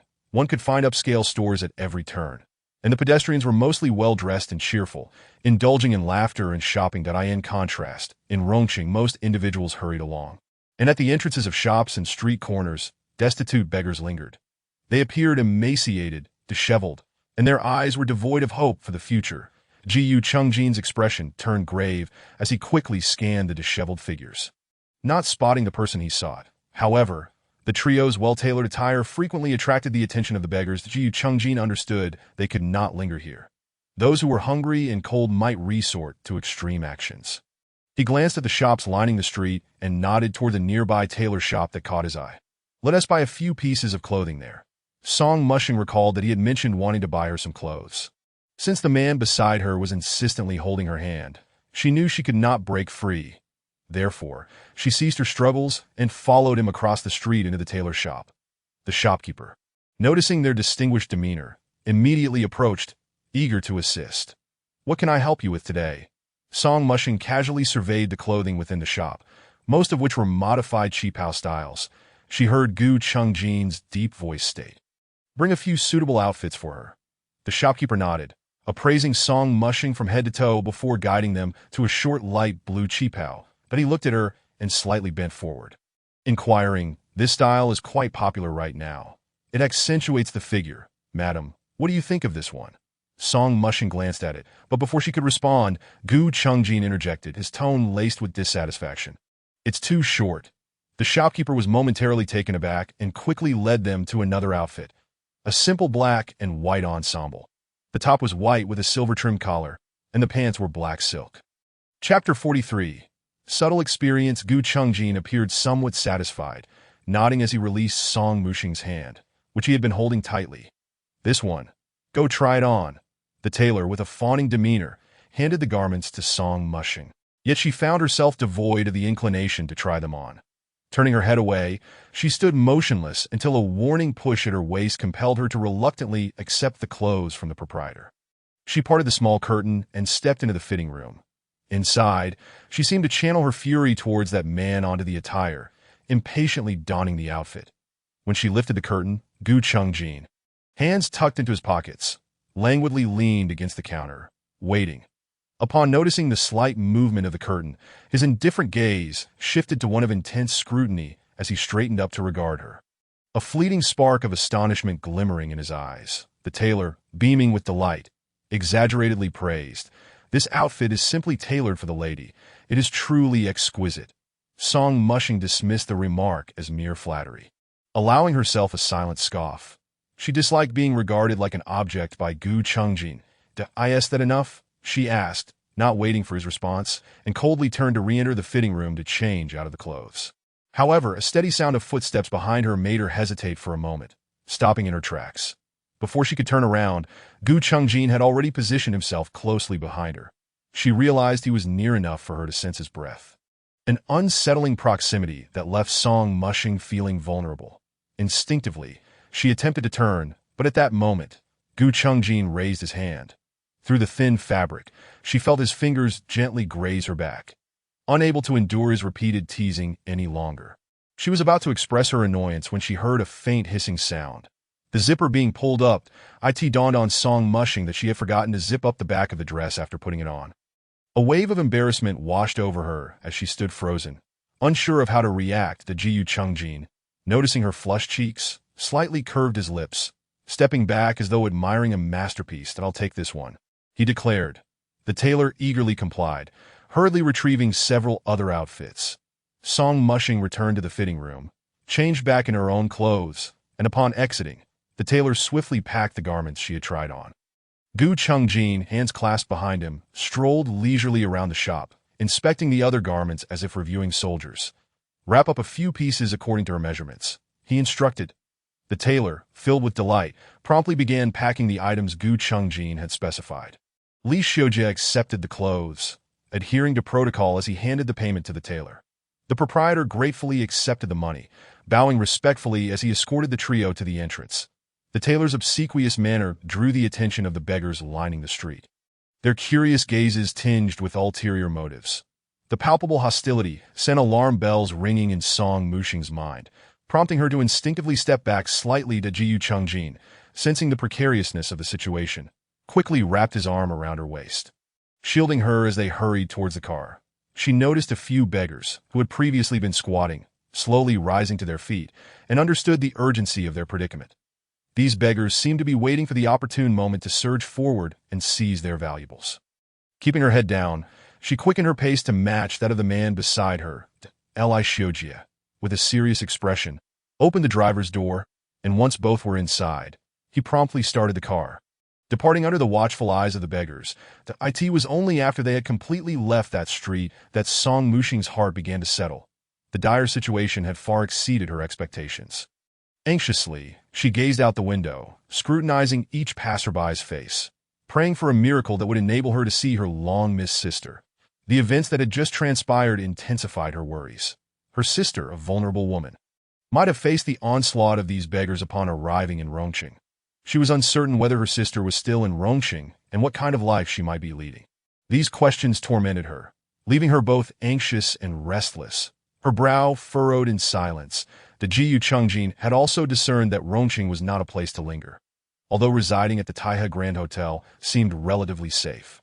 Their outings remained perilous. Moreover, there had been little news from Feng Xiao regarding Song Xinyao, her whereabouts almost entirely unknown.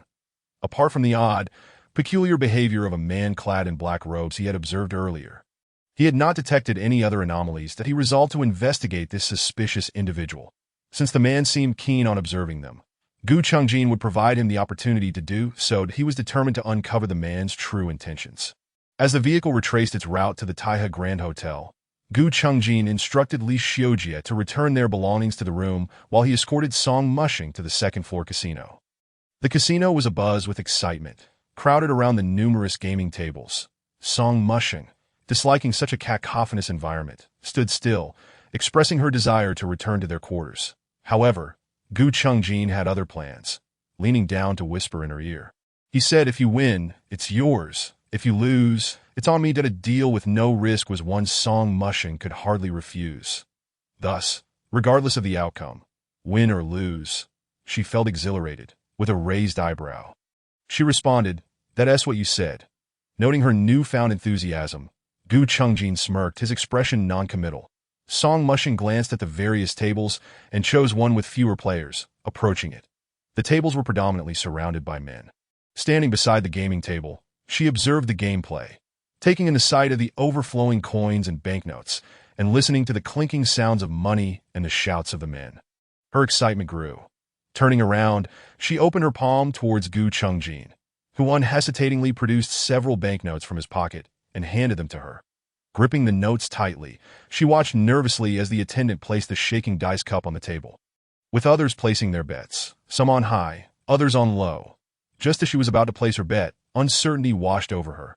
Her gaze lingered between the high and low options for quite some time before she finally decided to place a banknote on high. As the cup was opened, the attendant's voice rang out, 133, small. Chapter 44, The Appointment. Surrounded by a mix of sighs and cheers, Song Mushing furrowed her brow in silence to Gu Chungjin, observing her cautious and distressed demeanor. Felt a pang of sympathy. However, at that moment, he noticed the suspicious man who had been observing them from the corner, standing still with his head bowed. Not approaching the gaming table, Gu Chungjin's expression hardened as he kept a vigilant eye on the man while simultaneously monitoring their own table situation. Soon, the attendant commenced the second round of rolling the dice, calling out for bets on high or low. With a loud thud, the attendant placed the cup firmly on the table, and the players tossed their chips onto the surface. Song Mushing gritted her teeth, placing another banknote on high. She couldn't fathom the possibility of two consecutive small outcomes. That as the cup was opened again, she watched intently, and when the numbers appeared, 1, 2, 3, it was still small. Disappointment washed over her, and she envied the customers who had won, pocketing their winnings. She had never anticipated such poor luck. Although it wasn't her own money at stake, she felt disheartened. Her intent had been to recoup her losses, believing that if she could break even, she would never have to endure a life of hardship again. After the round concluded, the attendant shook the dice cup once more, and Song Mushing held her breath, her eyes glued to the rolling dice. The Gu Chungjin found her engrossed demeanor amusing.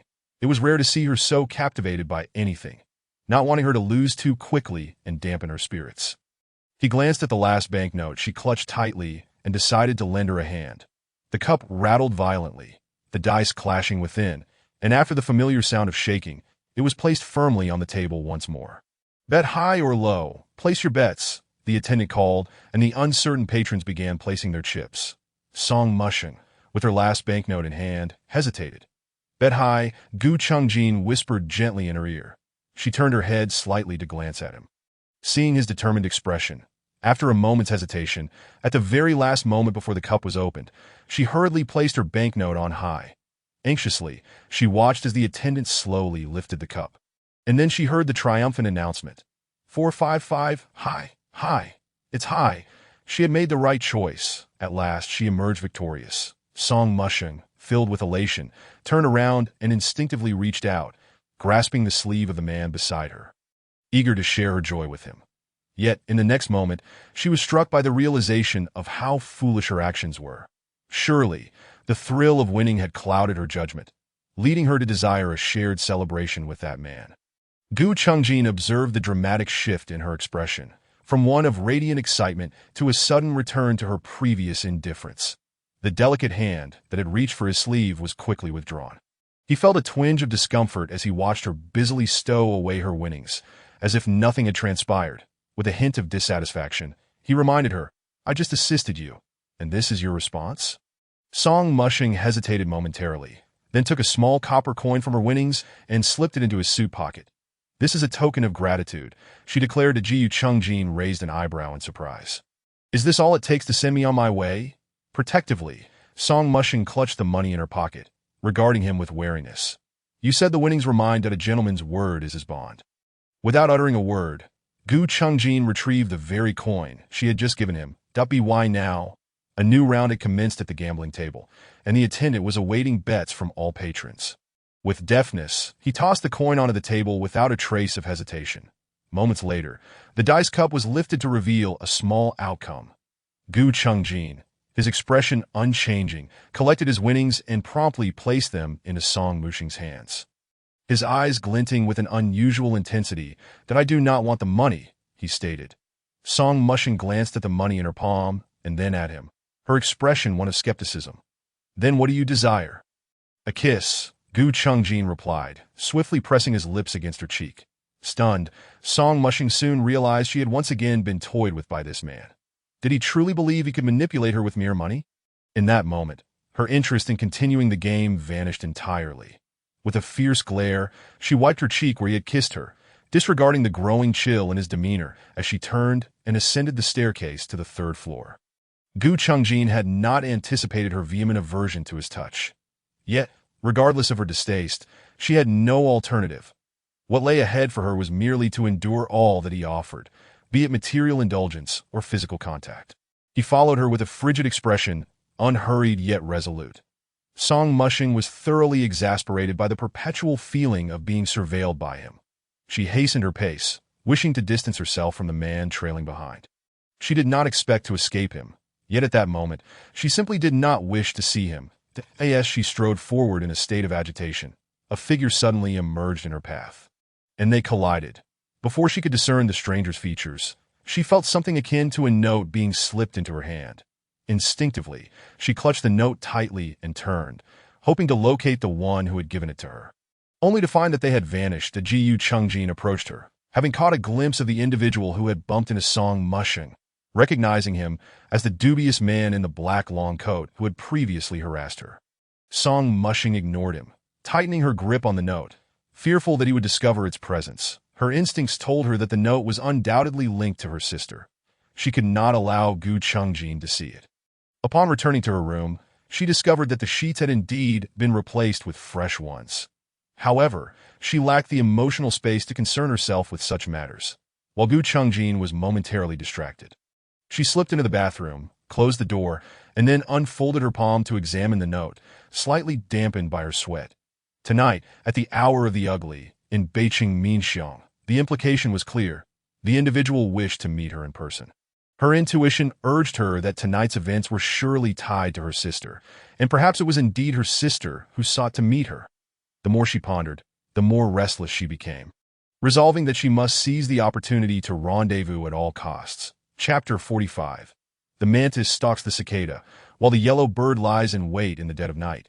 The moon was shrouded by ominous clouds. The string of fine weather seemed poised to undergo a dramatic transformation, the air thick with a stifling heat that unsettled the mind. The room was so silent that one could almost hear a pin drop. Confirming that the man behind her was fast asleep, Song Mushing slowly opened her eyes. The faint light filtering through the window barely allowed her to discern the time on the clock. It was already past midnight. She knew it was time to make her move. Quietly, she rose from the bed, carefully lifting the covers, her heart racing as she stealthily observed the man, fearful he might awaken at any moment. Yet he appeared utterly unresponsive. Without even changing into proper attire, she hastily draped a shawl over herself and tiptoed to the door of the bedroom. Gently twisting the doorknob, she opened the door just wide enough to slip through. Immediately tiptoeing out of the room, as soon as her foot left the threshold, the man in bed opened his eyes, devoid of the usual grogginess that accompanies waking. A cold glint flashed in his deep-set gaze. Hearing Song Mushing softly turning the main door in the living room, he swiftly rose and dressed with remarkable alacrity, following her just as she stepped outside. Song Mushing was astonished at how easily she had escaped the room, leaving no time to ponder whether there was a trap in play.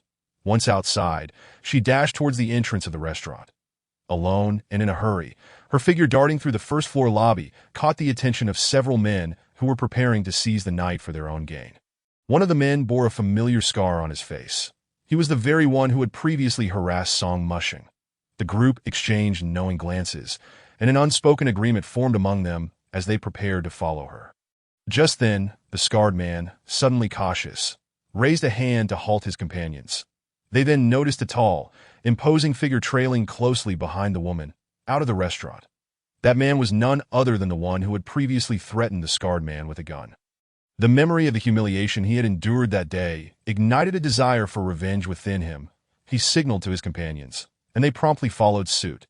Outside the restaurant, Song Mushing hailed a rickshaw and instructed the driver to take her to Gushin Pavilion.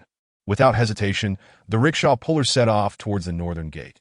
The streets were eerily quiet in the early morning hours, the night breeze adding a chill to the air. Song Mushing tightened her shawl around her shoulders. Gazing at the desolate path under the flickering streetlights, feeling a mixture of fear and anticipation, the rickshaw driver brought her to the entrance of Beiqing Minxiang and announced, "Madam, we have arrived," quickly disembarking. She surveyed the empty alley while retrieving the fare from her pocket.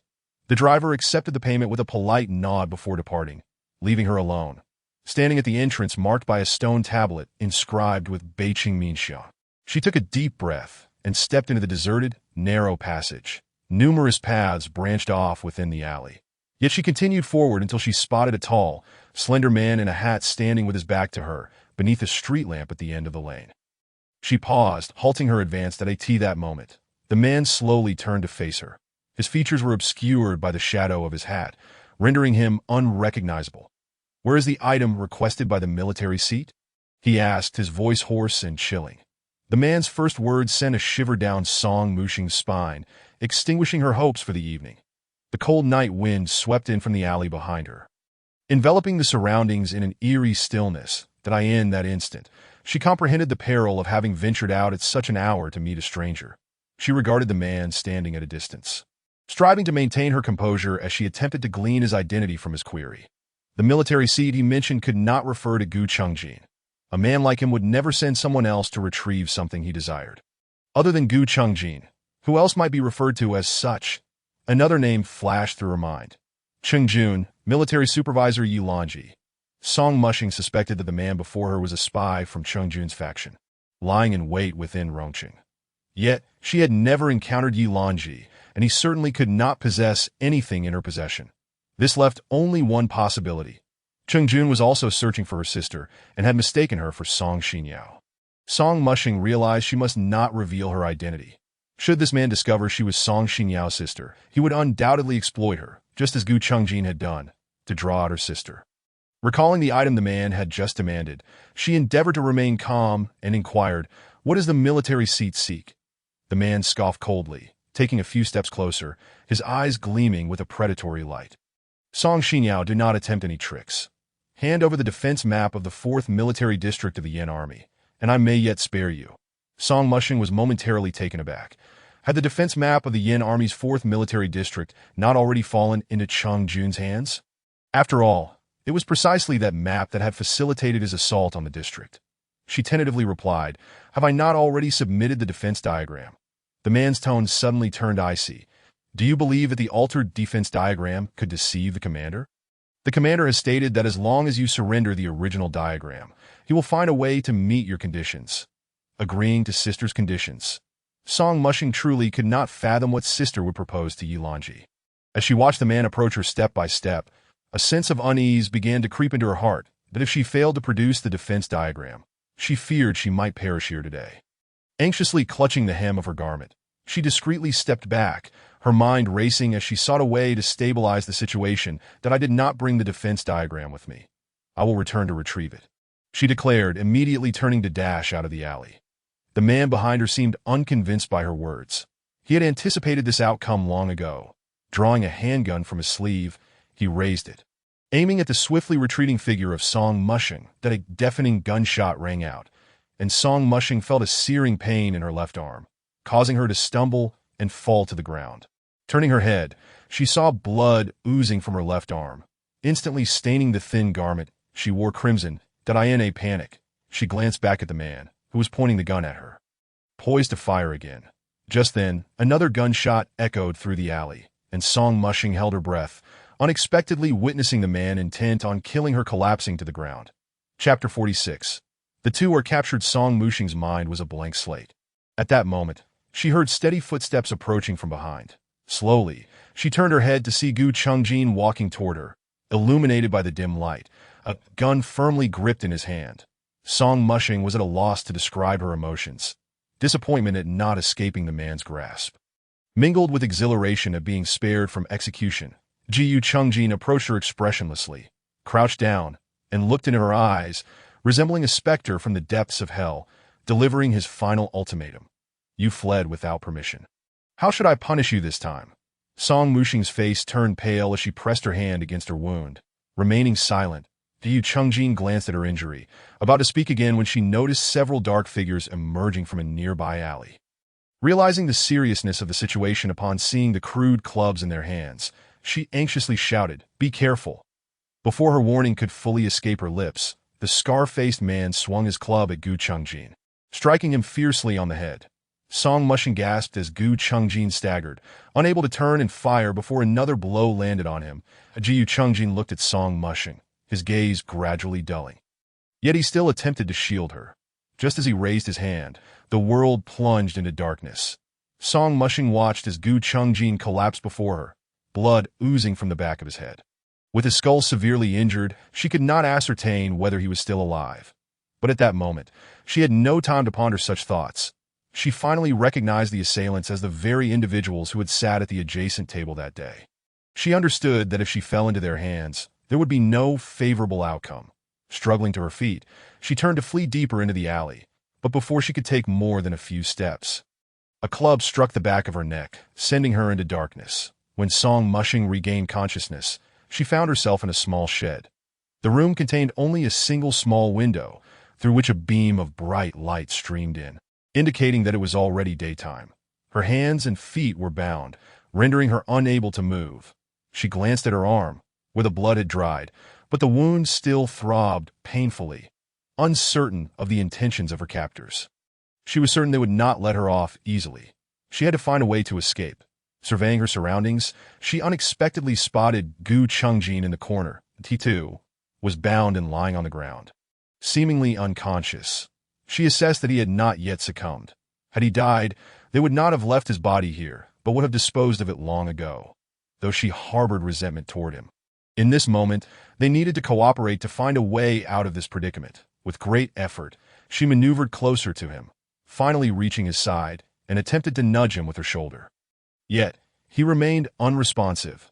Determined not to give up, she leaned down and tried again. Jiyu Chungjin's eyelashes fluttered slightly, but Song Mushing did not notice.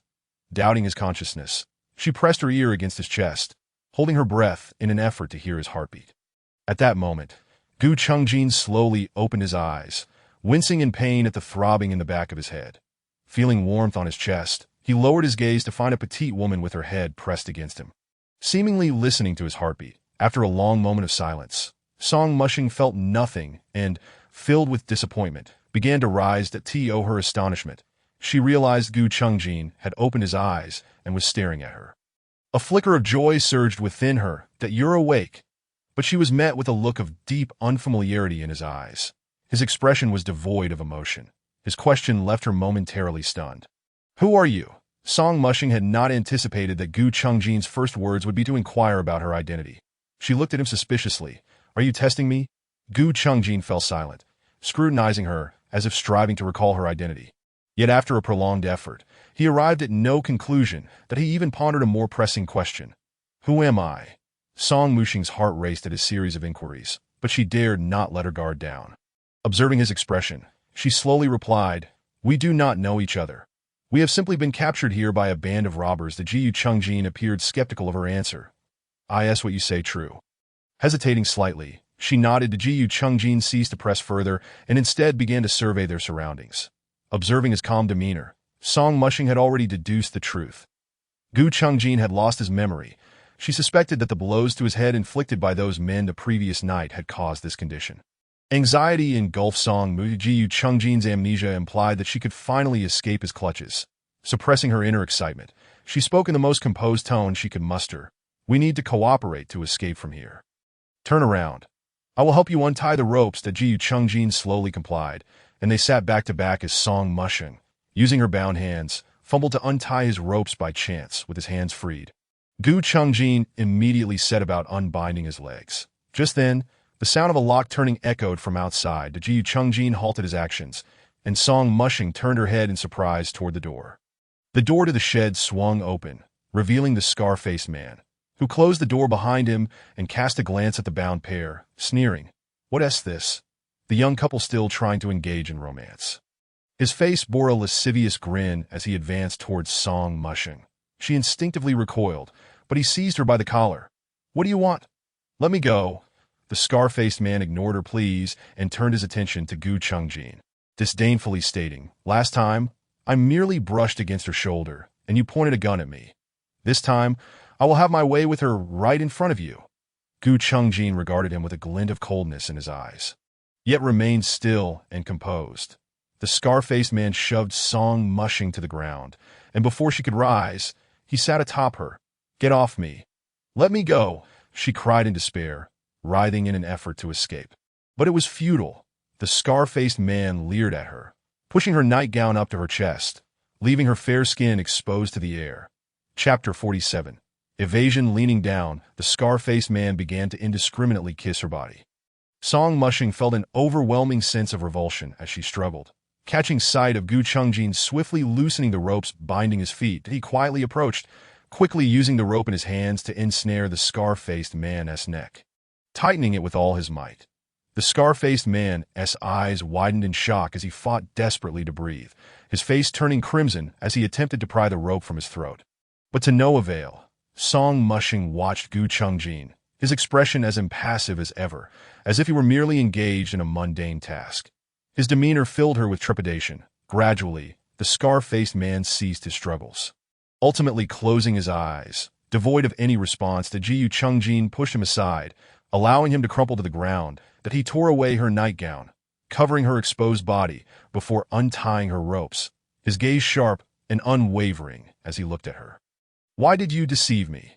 Song Mushing had long anticipated that the words of the scarred man would raise his suspicions, so she quickly devised a plausible excuse, stating, "Although we are husband and wife, in truth we are but a facade of harmony, for you have long prepared a divorce letter.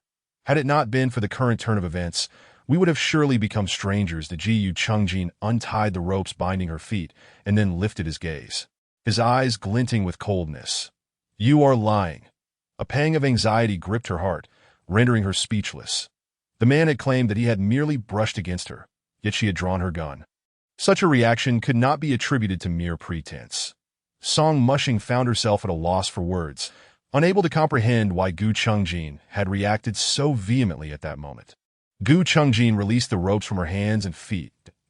She flexed her wrists and ankles. She watched him strip a coat from the scarred man's body, that he then removed his own suit jacket and tossed it into her arms. "Put it on." Examining the jacket in her hands and then glancing at the man donning the coat, she found the combination of the coat and suit trousers somewhat comical. She offered him the jacket, saying, "I can wear his clothes." However, Gu Chungjin merely cast her a fleeting glance and did not take the garment. "That I do not wish for my woman to bear the scent of another man."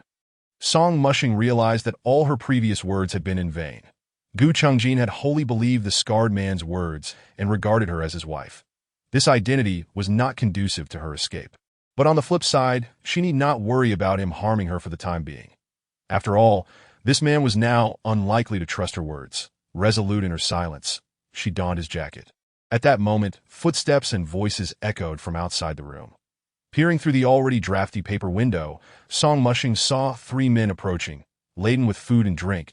Crossing the threshold towards them, Gu Chungjin had already opened the other window and, lowering his voice, urged her, "Come here."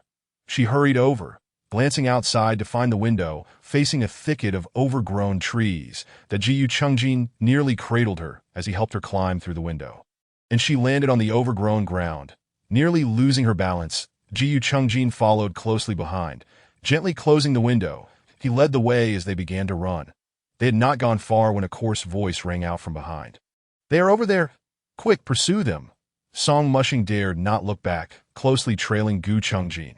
The dense underbrush snagged at her legs, and her nightgown only exacerbated the discomfort, each step sending sharp pains through her limbs.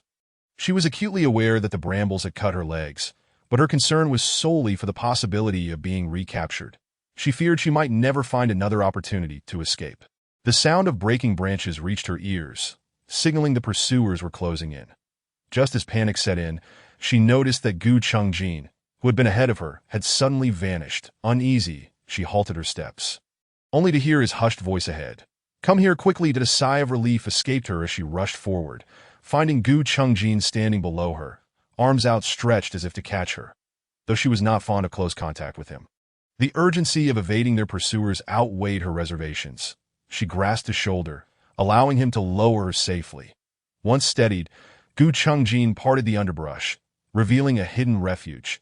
They quickly concealed themselves within it, and the thick foliage allowed only a scant amount of light to filter through. Song Mushing curled into a ball, refraining from speaking, even controlling her breath.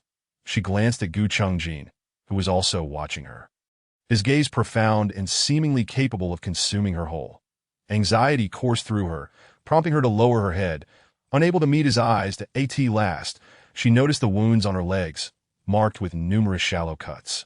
Before, the pain had not registered, but now, seeing the injuries ignited a burning discomfort, coupled with the bullet lodged in her arm, which remained unremoved. Song Mushing resolved to find a doctor as soon as they escaped.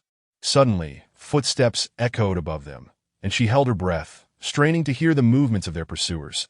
The sound of footsteps continued, the men seemingly searching nearby. The proximity made her fear they might leap down and discover their hiding place. Someone appeared to be inching closer, causing soil to shift around them. Gu Chungjin's expression hardened, his breath held, as if ready to act at any moment. Song Mushing's heart raced, her hands instinctively tightening into fists. Yet outside, a voice broke through the tension. "It seems they are not running this way. Let's check over there." Gradually, the footsteps receded. Only when the sounds faded completely did Song Mushing finally relax. Gu Chungjin lifted the foliage that concealed them and stepped outside. And she dared not linger, hastening to follow him. He led the way. He asked in a low voice, "Where are we?" Song Mushing surveyed the seemingly boundless woods and shook her head. "I do not know. This does not resemble Rong City." She suspected they had been taken far from Rong City, but their current location remained a mystery. Chapter 48. Like blank paper suddenly, Gu Chungjin halted and turned to face her, his expression displeased. "Are you concealing something from me?" Song Mushing paused briefly, but feigned nonchalance as she walked past him. "And if you do not believe me, so be it." To Gu Chungjin touched the back of his head, where he had been injured. His hair felt damp and sticky. Inspecting his hand, he noted the dried blood. Frowning, he caught up with Song Mushing and seized her wrist. "Tell me, who am I? Who are you? Why were we abducted by those men?" The hand he held was the one that had been shot, and Song Mushing cried out in pain, nearly shedding tears.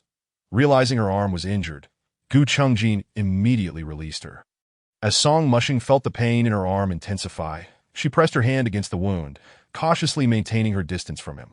She recalled the fabricated identity Gu Chungjin had assumed upon arriving in Rong City. "You are a salt merchant named Gu Jin, and I am Song Ting. Yes, you know, we are married, originally from Zidin City. However, due to your business failures and insurmountable debts, we were forced to flee to Rong City. In Rong City, we inadvertently provoked those bandits, leading to their retaliation. I was shot in the arm, and you lost your memory due to their attack. Everything that followed is as you have witnessed." Feigning interest in the surroundings to mask her expression, she was anxious that the astute man might detect the flaws in her story. Gu Chungjin remained silent for a time, his narrowed eyes studying her, as if seeking any hint of deceit in her demeanor. After a considerable pause, he reluctantly acquiesced, his skepticism still evident. He scrutinized her from head to toe, taking in her injured arm and the numerous scratches on her legs. His countenance darkening, in a commanding tone, he declared, "You are injured. We must find a doctor in the city." Upon hearing this, Song Mushing felt a fresh wave of apprehension. The nearest city was likely Rong City, where Li Xiujie would still be searching for them. If he discovered their absence, he would undoubtedly comb the city for them. Entering Rong City now would effectively sabotage her chances of escape. Desperate, she grasped his arm, insisting, "We cannot enter the city now. Those men know we are injured and need a doctor. They will undoubtedly lie in wait at the city gates. We must wait a few days before entering." Although Gu Chungjin had always regarded Song Mushing's words with a degree of skepticism, her reasoning held some validity this time, and he reluctantly acquiesced. "Then let us find a place to tend to your wounds." The two wandered through the woods for an indeterminate time until the underbrush began to thin, and their surroundings gradually opened up in the distance. Wisps of smoke began to rise. 1, 2, 3, indicating the presence of a village. At last, they glimpsed signs of civilization, and Song Mushing exhaled in relief that he had thought that he would have to spend the night in the woods tonight, but it seemed that would not be necessary. However, Gu Chungjin did not display any signs of relief.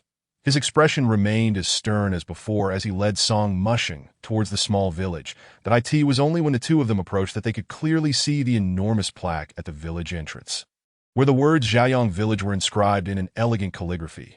The elderly men sitting at the village entrance had been scrutinizing the pair since their arrival, their gazes unreserved and making Song Mushing feel somewhat uneasy.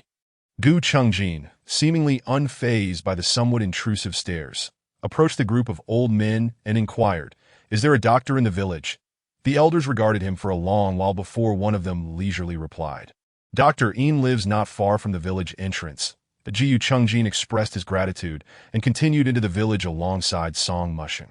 The village exuded a sense of tranquility, with children frolicking beneath the trees and dogs barking incessantly at the sight of the two. Song Mushing was startled by the occasional barking. During her previous wanderings with her sister, she had nearly been bitten by a dog. She instinctively shrank back, slowing her pace and glancing around nervously, fearing that a ferocious dog might suddenly appear. Noticing her unease, Gu Chungjin halted and turned to face her. "If you're afraid, stay close to me," he said, his expression still impassive. Song Mushing looked at him, hesitating to move forward. She understood that he was now an amnesiac, as innocent as a blank slate, and posed no immediate threat. Yet, the memories of his past actions loomed heavily in her heart, making it difficult for her to let go. Though Gu Chungjin had lost his memory, his patience was still as thin as before. Seeing her remain stationary for an extended period, he chose not to press further and turned to continue walking. Song Mushing lowered her head, attempting to mask her inner turmoil, and followed closely behind him. Suddenly, out of nowhere, a dog sprang forth, barking furiously as it chased after them. That it stopped near Song Mushing, barking wildly as if ready to pounce on her at the slightest movement.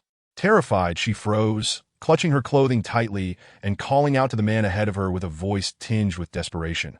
Help me! Help me! I'm scared!" It seemed Gu Chungjin had been waiting for her to seek his assistance. He turned around to see her looking at him helplessly, her eyes glistening like a frightened rabbit. His heart felt as though it had been struck by something, and he discreetly averted his gaze, crouching down to pick up a stone of moderate size and tossing it near the noisy dog. The moment the stone flew, the dog, startled, swiftly retreated to a distance of 5 meters, its tail wagging as it watched the two, seemingly poised to return at any moment. Seizing the opportunity, Song Mushing hurriedly caught up with Gu Chungjin, standing obediently by his side with her head bowed. In that moment when Gu Chungjin had helped her, she realized that it was perhaps best to temporarily set aside her previous prejudices. After all, as a woman in this unfamiliar and remote village, having someone to look out for her was essential. Gu Chungjin glanced at her standing beside him. He had observed her closely while hiding in the grass before, but the dim light had obscured his view. Now, for the first time, he clearly took in her features, her fair skin, a face the size of a palm, long, thick eyelashes framing her clear, watery eyes, a petite and delicate nose, and her soft pink lips pressed tightly together. Chapter 49. Do not move. This strikingly beautiful woman before him was his wife. A realization that felt quite peculiar. Yet, their interactions did not resemble those of a typical couple. He could sense her attitude towards him. She deliberately avoided him, displaying hesitation towards any actions that required proximity. Gu Chungjin was oblivious to what had transpired between them, his mind devoid of any past regarding her, a blankness that made him feel somewhat vexed. Could it truly be, as this woman suggested, that before his amnesia, he had wanted to divorce her, which led to her retaliatory rejection and evasion? He could not conjure a reasonable explanation. Nevertheless, since she was his wife, he felt it was his duty to care for her. The most immediate course of action was to find the doctor and see if there were any means to restore his memory. Song Mushing followed closely behind Gu Chungjin as they walked. Not far ahead, they spotted a woman clad in a vibrant red dress emerging from a wooden house surrounded by a railing. She tossed her hair flirtatiously as she walked, exuding a captivating charm. Upon catching sight of them, her eyes lit up and her lips curled into an uncontrollable smile. Oh my, where did these guests come from? she exclaimed, striding eagerly towards Gu Chungjin, appraising him from head to toe with a look of astonishment in her eyes. The heavy scent of cosmetics emanating from her made Gu Chungjin furrow his brow in distaste. Noticing his silence, Song Mushing took the initiative to explain, "We are from Rongqing and encountered a bandit attack on our way here, sustaining some injuries that we hope to find a doctor in the village." "Well, you've come to the right place," the woman said, deliberately patting Gu Chungjin's chest with her handkerchief in a teasing manner. She then pointed to the very house she had just exited and added, "That is Dr. Yin's residence. Would you like me to take you inside?" "No, thank you," Gu Chungjin replied bluntly, his tone laced with suppressed dissatisfaction. Song Mushing could discern the frustration in his words, and she found it somewhat amusing. Remembering how he used to touch her without restraint, she felt a sense of poetic justice as he was now being approached by another woman. Jiu Chungjin took Song Mushing's uninjured hand and maneuvered past the woman, making his way towards Dr. Yin's home. However, the woman appeared unfazed by Gu Chungjin's rejection. Instead, she eagerly followed them inside. As they entered, Song Mushing was immediately greeted by the pungent scent of medicine. The interior was cluttered with medicinal packages. Even the beams above were laden with them. In the center of the room was a small fire, with a medicinal pot billowing steam. Beside the fire sat an elderly man with graying hair, who was reading while fanning the flames. Before Gu Chungjin and Song Mushing could speak, the woman had already rushed ahead, exclaiming in a shrill voice, "Dr. Yin, we have patience." Dr. Yin, visibly annoyed, tossed his book aside and, with a weary tone, said, "Li Widow, how many times must I tell you to speak quietly? My age cannot withstand your frightful antics." That Li Widow chuckled awkwardly, falling silent. Dr. Yin then glanced at Song Mushing and Gu Chungjin before rising to sit at a low table and inquired, "Which of you needs treatment?" The two exchanged a glance and approached, taking a seat on the cushions at the low table. Song Mushing removed her outer garment, revealing a gruesome, bloody wound that it was only now that Gu Chungjin noticed the severity of her injuries. Having been preoccupied with their escape, this seemingly delicate woman had endured such a serious wound without uttering a sound, a stark contrast to her earlier frightened demeanor, which left him with a newfound impression of her strength. The glint of a bullet shell could be seen faintly within the wound. Dr. Yin frowned, standing up to inspect her injuries closely, that he then silently retrieved an old-fashioned medicine box from the side. As he opened the box and began to gather the necessary items, he said, "Removing the bullet will hurt a bit. Bear with it." Seeing him take out a small knife and fine tweezers, Song Mushing understood his intentions and turned her head away, tightly shutting her eyes, her body tense and immobile. After preparing the medicine, Dr. Yin heated the tweezers over a candle flame, grasped Song Mushing's arm, and focused intently on the bullet lodged within her wound, attempting to extract it. The moment he moved, Song Mushing felt as if something was stirring within her flesh. She stifled a groan, her body instinctively wanting to curl up, her arm reflexively trying to pull away. Dr. Yin held her arm firmly, his voice grave as he commanded, "Hold still, do not move." But a brief moment, a fine sheen of perspiration had already gathered upon Song Mushing's brow. Observing her demeanor, Gu Chungjin rose in silence, approached her side, and enveloped her in his embrace, firmly restraining her. Just as she intended to resist, a sharp pain radiated through her arm, akin to the sensation of a blade methodically slicing into her flesh. She attempted to endure, yet found herself unable to do so. Her body trembled within Gu Chungjin's hold, her right hand instinctively encircling him, fingers desperately gripping his broad back. The Jiu Chungjin's breath grew slightly heavier. Yet he did not relinquish his hold. Time seemed to stretch unbearably slowly. Song Mushing felt as though she were on the brink of fainting from the agony. She was uncertain whether the bullet had been partially extracted. Just as she thought to glance back, Gu Chungjin pressed her head down. In the next instant, she heard the sound of metal clashing. It was Dr. Yin extracting the bullet and placing it onto a dish. He calmly tended to Song Mushing's wound, and once he had completed his task, she felt as if she had traversed the gates of the underworld. While bandaging her injury, Dr. Yin advised, "Avoid getting the wound wet, and come to me daily for a change of dressings." Feeling somewhat awkward, Song Mushing evaded Gu Chungjin's grasp and nodded towards Dr. Yin. After Dr. Yin had finished treating her wound, he cast a glance at the man who had remained taciturn throughout. Though clad in an ordinary coat, his demeanor was anything but commonplace. Having spent over half a lifetime in the medical profession, Dr. Een recognized that this man was certainly no ordinary individual. He inquired with a subtle air of curiosity, "And you? Where are you injured?" Gu Chungjin's expression was impassive, as if discussing a matter of little significance. "That I've sustained a blow to the back of my head. I recall nothing." Amnesia? Dr. Een, having practiced medicine in Chaoyang village for decades, had yet to encounter such a case that he stepped behind the man to examine his injury closely. The area surrounding the wound was stained with congealed blood, mingling with his neatly cropped hair. Dr. Een pursed his lips, his countenance solemn, as he cleaned the wound and applied medicine. The herbal poultice was placed upon the injury. Gu Chungjin's body stiffened momentarily, his jaw tightening, yet he remained resolutely silent. Dr. Een surmised that the amnesia was likely due to a severe blow to the head. He could only treat the injury, uncertain as to when the man might regain his memories.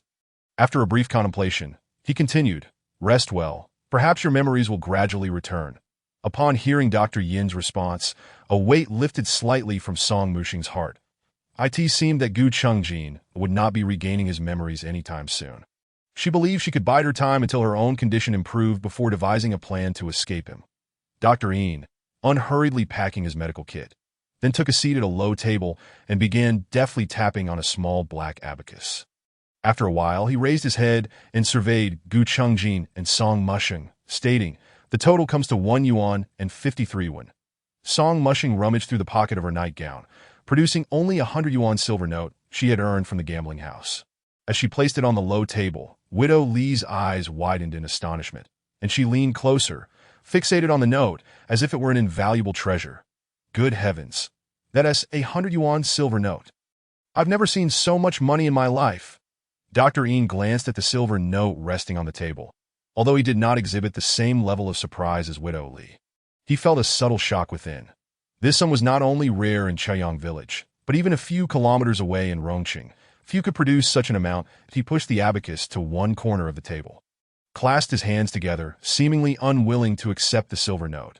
"The money the lady provided could likely purchase all the herbs in my house." Song Muxing discerned his implication and felt a slight embarrassment. "I apologize. This is the only silver note I have." Dr. Een returned the note to her. "Then let the payment for the medicine be deferred. You can settle with me when you have the means." Having never before borrowed money, Song Muxing felt somewhat awkward. However, after a moment's hesitation, realizing there was no alternative, she reluctantly tucked the note back into her pocket, there and in nearby, just as she secured the money.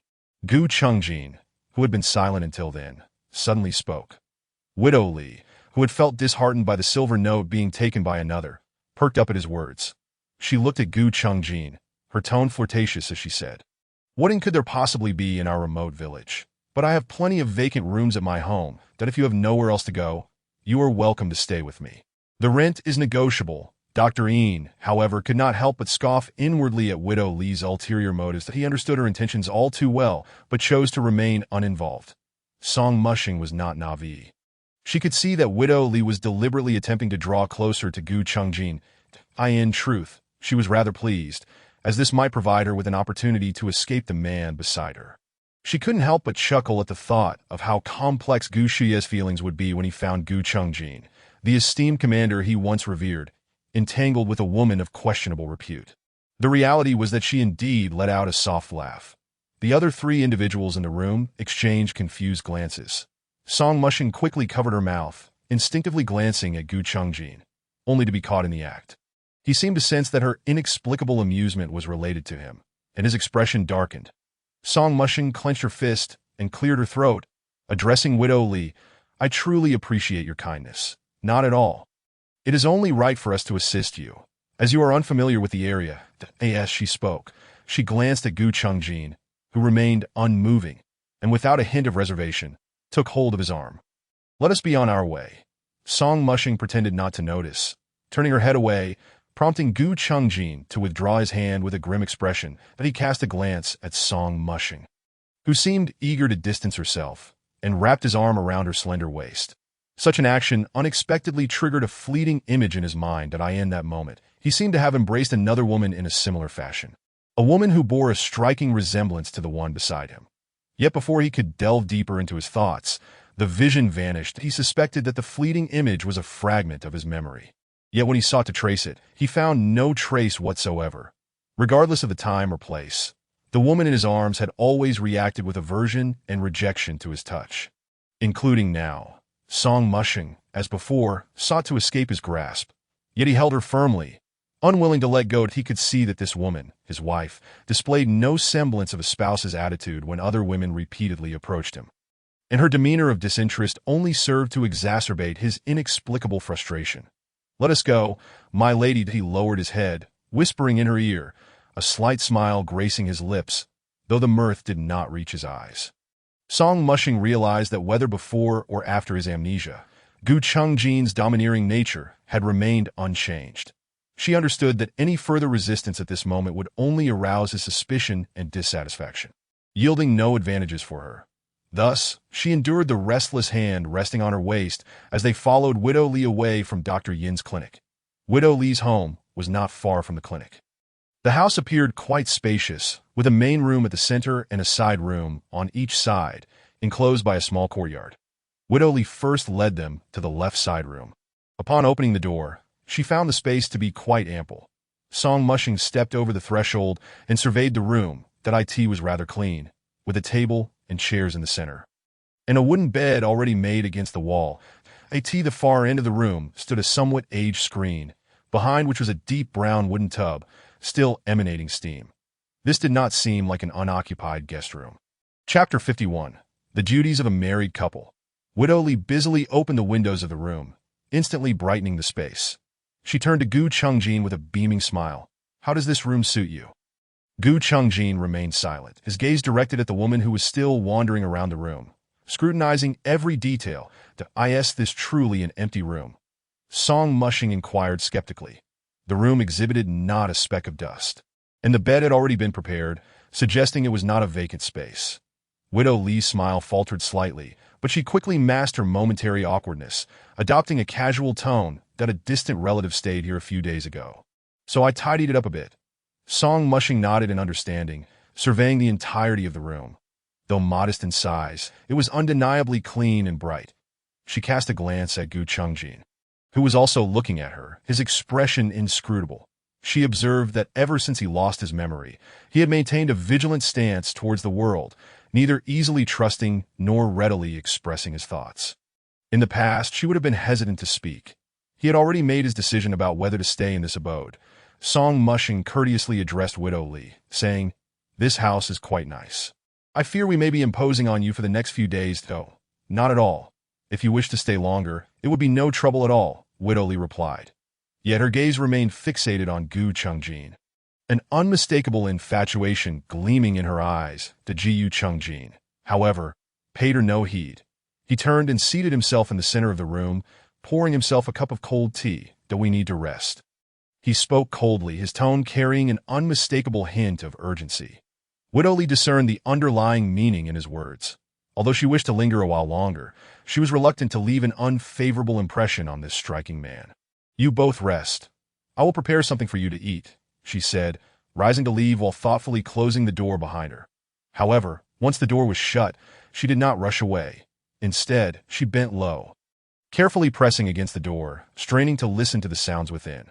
Though Song Mushing felt somewhat displeased by Gu Chungjin's tone, her exhaustion was palpable. Since the previous night, she had been in a state of unrest. First, a midnight rendezvous, then being struck by a bullet, followed by a harrowing escape. She felt as though every ounce of energy within her was being drained.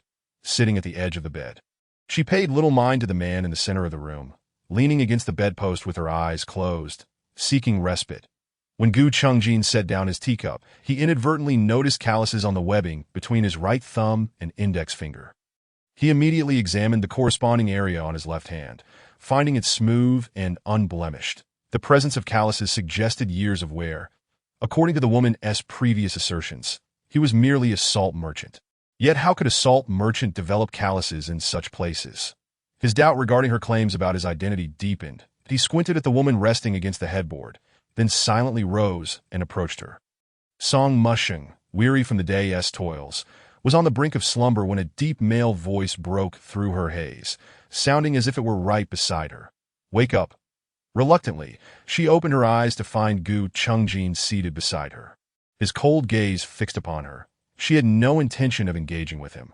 Instead, she removed her shoes and lay down on the inner side of the bed, using her uninjured hand to toss the covers over herself completely.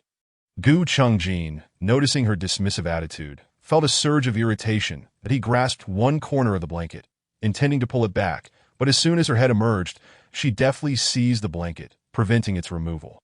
"What do you think you're doing?" she exclaimed, turning to face the displeased man. She recognized that Gu Chungjin, in his current state, would not harm her, and her courage had swelled considerably. Previously, she had suppressed her grievances towards him, well aware of her inability to confront him. But now, he possessed nothing. No military title, no firearm, no subordinate to enforce his will, and her apprehension had dissipated. "Who am I? Exactly?" Gu Chungjin's eyes glinted with cold light. His voice laced with a chilling intensity that almost led Song Mushing to believe he had regained his memory. Outside, Widow Li's ears perked up at his words, and she leaned closer to the door. Intent on hearing more, Song Mushing attempted to reclaim the blanket, but Gu Chungjin held it firmly, rendering her efforts futile. Her frustration surged. "But haven't I already told you? What do you want from me?" Gu Chungjin raised his right hand. "You claim I am a salt merchant. Yet why do I have calluses on my hand?" As she listened to his words, a chill ran down Song Mushing's spine. She had nearly forgotten that Gu Chungjin's years of handling firearms would have left their mark. Such calluses would be absent on the hand of an ordinary salt merchant. Her gaze faltered, her mind racing to concoct a plausible explanation. "You simply enjoy playing with guns in your spare time." "Enjoy playing with guns?" Gu Chungjin scoffed, a knowing smile tugging at his lips. He had already discerned that this woman's eyes betrayed her whenever she lied. That it was evident that she was determined to keep the truth from him, fabricating tales in an attempt to obscure his memories. What was her motive? Had it not been for the scarred man's explicit declaration that she was his wife, he might have begun to question her identity altogether. Her demeanor was far from that of a devoted spouse. With this thought in mind, Gu Chungjin regarded the woman who was still locked in a standoff with him. He forcefully swept his arm, easily tossing the blanket to the foot of the bed. "You," Song Mushing, eager for rest, had not anticipated Gu Chungjin's sudden confrontation. Moreover, his towering presence beside the bed imparted an oppressive weight upon her. Sensing an undercurrent of danger, she swiftly rose to exit the bed. Yet, just as she did, Gu Chungjin seized her shoulder, forcefully pushing her back onto the bed. In the moment of her surprise, he climbed onto the bed and pinned her down beneath him. Realizing his intentions, Song Mushing desperately pushed him away with her uninjured hand. "Get off me!" Observing her frantic reaction, Gu Chungjin's lips curled into a mocking smile. "Since we are husband and wife, we should engage in what couples do." As he uttered this line, his eyes were like a frigid abyss, devoid of any warmth or desire. Song Mushing, feeling a knot of anxiety tighten within her, understood that Gu Chungjin sought to test her resolve. She feigned calmness, yet a tempest of thoughts raged in her mind. Gu Chungjin, her struggles posed no challenge. He effortlessly stripped away the outer garment she wore, turning her head to evade his gaze. She urgently protested, "Though we are married, you do not love me. You have never touched me." Widow Li, overhearing this exchange from outside, was filled with delight. It seemed the relationship between the two was far from harmonious, which meant she might have a chance with the tall, handsome man within. Straightening her posture, she quickly tidied her appearance, resolved to fetch something to interrupt their encounter and enhance her impression before him. As she hurried towards the main house, a smile could not be contained upon her lips. Meanwhile, in the room, Gu Chungjin paused momentarily, his action stilled by Song Mushing's words. He lifted his gaze from her neck, studying her profile, which bore a faint blush and trembling lashes that he did not believe her assertions. His voice, low and magnetic, brushed against her ear, imbued with an unsettling power. "Then I shall now provide you with the compensation I owe you." "You." Song Mushing naturally understood the unspoken implication of his words, and a sense of panic surged within her. As she turned her head to Gu Chungjin was equally unprepared for her sudden movement. Before he could react, their noses were nearly touching. Looking into the face of the man who was but a sheet of paper away, she saw her own reflection mirrored in his profound gaze. Her breath hitched, and just as she intended to turn away, Gu Chungjin preempted her, lowering his head to forcefully press his lips against hers. Memories of Gu Chungjin's previous actions flooded back to her. and fear gripped her heart.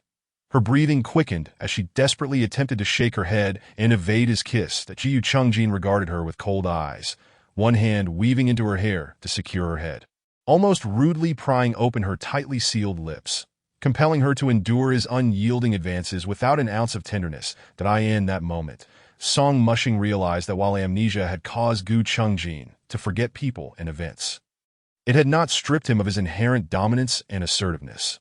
Her lips tingled from his forceful kiss, and she lifted her right hand, struggling to momentarily push his face away, granting herself a brief chance to breathe. Yet Gu Chungjin had no intention of releasing her. He decisively seized her right hand and deftly pinned it to the top of her head. Song Mushing twisted her wrist in an attempt to withdraw her hand. But it was futile, with her left hand injured and nearly immobile, and her right hand restrained by Gu Chungjin. She felt as vulnerable as a fish on a chopping block, utterly at his mercy. She understood that mere struggling and resisting would not liberate her. Seizing the opportunity while he shifted his kiss, she coolly remarked, "Is it truly possible for you to act so recklessly towards a woman you harbor doubts about?" Song Mushing sensed that the man had finally halted. Jiyu Chungjin let out a cold chuckle, slowly lifting his head to meet her gaze. Indeed, he held suspicions about her, and presently he possessed little interest in her. He merely sought to test her with this method, simultaneously conveying that for him, dealing with her was as effortless as swatting an ant. After a moment of silence, he ultimately released her and stepped down from the bed. Song Mushing quickly retreated to the farthest corner of the bed, tightly covering herself with the blanket, leaving only her vigilant eyes visible as she watched Gu Chungjin, wary of any sudden change in his intentions. Gu Chungjin settled himself in the middle of the room, pouring himself a cup of tea and sipping it while observing the woman that he had indeed felt the cotton used for a menstrual cycle. Confirming that she had not lied, furthermore, his initial intent had merely been to probe and issue a warning. He had no genuine desire to violate her. With his purpose fulfilled, it was time to withdraw. At that moment, a knock resounded from outside the door, and the two exchanged glances before the door was pushed open from the outside. Widow Li entered, arms laden with a pile of clothing. She cast a swift glance at the reclining Song Mushing and feigned ignorance, saying, "Madam, you turned in quite early." Song Mushing's cheeks flushed, and she sat up slowly, awkwardly replying, "I felt a bit tired and wanted to rest for a while." "Ah, I see. Then I shall be quick, so you can rest sooner," Widow Li said, deliberately moving to Gu Chungjin's side, smiling as she placed the bundle of paper and clothes on the table. "In our village, we are self-sufficient and lack a tailor. I feared you might not have any clean clothes to change into, so I brought you some. They are all washed and ready for you to wear."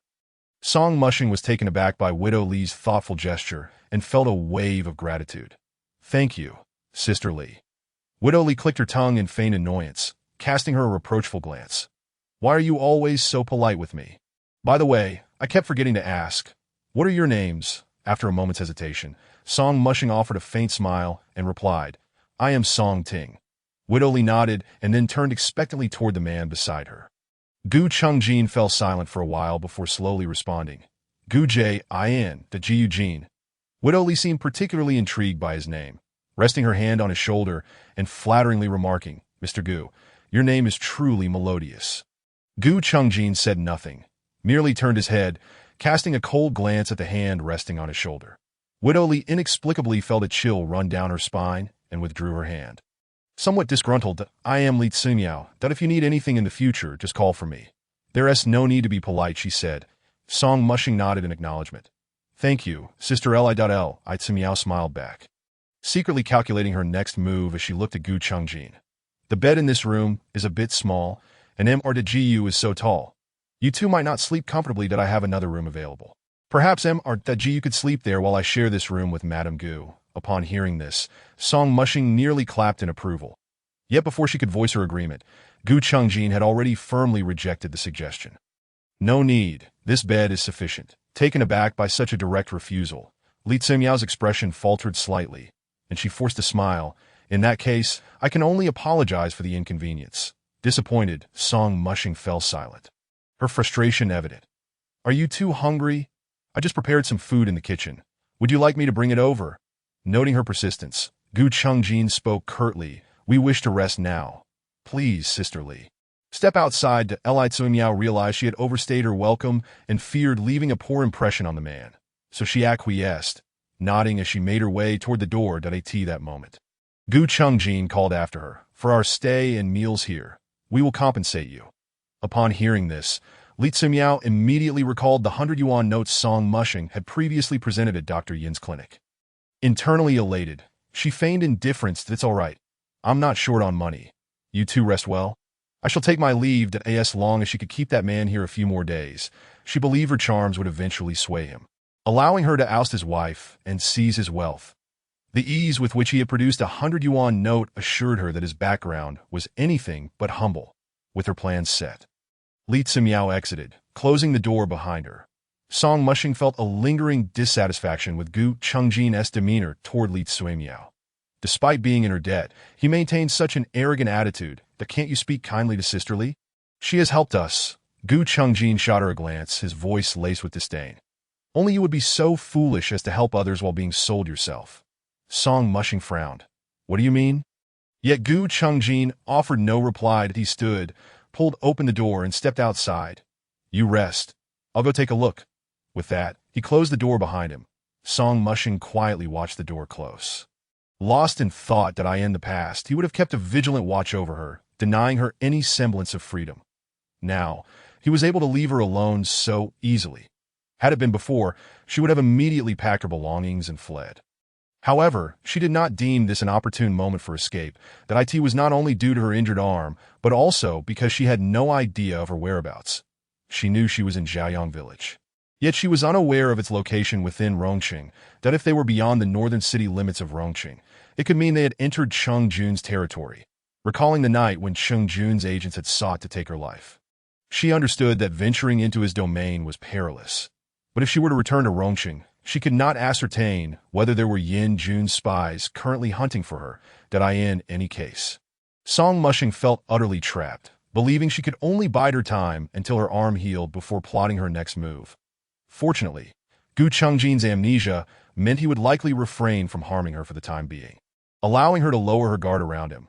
With a resolve set in her heart, drowsiness soon overtook her. She tucked herself beneath the covers and drifted into a deep slumber. Song Mushing and Gu Chungjin resided in Li Tsumiao's home for several days. During this time, they visited Dr. Yin's clinic daily to change their dressings, and their injuries improved significantly. The 100 yuan note had been entrusted to Li Tsumiao, who helped exchange it for smaller denominations in the city. Thus, she was finally able to settle the outstanding medical bills and repay Li Tsumiao for her kindness. Over the course of several days, they grew closer to the villagers. Occasionally, when the village men went hunting in the mountains, they would invite Gu Chungjin to join them. Due to his impeccable marksmanship, which nearly guaranteed a hit every time, Gu Chungjin exhibited little interest in socializing with these individuals. However, he relished the sensation of shooting. Each time he grasped the hunting rifle, fleeting images would flash through his mind. For a brief moment, he could envision himself standing within a house engulfed in flames, rifle in hand, aiming at a woman whose face he could never quite recall.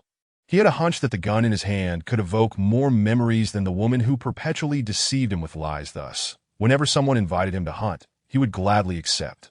Today, Gu Chungjin was once again summoned by the villagers for a hunting expedition that a few days prior. Due to her menstrual cycle, Song Mushing had been limited to merely rinsing herself. Today, with Gu Chungjin absent, she prepared warm water, deciding to indulge in a thorough bath. She hung her change of clothes on a screen, disrobed, and stepped into the spacious wooden tub. The warm water enveloped her entirely, prompting a gentle sigh of contentment. As she soaked, her mind wandered with plans. Although her injuries had not fully healed, they had stabilized. Dr. Yin had already provided her with medication, allowing her to tend to her wounds independently from that point on. As for Gu Chungjin, perhaps out of suspicion, he had not inquired about her memories from before the incident in recent days. When they shared the same bed at night, he refrained from crossing any boundaries. His restrained demeanor eased some of her defenses. Nevertheless, Song Mushing knew she must remain vigilant. Gu Chungjin could regain his memory at any moment, and she needed to escape as soon as possible. As for which direction to flee, she resolved to venture out today to gather information. After completing her bath and changing into her clothes, she stepped outside, initially intending to seek out Li Tsumiao for inquiries. She was surprised to find her absent. After searching the vicinity without success, she decided to head to the medical clinic to find Dr. Yin. However, on her way, as she passed a fork in the path, she abruptly overheard hushed voices. Has the widow Li revealed where she hid the money? Upon hearing the name of Li Gu, Song Mushing instinctively paid attention. When the conversation turned to hidden money, she sensed something amiss and quickly halted, seeking a concealed spot to listen intently. Another man responded. She claims it isn't her money. That silver note was exchanged for a guest staying at her home. Have Lao Wu keep an eye on her to prevent her from alerting anyone. We should check her house. What if they are at her home? I heard it's a man and a woman. The man scoffed. Rest assured, I saw a man leave Widow Li's house this morning, heading up the mountain to hunt with a few others. She should only be at home with that woman. Just one woman. Can we not handle that? Perhaps in the end, we could not only seize the money, but also capture a person. As they spoke, their laughter took on an ominous tone before they entered the house. Song Mushing realized that Li Tsuimiao had been targeted when she assisted her in exchanging silver notes. Having received so much help from her, it was unthinkable for her to remain indifferent to Li Tsuimiao's plight. According to the two men, it appeared that Li Tsuimiao had been captured. She quickly glanced at the house where the men had entered, committing its location to memory. Noticing someone about to emerge, she swiftly concealed herself in a hidden corner. 4 men exited the house, making their way toward Widow Li's residence. While Song Mushing felt relieved to have uncovered their scheme, she was also terrified of being caught. With someone guarding Li Tsuimiao, she could not attempt to rescue. She needed to find help. She hesitated to seek assistance from nearby villagers, fearing they would not aid an outsider like her. At that moment, a decisive figure materialized in her mind. She realized that in such an urgent situation, the only person she trusted was Gu Chengjin. Just then, an elderly villager approached her. She quickly inquired where the villagers typically hunted, and the elder pointed toward a nearby hill. Without hesitation, she rushed in that direction. She dared not pause, sprinting until she reached the foot of the mountain. Whether due to her frantic pace or fear, her heart raced. After catching her breath, she suddenly heard a gunshot echo from the mountain. Song Mushing knew someone was hunting nearby. She quickly found a path and ascended the mountain, stepping carefully over gravel and fallen leaves. The further she climbed, the more frequent the gunfire became. Occasionally, she would hear the sound of leaves being disturbed, but when she turned to investigate, there was no one to be seen. Recalling that this was a hunting zone, she worried about encountering large beasts, so she quickened her pace toward the direction of the gunfire. Just then, she heard a clearer sound ahead. Her heart sank, and she halted, anxiously peering forward, only to see a wild boar merely 10 meters away. The boar was substantial, its head lowered as it rummaged through the underbrush with its snout, revealing its fearsome tusks. Song Mushing's mind went blank. She dared not move. Wild boars are known for their aggressive nature, and should it discover her presence, she could easily become its next meal. She attempted to stealthily shift behind a tree for cover, but as she made the slightest movement, the boar lifted its head, fixating its gaze upon her. Its fierce demeanor sent chills down her spine.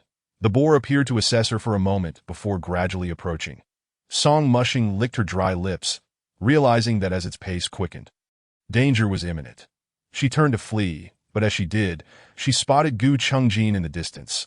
Holding a rifle aimed at her, he stood tall and indifferent, a sight that recalled the night she had set fire to the study. Attempting to escape the mansion, this man, too, had once held a rifle aimed at her. In that instant, Song Mushing felt as though she were gazing upon the formidable Gu Chengjin of the past. Had he regained his memories? Was he about to execute her? Confusion swirled in her mind. Finally, a deafening gunshot rang out, and she instinctively closed her eyes, bracing for the bullet that might pierce her heart. Instead, she heard the agonized cries of the wild boar behind her. Surprised, she opened her eyes and turned to see the once mighty boar staggering a few steps before collapsing to the ground. She glanced back at Gu Chengjin, who had lowered his rifle and was steadily approaching her. At that moment, several villagers suddenly emerged from nowhere, rushing toward the fallen boar, eagerly inspecting their catch. "What are you doing here?" Gu Chengjin frowned at her, his tone tinged with reproach. "This is no place for a woman." Before Song Mushing could respond, a young man in his early 20s approached them, his fair complexion and bright smile evident. "Brother Gu, could this be your wife?" Gu Chengjin nodded, and the young man beamed at Song Mushing. "Hello, sister-in-law. My name is Jiang Qian." Just then, another villager playfully kicked Jiang Qian's rear and chided. "Can't you see they need to speak? Why are you always butting in?" Caught off guard by the unexpected kick, Jiang Qian was about to protest, but realized he indeed felt somewhat out of place between them, that he quickly apologized, saying, "I just wanted to say a few words because sister-in-law is so beautiful." "Brother Gu, sister-in-law, please continue your conversation. I won't disturb you." With that, Jiang Qian moved aside to admire the prey, seizing the opportunity. Song Mushing relayed everything to Gu Chengjin. Upon hearing her account, his previously indifferent expression darkened. He approached a villager, whispering a few words.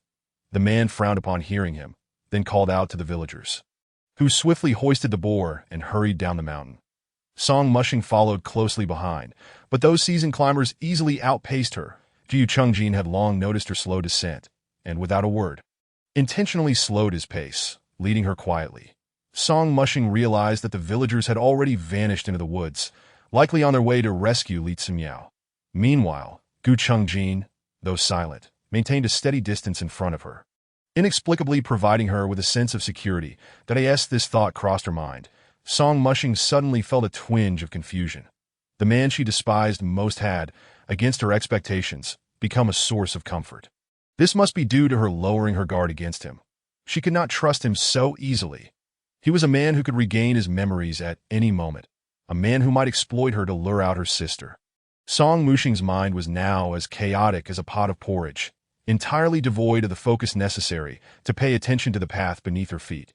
Consequently, her foot slipped on a small dirt slope, and she stumbled forward. The Gu Chengjin heard her startled cry and immediately halted, turning around to witness her plummeting ahead. That a pang of anxiety gripped his heart, and he rushed forward, half embracing her to prevent her fall. After a strenuous effort to steady her, his expression darkened slightly. "That can't you be a bit more careful?" With her head bowed, Song Mushing remained silent, leading Gu Chengjin to suspect she might be injured. He crouched down, extending his hand to grasp her delicate ankle, scrutinizing her foot closely. Despite his evident concern, his tone remained brusque. "Are you hurt anywhere?" Taken aback, Song Mushing quickly retracted her foot, feeling somewhat uncomfortable. The man seemed to sense a resistance and looked up at her with a hint of displeasure. Realizing her reaction might have been hurtful, she hesitated, contemplating an apology. However, Gu Chengjin's cold voice cut through the air. "If it weren't for the fact that you are my wife, I wouldn't concern myself with you. That if you find my concern superfluous, feel free to tell me directly." After uttering these words, Gu Chengjin stood up and walked away without a backward glance. Watching him depart without a second look, Song Mushing was momentarily stunned, beginning to question whether she had been in the wrong. The wind occasionally swept through the forest, causing the leaves to rustle ominously, unsettling her spirit. Fearful of encountering a wild beast, yet anxious about losing her way, she gritted her teeth and quickened her pace to keep up with the man ahead. Several times, Song Mushing nearly stumbled. Yet Gu Chengjin only paused briefly to glance at her before continuing on. Finally, after a taxing descent, they approached Li Tsumiao's home. From a distance, they could see a small courtyard surrounded by a fence, bustling with a crowd, including several villagers who had just been out hunting. "Brother Gu, we indeed captured some people," Jiang Qian exclaimed, dashing from the throng upon spotting Gu Chengjin. The villagers gathered in the yard turned their attention to Gu Chengjin and Song Mushing, who silently navigated through the crowd, his gaze landing on several individuals bound tightly in the center, their faces downcast and dejected. At that moment, a man approached him, one with whom Gu Chengjin had just conferred after the hunt. He scrutinized the bound captives thoughtfully before addressing Gu Chengjin. "Brother Gu, let me take these individuals back and consult my father on how to deal with them." Jiang Qian interjected eagerly, "Yes, let's ask the village chief how to handle this." Gu Chengjin remained silent but nodded in agreement. Song Mushing scanned the crowd but did not spot Li Tsumiao, suspecting she was still held captive. She quickly exclaimed, "Sister Li has been captured by them and hasn't returned." The village chief's son's expression shifted dramatically as he kicked a villain in the chest, sending him sprawling on the ground, groaning and unable to rise. "Where have you taken the captives?" he demanded. Just as his inquiry fell, a voice rang out from the outskirts of the crowd. "Release them, or I will kill her." Everyone turned to see a dark-skinned man holding the terrified Li Tsumiao, brandishing a sharp knife against her throat, his eyes filled with malice. Li Tsumiao screamed in terror. With each cry, the knife pressed closer. The village chief's son quickly intervened. "Don't harm anyone. Let's discuss this calmly. At that moment, one of the captured men shouted back, Old Five, don't worry about us. Just run. Old Five ignored his plea, his agitation palpable as he shouted, Release them, or I will kill her. The village chief's son attempted to calm Old Five. This was merely a minor incident, and if you kill her, it will escalate into a grave matter. Not only will your accomplices be unable to escape, but you will also be implicated. Stand down. It's not too late. Yet Old Five was deaf to reason, brandishing the knife menacingly at Li Tsumiao's throat. That I don't believe you. I demand you release them now. The village chief's son hesitated, the standoff lingering, that as he observed the crimson blood trickling down Li Tsumiao's neck and the pallor of her face. Song Muxing's heart raced. The calamity befalling Li Tsumiao was entirely due to her connection with Gu Chengjin. Li Tsumiao's husband had died several years prior, leaving her without kin. In this moment, no one stepped forward to express concern or anxiety for her well-being. The gathered crowd pondered whether to compromise, possibly sacrificing the captive's freedom for Li Tsumiao's life. An uncertain proposition indeed, at that moment. Song Muxing perceived her reflection in the nearly hopeless Li Tsumiao. Both were solitary figures grappling with adversity in a chaotic world. Devoid of concern from others, left to their own devices. Resolving not to hesitate any longer, Song Muxing stepped towards Old Five and spoke firmly, Release her, and I will take her place. A collective gasp arose from the crowd. Song Muxing was acutely aware that her action seemed utterly absurd to many. Jiu Chengjin, perplexed, seized her arm, his gaze piercing as he growled through gritted teeth. What madness is this? Yet Song Muxing had made up her mind. She looked up at Gu Chengjin, her eyes shimmering with determination. I cannot bear to see Sister Li lose her life because of us. Jiu Chengjin was momentarily taken aback by the resolve in her gaze. He had not anticipated that this ordinarily timid woman, who often faltered in her tasks, would possess such courage. Though he deemed her choice foolish, he could not help but feel that in this moment she radiated a certain brilliance. He attempted to restrain her, but he was a step too late. She was already advancing towards Old Five. That I am of greater value. Kidnapping me would yield a greater reward. Li Tsumiao's face brightened with a flicker of hope at Song Muxing's words. Old Five, too, seemed swayed by her proposition. After a long hesitation, he forcefully pushed aside the feeble Li Tsumiao and reached out to grasp Song Muxing. Suddenly, an urgent shout of "Watch out!" pierced the air, startling Old Five. His movement faltered, and in the next instant, a gunshot rang out. Striking the arm he had extended towards Song Muxing, he let out a pained cry, collapsing backward onto the ground. Chapter 56. Who will care? Several villagers rushed forward to subdue him. Song Muxing, still dazed, could almost guess who had fired the shot. Who else but the one man with such impeccable marksmanship? Slowly turning her head, she saw Gu Chengjin handing his firearm to an awestruck Jiang Qian, casting her a fleeting glance filled with indifference before retreating back into the house. That Song Muxing turned back. She helped the trembling Li Tsumiao, who had collapsed in fright, to her feet. Sister Li, are you all right? Li Tsumiao managed a weak smile. I am fine. Observing her shaken demeanor, Song Muxing felt a profound sense of guilt. I am so sorry. Sister L, it is all because of us that you were harmed. Allow me to help you back. That Li Tsumiao's face remained pale as she nodded tremulously, and with Song Muxing's assistance. She stood up. The village chief's son, accompanied by the crowd, began escorting the bound captives away. Song Muxing led Li Tsumiao into the house, tending to her neck wound with care, after ensuring she had drifted into a drowsy slumber. She finally exited the room. Returning to her own quarters, Song Muxing found Gu Chengjin cleaning up the disarray that had overtaken the room. She remained silent, joining him in the tidying efforts. Neither spoke as they worked. And after a time, the room gradually returned to order. Jiu Chengjin retrieved the long gun from beside the desk, expertly extracting the bullets from it. Once he had secured the ammunition, he looked up at Song Muxing. How is she? Song Muxing understood he was inquiring about Li Tsumiao. She merely suffered a fright. It's nothing serious. She has already gone to sleep. The Jiu Chengjin fell silent, placing the long gun atop the wardrobe. Song Muxing watched his busy silhouette and hesitantly spoke. Thank you for earlier. However, Gu Chengjin paid her gratitude no heed, merely shooting her a cold glance, his voice devoid of inflection. But if you truly wish to thank me, please think before you act next time. That I knew precisely what I was doing, Song Muxing replied. She understood that in Gu Chungjin's eyes, her intent to rescue Li Tsuimiao had been a reckless impulse. Yet only she grasped the despair of being overlooked, the kind that left one feeling utterly alone, even amidst a crowd of onlookers, none willing to step forth and offer aid if she had not intervened. The scars inflicted upon Li Tsuimiao might never heal. Even if she were spared from the bandits' harm today, do you understand? Gu Chungjin, however, remained unconvinced, sneering. Do you realize you were courting death? Song Mushing was perplexed by Gu Chungjin's sudden outburst, as each of his words seemed to carry an undertone of reproach directed at her. Although she did not believe her choice was entirely correct, she felt no obligation to endure his scorn for it. I do not consider myself to be courting death, while you exhibit no concern for her life or death.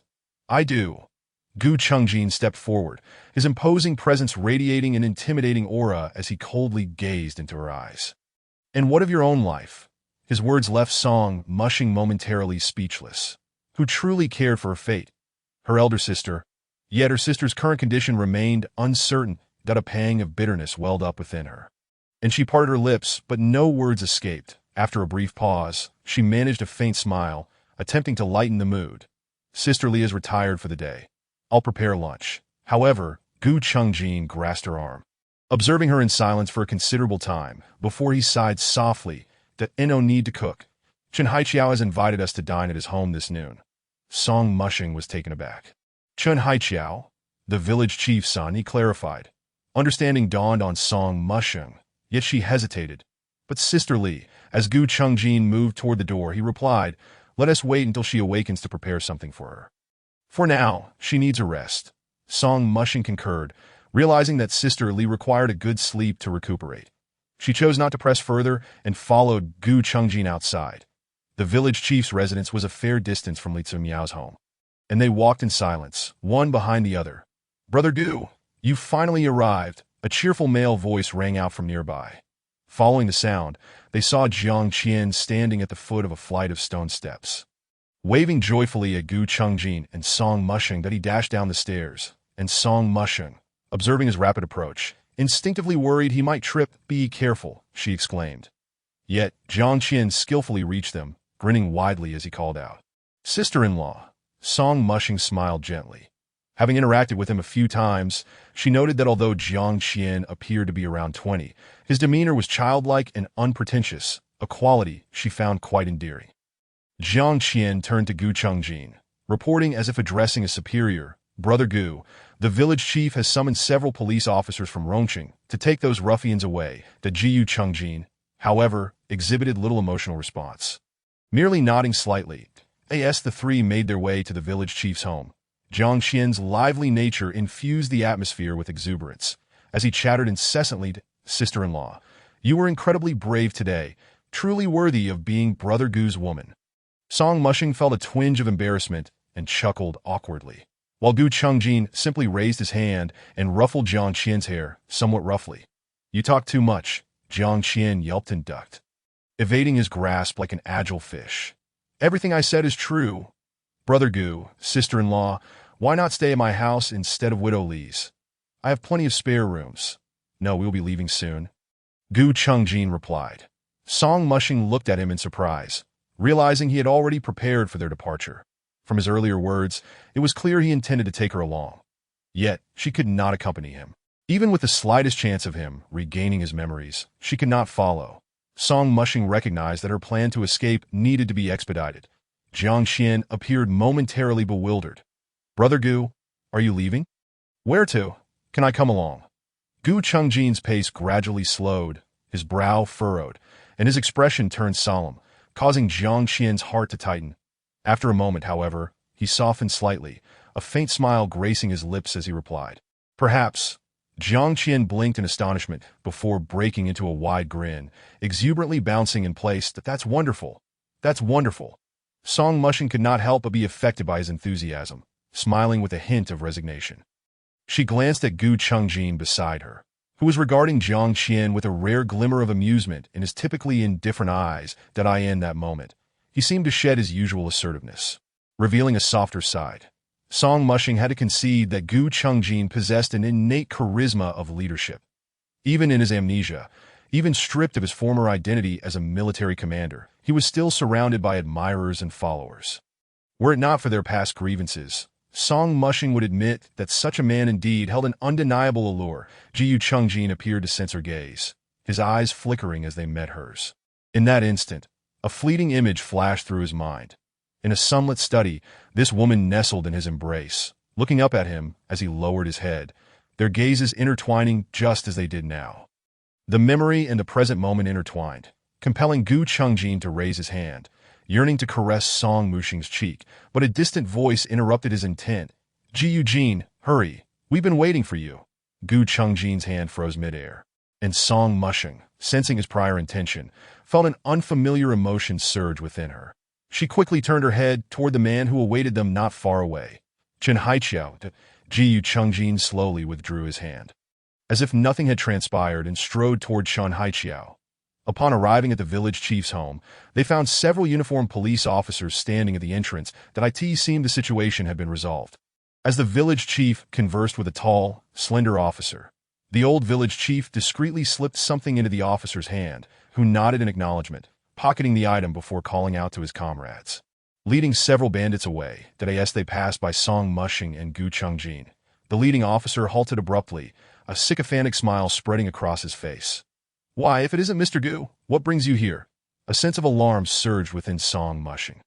This officer recognized Gu Chungjin. Would he reveal his true identity? Gu Chungjin, however, fixed his gaze on the officer, his voice low and measured. You know me? The officer smiled with a knowing glint. That R.G. you may not recall.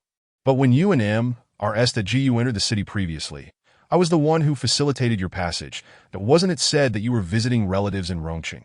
What brings you to this small village now? Visiting relatives? A flicker of intrigue sparked in Gu Chungjin's eyes as he raised an eyebrow, his gaze swiftly assessing Song Mushing, laden with suspicion and warning. Song Mushing felt the color drain from her face. She steeled herself, striving to maintain an outward calm. Yet, her palms had already begun to sweat from the tension. Standing nearby, Chen Haiqiao noticed Gu Chungjin deep in conversation with the officer and approached. Curious, what is going on? Gu Chungjin seemed reluctant to involve more people. He composed himself and replied tersely, nothing, before turning to the officer. May I ask your surname? The officer inclined his head slightly, adopting a tone of feigned deference. My surname is Liu. Gu Chungjin nodded thoughtfully, then turned back to Chen Haiqiao, casually stating, nothing of consequence, just a casual chat. Chen Haiqiao accepted this without suspicion, clapping a hand on Gu Chungjin's shoulder as he glanced at Song Mushing. The meal is ready. Come and sit. Song Mushing sensed that Gu Chungjin's scrutiny of her had intensified. This man was inherently astute, and she could not predict how he would respond to her. Silently, she lowered her head, racking her brain for a plausible explanation to placate him. That moment, Gu Chungjin suddenly reached out, firmly grasping her wrist and pulling her, who had lagged behind, to his side. What's this? Are you concocting a reasonable explanation to brush me off? Gu Chungjin's voice dropped to a conspiratorial whisper, audible only to her. His piercing gaze remained fixed ahead, yet the pressure of his grip on her wrist reminded her of the danger he posed at that moment. Enduring the discomfort in her wrist, Song Mushing replied sullenly, I am not. Gu Chungjin's expression turned icy, an aura of menace radiating from him as he prepared to unleash his ire. Just then, Chen Haiqiao called out to them, Gu Jin, Song Ting, stop dawdling and find a place to sit. Gu Chungjin's low pressure was immediately subdued, yet the grip of his hand remained unyielding as he almost pulled Song Mushing to the dining table. It was only after they were seated that he expressionlessly released her hand. Song Mushing discreetly rubbed her slightly reddened wrist, her gaze sweeping around the table, discovering that Chen Haiqiao had invited quite a number of guests this time, including the old village chief, Chen Haiqiao himself, Jiang Qian, and several other women whom Song Mushing had never encountered before. The table was already laden with an array of delectable dishes, steam wafting invitingly into the air. Once everyone was settled, Jiang Qian diligently filled each person's glass, and when it came to Song Mushing, she instinctively attempted to decline. However, Chen Haiqiao interjected playfully, Madam Gu, the women of Chaoyang village can drink just as well as the men. Since you have come to Chaoyang village, you must abide by our customs. Song Mushing felt somewhat embarrassed. But I truly cannot drink that tea that moment, the old village chief chimed in. Madam Gu, it's all right. Just drink a few times and you'll be fine. The wine of Cheyang village does not intoxicate. The women at the table laughed and teased, leaving Song Mushing no choice but to allow Jiang Qian to pour her a drink. She watched anxiously as the liquid in her glass gradually rose. And at that moment, Gu Chengjin, seated beside her, softly reminded Jiang Qian, pour her less. Jiang Qian immediately understood, and with the glass only 7/10 full, he set the wine jug aside. This was a simple statement, yet it caused a slight tremor in Song Mushing's heart. She had never anticipated that, despite having guessed that she was deceiving him. Gu Chengjin would still take the initiative to look out for her. Stealing a glance at Gu Chengjin, she noted that his expression remained as indifferent and detached as when he served as the commander of the Yin army. Yet her resentment towards him seemed to be gradually diminishing. This realization startled Song Mushing, prompting her to lower her head, raising a hand to tidy the stray strands of hair by her ear. Attempting to mask her current disquiet at the table, a man clad in a blue vest noticed that Jiang Qian had not filled Song Mushing's glass to the brim and teasingly remarked, "See, Jiang Qian is the most obedient to Gu Jin that I've watched him grow up, and I've never seen him this compliant." Jiang Qian returned to his seat, placing the wine jug on the table, and nonchalantly retorted, "If you were as impressive as Gu Gu, I would listen to you too." Chapter 58. Guilt. Hey, you rascal. The dining table erupted into laughter and merriment at this moment. Chen Haiqiao stood up. Holding the hand of a gentlewoman seated beside him, he raised his wine glass, glanced at everyone present, and with a beaming smile declared, "The primary reason for gathering everyone here is to share some wonderful news with my brothers." He continued, raising the woman's hand, his face radiating happiness. "All of you present are my good brothers, and I wish to personally convey this joyous occasion to you. Tomorrow marks the happy day of my union with Feng Shi, and I hope everyone will come to celebrate." With that, he and Feng Shi simultaneously downed their glasses. Cheers erupted around the table. Jiang Qian enthusiastically applauded before saying, "Chenggu, you really didn't need to invite us personally. We would certainly come regardless. We've been good brothers for over a decade. How could we possibly miss such a significant event?" "Exactly," others chimed in, and Chen Haiqiao, filled with gratitude, stood to drink another glass. As Chen Haiqiao downed several cups, the atmosphere instantly became lively, with everyone digging into their meals. Except for Gu Chengjin, Song Mushing was unfamiliar with anyone at the table, so she merely kept her head down. Quietly eating, Gu Chengjin was engaged in a lively conversation with Jiang Qian. His interest piqued, yet his gaze occasionally drifted towards Song Mushing. Chen Haiqiao evidently noticed the quietness surrounding Song Mushing and surmised that her reticence stemmed from unfamiliarity. He then raised his glass towards her, saying, "This toast is for Gu Jin and Song Ting." Taken aback by Chen Haiqiao's sudden toast, Song Mushing momentarily froze, but upon seeing Gu Chengjin raise his glass in response, she followed suit. Chen Haiqiao continued with a smile, "We all appreciate Gu Jin's character. He may not speak much, but his actions are always precise and decisive. As for Song Ting, although I have not met you before, today, seeing you risk your safety to save Li Tsuimiao, I know you are an extraordinary woman. So, I raise this glass in your honor." With that, he tilted his head back and drank once more. Gu Chengjin, without hesitation, mirrored his actions, and Song Mushing, glancing at the wine in her glass, took a tentative sip, discovering it was palatable enough, before also drinking it down. Jiang Qian, noticing this, exclaimed, "Oh dear, sister-in-law, you said you couldn't drink. But you seem quite capable." Song Mushing shot him an amused glance and replied helplessly, "Please don't mock me. How could I dare to mock my sister-in-law? Otherwise, won't Gu Gu have my head?" Laughter erupted around the table, and even Gu Chengjin seemed to be somewhat influenced by the jovial atmosphere, a faint smile gracing his lips. Song Mushing felt her heart lighten, and although she was uncertain of the challenges that lay ahead, in that moment, the joyous atmosphere and lively scene were treasures she would cherish forever. As lunch concluded, the hour approached the evening. Despite having consumed several cups of wine, Song Mushing realized, as the old village chief had said, that the wine truly did not intoxicate. As Song Mushing and Gu Chengjin prepared to leave, Feng Shi emerged from the house with a bamboo box, handing it to Song Mushing. "This is some food we saved for Li Tsuimiao. It's still warm that if she wakes up, she can eat it directly." Song Mushing felt a warm appreciation for Feng Shi's thoughtfulness. "Thank you." However, Fengxi waved her hand dismissively, smiling, "No need to be so courteous. Li Tsimiao is all alone, which is quite pitiable that as she spoke, she gently patted the back of Song Mushing's hand, almost as if entrusting her with a task. So, I leave it to you." Song Mushing nodded and departed with Gu Chengjin. On the way back, both were lost in their thoughts, enveloped in silence. Song Mushing was somewhat surprised. She had expected Gu Chengjin to pursue her with questions, yet he remained silent throughout their journey. Upon reaching Li Tsimiao's residence, Song Mushing first checked on her condition in the room. While Gu Chengjin waited outside, Li Tsimiao lay on the bed, her eyes vacant and her expression sorrowful. Song Mushing placed the bamboo box on the table in the center of the room and squatted by the bed, her heart aching as she gently tucked a stray hair behind Li Tsimiao's ear. "Sister Li, you must be hungry. Come, eat something." Li Tsimiao's eyes flickered, looking at Song Mushing, her voice barely audible. "Just leave it there. I don't want to eat now." Song Mushing wished to persuade her further, but seeing her dazed demeanor, she found herself at a loss for words.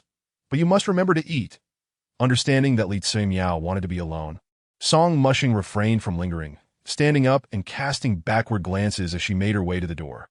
"Song Ting," Li Tsimiao suddenly called out to her, causing Song Mushing to turn in confusion. "Thank you." Tears welled in Li Tsimiao's eyes. At that moment, she seemed to have lost her usual charm. Resembling a wounded fledgling, yearning to soothe its injured feathers, guilt surged within Song Mushing, nearly overwhelming her. "Sister Li, I am deeply sorry. If it weren't for that silver note, you wouldn't have encountered such misfortune." After a prolonged silence, Li Tsimiao softly murmured, "Still, thank you." Her voice grew fainter until she finally closed her eyes. Yet her brow remained furrowed with worry. Song Mushing let out a quiet sigh, quietly exiting the room and shutting the door behind her.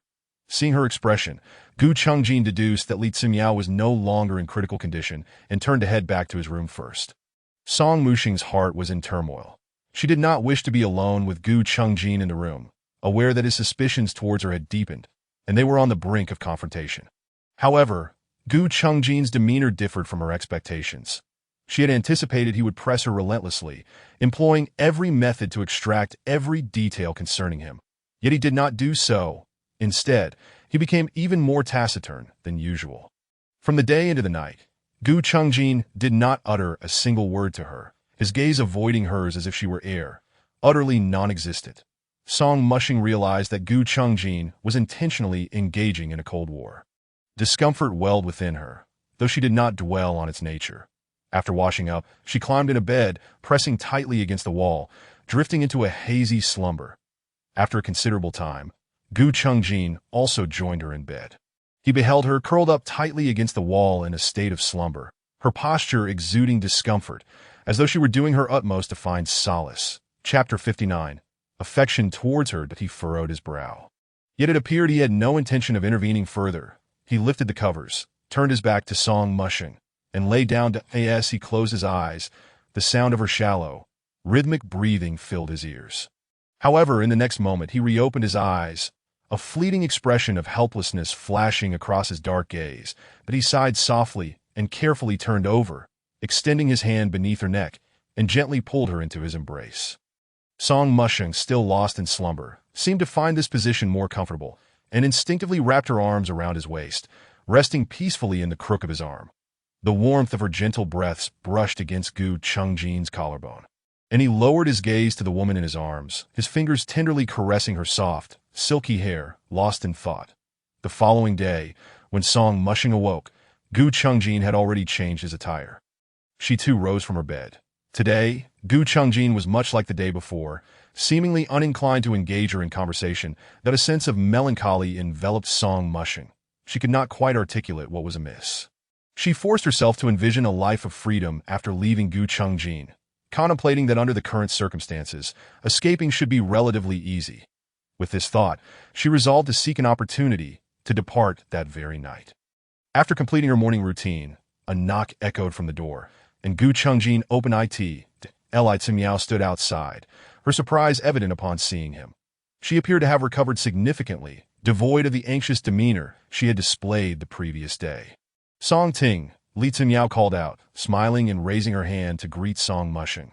Song Mushing, having hung up her own towel, stepped outside with a puzzled expression.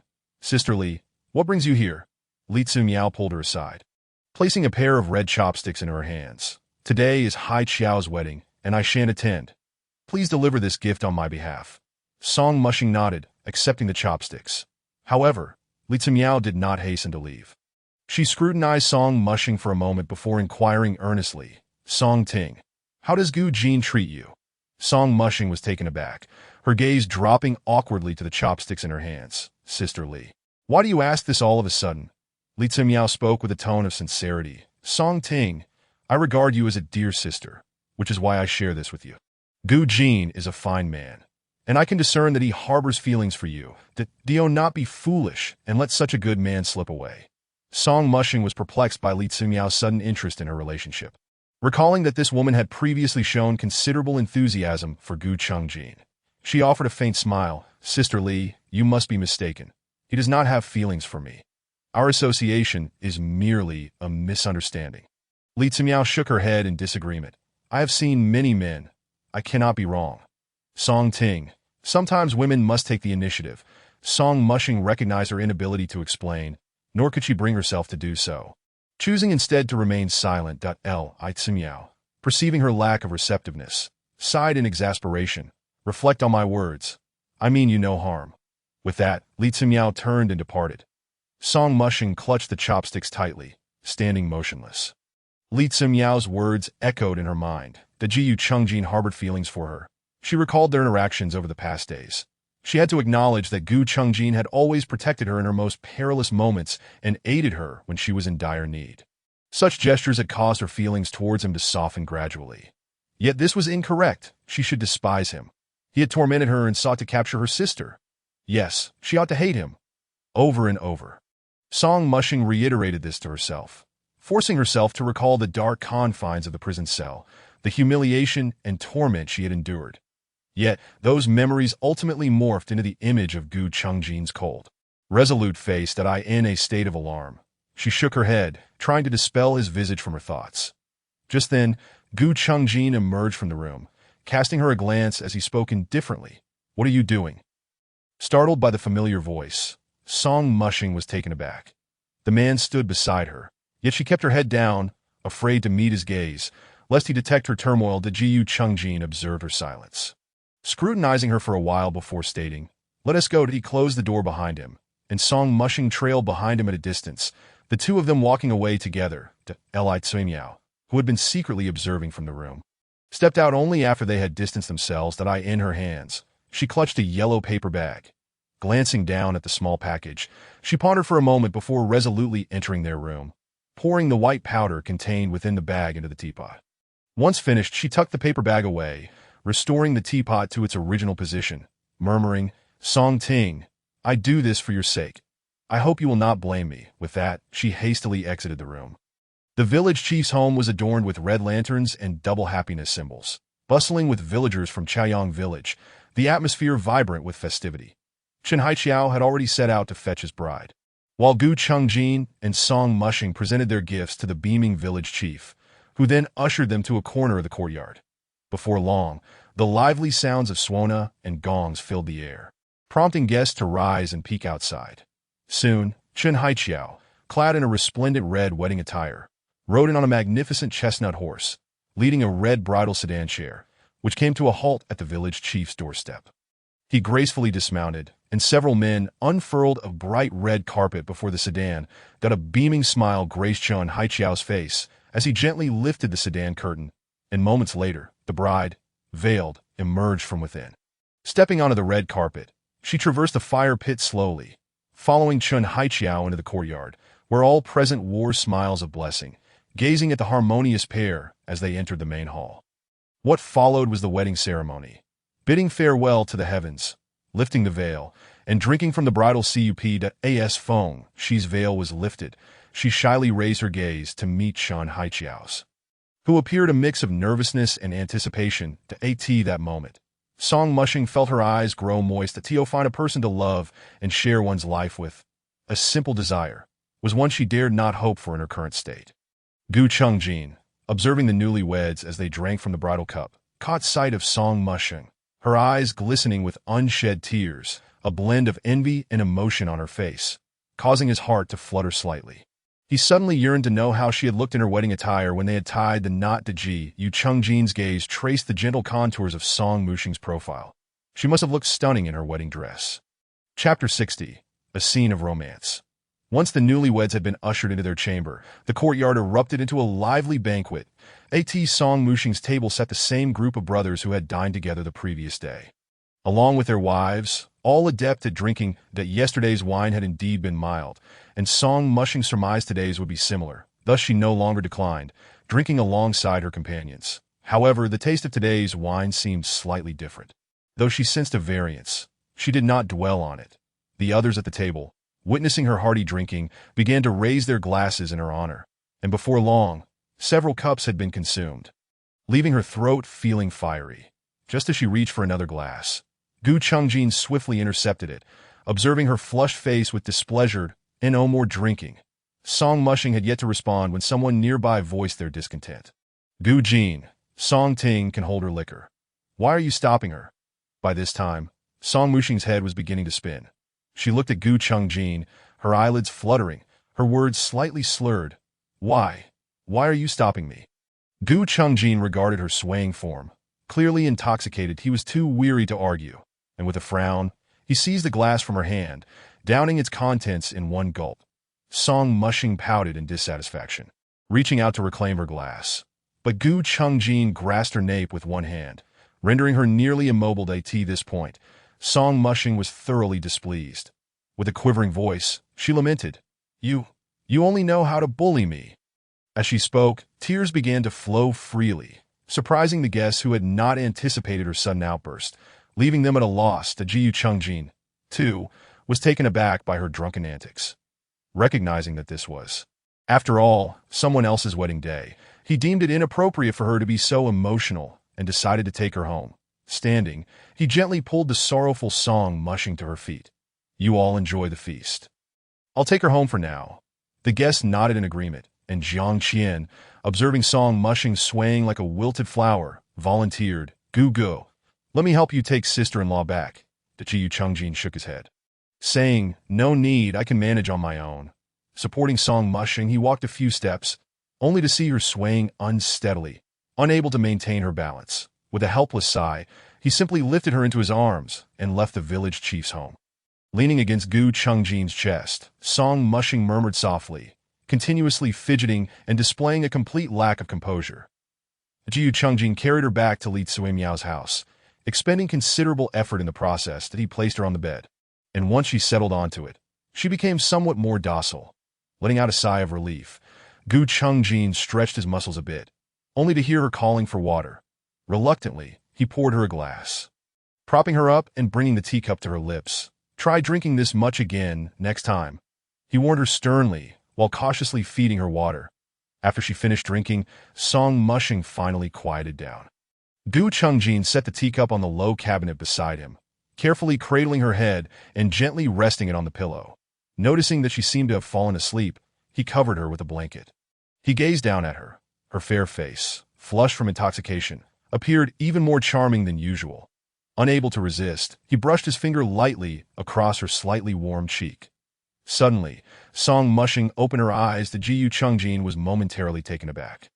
And before he could retract his hand, she looked at him with hazy eyes and abruptly threw off the blanket, expressing her discontent. "Something's not right." Ji Yu Chungjin sensed her unease before he could react. Song Muxing advanced towards him and kissed him on the lips. Ji Yu Chungjin's gaze darkened, yet he suppressed the turmoil within him, attempting to push her away. "Song Ting, wake up," he gasped, feeling his resolve dissipate in that moment. "I've already given you a chance." With that, he turned and climbed onto the bed, pinning the unruly woman beneath him. Did I end that instant? He simply desired to possess her entirely, this woman who constantly entangled his thoughts. All her deceit and concealments. He intended to exact his retribution in this very moment. Chapter 61. An unforeseen accident in the intertwining of strength and tenderness. A perfect match was formed within the room. The man's soft sighs mingled with the woman's gentle moans. The night stretched on. Before dawn, Song Muxing was startled awake by the howling winds and thunderous roars outside. Struggling to open her eyes, she was met with the sight of a man's firm chest, Realizing her clothing had been removed at some point, and that she lay half-reclined in Gu Chungjin's embrace, panic surged within her. She retreated abruptly, but the moment she moved, a searing pain coursed through her body. With the faint light, she glanced down at herself to find her skin marked with numerous kiss marks. Her heart sank as fragmented memories of the previous night began to coalesce in her mind. Vivid images of intimacy emerging. Overwhelmed with shame and anger, Song Mushing had not anticipated finding herself entangled with Gu Chungjin in such a manner. Tears welled up in her eyes as she pressed a hand to her mouth. Suppressing any sounds, why did this happen? Why did this happen? She had resolved to leave this man, yet fate seemed to mock her with such a cruel twist. Cowering in a corner, she hugged herself tightly.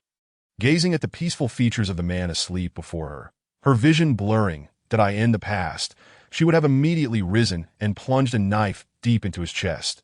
But now, all she desired was to escape, to flee to a place where Gu Chungjin could never find her. She did not want to contemplate how her deep-seated hatred for this man had gradually faded. All she wanted was to leave. Wiping her tears away, she cautiously crawled over Gu Chungjin, attempting to slip out of bed. Yet as she lifted her leg, a piercing pain shot through her, causing her to stumble back onto Gu Chungjin. Alarmed, she raised her head to scrutinize his face, but despite her movement, he remained asleep. Gritting her teeth against the pain, she hastily got off the bed. She dressed quietly, anxiously opening the door, even though torrential rain poured outside. It could not deter her from leaving. From this moment on, she would be free of this man. Everything that transpired last night would be as if it had never occurred. A determined glint flickered in her eyes as she stepped resolutely into the rain.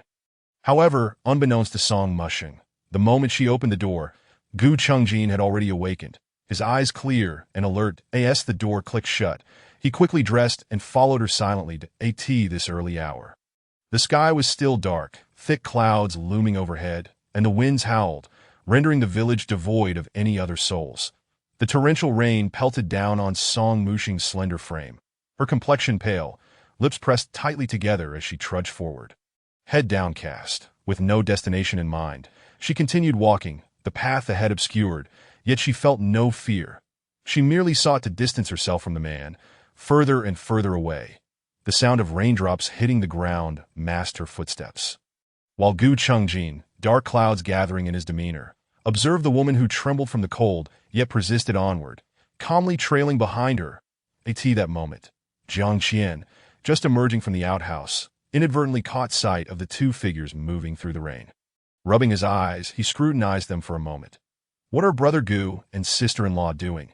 He wondered aloud, intending to follow them, but the relentless rain and their swift pace soon obscured them from his view, causing him to abandon the idea. Song Mushing, seemingly unaware of her fatigue, continued forward, even venturing from the path into the woods that Gu Chungjin, fearing for her safety, quickened his pace to catch up, grabbing her hand. Where do you think you're going? Startled by the sudden appearance, Song Mushing screamed in fear, turning to find it was Gu Chungjin. Realization dawned on her that he had been following her all along. Why can't I ever escape him? She thought despairingly, yanking her hand away and shouting, "Get away!" Before fleeing deeper into the woods, the Gu Chungjin's expression darkened. His patience had worn thin. This woman incessantly tested his limits. Just last night, they had shared tender moments. Yet today, she seemed to be driven mad with a desire to flee. He quickly pursued her, one hand grasping her waist. "Let go of me." Song Mushing struggled to free herself from his grasp, but his arm tightened around her like iron.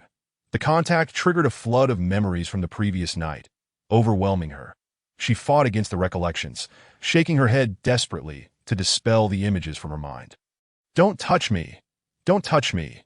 Gu Chungjin regarded her coldly, his voice laced with frost. "Don't touch you. Do I need to remind you how eager you were last night?" Song Mushing froze, momentarily stunned. After a brief pause, she turned her head slightly and shouted back at Gu Chungjin, "You're talking nonsense." She was determined to sever ties with this man and forget those memories, pushing against him with all her might. In the midst of her struggle, she stumbled back a step, suddenly feeling the ground give way beneath her. "Duh!" She cried out, her heart leaping into her throat. "Careful!" Gu Chungjin instinctively reached out to catch her. But in doing so, he lost his balance and fell alongside her into the abyss. In that instant, They both realized they had stumbled upon a cave at their feet. As they fell, Gu Chungjin instinctively wrapped his arms around Song Mushing, shielding her head against his chest. Chapter 62. No need for his concern. The two tumbled to the cave's bottom, coming to a halt only when Gu Chungjin let out a muffled groan. He lay beneath Song Mushing, his face contorted in pain, taking a moment before attempting to rise. Meanwhile, Song Mushing slowly propped herself up, feeling a sharp pain in her left ankle. She sat there, enduring the discomfort as she glanced at her ankle, which had begun to swell. Gently touching it, she winced at the sharp sting. Song Mushing realized that ever since she had encountered Gu Chungjin, calamity had followed her relentlessly. She cast a displeased glance at Gu Chungjin beside her, only to find him with his eyes tightly shut, his expression bearing an air of distress. That a sense of unease crept into Song Mushing's heart as she hesitated, contemplating whether to approach and assess the man's condition. Just then, Gu Chungjin abruptly sat up, raising his hand to massage the back of his head. Song Mushing immediately averted her gaze, focusing instead on the spot where his head had just rested, which was precisely where a hard rock lay that moment. The man kept his head bowed, eyes firmly shut, enveloped in an unusual silence. Just moments ago, as his head collided with the stone, a torrent of images flooded his mind. Memories surged forth like a bursting dam.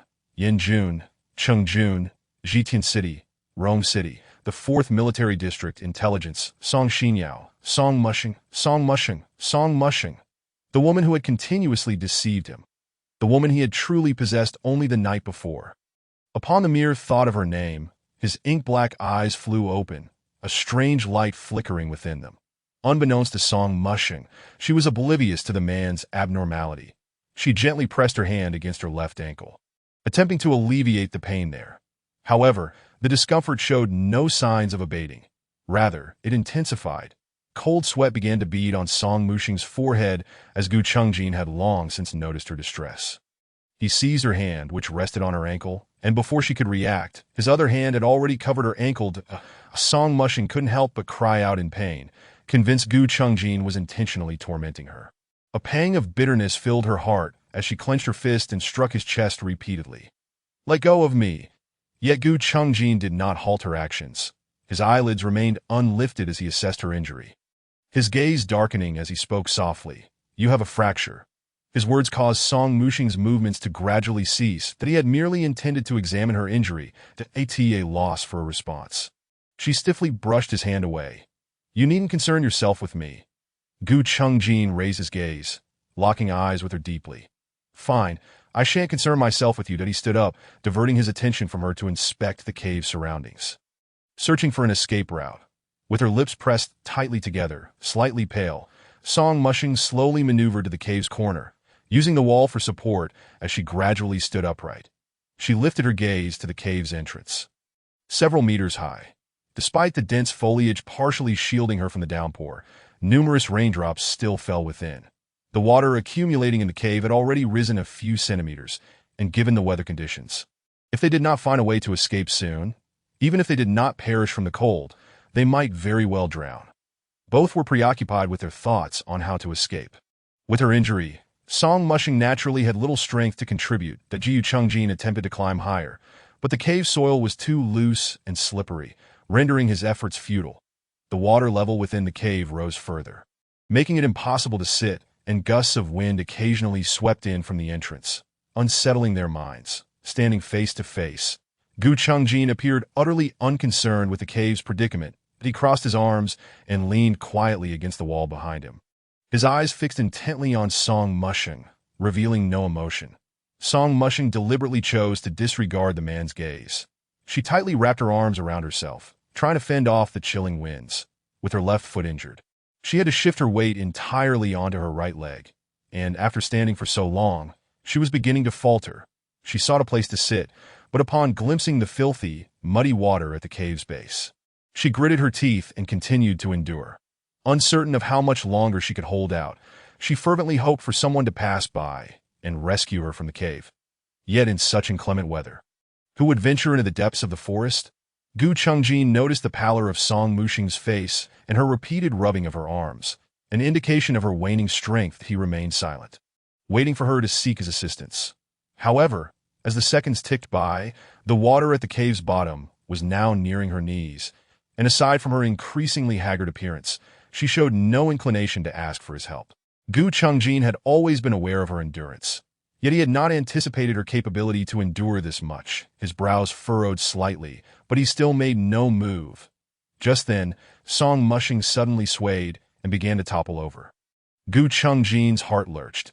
He had no time to harbor any lingering resentment towards her and swiftly stepped forward to catch her in his arms. Her soft body nestled against him, her head weakly resting against his neck. Her feverish warmth startled him that he glanced down at her, gently attempting to rouse her by patting her face. Song Ting, Song Ting. But the woman in his arms showed no response. He lowered his gaze to her feet, now submerged in the cold water, and swiftly lifted her in a horizontal embrace. Outside the cave, the sky was shrouded in ominous clouds, casting a dim light. Feeling the woman's intense warmth in his arms, his hands gradually clenched into fists, a hint of concern clouding his gaze. Fire, an overwhelming blaze. Song Mushing realized, at an unknown moment, that a roaring fire had ignited beside her. The orange flames emanated a terrifying heat, encircling her and rendering her immobile. So hot. She watched as the flames inched closer, wishing to retreat, but a sudden jolt of pain shot through her left foot as if it were fracturing, leading her to cry out and collapse to the ground. In her moment of desperation, steady footsteps approached from beyond the flames. "Sister?" Song Mushing could not clearly discern the figure, but instinctively called out. "Is that you?" Moments later, a tall silhouette emerged from the fire, undaunted and resolute. His strong, handsome face shone with an almost blinding light, illuminated by the flames, which captivated Song Mushing's gaze. Sweat trickled down her cheek as she remained motionless, gazing up at Gu Chungjin as he steadily approached her. Finally stopping before her, he crouched down, seemingly satisfied with her submissiveness, and gently caressed her cheek, a slight smile gracing his lips. "Song Mushing, you cannot escape." "I have returned." Chapter 63. Bringing her temperature down, Song Mushing had yet to comprehend the meaning behind his words when suddenly the world spun around her. Aside from the searing heat that persisted, everything before her faded into darkness. That moment, she heard quiet voices nearby. "I have stabilized Madame Gu's ankle, but full recovery will require some time. Until she is completely healed, she must refrain from any unnecessary movement. As for her high fever, I have prepared the medicine. Mr. Gu only needs to brew it daily and administer it to her 3 times a day, if you wish for a quicker recovery. You may also wipe her body with warm water regularly." "All right, thank you, Dr. Een. Here is the payment for your services." After accepting the payment, Dr. Een departed with his medical kit. Standing nearby, Jiang Qian glanced at the frail Song Mushing lying on the bed. Worry etched on his face as he asked, "Brother Gu, when do you think sister-in-law's foot will heal?" "I do not know." Gu Chungjin let out a barely audible sigh as he gazed at the weakened woman on the bed. He turned to Jiang Qian, saying, "I truly must thank you this time." Jiang Qian scratched his head, feeling a bit bashful. "Oh, Brother Gu, why are you being so polite with me? Thankfully, I saw you and sister-in-law heading in that direction this morning. And when you didn't return for a long while, I feared something had happened, so I decided to look for you. If only I had gone earlier, perhaps sister-in-law wouldn't have fallen so ill." Gu Chungjin patted his shoulder. "One cannot say it that way. Without you, Song Ting and I may not have returned." Jiang Qian shook his head vigorously. "Brother Gu and sister-in-law are blessed and fortunate. It won't happen. How long will you keep chatting?" At that moment, Li Timiao hurried in from outside, grabbed the herbal medicine from the table, and before anyone could react, she yanked Jiang Qian's ear. "Can't you see that Gu Jin also needs rest? Why do you keep talking? Hey, don't pull my ear. Let go, it's going to break." Ignoring Jiang Qian's frantic pleas, Li Timiao held firm, turning to Gu Chungjin with a crisp voice. "I will go prepare medicine for Song Ting." Upon uttering these words, he forcibly pulled Jiang Qian out of the room and shut the door behind them. Outside, the clamor of voices persisted for a while before gradually subsiding. Gu Chungjin composed himself and stepped towards the bedside, lowering his gaze to the woman whose face was flushed due to a high fever. The events of the previous night lingered vividly in his mind. Her initiative, her shyness, everything that had captivated him in ways he had never experienced before. He reached out, gently caressing her soft cheek, carefully tucking a stray strand of hair behind her ear. Sensing the man's touch, Song Mushing, concealed beneath the covers, clenched her hand into a fist out of nervousness. Though she maintained an outward composure that in the past, she would have swiftly brushed Gu Chungjin's hand away, but now she lacked the courage to open her eyes after what had transpired the previous night. She found herself at a loss on how to confront him. Though reluctant to admit it, fragmented memories reminded her that it had indeed been her who had taken the initiative, his restraint and tenderness from the night before. Combined with his attentive care, since his amnesia played in her mind, gradually diluting the pain he had caused her in the past, that a sudden wave of fear washed over her. Song Mushing, having surrendered her body to him, must she also yield her heart? Fortunately, Gu Chungjin did not linger at the bedside for long. After adjusting the covers for her, he departed from the room. Instantly, the chamber fell into a profound silence. Song Mushing, devoid of energy and with a throbbing head, soon drifted back into slumber. Song Ting, wake up and take your medicine. She was roused from her sleep by a voice at her ear. With considerable effort, she opened her eyes, and the figure of Li Tiao gradually came into focus as she sat at the bedside, a bowl of herbal medicine in hand, the scent of which was somewhat nauseating. With a frown, Song Mushing, aided by Li Tiao, propped herself up slightly. Drink this medicine first. It will help you recover faster. Li Tiao brought the bowl closer to her, the aroma making Song Mushing lose her appetite. Reluctant to drink, she hesitated as she saw Li Tiao's eager expression. After much deliberation, she accepted the bowl, held her breath, and gulped down the concoction in one go. The bitter taste spread across her mouth, causing her to shiver, and she quickly handed the empty bowl back to Li Tiao. Li Tiao nodded in satisfaction, then helped Song Mushing lie back down, tucking the covers around her snugly before leaving with the bowl of medicine. The bitter aftertaste lingered, yet a heavy drowsiness washed over Song Mushing once more. After a few hours of hazy slumber, she awoke, feeling the discomfort of sticky sweat clinging to her body. Upon waking, she noticed Gu Chungjin standing at her bedside, holding a damp cloth as he wiped the sweat from her neck. She blinked in a daze, unable to move, her mind sluggish from the fever.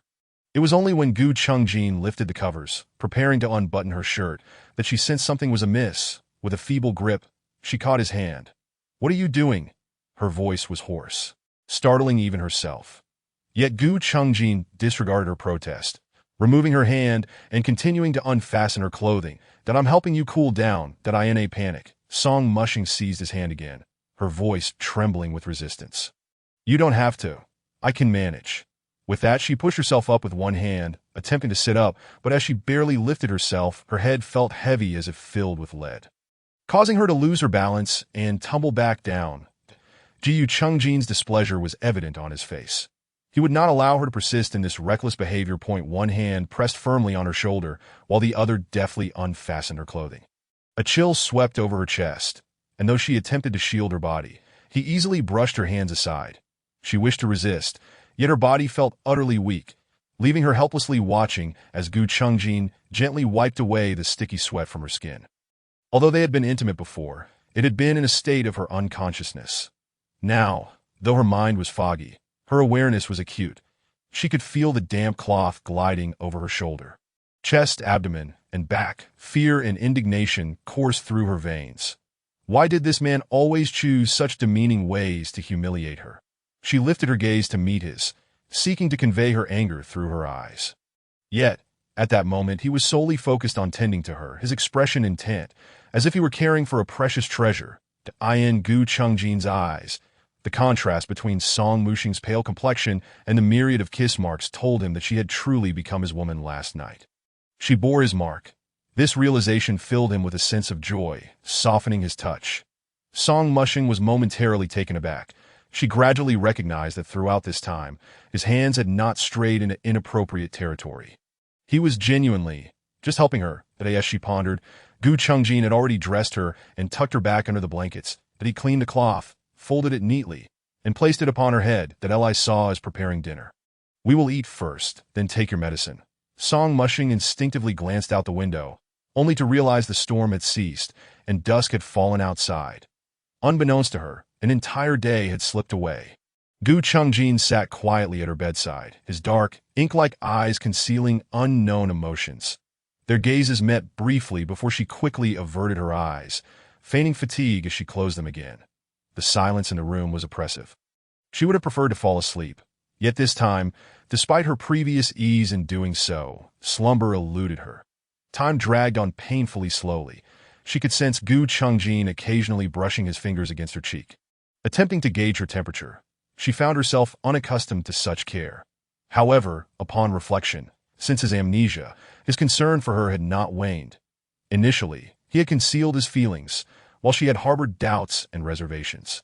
Yet, everything that had transpired from yesterday to today made her feel his concern for her was devoid of any pretense. Song Muxing's heart trembled involuntarily. But now that he had lost his memory, what did it matter how well he treated her? Sooner or later, he would regain all his memories, and when that time came, she would find herself ensnared once more. That moment. A knock echoed at the door as Lisa entered. Carrying 2 dishes, after several trips, she finally placed all the dishes upon the table. Leaning closer, she examined Song Muxing. Is Song Ting feeling better? Gu Chungjin glanced at the woman on the bed, his deep voice tinged with fatigue. The fever has subsided. Miao noticed his weariness. After all, she had seen him drenched, carrying Song Ting back since morning, and he had neither rested nor tended to his own needs, which even the strongest body could not withstand. I have prepared the meals. I worried Song Ting might not eat well, so I made some light meat porridge. You both should eat it while it's warm.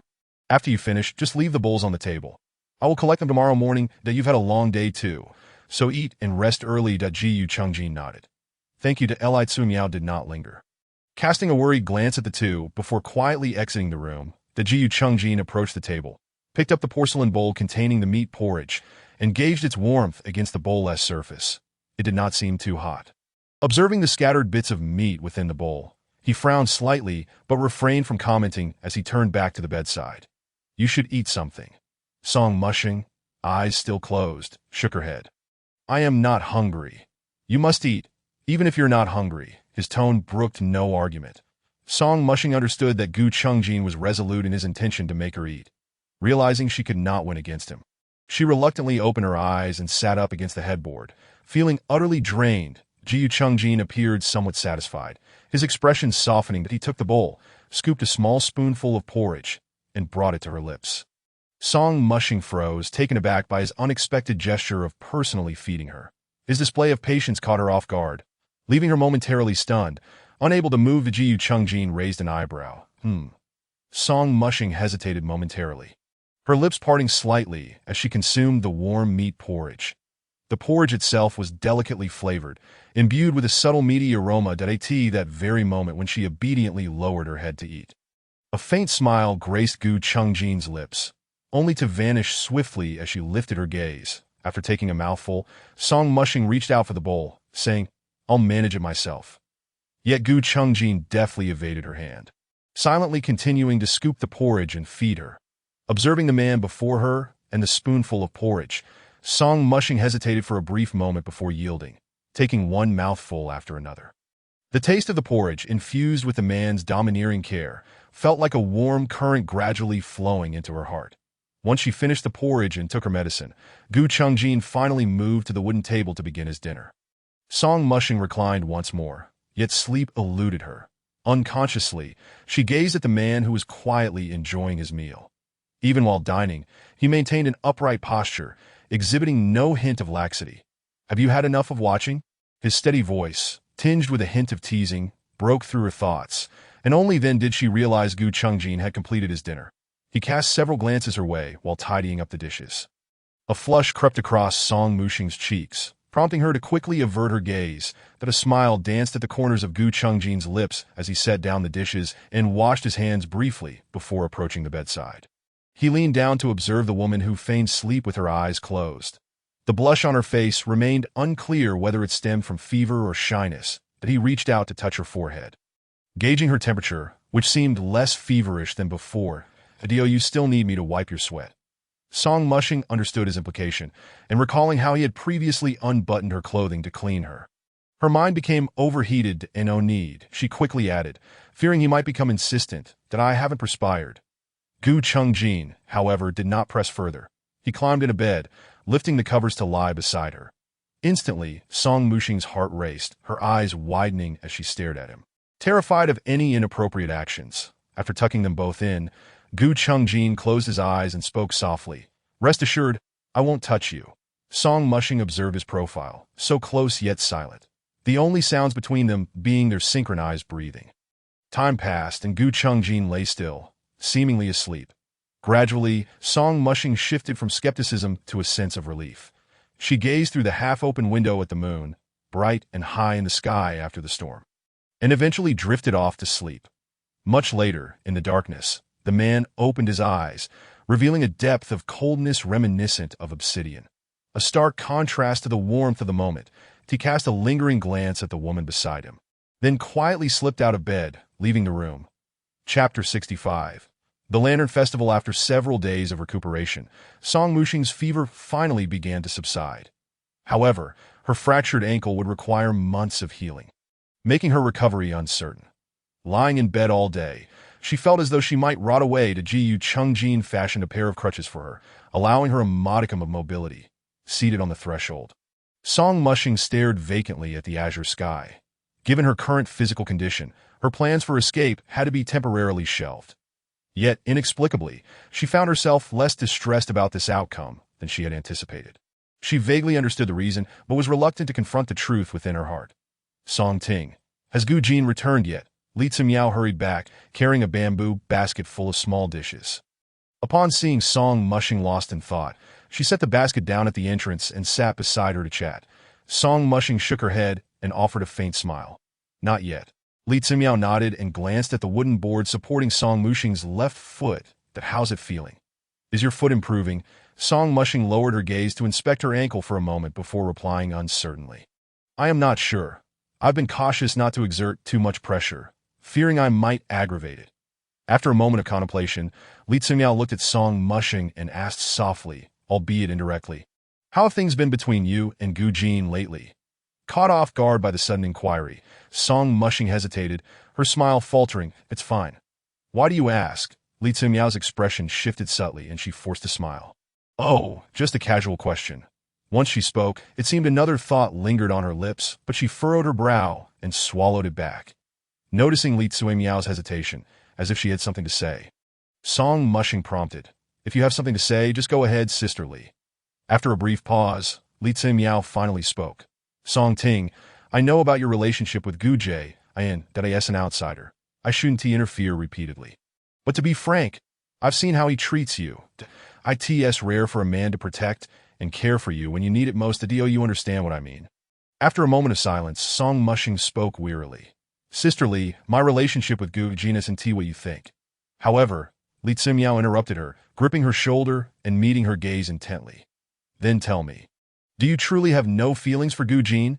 Her question was like a boulder thrown into Song Mushing's heart, sending ripples of turmoil through her.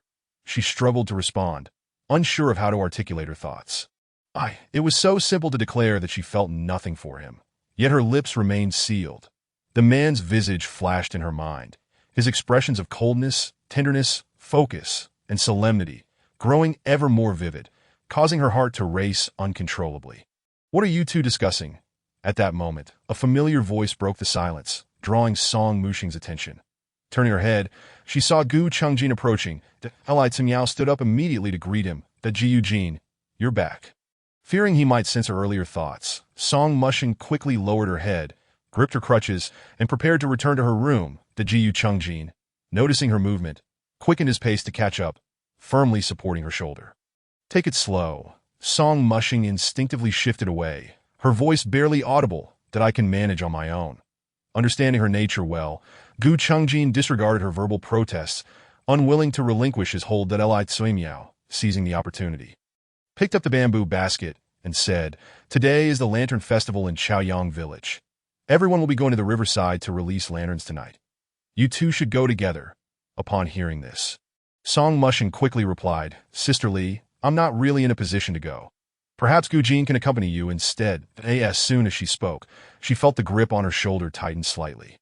Pretending not to notice, she remained composed, gazing at Li Timiao, however, wore a disapproving expression. What would it look like for me to go with Gu Jin? That is something for lovers, and besides, I already have plans. Her face bore a hint of pride as she turned to head into the kitchen. Ji Chungjin cast a calm glance at Song Mushing. Observing her hesitation, he tightened his grip slightly, bringing her back to the present. If you don't want to go, then don't. Stop standing around. It's tiring. With that, he guided Song Mushing to sit by the bed, naturally placing her crutches aside. He then bent down to scrutinize her injured ankle with utmost care.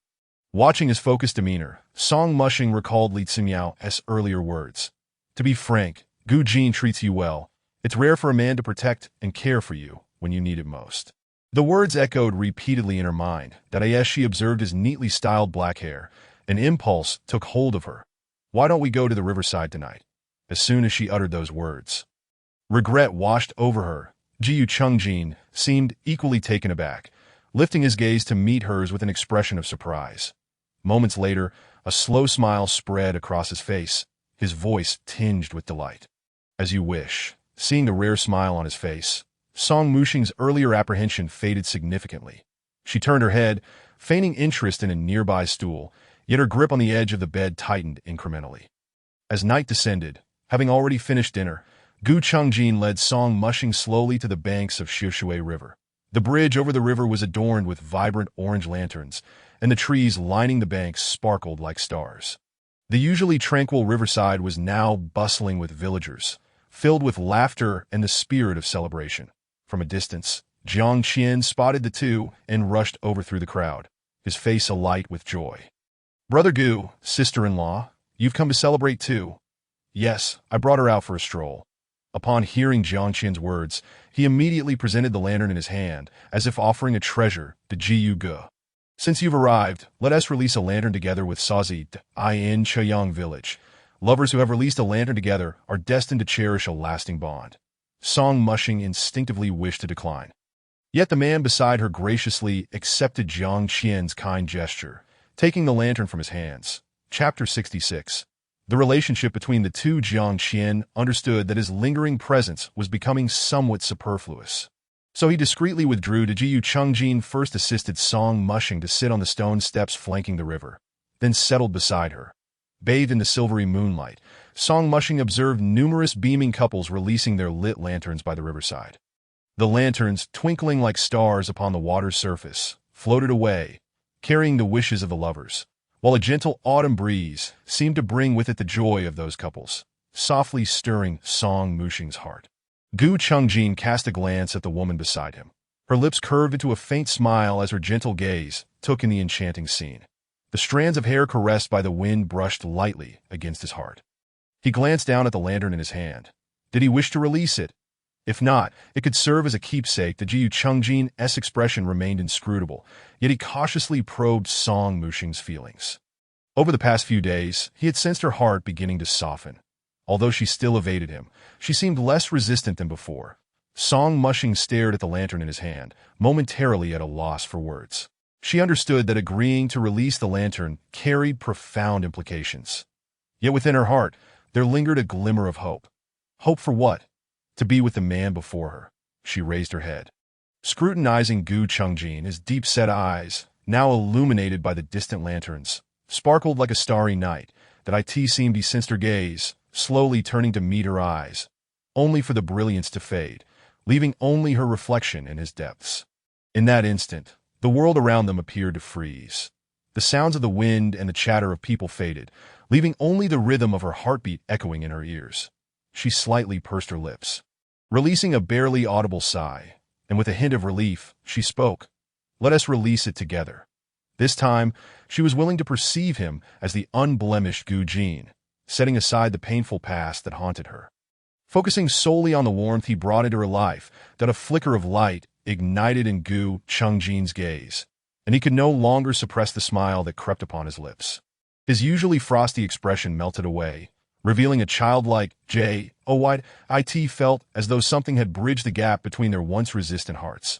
Seeing the change in Gu Chungjin's demeanor, Song Mushing's previously anxious heart instantly calmed. The next moment, Gu Chungjin firmly grasped her hand, his calloused fingertips tenderly caressing each of her knuckles. That he then leaned down, igniting the lantern in his hand before placing it upon the shimmering waters of Shishui River. Together, they watched as the lantern gradually drifted away, eventually disappearing among the others on the distant river surface. Until the last flicker faded, Gu Chungjin held her hand, never letting go that a blush crept on his Song Mushing's cheeks. And she silently rejoiced in the darkness, grateful that the night concealed her flustered demeanor from the man beside her.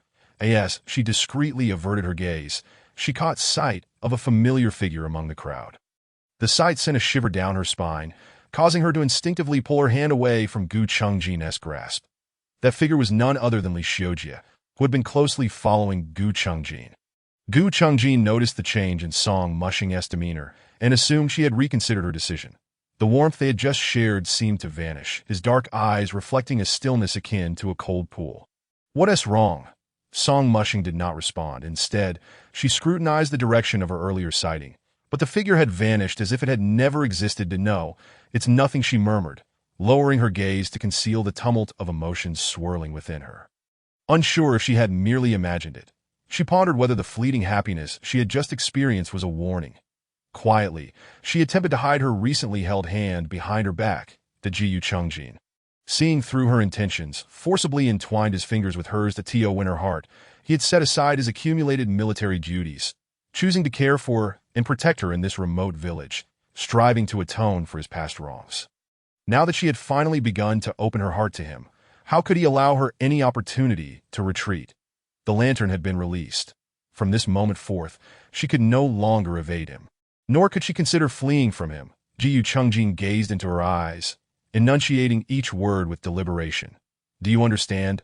Song Mushing fixed her eyes upon his, as if seeking answers from the unfathomable depths of his gaze. She hesitantly inquired, "Then will you always be just Gu Jin?" Gu Chungjin's eyes flickered, and he tested her with a low voice that if I am not Gu Jin, then who else could I possibly be? Song Mushing found herself at a loss for words. Suddenly, a loud explosion echoed in the distance, followed by a magnificent display of fireworks illuminating the sky, casting a radiant glow upon the faces of the lovers below. In that moment, Gu Chungjin unexpectedly cupped Song Mushing's face. Before she could react, he leaned in and kissed her softly on the lips. Song Mushing's breath hitched, her eyes widening as she beheld Gu Chungjin's face mere inches from hers.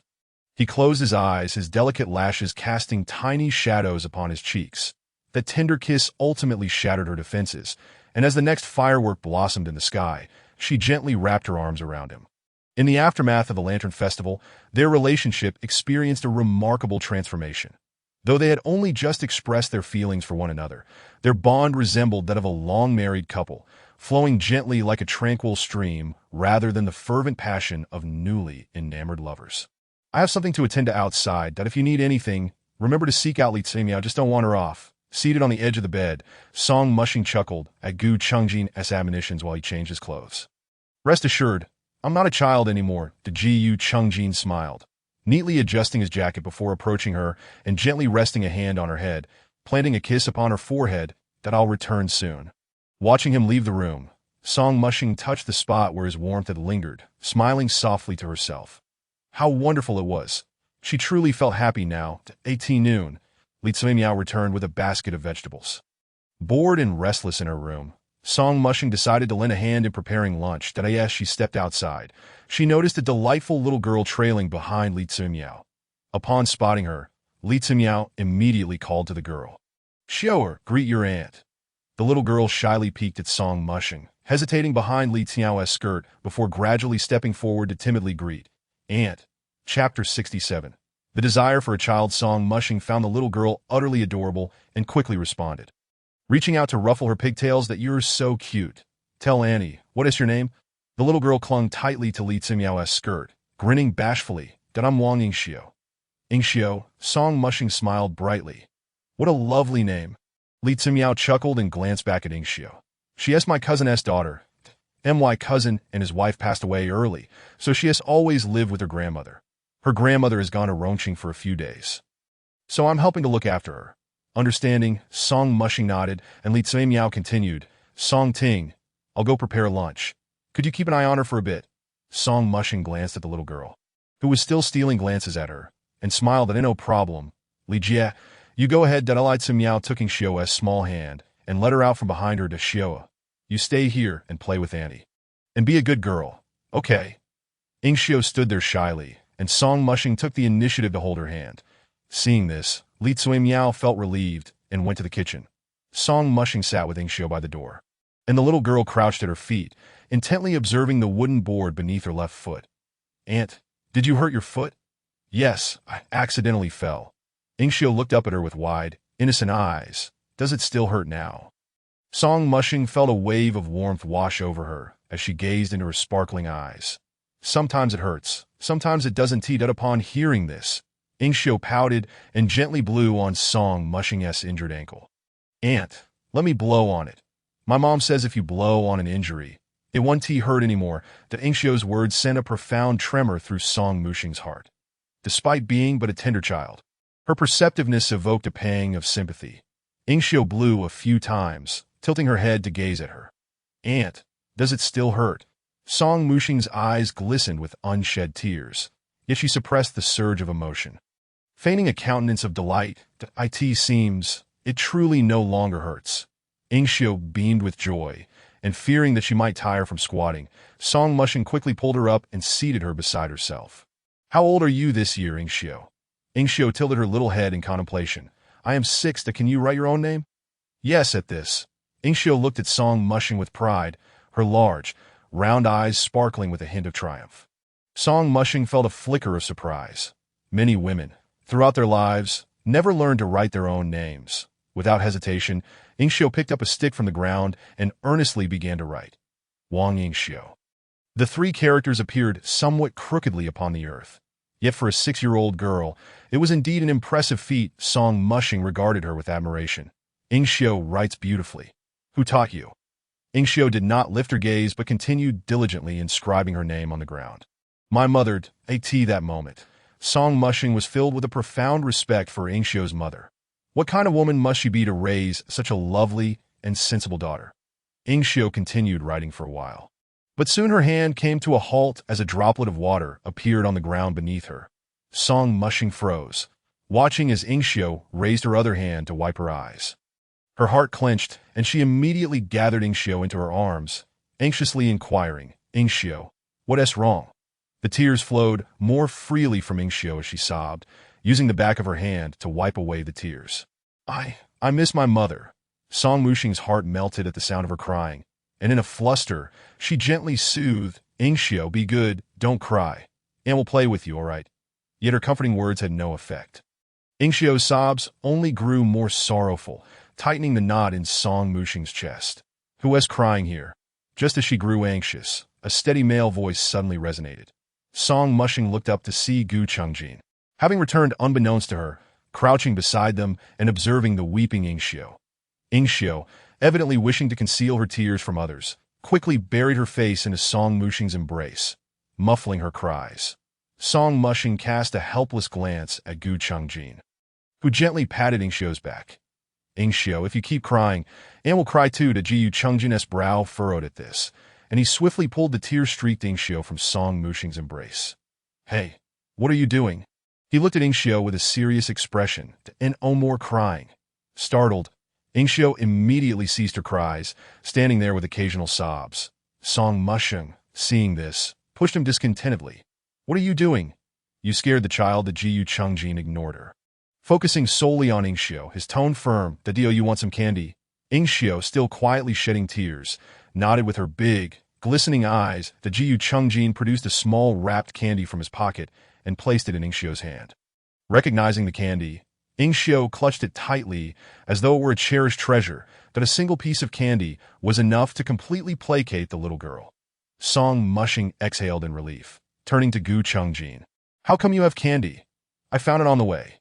Ingxiu sat quietly beside them, and Song Mushing observed her as she opened and closed the candy wrapper repeatedly, clearly eager to taste it but holding back. "Ingxiu, aren't you going to eat?" "I want to save it for Grandma." Hearing this, Song Mushing felt a fresh wave of emotion wash over her. But Gu Chengjin, disliking her tendency to tear up, turned to Ingxiu. "Tomorrow, Uncle will give you another piece. You can eat this one yourself." That Ingxiu's eyes sparkled at this. "Really?" Upon seeing Gu Chengjin nod, she eagerly popped the candy in her mouth, the sweet flavor bringing a smile to her face. As Song Mushing watched the joy radiating from Ingxiu, she couldn't help but sigh enviously. How I wish to have a child. Gu Chungjin paused, casting a sidelong glance at her, noting the tenderness in her gaze as she looked at Ingxiu. Filled with affection, he lowered his eyes to conceal the fleeting glimmer that had crossed his own. After a day of play, Ingxiu soon retired to rest with Li Tsumiao. After washing up, Song Mushing also settled down for the night. Gu Chungjin extinguished the oil lamp, changed his clothes, and lay down beside her. As soon as he got onto the bed, Song Mushing instinctively shifted slightly inward, making room for him. She closed her eyes. On the verge of slumber, when she suddenly felt a warm breath gently caress her face. Startled, she opened her eyes to find Gu Chungjin propped up on one side, softly kissing her lips. Taken aback, she felt a rush of confusion. Although their relationship had become implicit since the Lantern Festival, Gu Chungjin had always been respectful, never crossing boundaries during their shared nights. This unexpected intimacy left her disoriented. Hands instinctively raised to push him away.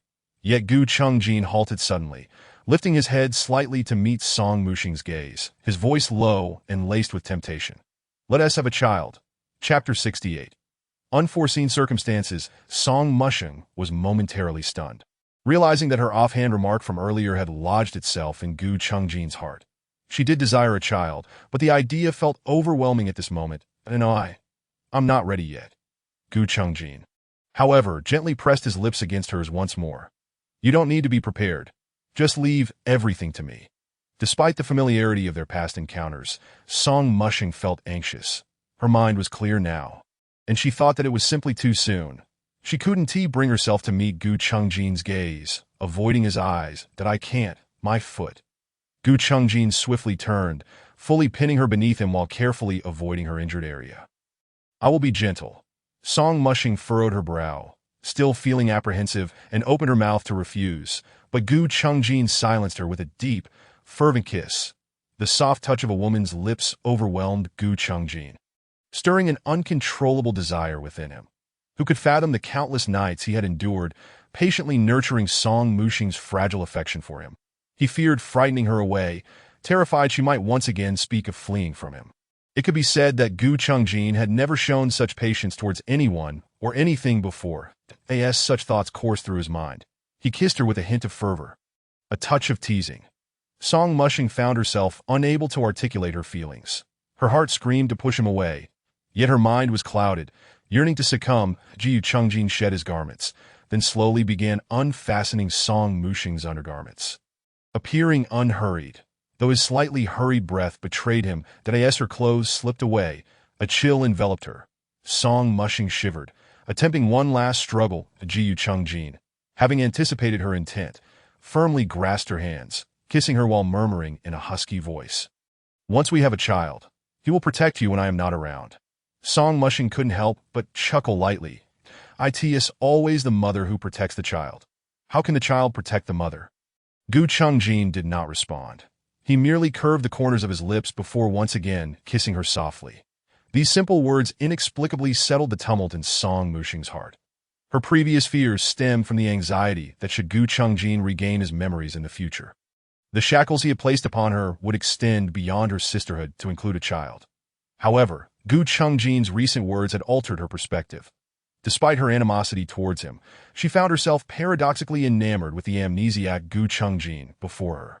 Even with the knowledge that their current happiness might merely be an illusion, destined to dissolve when he inevitably recalled everything, she still harbored hopes of bearing the fruit of their love. In such a scenario, even if he reverted to being Gu Chungjin, their child would remain a cherished connection to him. It seemed as though Song Mushing had come to a realization. Slowly, she withdrew her hand from Gu Chungjin's grasp, gently resting it upon his waist, cautiously reciprocating his affection. The Gu Chungjin sensed her transformation and finally felt at ease. He suppressed his eagerness, striving to please her. Never before had Song Mushing experienced such emotions.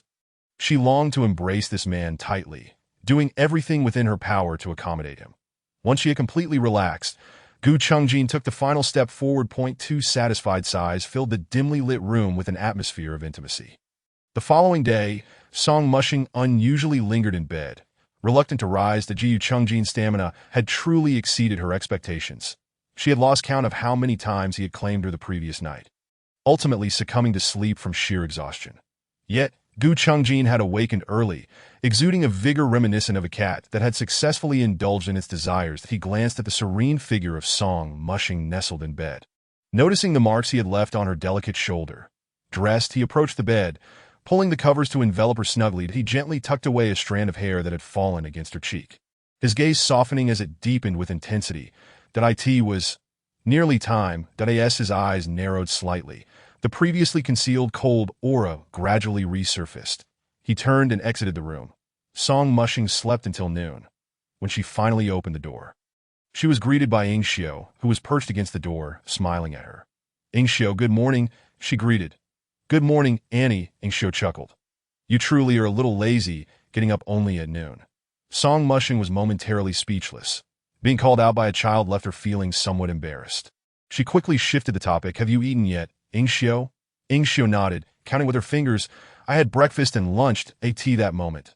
Li Timiao, noticing Song Mushing awake, called out to her, come and eat. I've saved some food for you.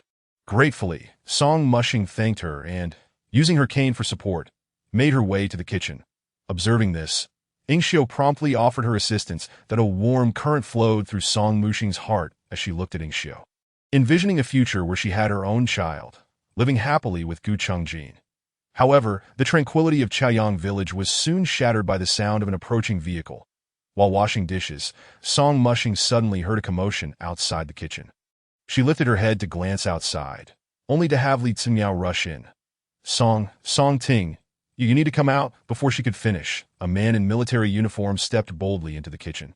His eyes immediately locking onto Song Mushing.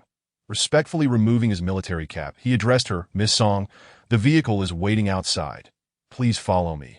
Startled, Song Mushing's hand loosened, causing a dish to crash to the floor with a piercing sound. Staring blankly at Li Xiujia, she stood frozen in place. Li Xiujia extended his hand in a gesture of invitation. Miss Song, the military vehicle is waiting. It would be best not to keep it waiting too long. Her mind was a whirlwind of confusion as she stumbled forward, exiting the kitchen to see a sleek black car parked not far away. In the back seat sat Gu Chungjin, who, upon seeing her emerge, immediately opened the door and stepped out, striding confidently through the gathering crowd towards her. As Song Mushing gazed at him, her eyes began to glisten. Clad in a sharply tailored military uniform, his black boots firmly planted. His demeanor was solemn, devoid of any trace of the Gu Jin she once knew. Chapter 69. Awakening from a dream, she watched him approach, yet felt as though the distance between them was only growing. When he was less than half a meter away, she suddenly took a step back. You deceived me. Her lips pressed tightly together. She gazed at him with wide, tear-filled eyes. Gu Chungjin's expression darkened, his brows furrowing as he halted in place. Song Mushing inhaled deeply, attempting to quell the tremors coursing through her body, though her voice trembled. You have already regained your memories, haven't you? Gu Chungjin's brow tightened further, yet he remained silent, simply watching her. Seeing his lack of denial ignited a fire within her. Everything you did was a lie, wasn't it? Her face flushed. She nearly shouted her accusation, her emotions surging so intensely that her cane threatened to give way beneath her, causing her to stagger dangerously close to falling. Gu Chungjin's expression shifted, instinctively reaching out to steady her, yet Song Mushing attempted to push him away. Don't touch me. His jaw clenched in response, observing the woman before him. If not for his reluctance, he would have been tempted to silence her with force. That he had witnessed her gradual affection towards him over the past days. Yet now, upon reclaiming his identity as the military commander, she had disregarded all he had done for her. Retreating to her previous resistance, he gripped her wrist firmly, the atmosphere around them thick with tension. Don't touch you. Is there any part of you I have not touched? Her words left Song Mushing momentarily speechless, and after a time, she let out a self-deprecating laugh, tinged with sorrow. This sorrow tugged at Gu Chungjin's heartstrings that he could not bear to see her in such a state. Knowing he had misspoken in anger, yet it was too late to retract his words. Indeed, I willingly entrusted myself to you. I was foolishly hopeful. As she spoke, her voice gradually faded, and before she could finish, darkness enveloped her vision, consciousness slipping away. In her final moment of awareness, she heard a male voice urgently calling her name, filled with undeniable concern. Mushing, in a spacious and well-lit room, a man dressed in a crisp military uniform stood by the window, while another man was delivering a brief report behind him. Miss Song's health has always been delicate, and with new injuries compounded, her condition has deteriorated significantly. This fainting spell is likely a result of emotional distress. Her body simply cannot endure any longer, Su Ziheng remarked, casting a sympathetic glance at the unconscious Song Mushing lying on the bed. Their commander, a figure of immense authority, decisive in battle and cold in demeanor, had taken notice of such a seemingly powerless woman without any influential background. It was uncertain whether this was her fortune or misfortune. Su Ziheng looked up at the motionless figure of the man before him. Seeing he remained still, he continued, I shall prescribe some medicine to help her regain her strength, as for the emotional turmoil within her. Only a remedy for the heart can heal a heart's affliction. Gu Chengjin remained steadfast, his hands clasped behind him as he gazed at the soldiers patrolling outside the Hualin mansion. After a prolonged silence, the depth of his gaze softened slightly, and he spoke with a voice tinged with weariness. Please prepare the medicine. Su Ziheng nodded, and, taking his medical kit, left the room. As he reached the door, he encountered Li Xiujie returning from outside. They exchanged brief nods before passing each other. Li Xiujie stood outside the door, peering into the room's interior before gently knocking. Commander, Gu Chengjin closed his eyes, and, upon reopening them, the weariness had vanished entirely. He turned and exited the bedroom, softly closing the door behind him. Li Xiujie followed him to the corridor railing, where he spoke, I have followed your instructions and sent Jiang Qian to the new recruit training camp. Gu Chengjin leaned against the railing, nodding slightly as memories flooded back of Jiang Qian recklessly throwing himself in front of their car upon returning from Chaoyang village, insisting on joining the military. The determined expression had reminded Gu Chengjin of a fragment of his own past. Any news on Song Xinyao? Since leaving Rongqing, we have yet to uncover any information regarding Song Xinyao. Upon hearing these words, Gu Chengjin's grip on the railing gradually tightened. He recalled the day in the alley when Cheng Jun's agents mistakenly identified Song Mushing as Song Xinyao, demanding the original deployment map of the 4th Military District from her. This indicated that the original map must still be in Song Xinyao's possession. Reinforcements must be dispatched. It was imperative to locate Song Xinyao before Cheng Jun did. Li Xiujie stood upright. Yes. Commander, August 23rd is approaching. Will your birthday celebration this year be similar to previous years? Gu Chengjin pondered for a moment, his gaze drifting toward the bedroom behind him. Although he had always celebrated his birthday rather casually in the past, the thought of the woman who had languished in the mansion, melancholy day after day, suddenly inspired him to host a birthday banquet. Perhaps the festive atmosphere would bring her some joy. Let us hold the birthday banquet at Chongqing Restaurant this year. Li Xiujie nodded, about to say something further when a door beside them was suddenly flung open, and Zhao Qian emerged from her room. Upon seeing Gu Chengjin, she did not rush to greet him with her usual enthusiasm. Li Xiujie slightly inclined his head in acknowledgement, but Zhao Qian appeared oblivious, descending the stairs in a daze that he understood that Zhao Qian had been hurt by the commander. The previous day, before he went to Chaoyang village to fetch the commander, he had informed her of the situation at that time. Upon learning that the commander had been found and would return to the mansion, she had been so overcome with emotion that she wept, insisting she would wear her finest attire. Yet, when the commander returned, cradling the unconscious Song Mushing, he had not even spared a glance for Zhao Qian, heading straight upstairs to guard Song Mushing throughout the night. This had changed Zhao Qian's demeanor. Li Xiujie glanced at the fragile figure and turned to inquire. So, will Miss Zhao's wedding still proceed as scheduled on the 24th during my absence? How has she fared with Chao Wei? I have heard that Chao Wei visits her frequently, but my subordinates are not well informed about their relationship. Gu Chengjin, upon hearing this, contemplated for a moment before rising, instructing the ever-attentive Li Xiujie as he walked toward the mansion's exit. Return with me to the military governor's mansion and summon Chao Wei to see me. Additionally, station guards at that bedroom door. Aside from Su Ziheng, no one is permitted to enter or exit without permission. Understood. Chapter 70. Together in a hell, if everything that transpired in Chaoyang village were merely a dream, Song Mushing would wish never to awaken. Upon opening her eyes and finding herself once again in that familiar room, she realized she had returned to her prison. The room was enveloped in a suffocating silence as she lay motionless, her vacant gaze fixed on the white ceiling. She needed no conjecture to understand that Gu Chengjin had stationed soldiers outside to guard her.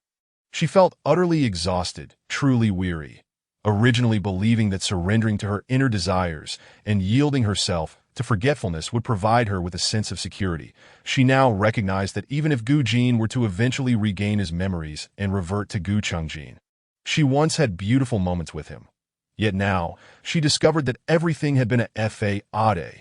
Even the man who had stirred her heart, Gu Jin, was merely a guise created by Gu Chungjin. Gripped by this realization, Song Mushing clutched the bedsheet tightly. Those moonlit nights, those intoxicating evenings, had all been part of his scheme that a tear slipped down her cheek, mingling with her hair that a chill coursed through her entire being. The terror of Gu Chungjin was now all too palpable to her. Merely because her sister had stolen the deployment map of the 4th Military District, he subjected her to such torment, both physically and emotionally. Though she had done nothing wrong, she had lost everything that a wave of desolation washed over her heart, and she pulled the blanket over her face, weeping silently. This day passed in a haze for Song Mushing. Waking and sleeping, sleeping and waking. Aside from being roused by Su Ziheng to take a bowl of medicine, she spent the entire day as if she had lost her soul, quietly keeping her eyes closed and lying still. At times, she wished that Su Ziheng would bring her a bowl of poison, allowing her to drink it and never awaken again. She had no sense of when night fell. However, when the familiar sound of steady footsteps echoed in the room once more, she knew that what was inevitable had arrived.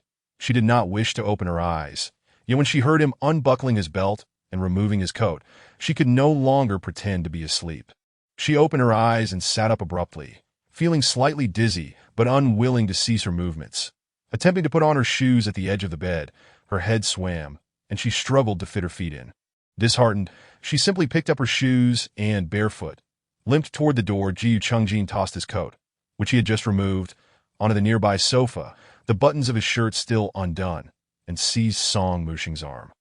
"Where do you think you're going?" Song Mushing did not look at him, but mechanically replied, "This isn't my room." Gu Chungjin tightened his grip. "Your room has been repurposed as a storage space. From today onward, you will reside here."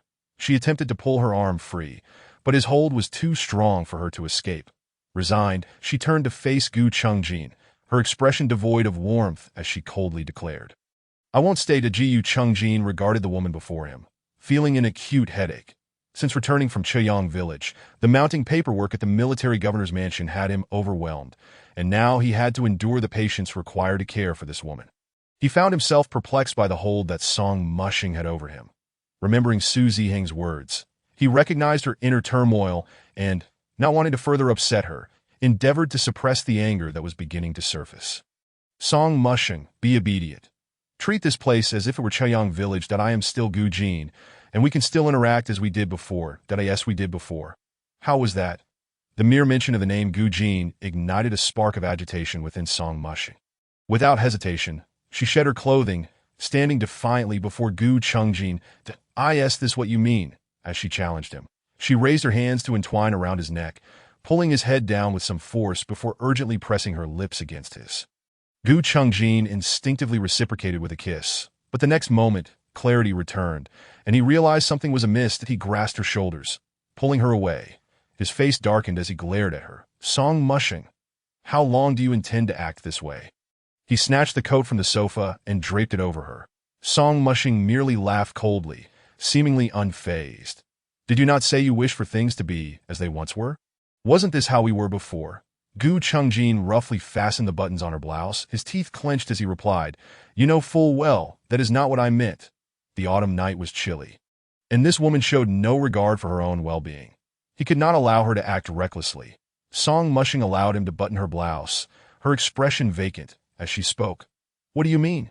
Do you wish for me to continue playing the role of the naive woman, oblivious and toyed with by you? I refuse to listen to your nonsensical ramblings any longer." Gu Chungjin interrupted coldly, lifting her and placing her back on the bed. "Now you will lie down quietly." Naturally, Song Mushing was unwilling to concede and attempted to resist, but Gu Chungjin held her firmly in place. His face bore an icy demeanor as he warned her, his voice resonating with a chilling intensity. "Song Mushing, I do not enjoy coercing you, but if you persist in testing my limits, I will drag you down to hell with me." Song Mushing's gaze flickered momentarily. She found the situation somewhat amusing. What difference was there between her current state and being trapped in hell? Yet she was weary, no longer wishing to utter another word. Gu Chungjin would not allow her to leave this room. Continuing to argue would only squander the time and energy of both. Jiyu Chungjin, observing that Song Mukhin had finally chosen to be quiet, felt a sigh of relief in his heart that he tucked the blanket around her, then turned to enter the bathroom. The sound of running water soon filled the air, and Song Mukhin attempted to close her eyes and drift into slumber. However, the military jacket was uncomfortable against her, so she opted to change back into her own clothes, retreating to the innermost corner of the bed and curling up to sleep. When Gu Chungjin emerged from his shower, Song Mukhin was already fast asleep, that he stood by the bedside, frowning as he observed her awkward sleeping position. Letting out a helpless sigh that he turned off the light and gently lifted the covers. Lying down beside her, that he gazed intently at her serene sleeping face, cautiously slipping his hand around her waist and pulling her into his embrace. Song Mukhin remained undisturbed, unconsciously stretching her body and, without realizing it, resting her hand on Gu Chungjin's waist. Jiyu Chungjin was quite pleased with this position. A subtle smile crept onto his lips as he turned his head and pressed a tender kiss onto her forehead. Chapter 71. Collaboration. When Song Mukhin awoke, Gu Chungjin had already departed for the military governor's residence. That on the bedside table lay a meal, delivered at some unknown hour, now cold and devoid of warmth.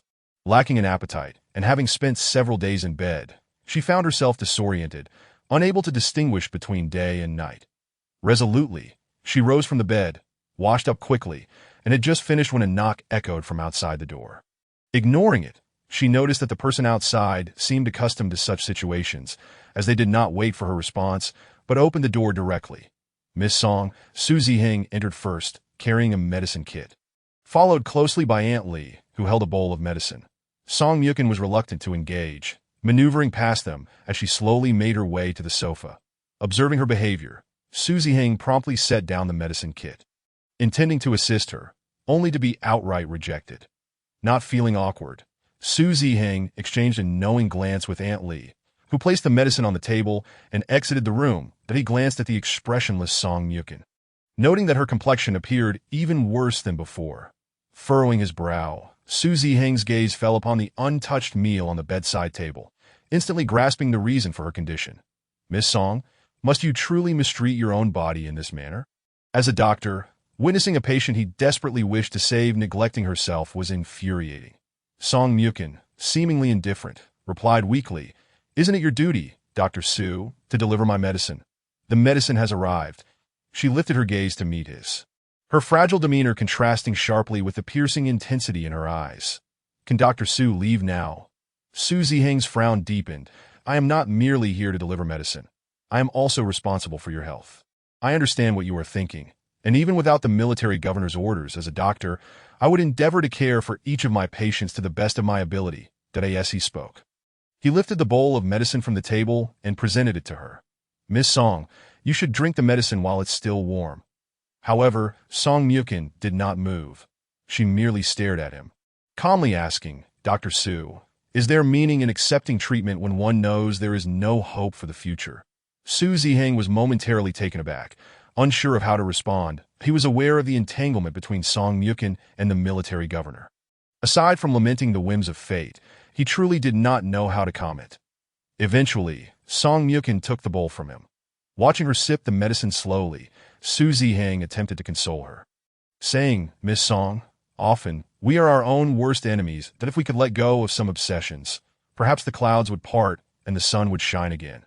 After finishing the medicine, Song Mukhin returned the bowl to its place. "Then why don't you persuade Gu Chungjin to let go of his obsession and free me?" Su Ziheng found himself at a loss for words. Continuing along this line of conversation would likely yield no favorable outcome. He crouched down to examine her leg. "The splint on your leg can be removed now, that I will help you take it off. For a period, you should engage in some simple activities to prevent muscle atrophy. But be careful not to overexert yourself, as it may hinder your recovery." As he spoke, he carefully removed the splint from her leg. Once it was off, Song Mukhin felt an immediate lightness in her leg. She cautiously placed her foot flat on the floor. Though she was hesitant to apply pressure, the sensation of grounding herself brought her some comfort. Su Ziheng gathered his things and glanced at the now cold meal. Realizing he could not sway this woman, he decided to report the situation to the military governor, leaving it to him to handle. Not long after Su Ziheng departed, the door swung open again. "You seem to be living quite comfortably," that a clear, melodious voice called from behind. Without needing to turn, Song Yukin knew it was Zhao Qian come to cause trouble. Zhao Qian closed the door behind her, surveying the entire bedroom as she slowly approached Song Yukin. "You must feel quite proud, I presume."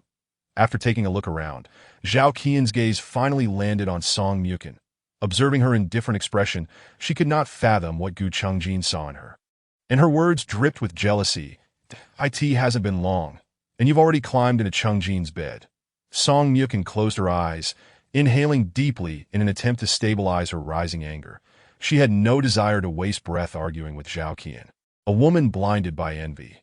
Yet Zhao Qian could not tolerate her dismissive demeanor. She strode forward, seizing Song Yukin's chin, her long nails nearly piercing her skin. Disgusted, Song Yukin opened her eyes, trying to push her hand away, but found Zhao Qian's grip surprisingly strong. Defiantly, she met her gaze, raising an eyebrow and asking, "What do you want?" Zhao Qian's eyes burned with fury, wide open as if possessed by a demon. "That I want you to return Chengjin to me."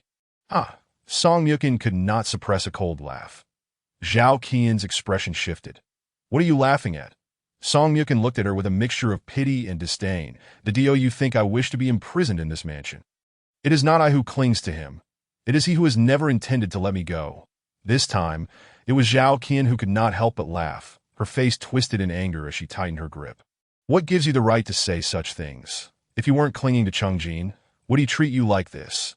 Song Yukin knew she could never awaken someone who pretended to be asleep. She replied coldly, "Believe it or not, it matters not to me." The standoff lingered for a moment until Zhao Qian finally released her grip. Song Yukin lowered her head to rub her chin, at which point Zhao Qian spoke again. "It is not impossible for me to believe you, provided you make Chengjin consume this." That a small paper package was thrust before Song Yukin, who regarded it without taking it. "Whether you believe it or not is of no consequence to me." Zhao Qian seemed to anticipate her rejection. Unfazed, she placed the small package on the table and spoke slowly. "This is not merely for my benefit. It is also for your own. You do not wish to remain in this mansion, and I do not wish for you to linger by Chengjin's side. Our goals are aligned. Why not collaborate? This package will not harm you, but it could buy you time to escape and help me achieve my own objectives." Song Yukin regarded her with skepticism. "What exactly is in this?" Zhao Qian smirked. "A love-inducing powder." Upon hearing this, Song Yukin's face flushed crimson. She immediately understood Zhao Qian's intentions. "What you need to do is have Chengjin consume this before sleeping, and while he is unaware, we will switch places. I will arrange everything else. I will find someone to escort you out of Jitian City that very night. What do you think?" Chapter 72. Evoking sympathy. Song Yukin had never anticipated Zhao Qian would be so audacious. She had always perceived her as a woman merely clinging to Gu Chengjin, obediently following his commands. However, she lacked the courage to agree immediately. Firstly, she doubted Zhao Qian's character. She did not believe that Zhao Qian would genuinely ensure her safety out of Jitian City. If at the last moment Zhao Qian turned on her, it would ultimately lead to her own demise. Secondly, Song Yukin found herself unable to envision Gu Chengjin and Zhao Qian engaged in intimate moments. The thought alone filled her with an inexplicable discomfort. Why was she troubled? She was loath to delve into the reasons, perhaps because a part of her still hoped for the return of the Gu Jin she once knew.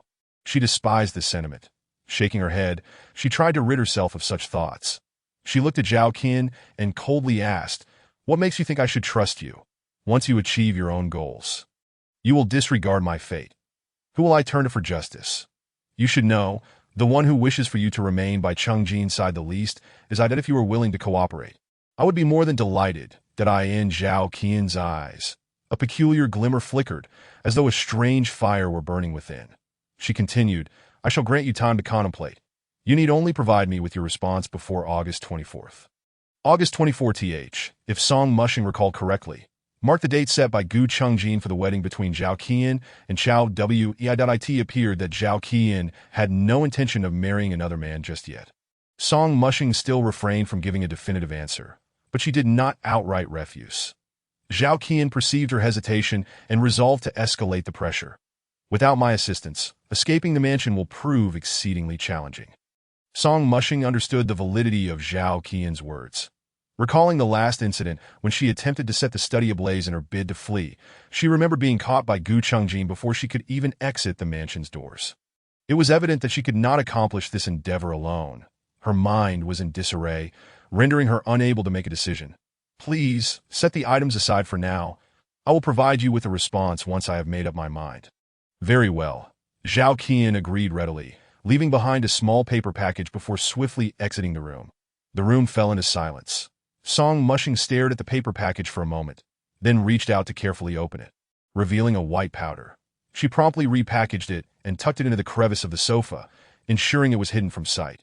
Counting the days, she realized it was only August 3 RD, leaving her with over 20 days to ponder her options. Gu Chungjin learned from Su Ziheng that Song Mushing was once again staging a hunger strike, prompting him to cancel a dinner engagement and return to the mansion early for supper. Upon opening the bedroom door, he found Song Mushing curled up under the window, her head nestled in her arms, peacefully asleep. Her petite form was undeniably endearing, that a glance at the bedside table confirmed that the breakfast remained untouched. He slowly removed his military cap and hung it on the coat rack, treading lightly as he approached Song Mushing. As if sensing his presence, she stirred awake, her bleary eyes meeting the gaze of the man approaching her. His handsome features overlapped with the visage of the man from her recent dreams, leaving her momentarily unsure whether she was in a dream or reality. Ji Eugene, she called softly, her voice tinged with confusion. The man regarded her with a profound gaze, slowly crouching before her. He lifted his hand, gently brushing her cheek. The calluses formed from years of handling firearms grazed her skin, eliciting a fleeting sting that brought her back to reality. She turned her head, evading his touch. Ji Chungjin's hand lingered in the air, his expression shifting from tenderness to icy detachment as he stood, looking down at her. Come with me to dinner. Song Mushing averted her gaze. I have no appetite. I do not wish to eat. However, Gu Chungjin was not inclined to allow her to disregard him so easily that as he unfastened his cuff, he looked at her with an unwavering tone. Would you prefer to walk down on your own, or shall I carry you? You. Song Mushing glared at him furiously, yet Gu Chungjin merely raised an eyebrow, seemingly indifferent, aware that she could not win this battle. She huffed in frustration and, with considerable effort, propped herself against the wall to rise. That as Gu Chungjin reached out to assist her, she shot him a fierce glare. That I do not require your help. Very well, I shan't assist you. With her compliance to join him for dinner, Gu Chungjin breathed a sigh of relief, spreading his hands in acquiescence. Gritting her teeth, Song Mushing limped forward, while Gu Chungjin followed leisurely behind her, hands clasped behind his back. After a laborious descent down the stairs, she was already drenched in sweat. That I in the dining room. Zhao Qian awaited them at the table, casting a glance at Song Mushing and then at Gu Chungjin, who trailed behind her. She lowered her head, a hint of bitterness etched on her features. Upon seeing everyone gathered, Sister Li and Yu Qiu promptly arranged the dishes on the table, since they had already reached the dining area. Song Mushing reluctantly took a few bites despite her lack of appetite.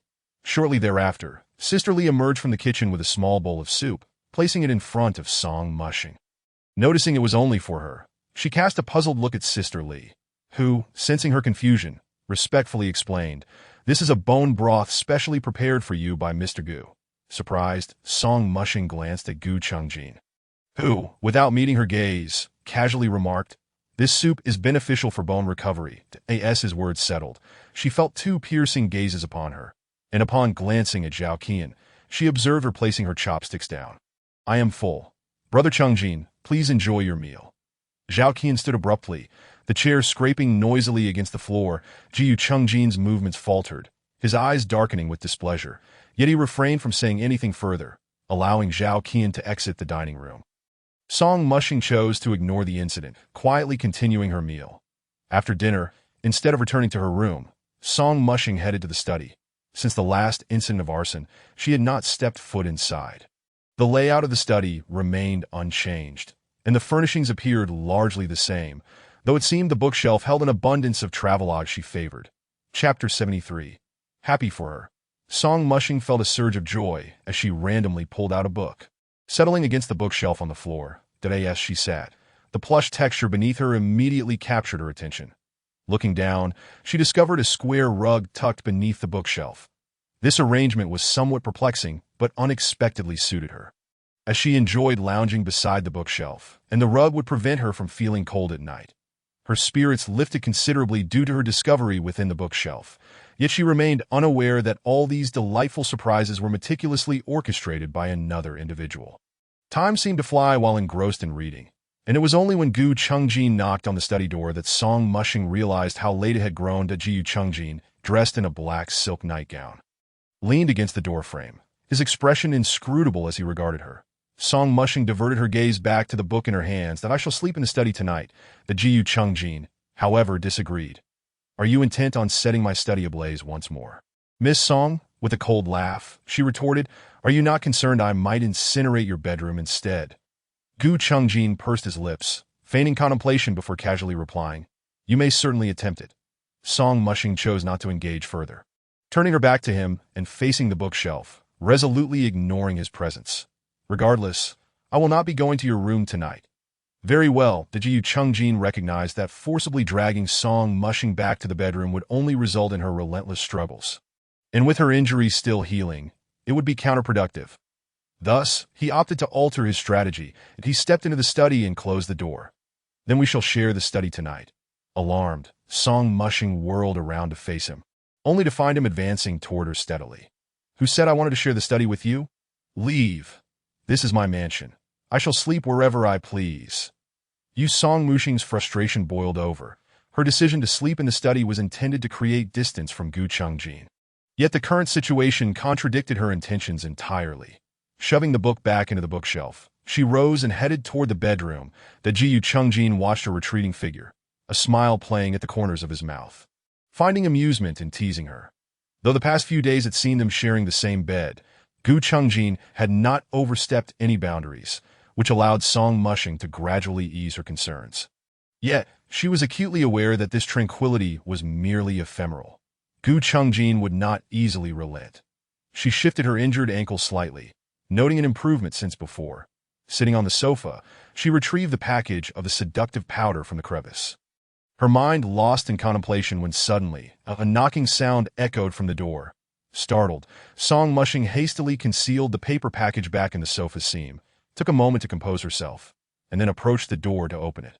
Standing outside was Lu Jinyan, clad in a white suit. "That Lu Jinyan, what brings you here?" Lu Jinyan smiled, yet did not rush to respond. Instead, he turned to Zhao Qian, who stood beside him, and politely nodded. "Thank you, Miss Zhao." Zhao Qian glanced at the two, her graceful features betraying no expression. Without further comment, she shifted her gaze to the soldier standing awkwardly at the door. "Young man, why not come down and have something to eat?" The soldier glanced at her, then at Lu Jinyan, hesitating for a moment before ultimately following Zhao Qian downstairs. Once the outsiders had departed, Lu Jinyan turned his gaze back to Song Mushing. "Miss Song, will you not invite me in for a moment?" It was then that Song Mushing seemed to snap back to reality and immediately offered him a seat. "Please, come I in." That Lu Jinyan slowly stepped into the bedroom, discreetly surveying the entire room. That he noted that her current quarters were significantly better than the previous simple and cramped space, which brought him a sense of joy on her behalf. "Your room is much larger than the last one."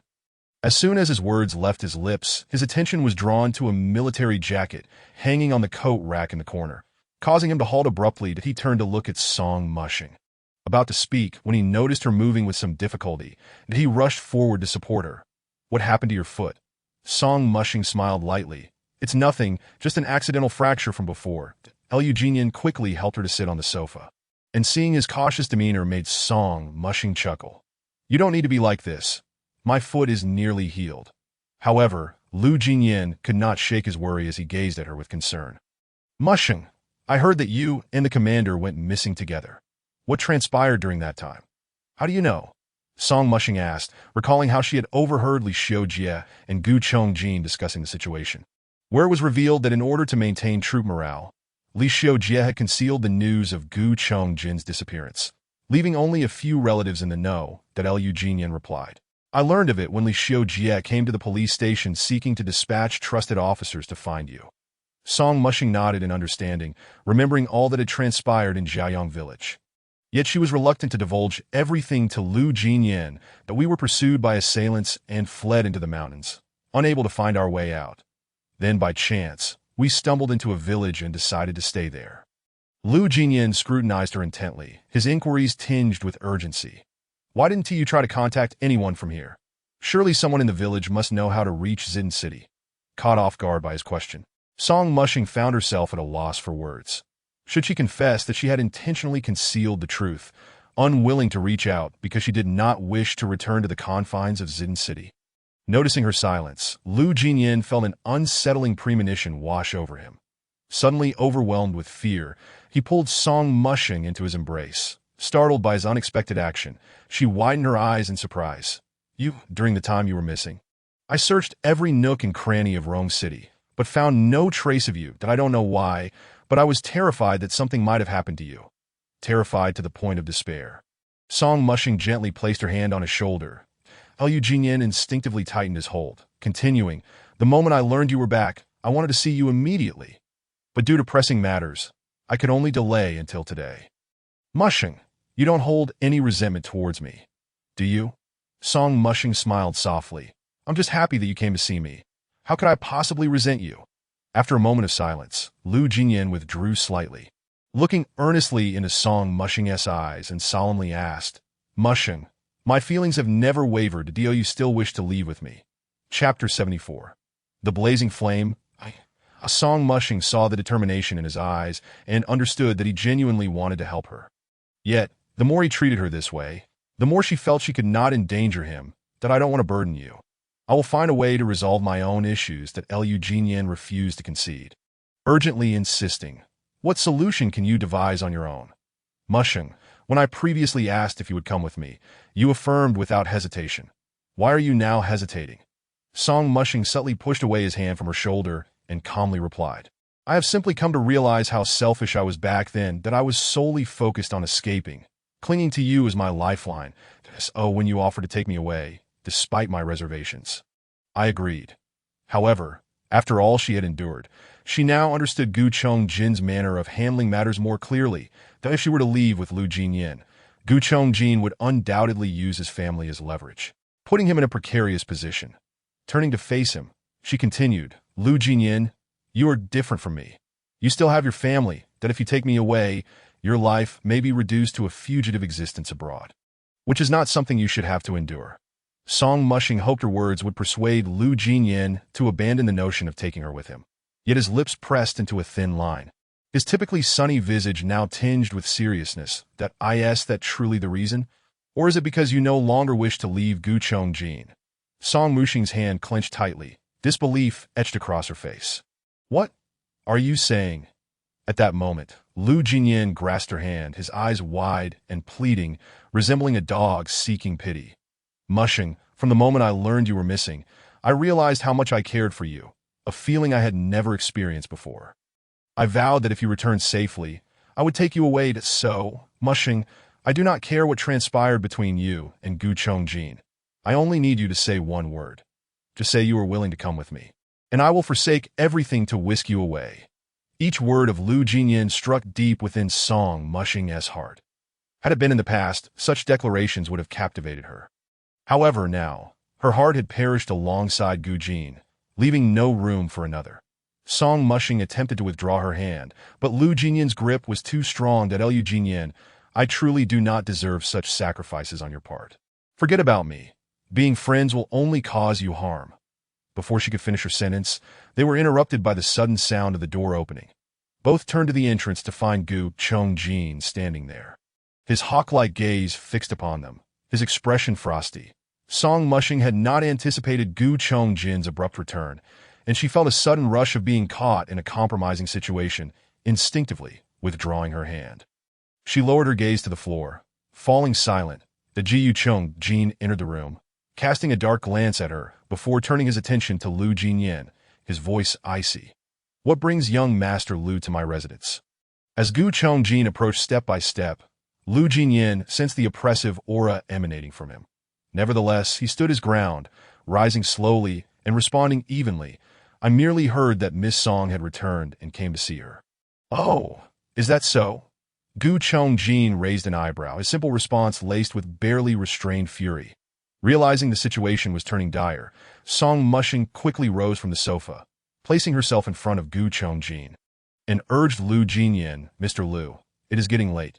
Perhaps you should head back." That Lu Jinyin furrowed his brow. Unwilling to relent, he glanced between Gu Chongjin and Song Mushing, noting her concerned expression, before finally conceding. "Very well, Miss Song. I shall return to see you another time." That as he departed, Lu Jinyin cast a wary glance at Gu Chongjin, his usually gentle gaze now flickering with a hint of warning. Gu Chongjin merely smirked inwardly. He did not regard Lu Jinyin as a threat. Once Lu Jinyin had left, Song Mushing felt a slight sense of relief wash over her. However, before she could fully relax, she found herself enveloped in Gu Chongjin's embrace from behind. His chest pressed firmly against her back as he lowered his head, whispering in her ear like a specter that you've only been back a few days. "And you're already eager to meet with him?" Uncomfortable with the warmth of his breath against her ear, Song Mushing shifted slightly away. "What are you talking about? I don't understand."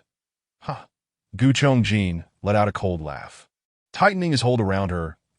"If I hadn't been informed by the soldier that Lu Jinyin was here, and happened to arrive at this moment, who knows how far things might have escalated between you two." "Stop talking nonsense," Song Mushing protested, attempting to pry his arm away. But her strength was no match for his. The Gu Chongjin lowered his head, pressing countless kisses along her neck. "Out of consideration for your feelings, I haven't touched you these past few days. Yet, I find you clandestinely meeting with another M, and it seems I've spoiled you too much." That as he spoke, he forcefully turned Song Mushing around, cupping her face in his hands and kissing her with an overwhelming intensity. "Dante." Song Mushing tried to resist, but due to her injured foot, she stumbled, bringing Gu Chongjin down with her onto the sofa. Yet, this did not deter Gu Chongjin. He trapped her between himself and the sofa, completely ensnaring her in his grasp. "Get away! I don't want this! I don't want this! I'm sorry, but I can't assist with that." Song Mushing could not help but vigorously rub her body, as if attempting to wash away all traces of Gu Chongjin from her skin, yearning for everything to revert to a state as if nothing had ever occurred. She realized that she had been dragged into hell by Gu Chongjin. If this continued, she would only fall deeper into error. That moment, the proposal from Zhao Qian resurfaced in her mind. Gritting her teeth, she slowly raised her head, allowing the water to flow past her resolute eyes. Within her heart, a decision had begun to take shape. Even if her collaboration with Zhao Qian was a gamble, she resolved to see it through to the end. Chapter 76. Cooperation. Due to Lu Jinyin's visit, Gu Chongjin replaced the soldiers stationed outside his room. Unless granted his special permission, no one was allowed to enter his bedroom, including others within the mansion. Even Sister Li, who had previously delivered meals, was only permitted to leave the food outside the door to be transferred inside by the soldiers. For several days, Song Mushing stood by the window, witnessing Lu Jinyin arrive by car, only to be blocked at the mansion's entrance by the soldiers. Lu Jinyin, unwilling to accept this, nearly engaged in a physical altercation with the guards. Fortunately, Li Xiujie arrived just in time, conversing with Lu Jinyin and finally persuading him to leave. That Lu Jinyin, filled with frustration, tugged at his tie and roughly opened the car door. Sitting inside, before driving away, he cast a reluctant glance at the room where Song Mushing was. Their eyes met, and his anger seemed to dissipate like a gentle breeze. After gazing at her for a long moment, he finally averted his gaze, driving away with a cold expression. As Song Mushing watched his car gradually vanish from sight, an unexpected sense of relief washed over her. She was trapped in hell and did not wish to drag him into the darkness. Present, she could be likened to a prisoner, the opulent mansion serving as her cell. Song Mushing had no freedom, unable to go outside or meet anyone aside from Gu Chongjin, let alone discuss an escape plan with Zhao Qian. Each day spent in her room, her sole means of passing time was reading travelogues that Gu Chongjin had ordered to be placed in her room. Yet, the anxiety in her heart rendered even the once-absorbing travelogues utterly dull. She had no idea when this ordeal would come to an end, that if she were to wait until Zhao Qian's wedding on August 24th, she might find herself devoid of hope entirely. She needed to devise a plan, at the very least to find a way to leave this bedroom. That in recent days, Chengjun had repeatedly launched surprise attacks on Wuyang City. Jiding City was separated from Wuyang City by Wuyang Mountain, and on several occasions, Song Mushing could hear the sounds of cannon fire. Gu Chongjin returned to the mansion late at night for several consecutive days, only to leave again at dawn. There was virtually no interaction between them. Song Mushing felt that this was not a viable solution. Thus, that night, she deliberately stayed up late, intending to wait for Gu Chungjin's return. When Gu Chungjin finally arrived home in the dead of night, and the room was flooded with light upon opening the door, he paused momentarily. That moment, Song Mushing slowly rose from the sofa. Gazing at Gu Chungjin, who stood tall yet appeared somewhat weary, and found herself at a loss for words, that Gu Chungjin was the first to speak. "Why aren't you asleep?" After a moment of hesitation, Song Mushing replied softly, "I have something I wish to discuss with you." That he gently closed the door, unfastening the buttons of his military uniform as he approached her. "What is it?" Song Mushing watched as he discarded his uniform onto the sofa's backrest, then began to loosen his shirt collar, instinctively taking a step back, feeling somewhat uneasy. "That it's too stuffy in here, that I want to go outside tomorrow." To Gu Chungjin's movements halted, and his previously pleasant demeanor dissipated at her words. He scrutinized Song Mushing's eyes as if trying to discern any ulterior motives. "Have you finished reading the travelogues I had someone bring in for you?" Detecting the implication in his words, Song Mushing's heart sank slightly as she coldly replied, "No, I don't want to read them right now." The Gu Chungjin, however, said, "Then what do you want?" "I can have something brought to you tomorrow." His words ignited a flame of anger within Song Mushing. "That I don't want anything. I just want to go outside. Why do you insist on keeping me locked in this room?" Facing her question, Gu Chungjin remained unfazed, removing his shirt, his indifferent expression contrasting sharply with her fury. "Not only do I wish to confine you to this room, but I would even consider chaining you up. Does that satisfy you?" Song Mushing could not comprehend what she had done to deserve such treatment from him. "Why do you treat me this way?" Gu Chungjin recalled the day he had seen her with Lu Jinyan in this very room, along with a mysterious, seductive powder. He could not fathom why. Despite all he had offered her, she still thought of another man. Why? Is it not because... Gu Chungjin stepped closer to her, closing the distance between them, that he leaned down, coldly whispering 2 words in her ear. "You're cheap." After uttering those words, Gu Chungjin let out a sardonic laugh and walked past her into the bathroom. Song Mushing stood there, dazed, her heart inexplicably aching. She had never expected Gu Chungjin to speak of her in such a manner. Her vision blurred with tears. She tilted her head back, refusing to allow herself to weep for him. The sound of running water filled the bathroom as Song Mushing, feeling like a withered plant, climbed into bed, curling up in the far corner. In truth, after saying that, seeing the hurt in Song Mushing's expression made Gu Chungjin regret his words. Yet he felt an overwhelming disappointment in her. After returning from Su Ziheng's place, he had placed another similar paper bag beneath the sofa, only to find it missing when he checked later. For days, he had been troubled by this matter, especially upon learning that Lu Jinyan had been visiting the mansion to see her. He wished he could chain her up immediately to ease his mind. Yet the woman causing him this turmoil feigned ignorance and continued to reproach him. Frustrated, Gu Chungjin sighed, turned off the water, and exited the bathroom. Behind him, he felt the bed sink slightly, indicating that Gu Chungjin had climbed in. She remained motionless, maintaining her curled posture, eyes closed, quietly shedding tears. That Gu Chungjin noticed her body trembling slightly and heard the faint sound of her sobs, causing him to furrow his brow in irritation. Ultimately, he succumbed to her. Ignoring her struggles, he forcefully turned her around, gently embracing her, speaking to her with an unprecedented tenderness. There, it's my fault, my fault. You can go wherever you wish." "Is that all right, little ancestor?" Song Mushing was taken aback by Gu Chungjin's sudden change of heart. She opened her tear-clouded eyes, gazing at him in disbelief. The Gu Chungjin slowly leaned closer, kissing away her tears. "Stop crying." As Song Mushing looked into the face of the man before her. Through the haze, she seemed to glimpse the Gu Jin she had once loved, the man who had always treated her gently. Sensing that Song Mushing's emotions had stabilized, Gu Chungjin kissed along the trail of her tears, eventually capturing her soft lips. This time, Song Mushing surprisingly did not resist. Instead, she somewhat awkwardly reciprocated. Gu Chungjin smiled faintly, pulling the covers over them, concealing their springtime intimacy. Chapter 77. Her conditions. The next day, Gu Chungjin indeed honored his promise and dismissed the soldiers guarding the door. Before leaving, he said to Song Mushing, "Although I grant you the freedom to leave the mansion, the situation in Jiding City is currently unstable, and I cannot allow you to go outside. You may move freely within the mansion." but you can only leave once the city stabilizes. Furthermore, you are not permitted to meet anyone without my consent, understood? Song Mushing knew whom he referred to when he spoke of those she should not meet, and she nodded slowly. Seeing her rare compliance brought him a measure of delight, and he reached out to pat her head before turning to exit the room. Song Mushing stood by the window, silently watching as Gu Chungjin's car drove away from the mansion, gradually disappearing from view. Before finally leaving her room, she descended the staircase. Song Mushing caught sight of Zhao Qian seated on the sofa in the hall, leaning back against the chair with an air of desolation that starkly contrasted with the vibrancy she had first displayed upon their meeting. Understanding the cause of Zhao Qian's distress, Song Mushing gripped the railing and slowly approached her. "We need to talk." Zhao Qian looked at her, her previously vacant gaze gradually sharpening, and she rose to her feet, heading upstairs. "Let us talk in the study." Following her into the study, Zhao Qian immediately moved to the window.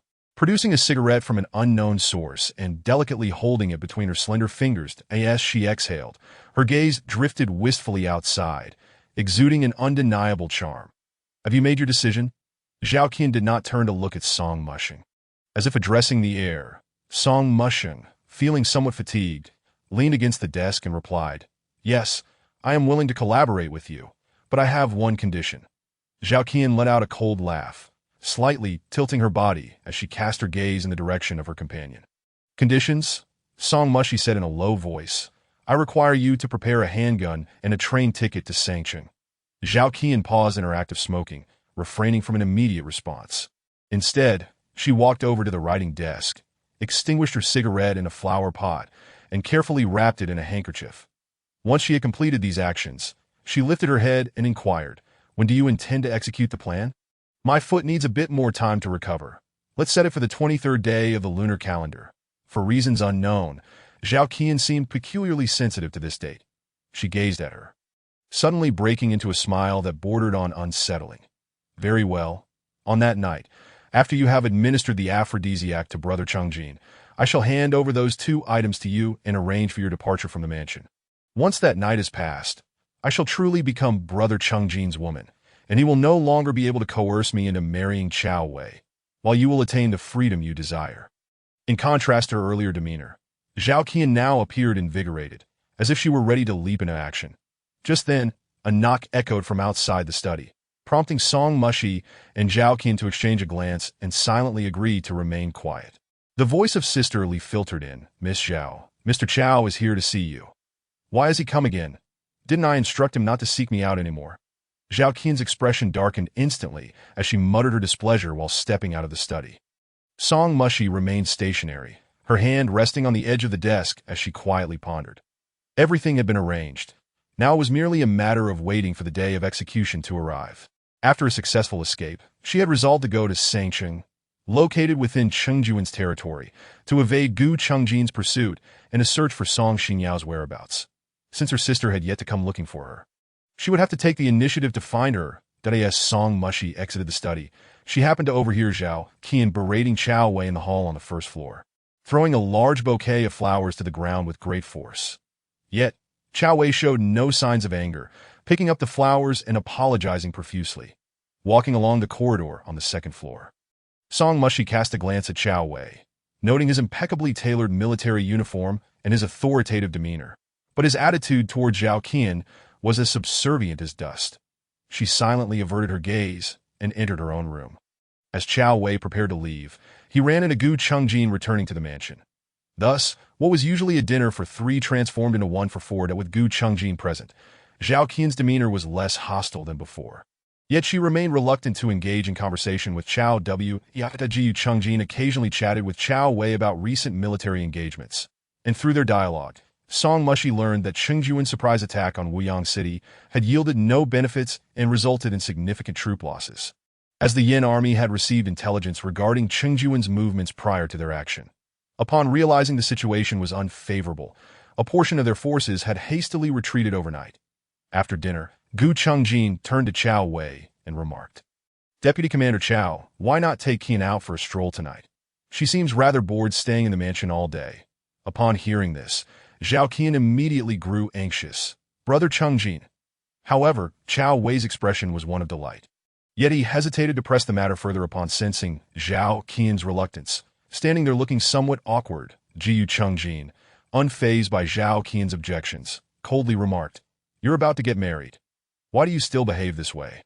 Zhao Qian detected his displeasure. Though she was angry, she dared not express it further. Chao Wei quickly attempted to mediate. "Military commander, I will take Miss Zhao out now, and I assure you she will be returned safely this evening."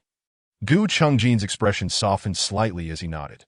Reluctantly, Zhao Qian was led out of the mansion by Chao W.S. Song Mushi observed Zhao Qian begrudgingly entering Chao Wei's vehicle.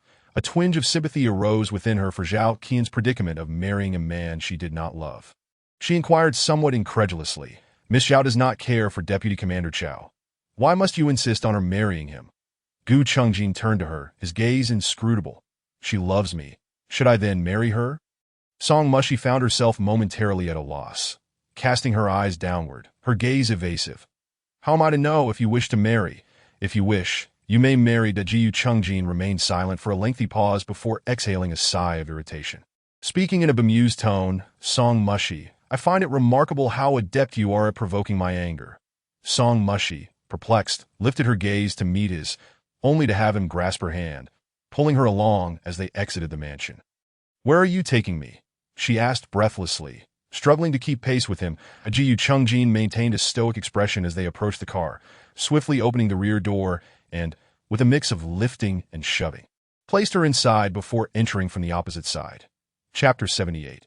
Innocent and inquisitive even now, Song Mushi remained somewhat dazed. It was not until the soldier in the driver's seat began to drive away from the mansion that she turned to the man beside her, as if awakening from a dream. "Where are we going?" Gu Chengjin merely instructed the driver to Changming Theater. The soldier complied, promptly setting the vehicle in motion. Song Mushi was puzzled by Gu Chengjin's sudden decision to take her to the theater, but chose not to inquire further. Instead, gazing out the window at the receding scenery in silence. Before they reached the theater entrance, she spotted Li Xiujia waiting outside, flanked by several soldiers armed with rifles, as he paced with his hands clasped behind his back. As the car drew closer, Song Mushi noticed the theater was already lined with private vehicles, with well-dressed members of the upper class streaming inside. Once the soldier parked the vehicle, she hesitated momentarily before following Gu Chengjin out. She lifted her gaze to behold the theater before her, a three-story establishment with pristine white walls, gleaming tiles, and a brand-new sign, all testifying to its recent construction. Upon seeing them, Li Xiujia hurried over, producing 2 small tickets from his pocket. "Military commander, all arrangements have been made." "Here are your tickets." Jiyu Chengjin nodded, accepting the tickets and briefly glancing at the sign of Changming Theater before turning to grasp Song Mushi's hand, leading her inside. This was Song Mushi's first visit to a theater. In recent years, theaters had begun to flourish, and while she and her sister had wandered from place to place, they had passed by many theater entrances. Always curious about the posters outside and everything inside, yet they had never once entered. After all, at that time, they could barely afford a meal, let alone the luxury of attending a theater. Never did she imagine that today she would have the opportunity to step inside. And she couldn't help but wonder if her sister had ever visited. As Song Mushi followed Gu Chengjin, her mind was a whirlwind of thoughts, greedily taking in the sights of the theater interior as if she had stepped into a dream. The wooden windows on either side of the theater were adorned with large stained glass, filtering much of the light, while the central hall was lined with wooden chairs, simply woven with wrought tan for the backs. By now, quite a few patrons had already taken their seats. Awaiting the performance to commence, in the last row of wooden chairs, there sat an odd contraption that Song Mushi had never seen before, leaving her puzzled about its purpose. Noticing her prolonged gaze on the object, Gu Chengjin leaned down and whispered in her ear, "That is a projector." Song Mushi's eyes widened in astonishment as she turned to him, softly repeating, "A projector?" Gu Chengjin regarded her with a gaze full of curiosity, unable to suppress a smile as he patiently elucidated, "The performance we are about to witness will be projected using that device." Song Musheng, however, did not grasp the explanation fully. She intended to step closer to examine the so-called projector, but was swiftly guided by Gu Chengjin to the second floor. Upon ascending to the second level, she discovered it was entirely comprised of private boxes, each furnished with 2 chairs and a table, upon which rested a small basket of fruit, creating a far more luxurious ambience than the lobby below. Among the several boxes on the second floor, Only one was guarded by soldiers, and Song Mushing needed no further deduction to ascertain that it was the reservation made by Gu Chungjin. As they passed by the other boxes, Gu Chungjin's impeccably tailored military uniform and commanding presence drew the attention of many. Yet, he appeared oblivious to their stares, leading Song Mushing into their designated box with unwavering confidence. Once seated, Song Mushing's eyes wandered incessantly, captivated by every detail around her, even pausing to observe the young servant who brought them tea. Everything within the theater exuded an air of mystery to her. Gu Chungjin, rarely witnessing her in such an innocent and inquisitive state, found this expression far more endearing than her usual demeanor of cold detachment and reluctance. Soon, the hall was filled to capacity. And without warning, the lights in the corridors and passageways extinguished abruptly. Taken aback, Song Mushing did not anticipate such sudden darkness. She instinctively recoiled, casting a glance towards Gu Chungjin that in the dim light she discerned as bright. Dark eyes fixed upon her. He clasped her hand gently, whispering, "Do not be afraid." Song Mushing remained silent. Just as she attempted to withdraw her hand, a vivid black-and-white image abruptly emerged on the enormous screen positioned at the front of the hall, instantly capturing her attention. Though devoid of sound, the spectacle before her ensnared her gaze entirely. The vividly depicted figures and landscapes appeared as if they were tangibly present before her. She watched intently, sharing in the emotions of the characters portrayed, wholly unaware that Gu Chungjin's thoughts were far from the performance itself. His fingers softly caressed the delicate contours of her hand, gliding over each fingertip.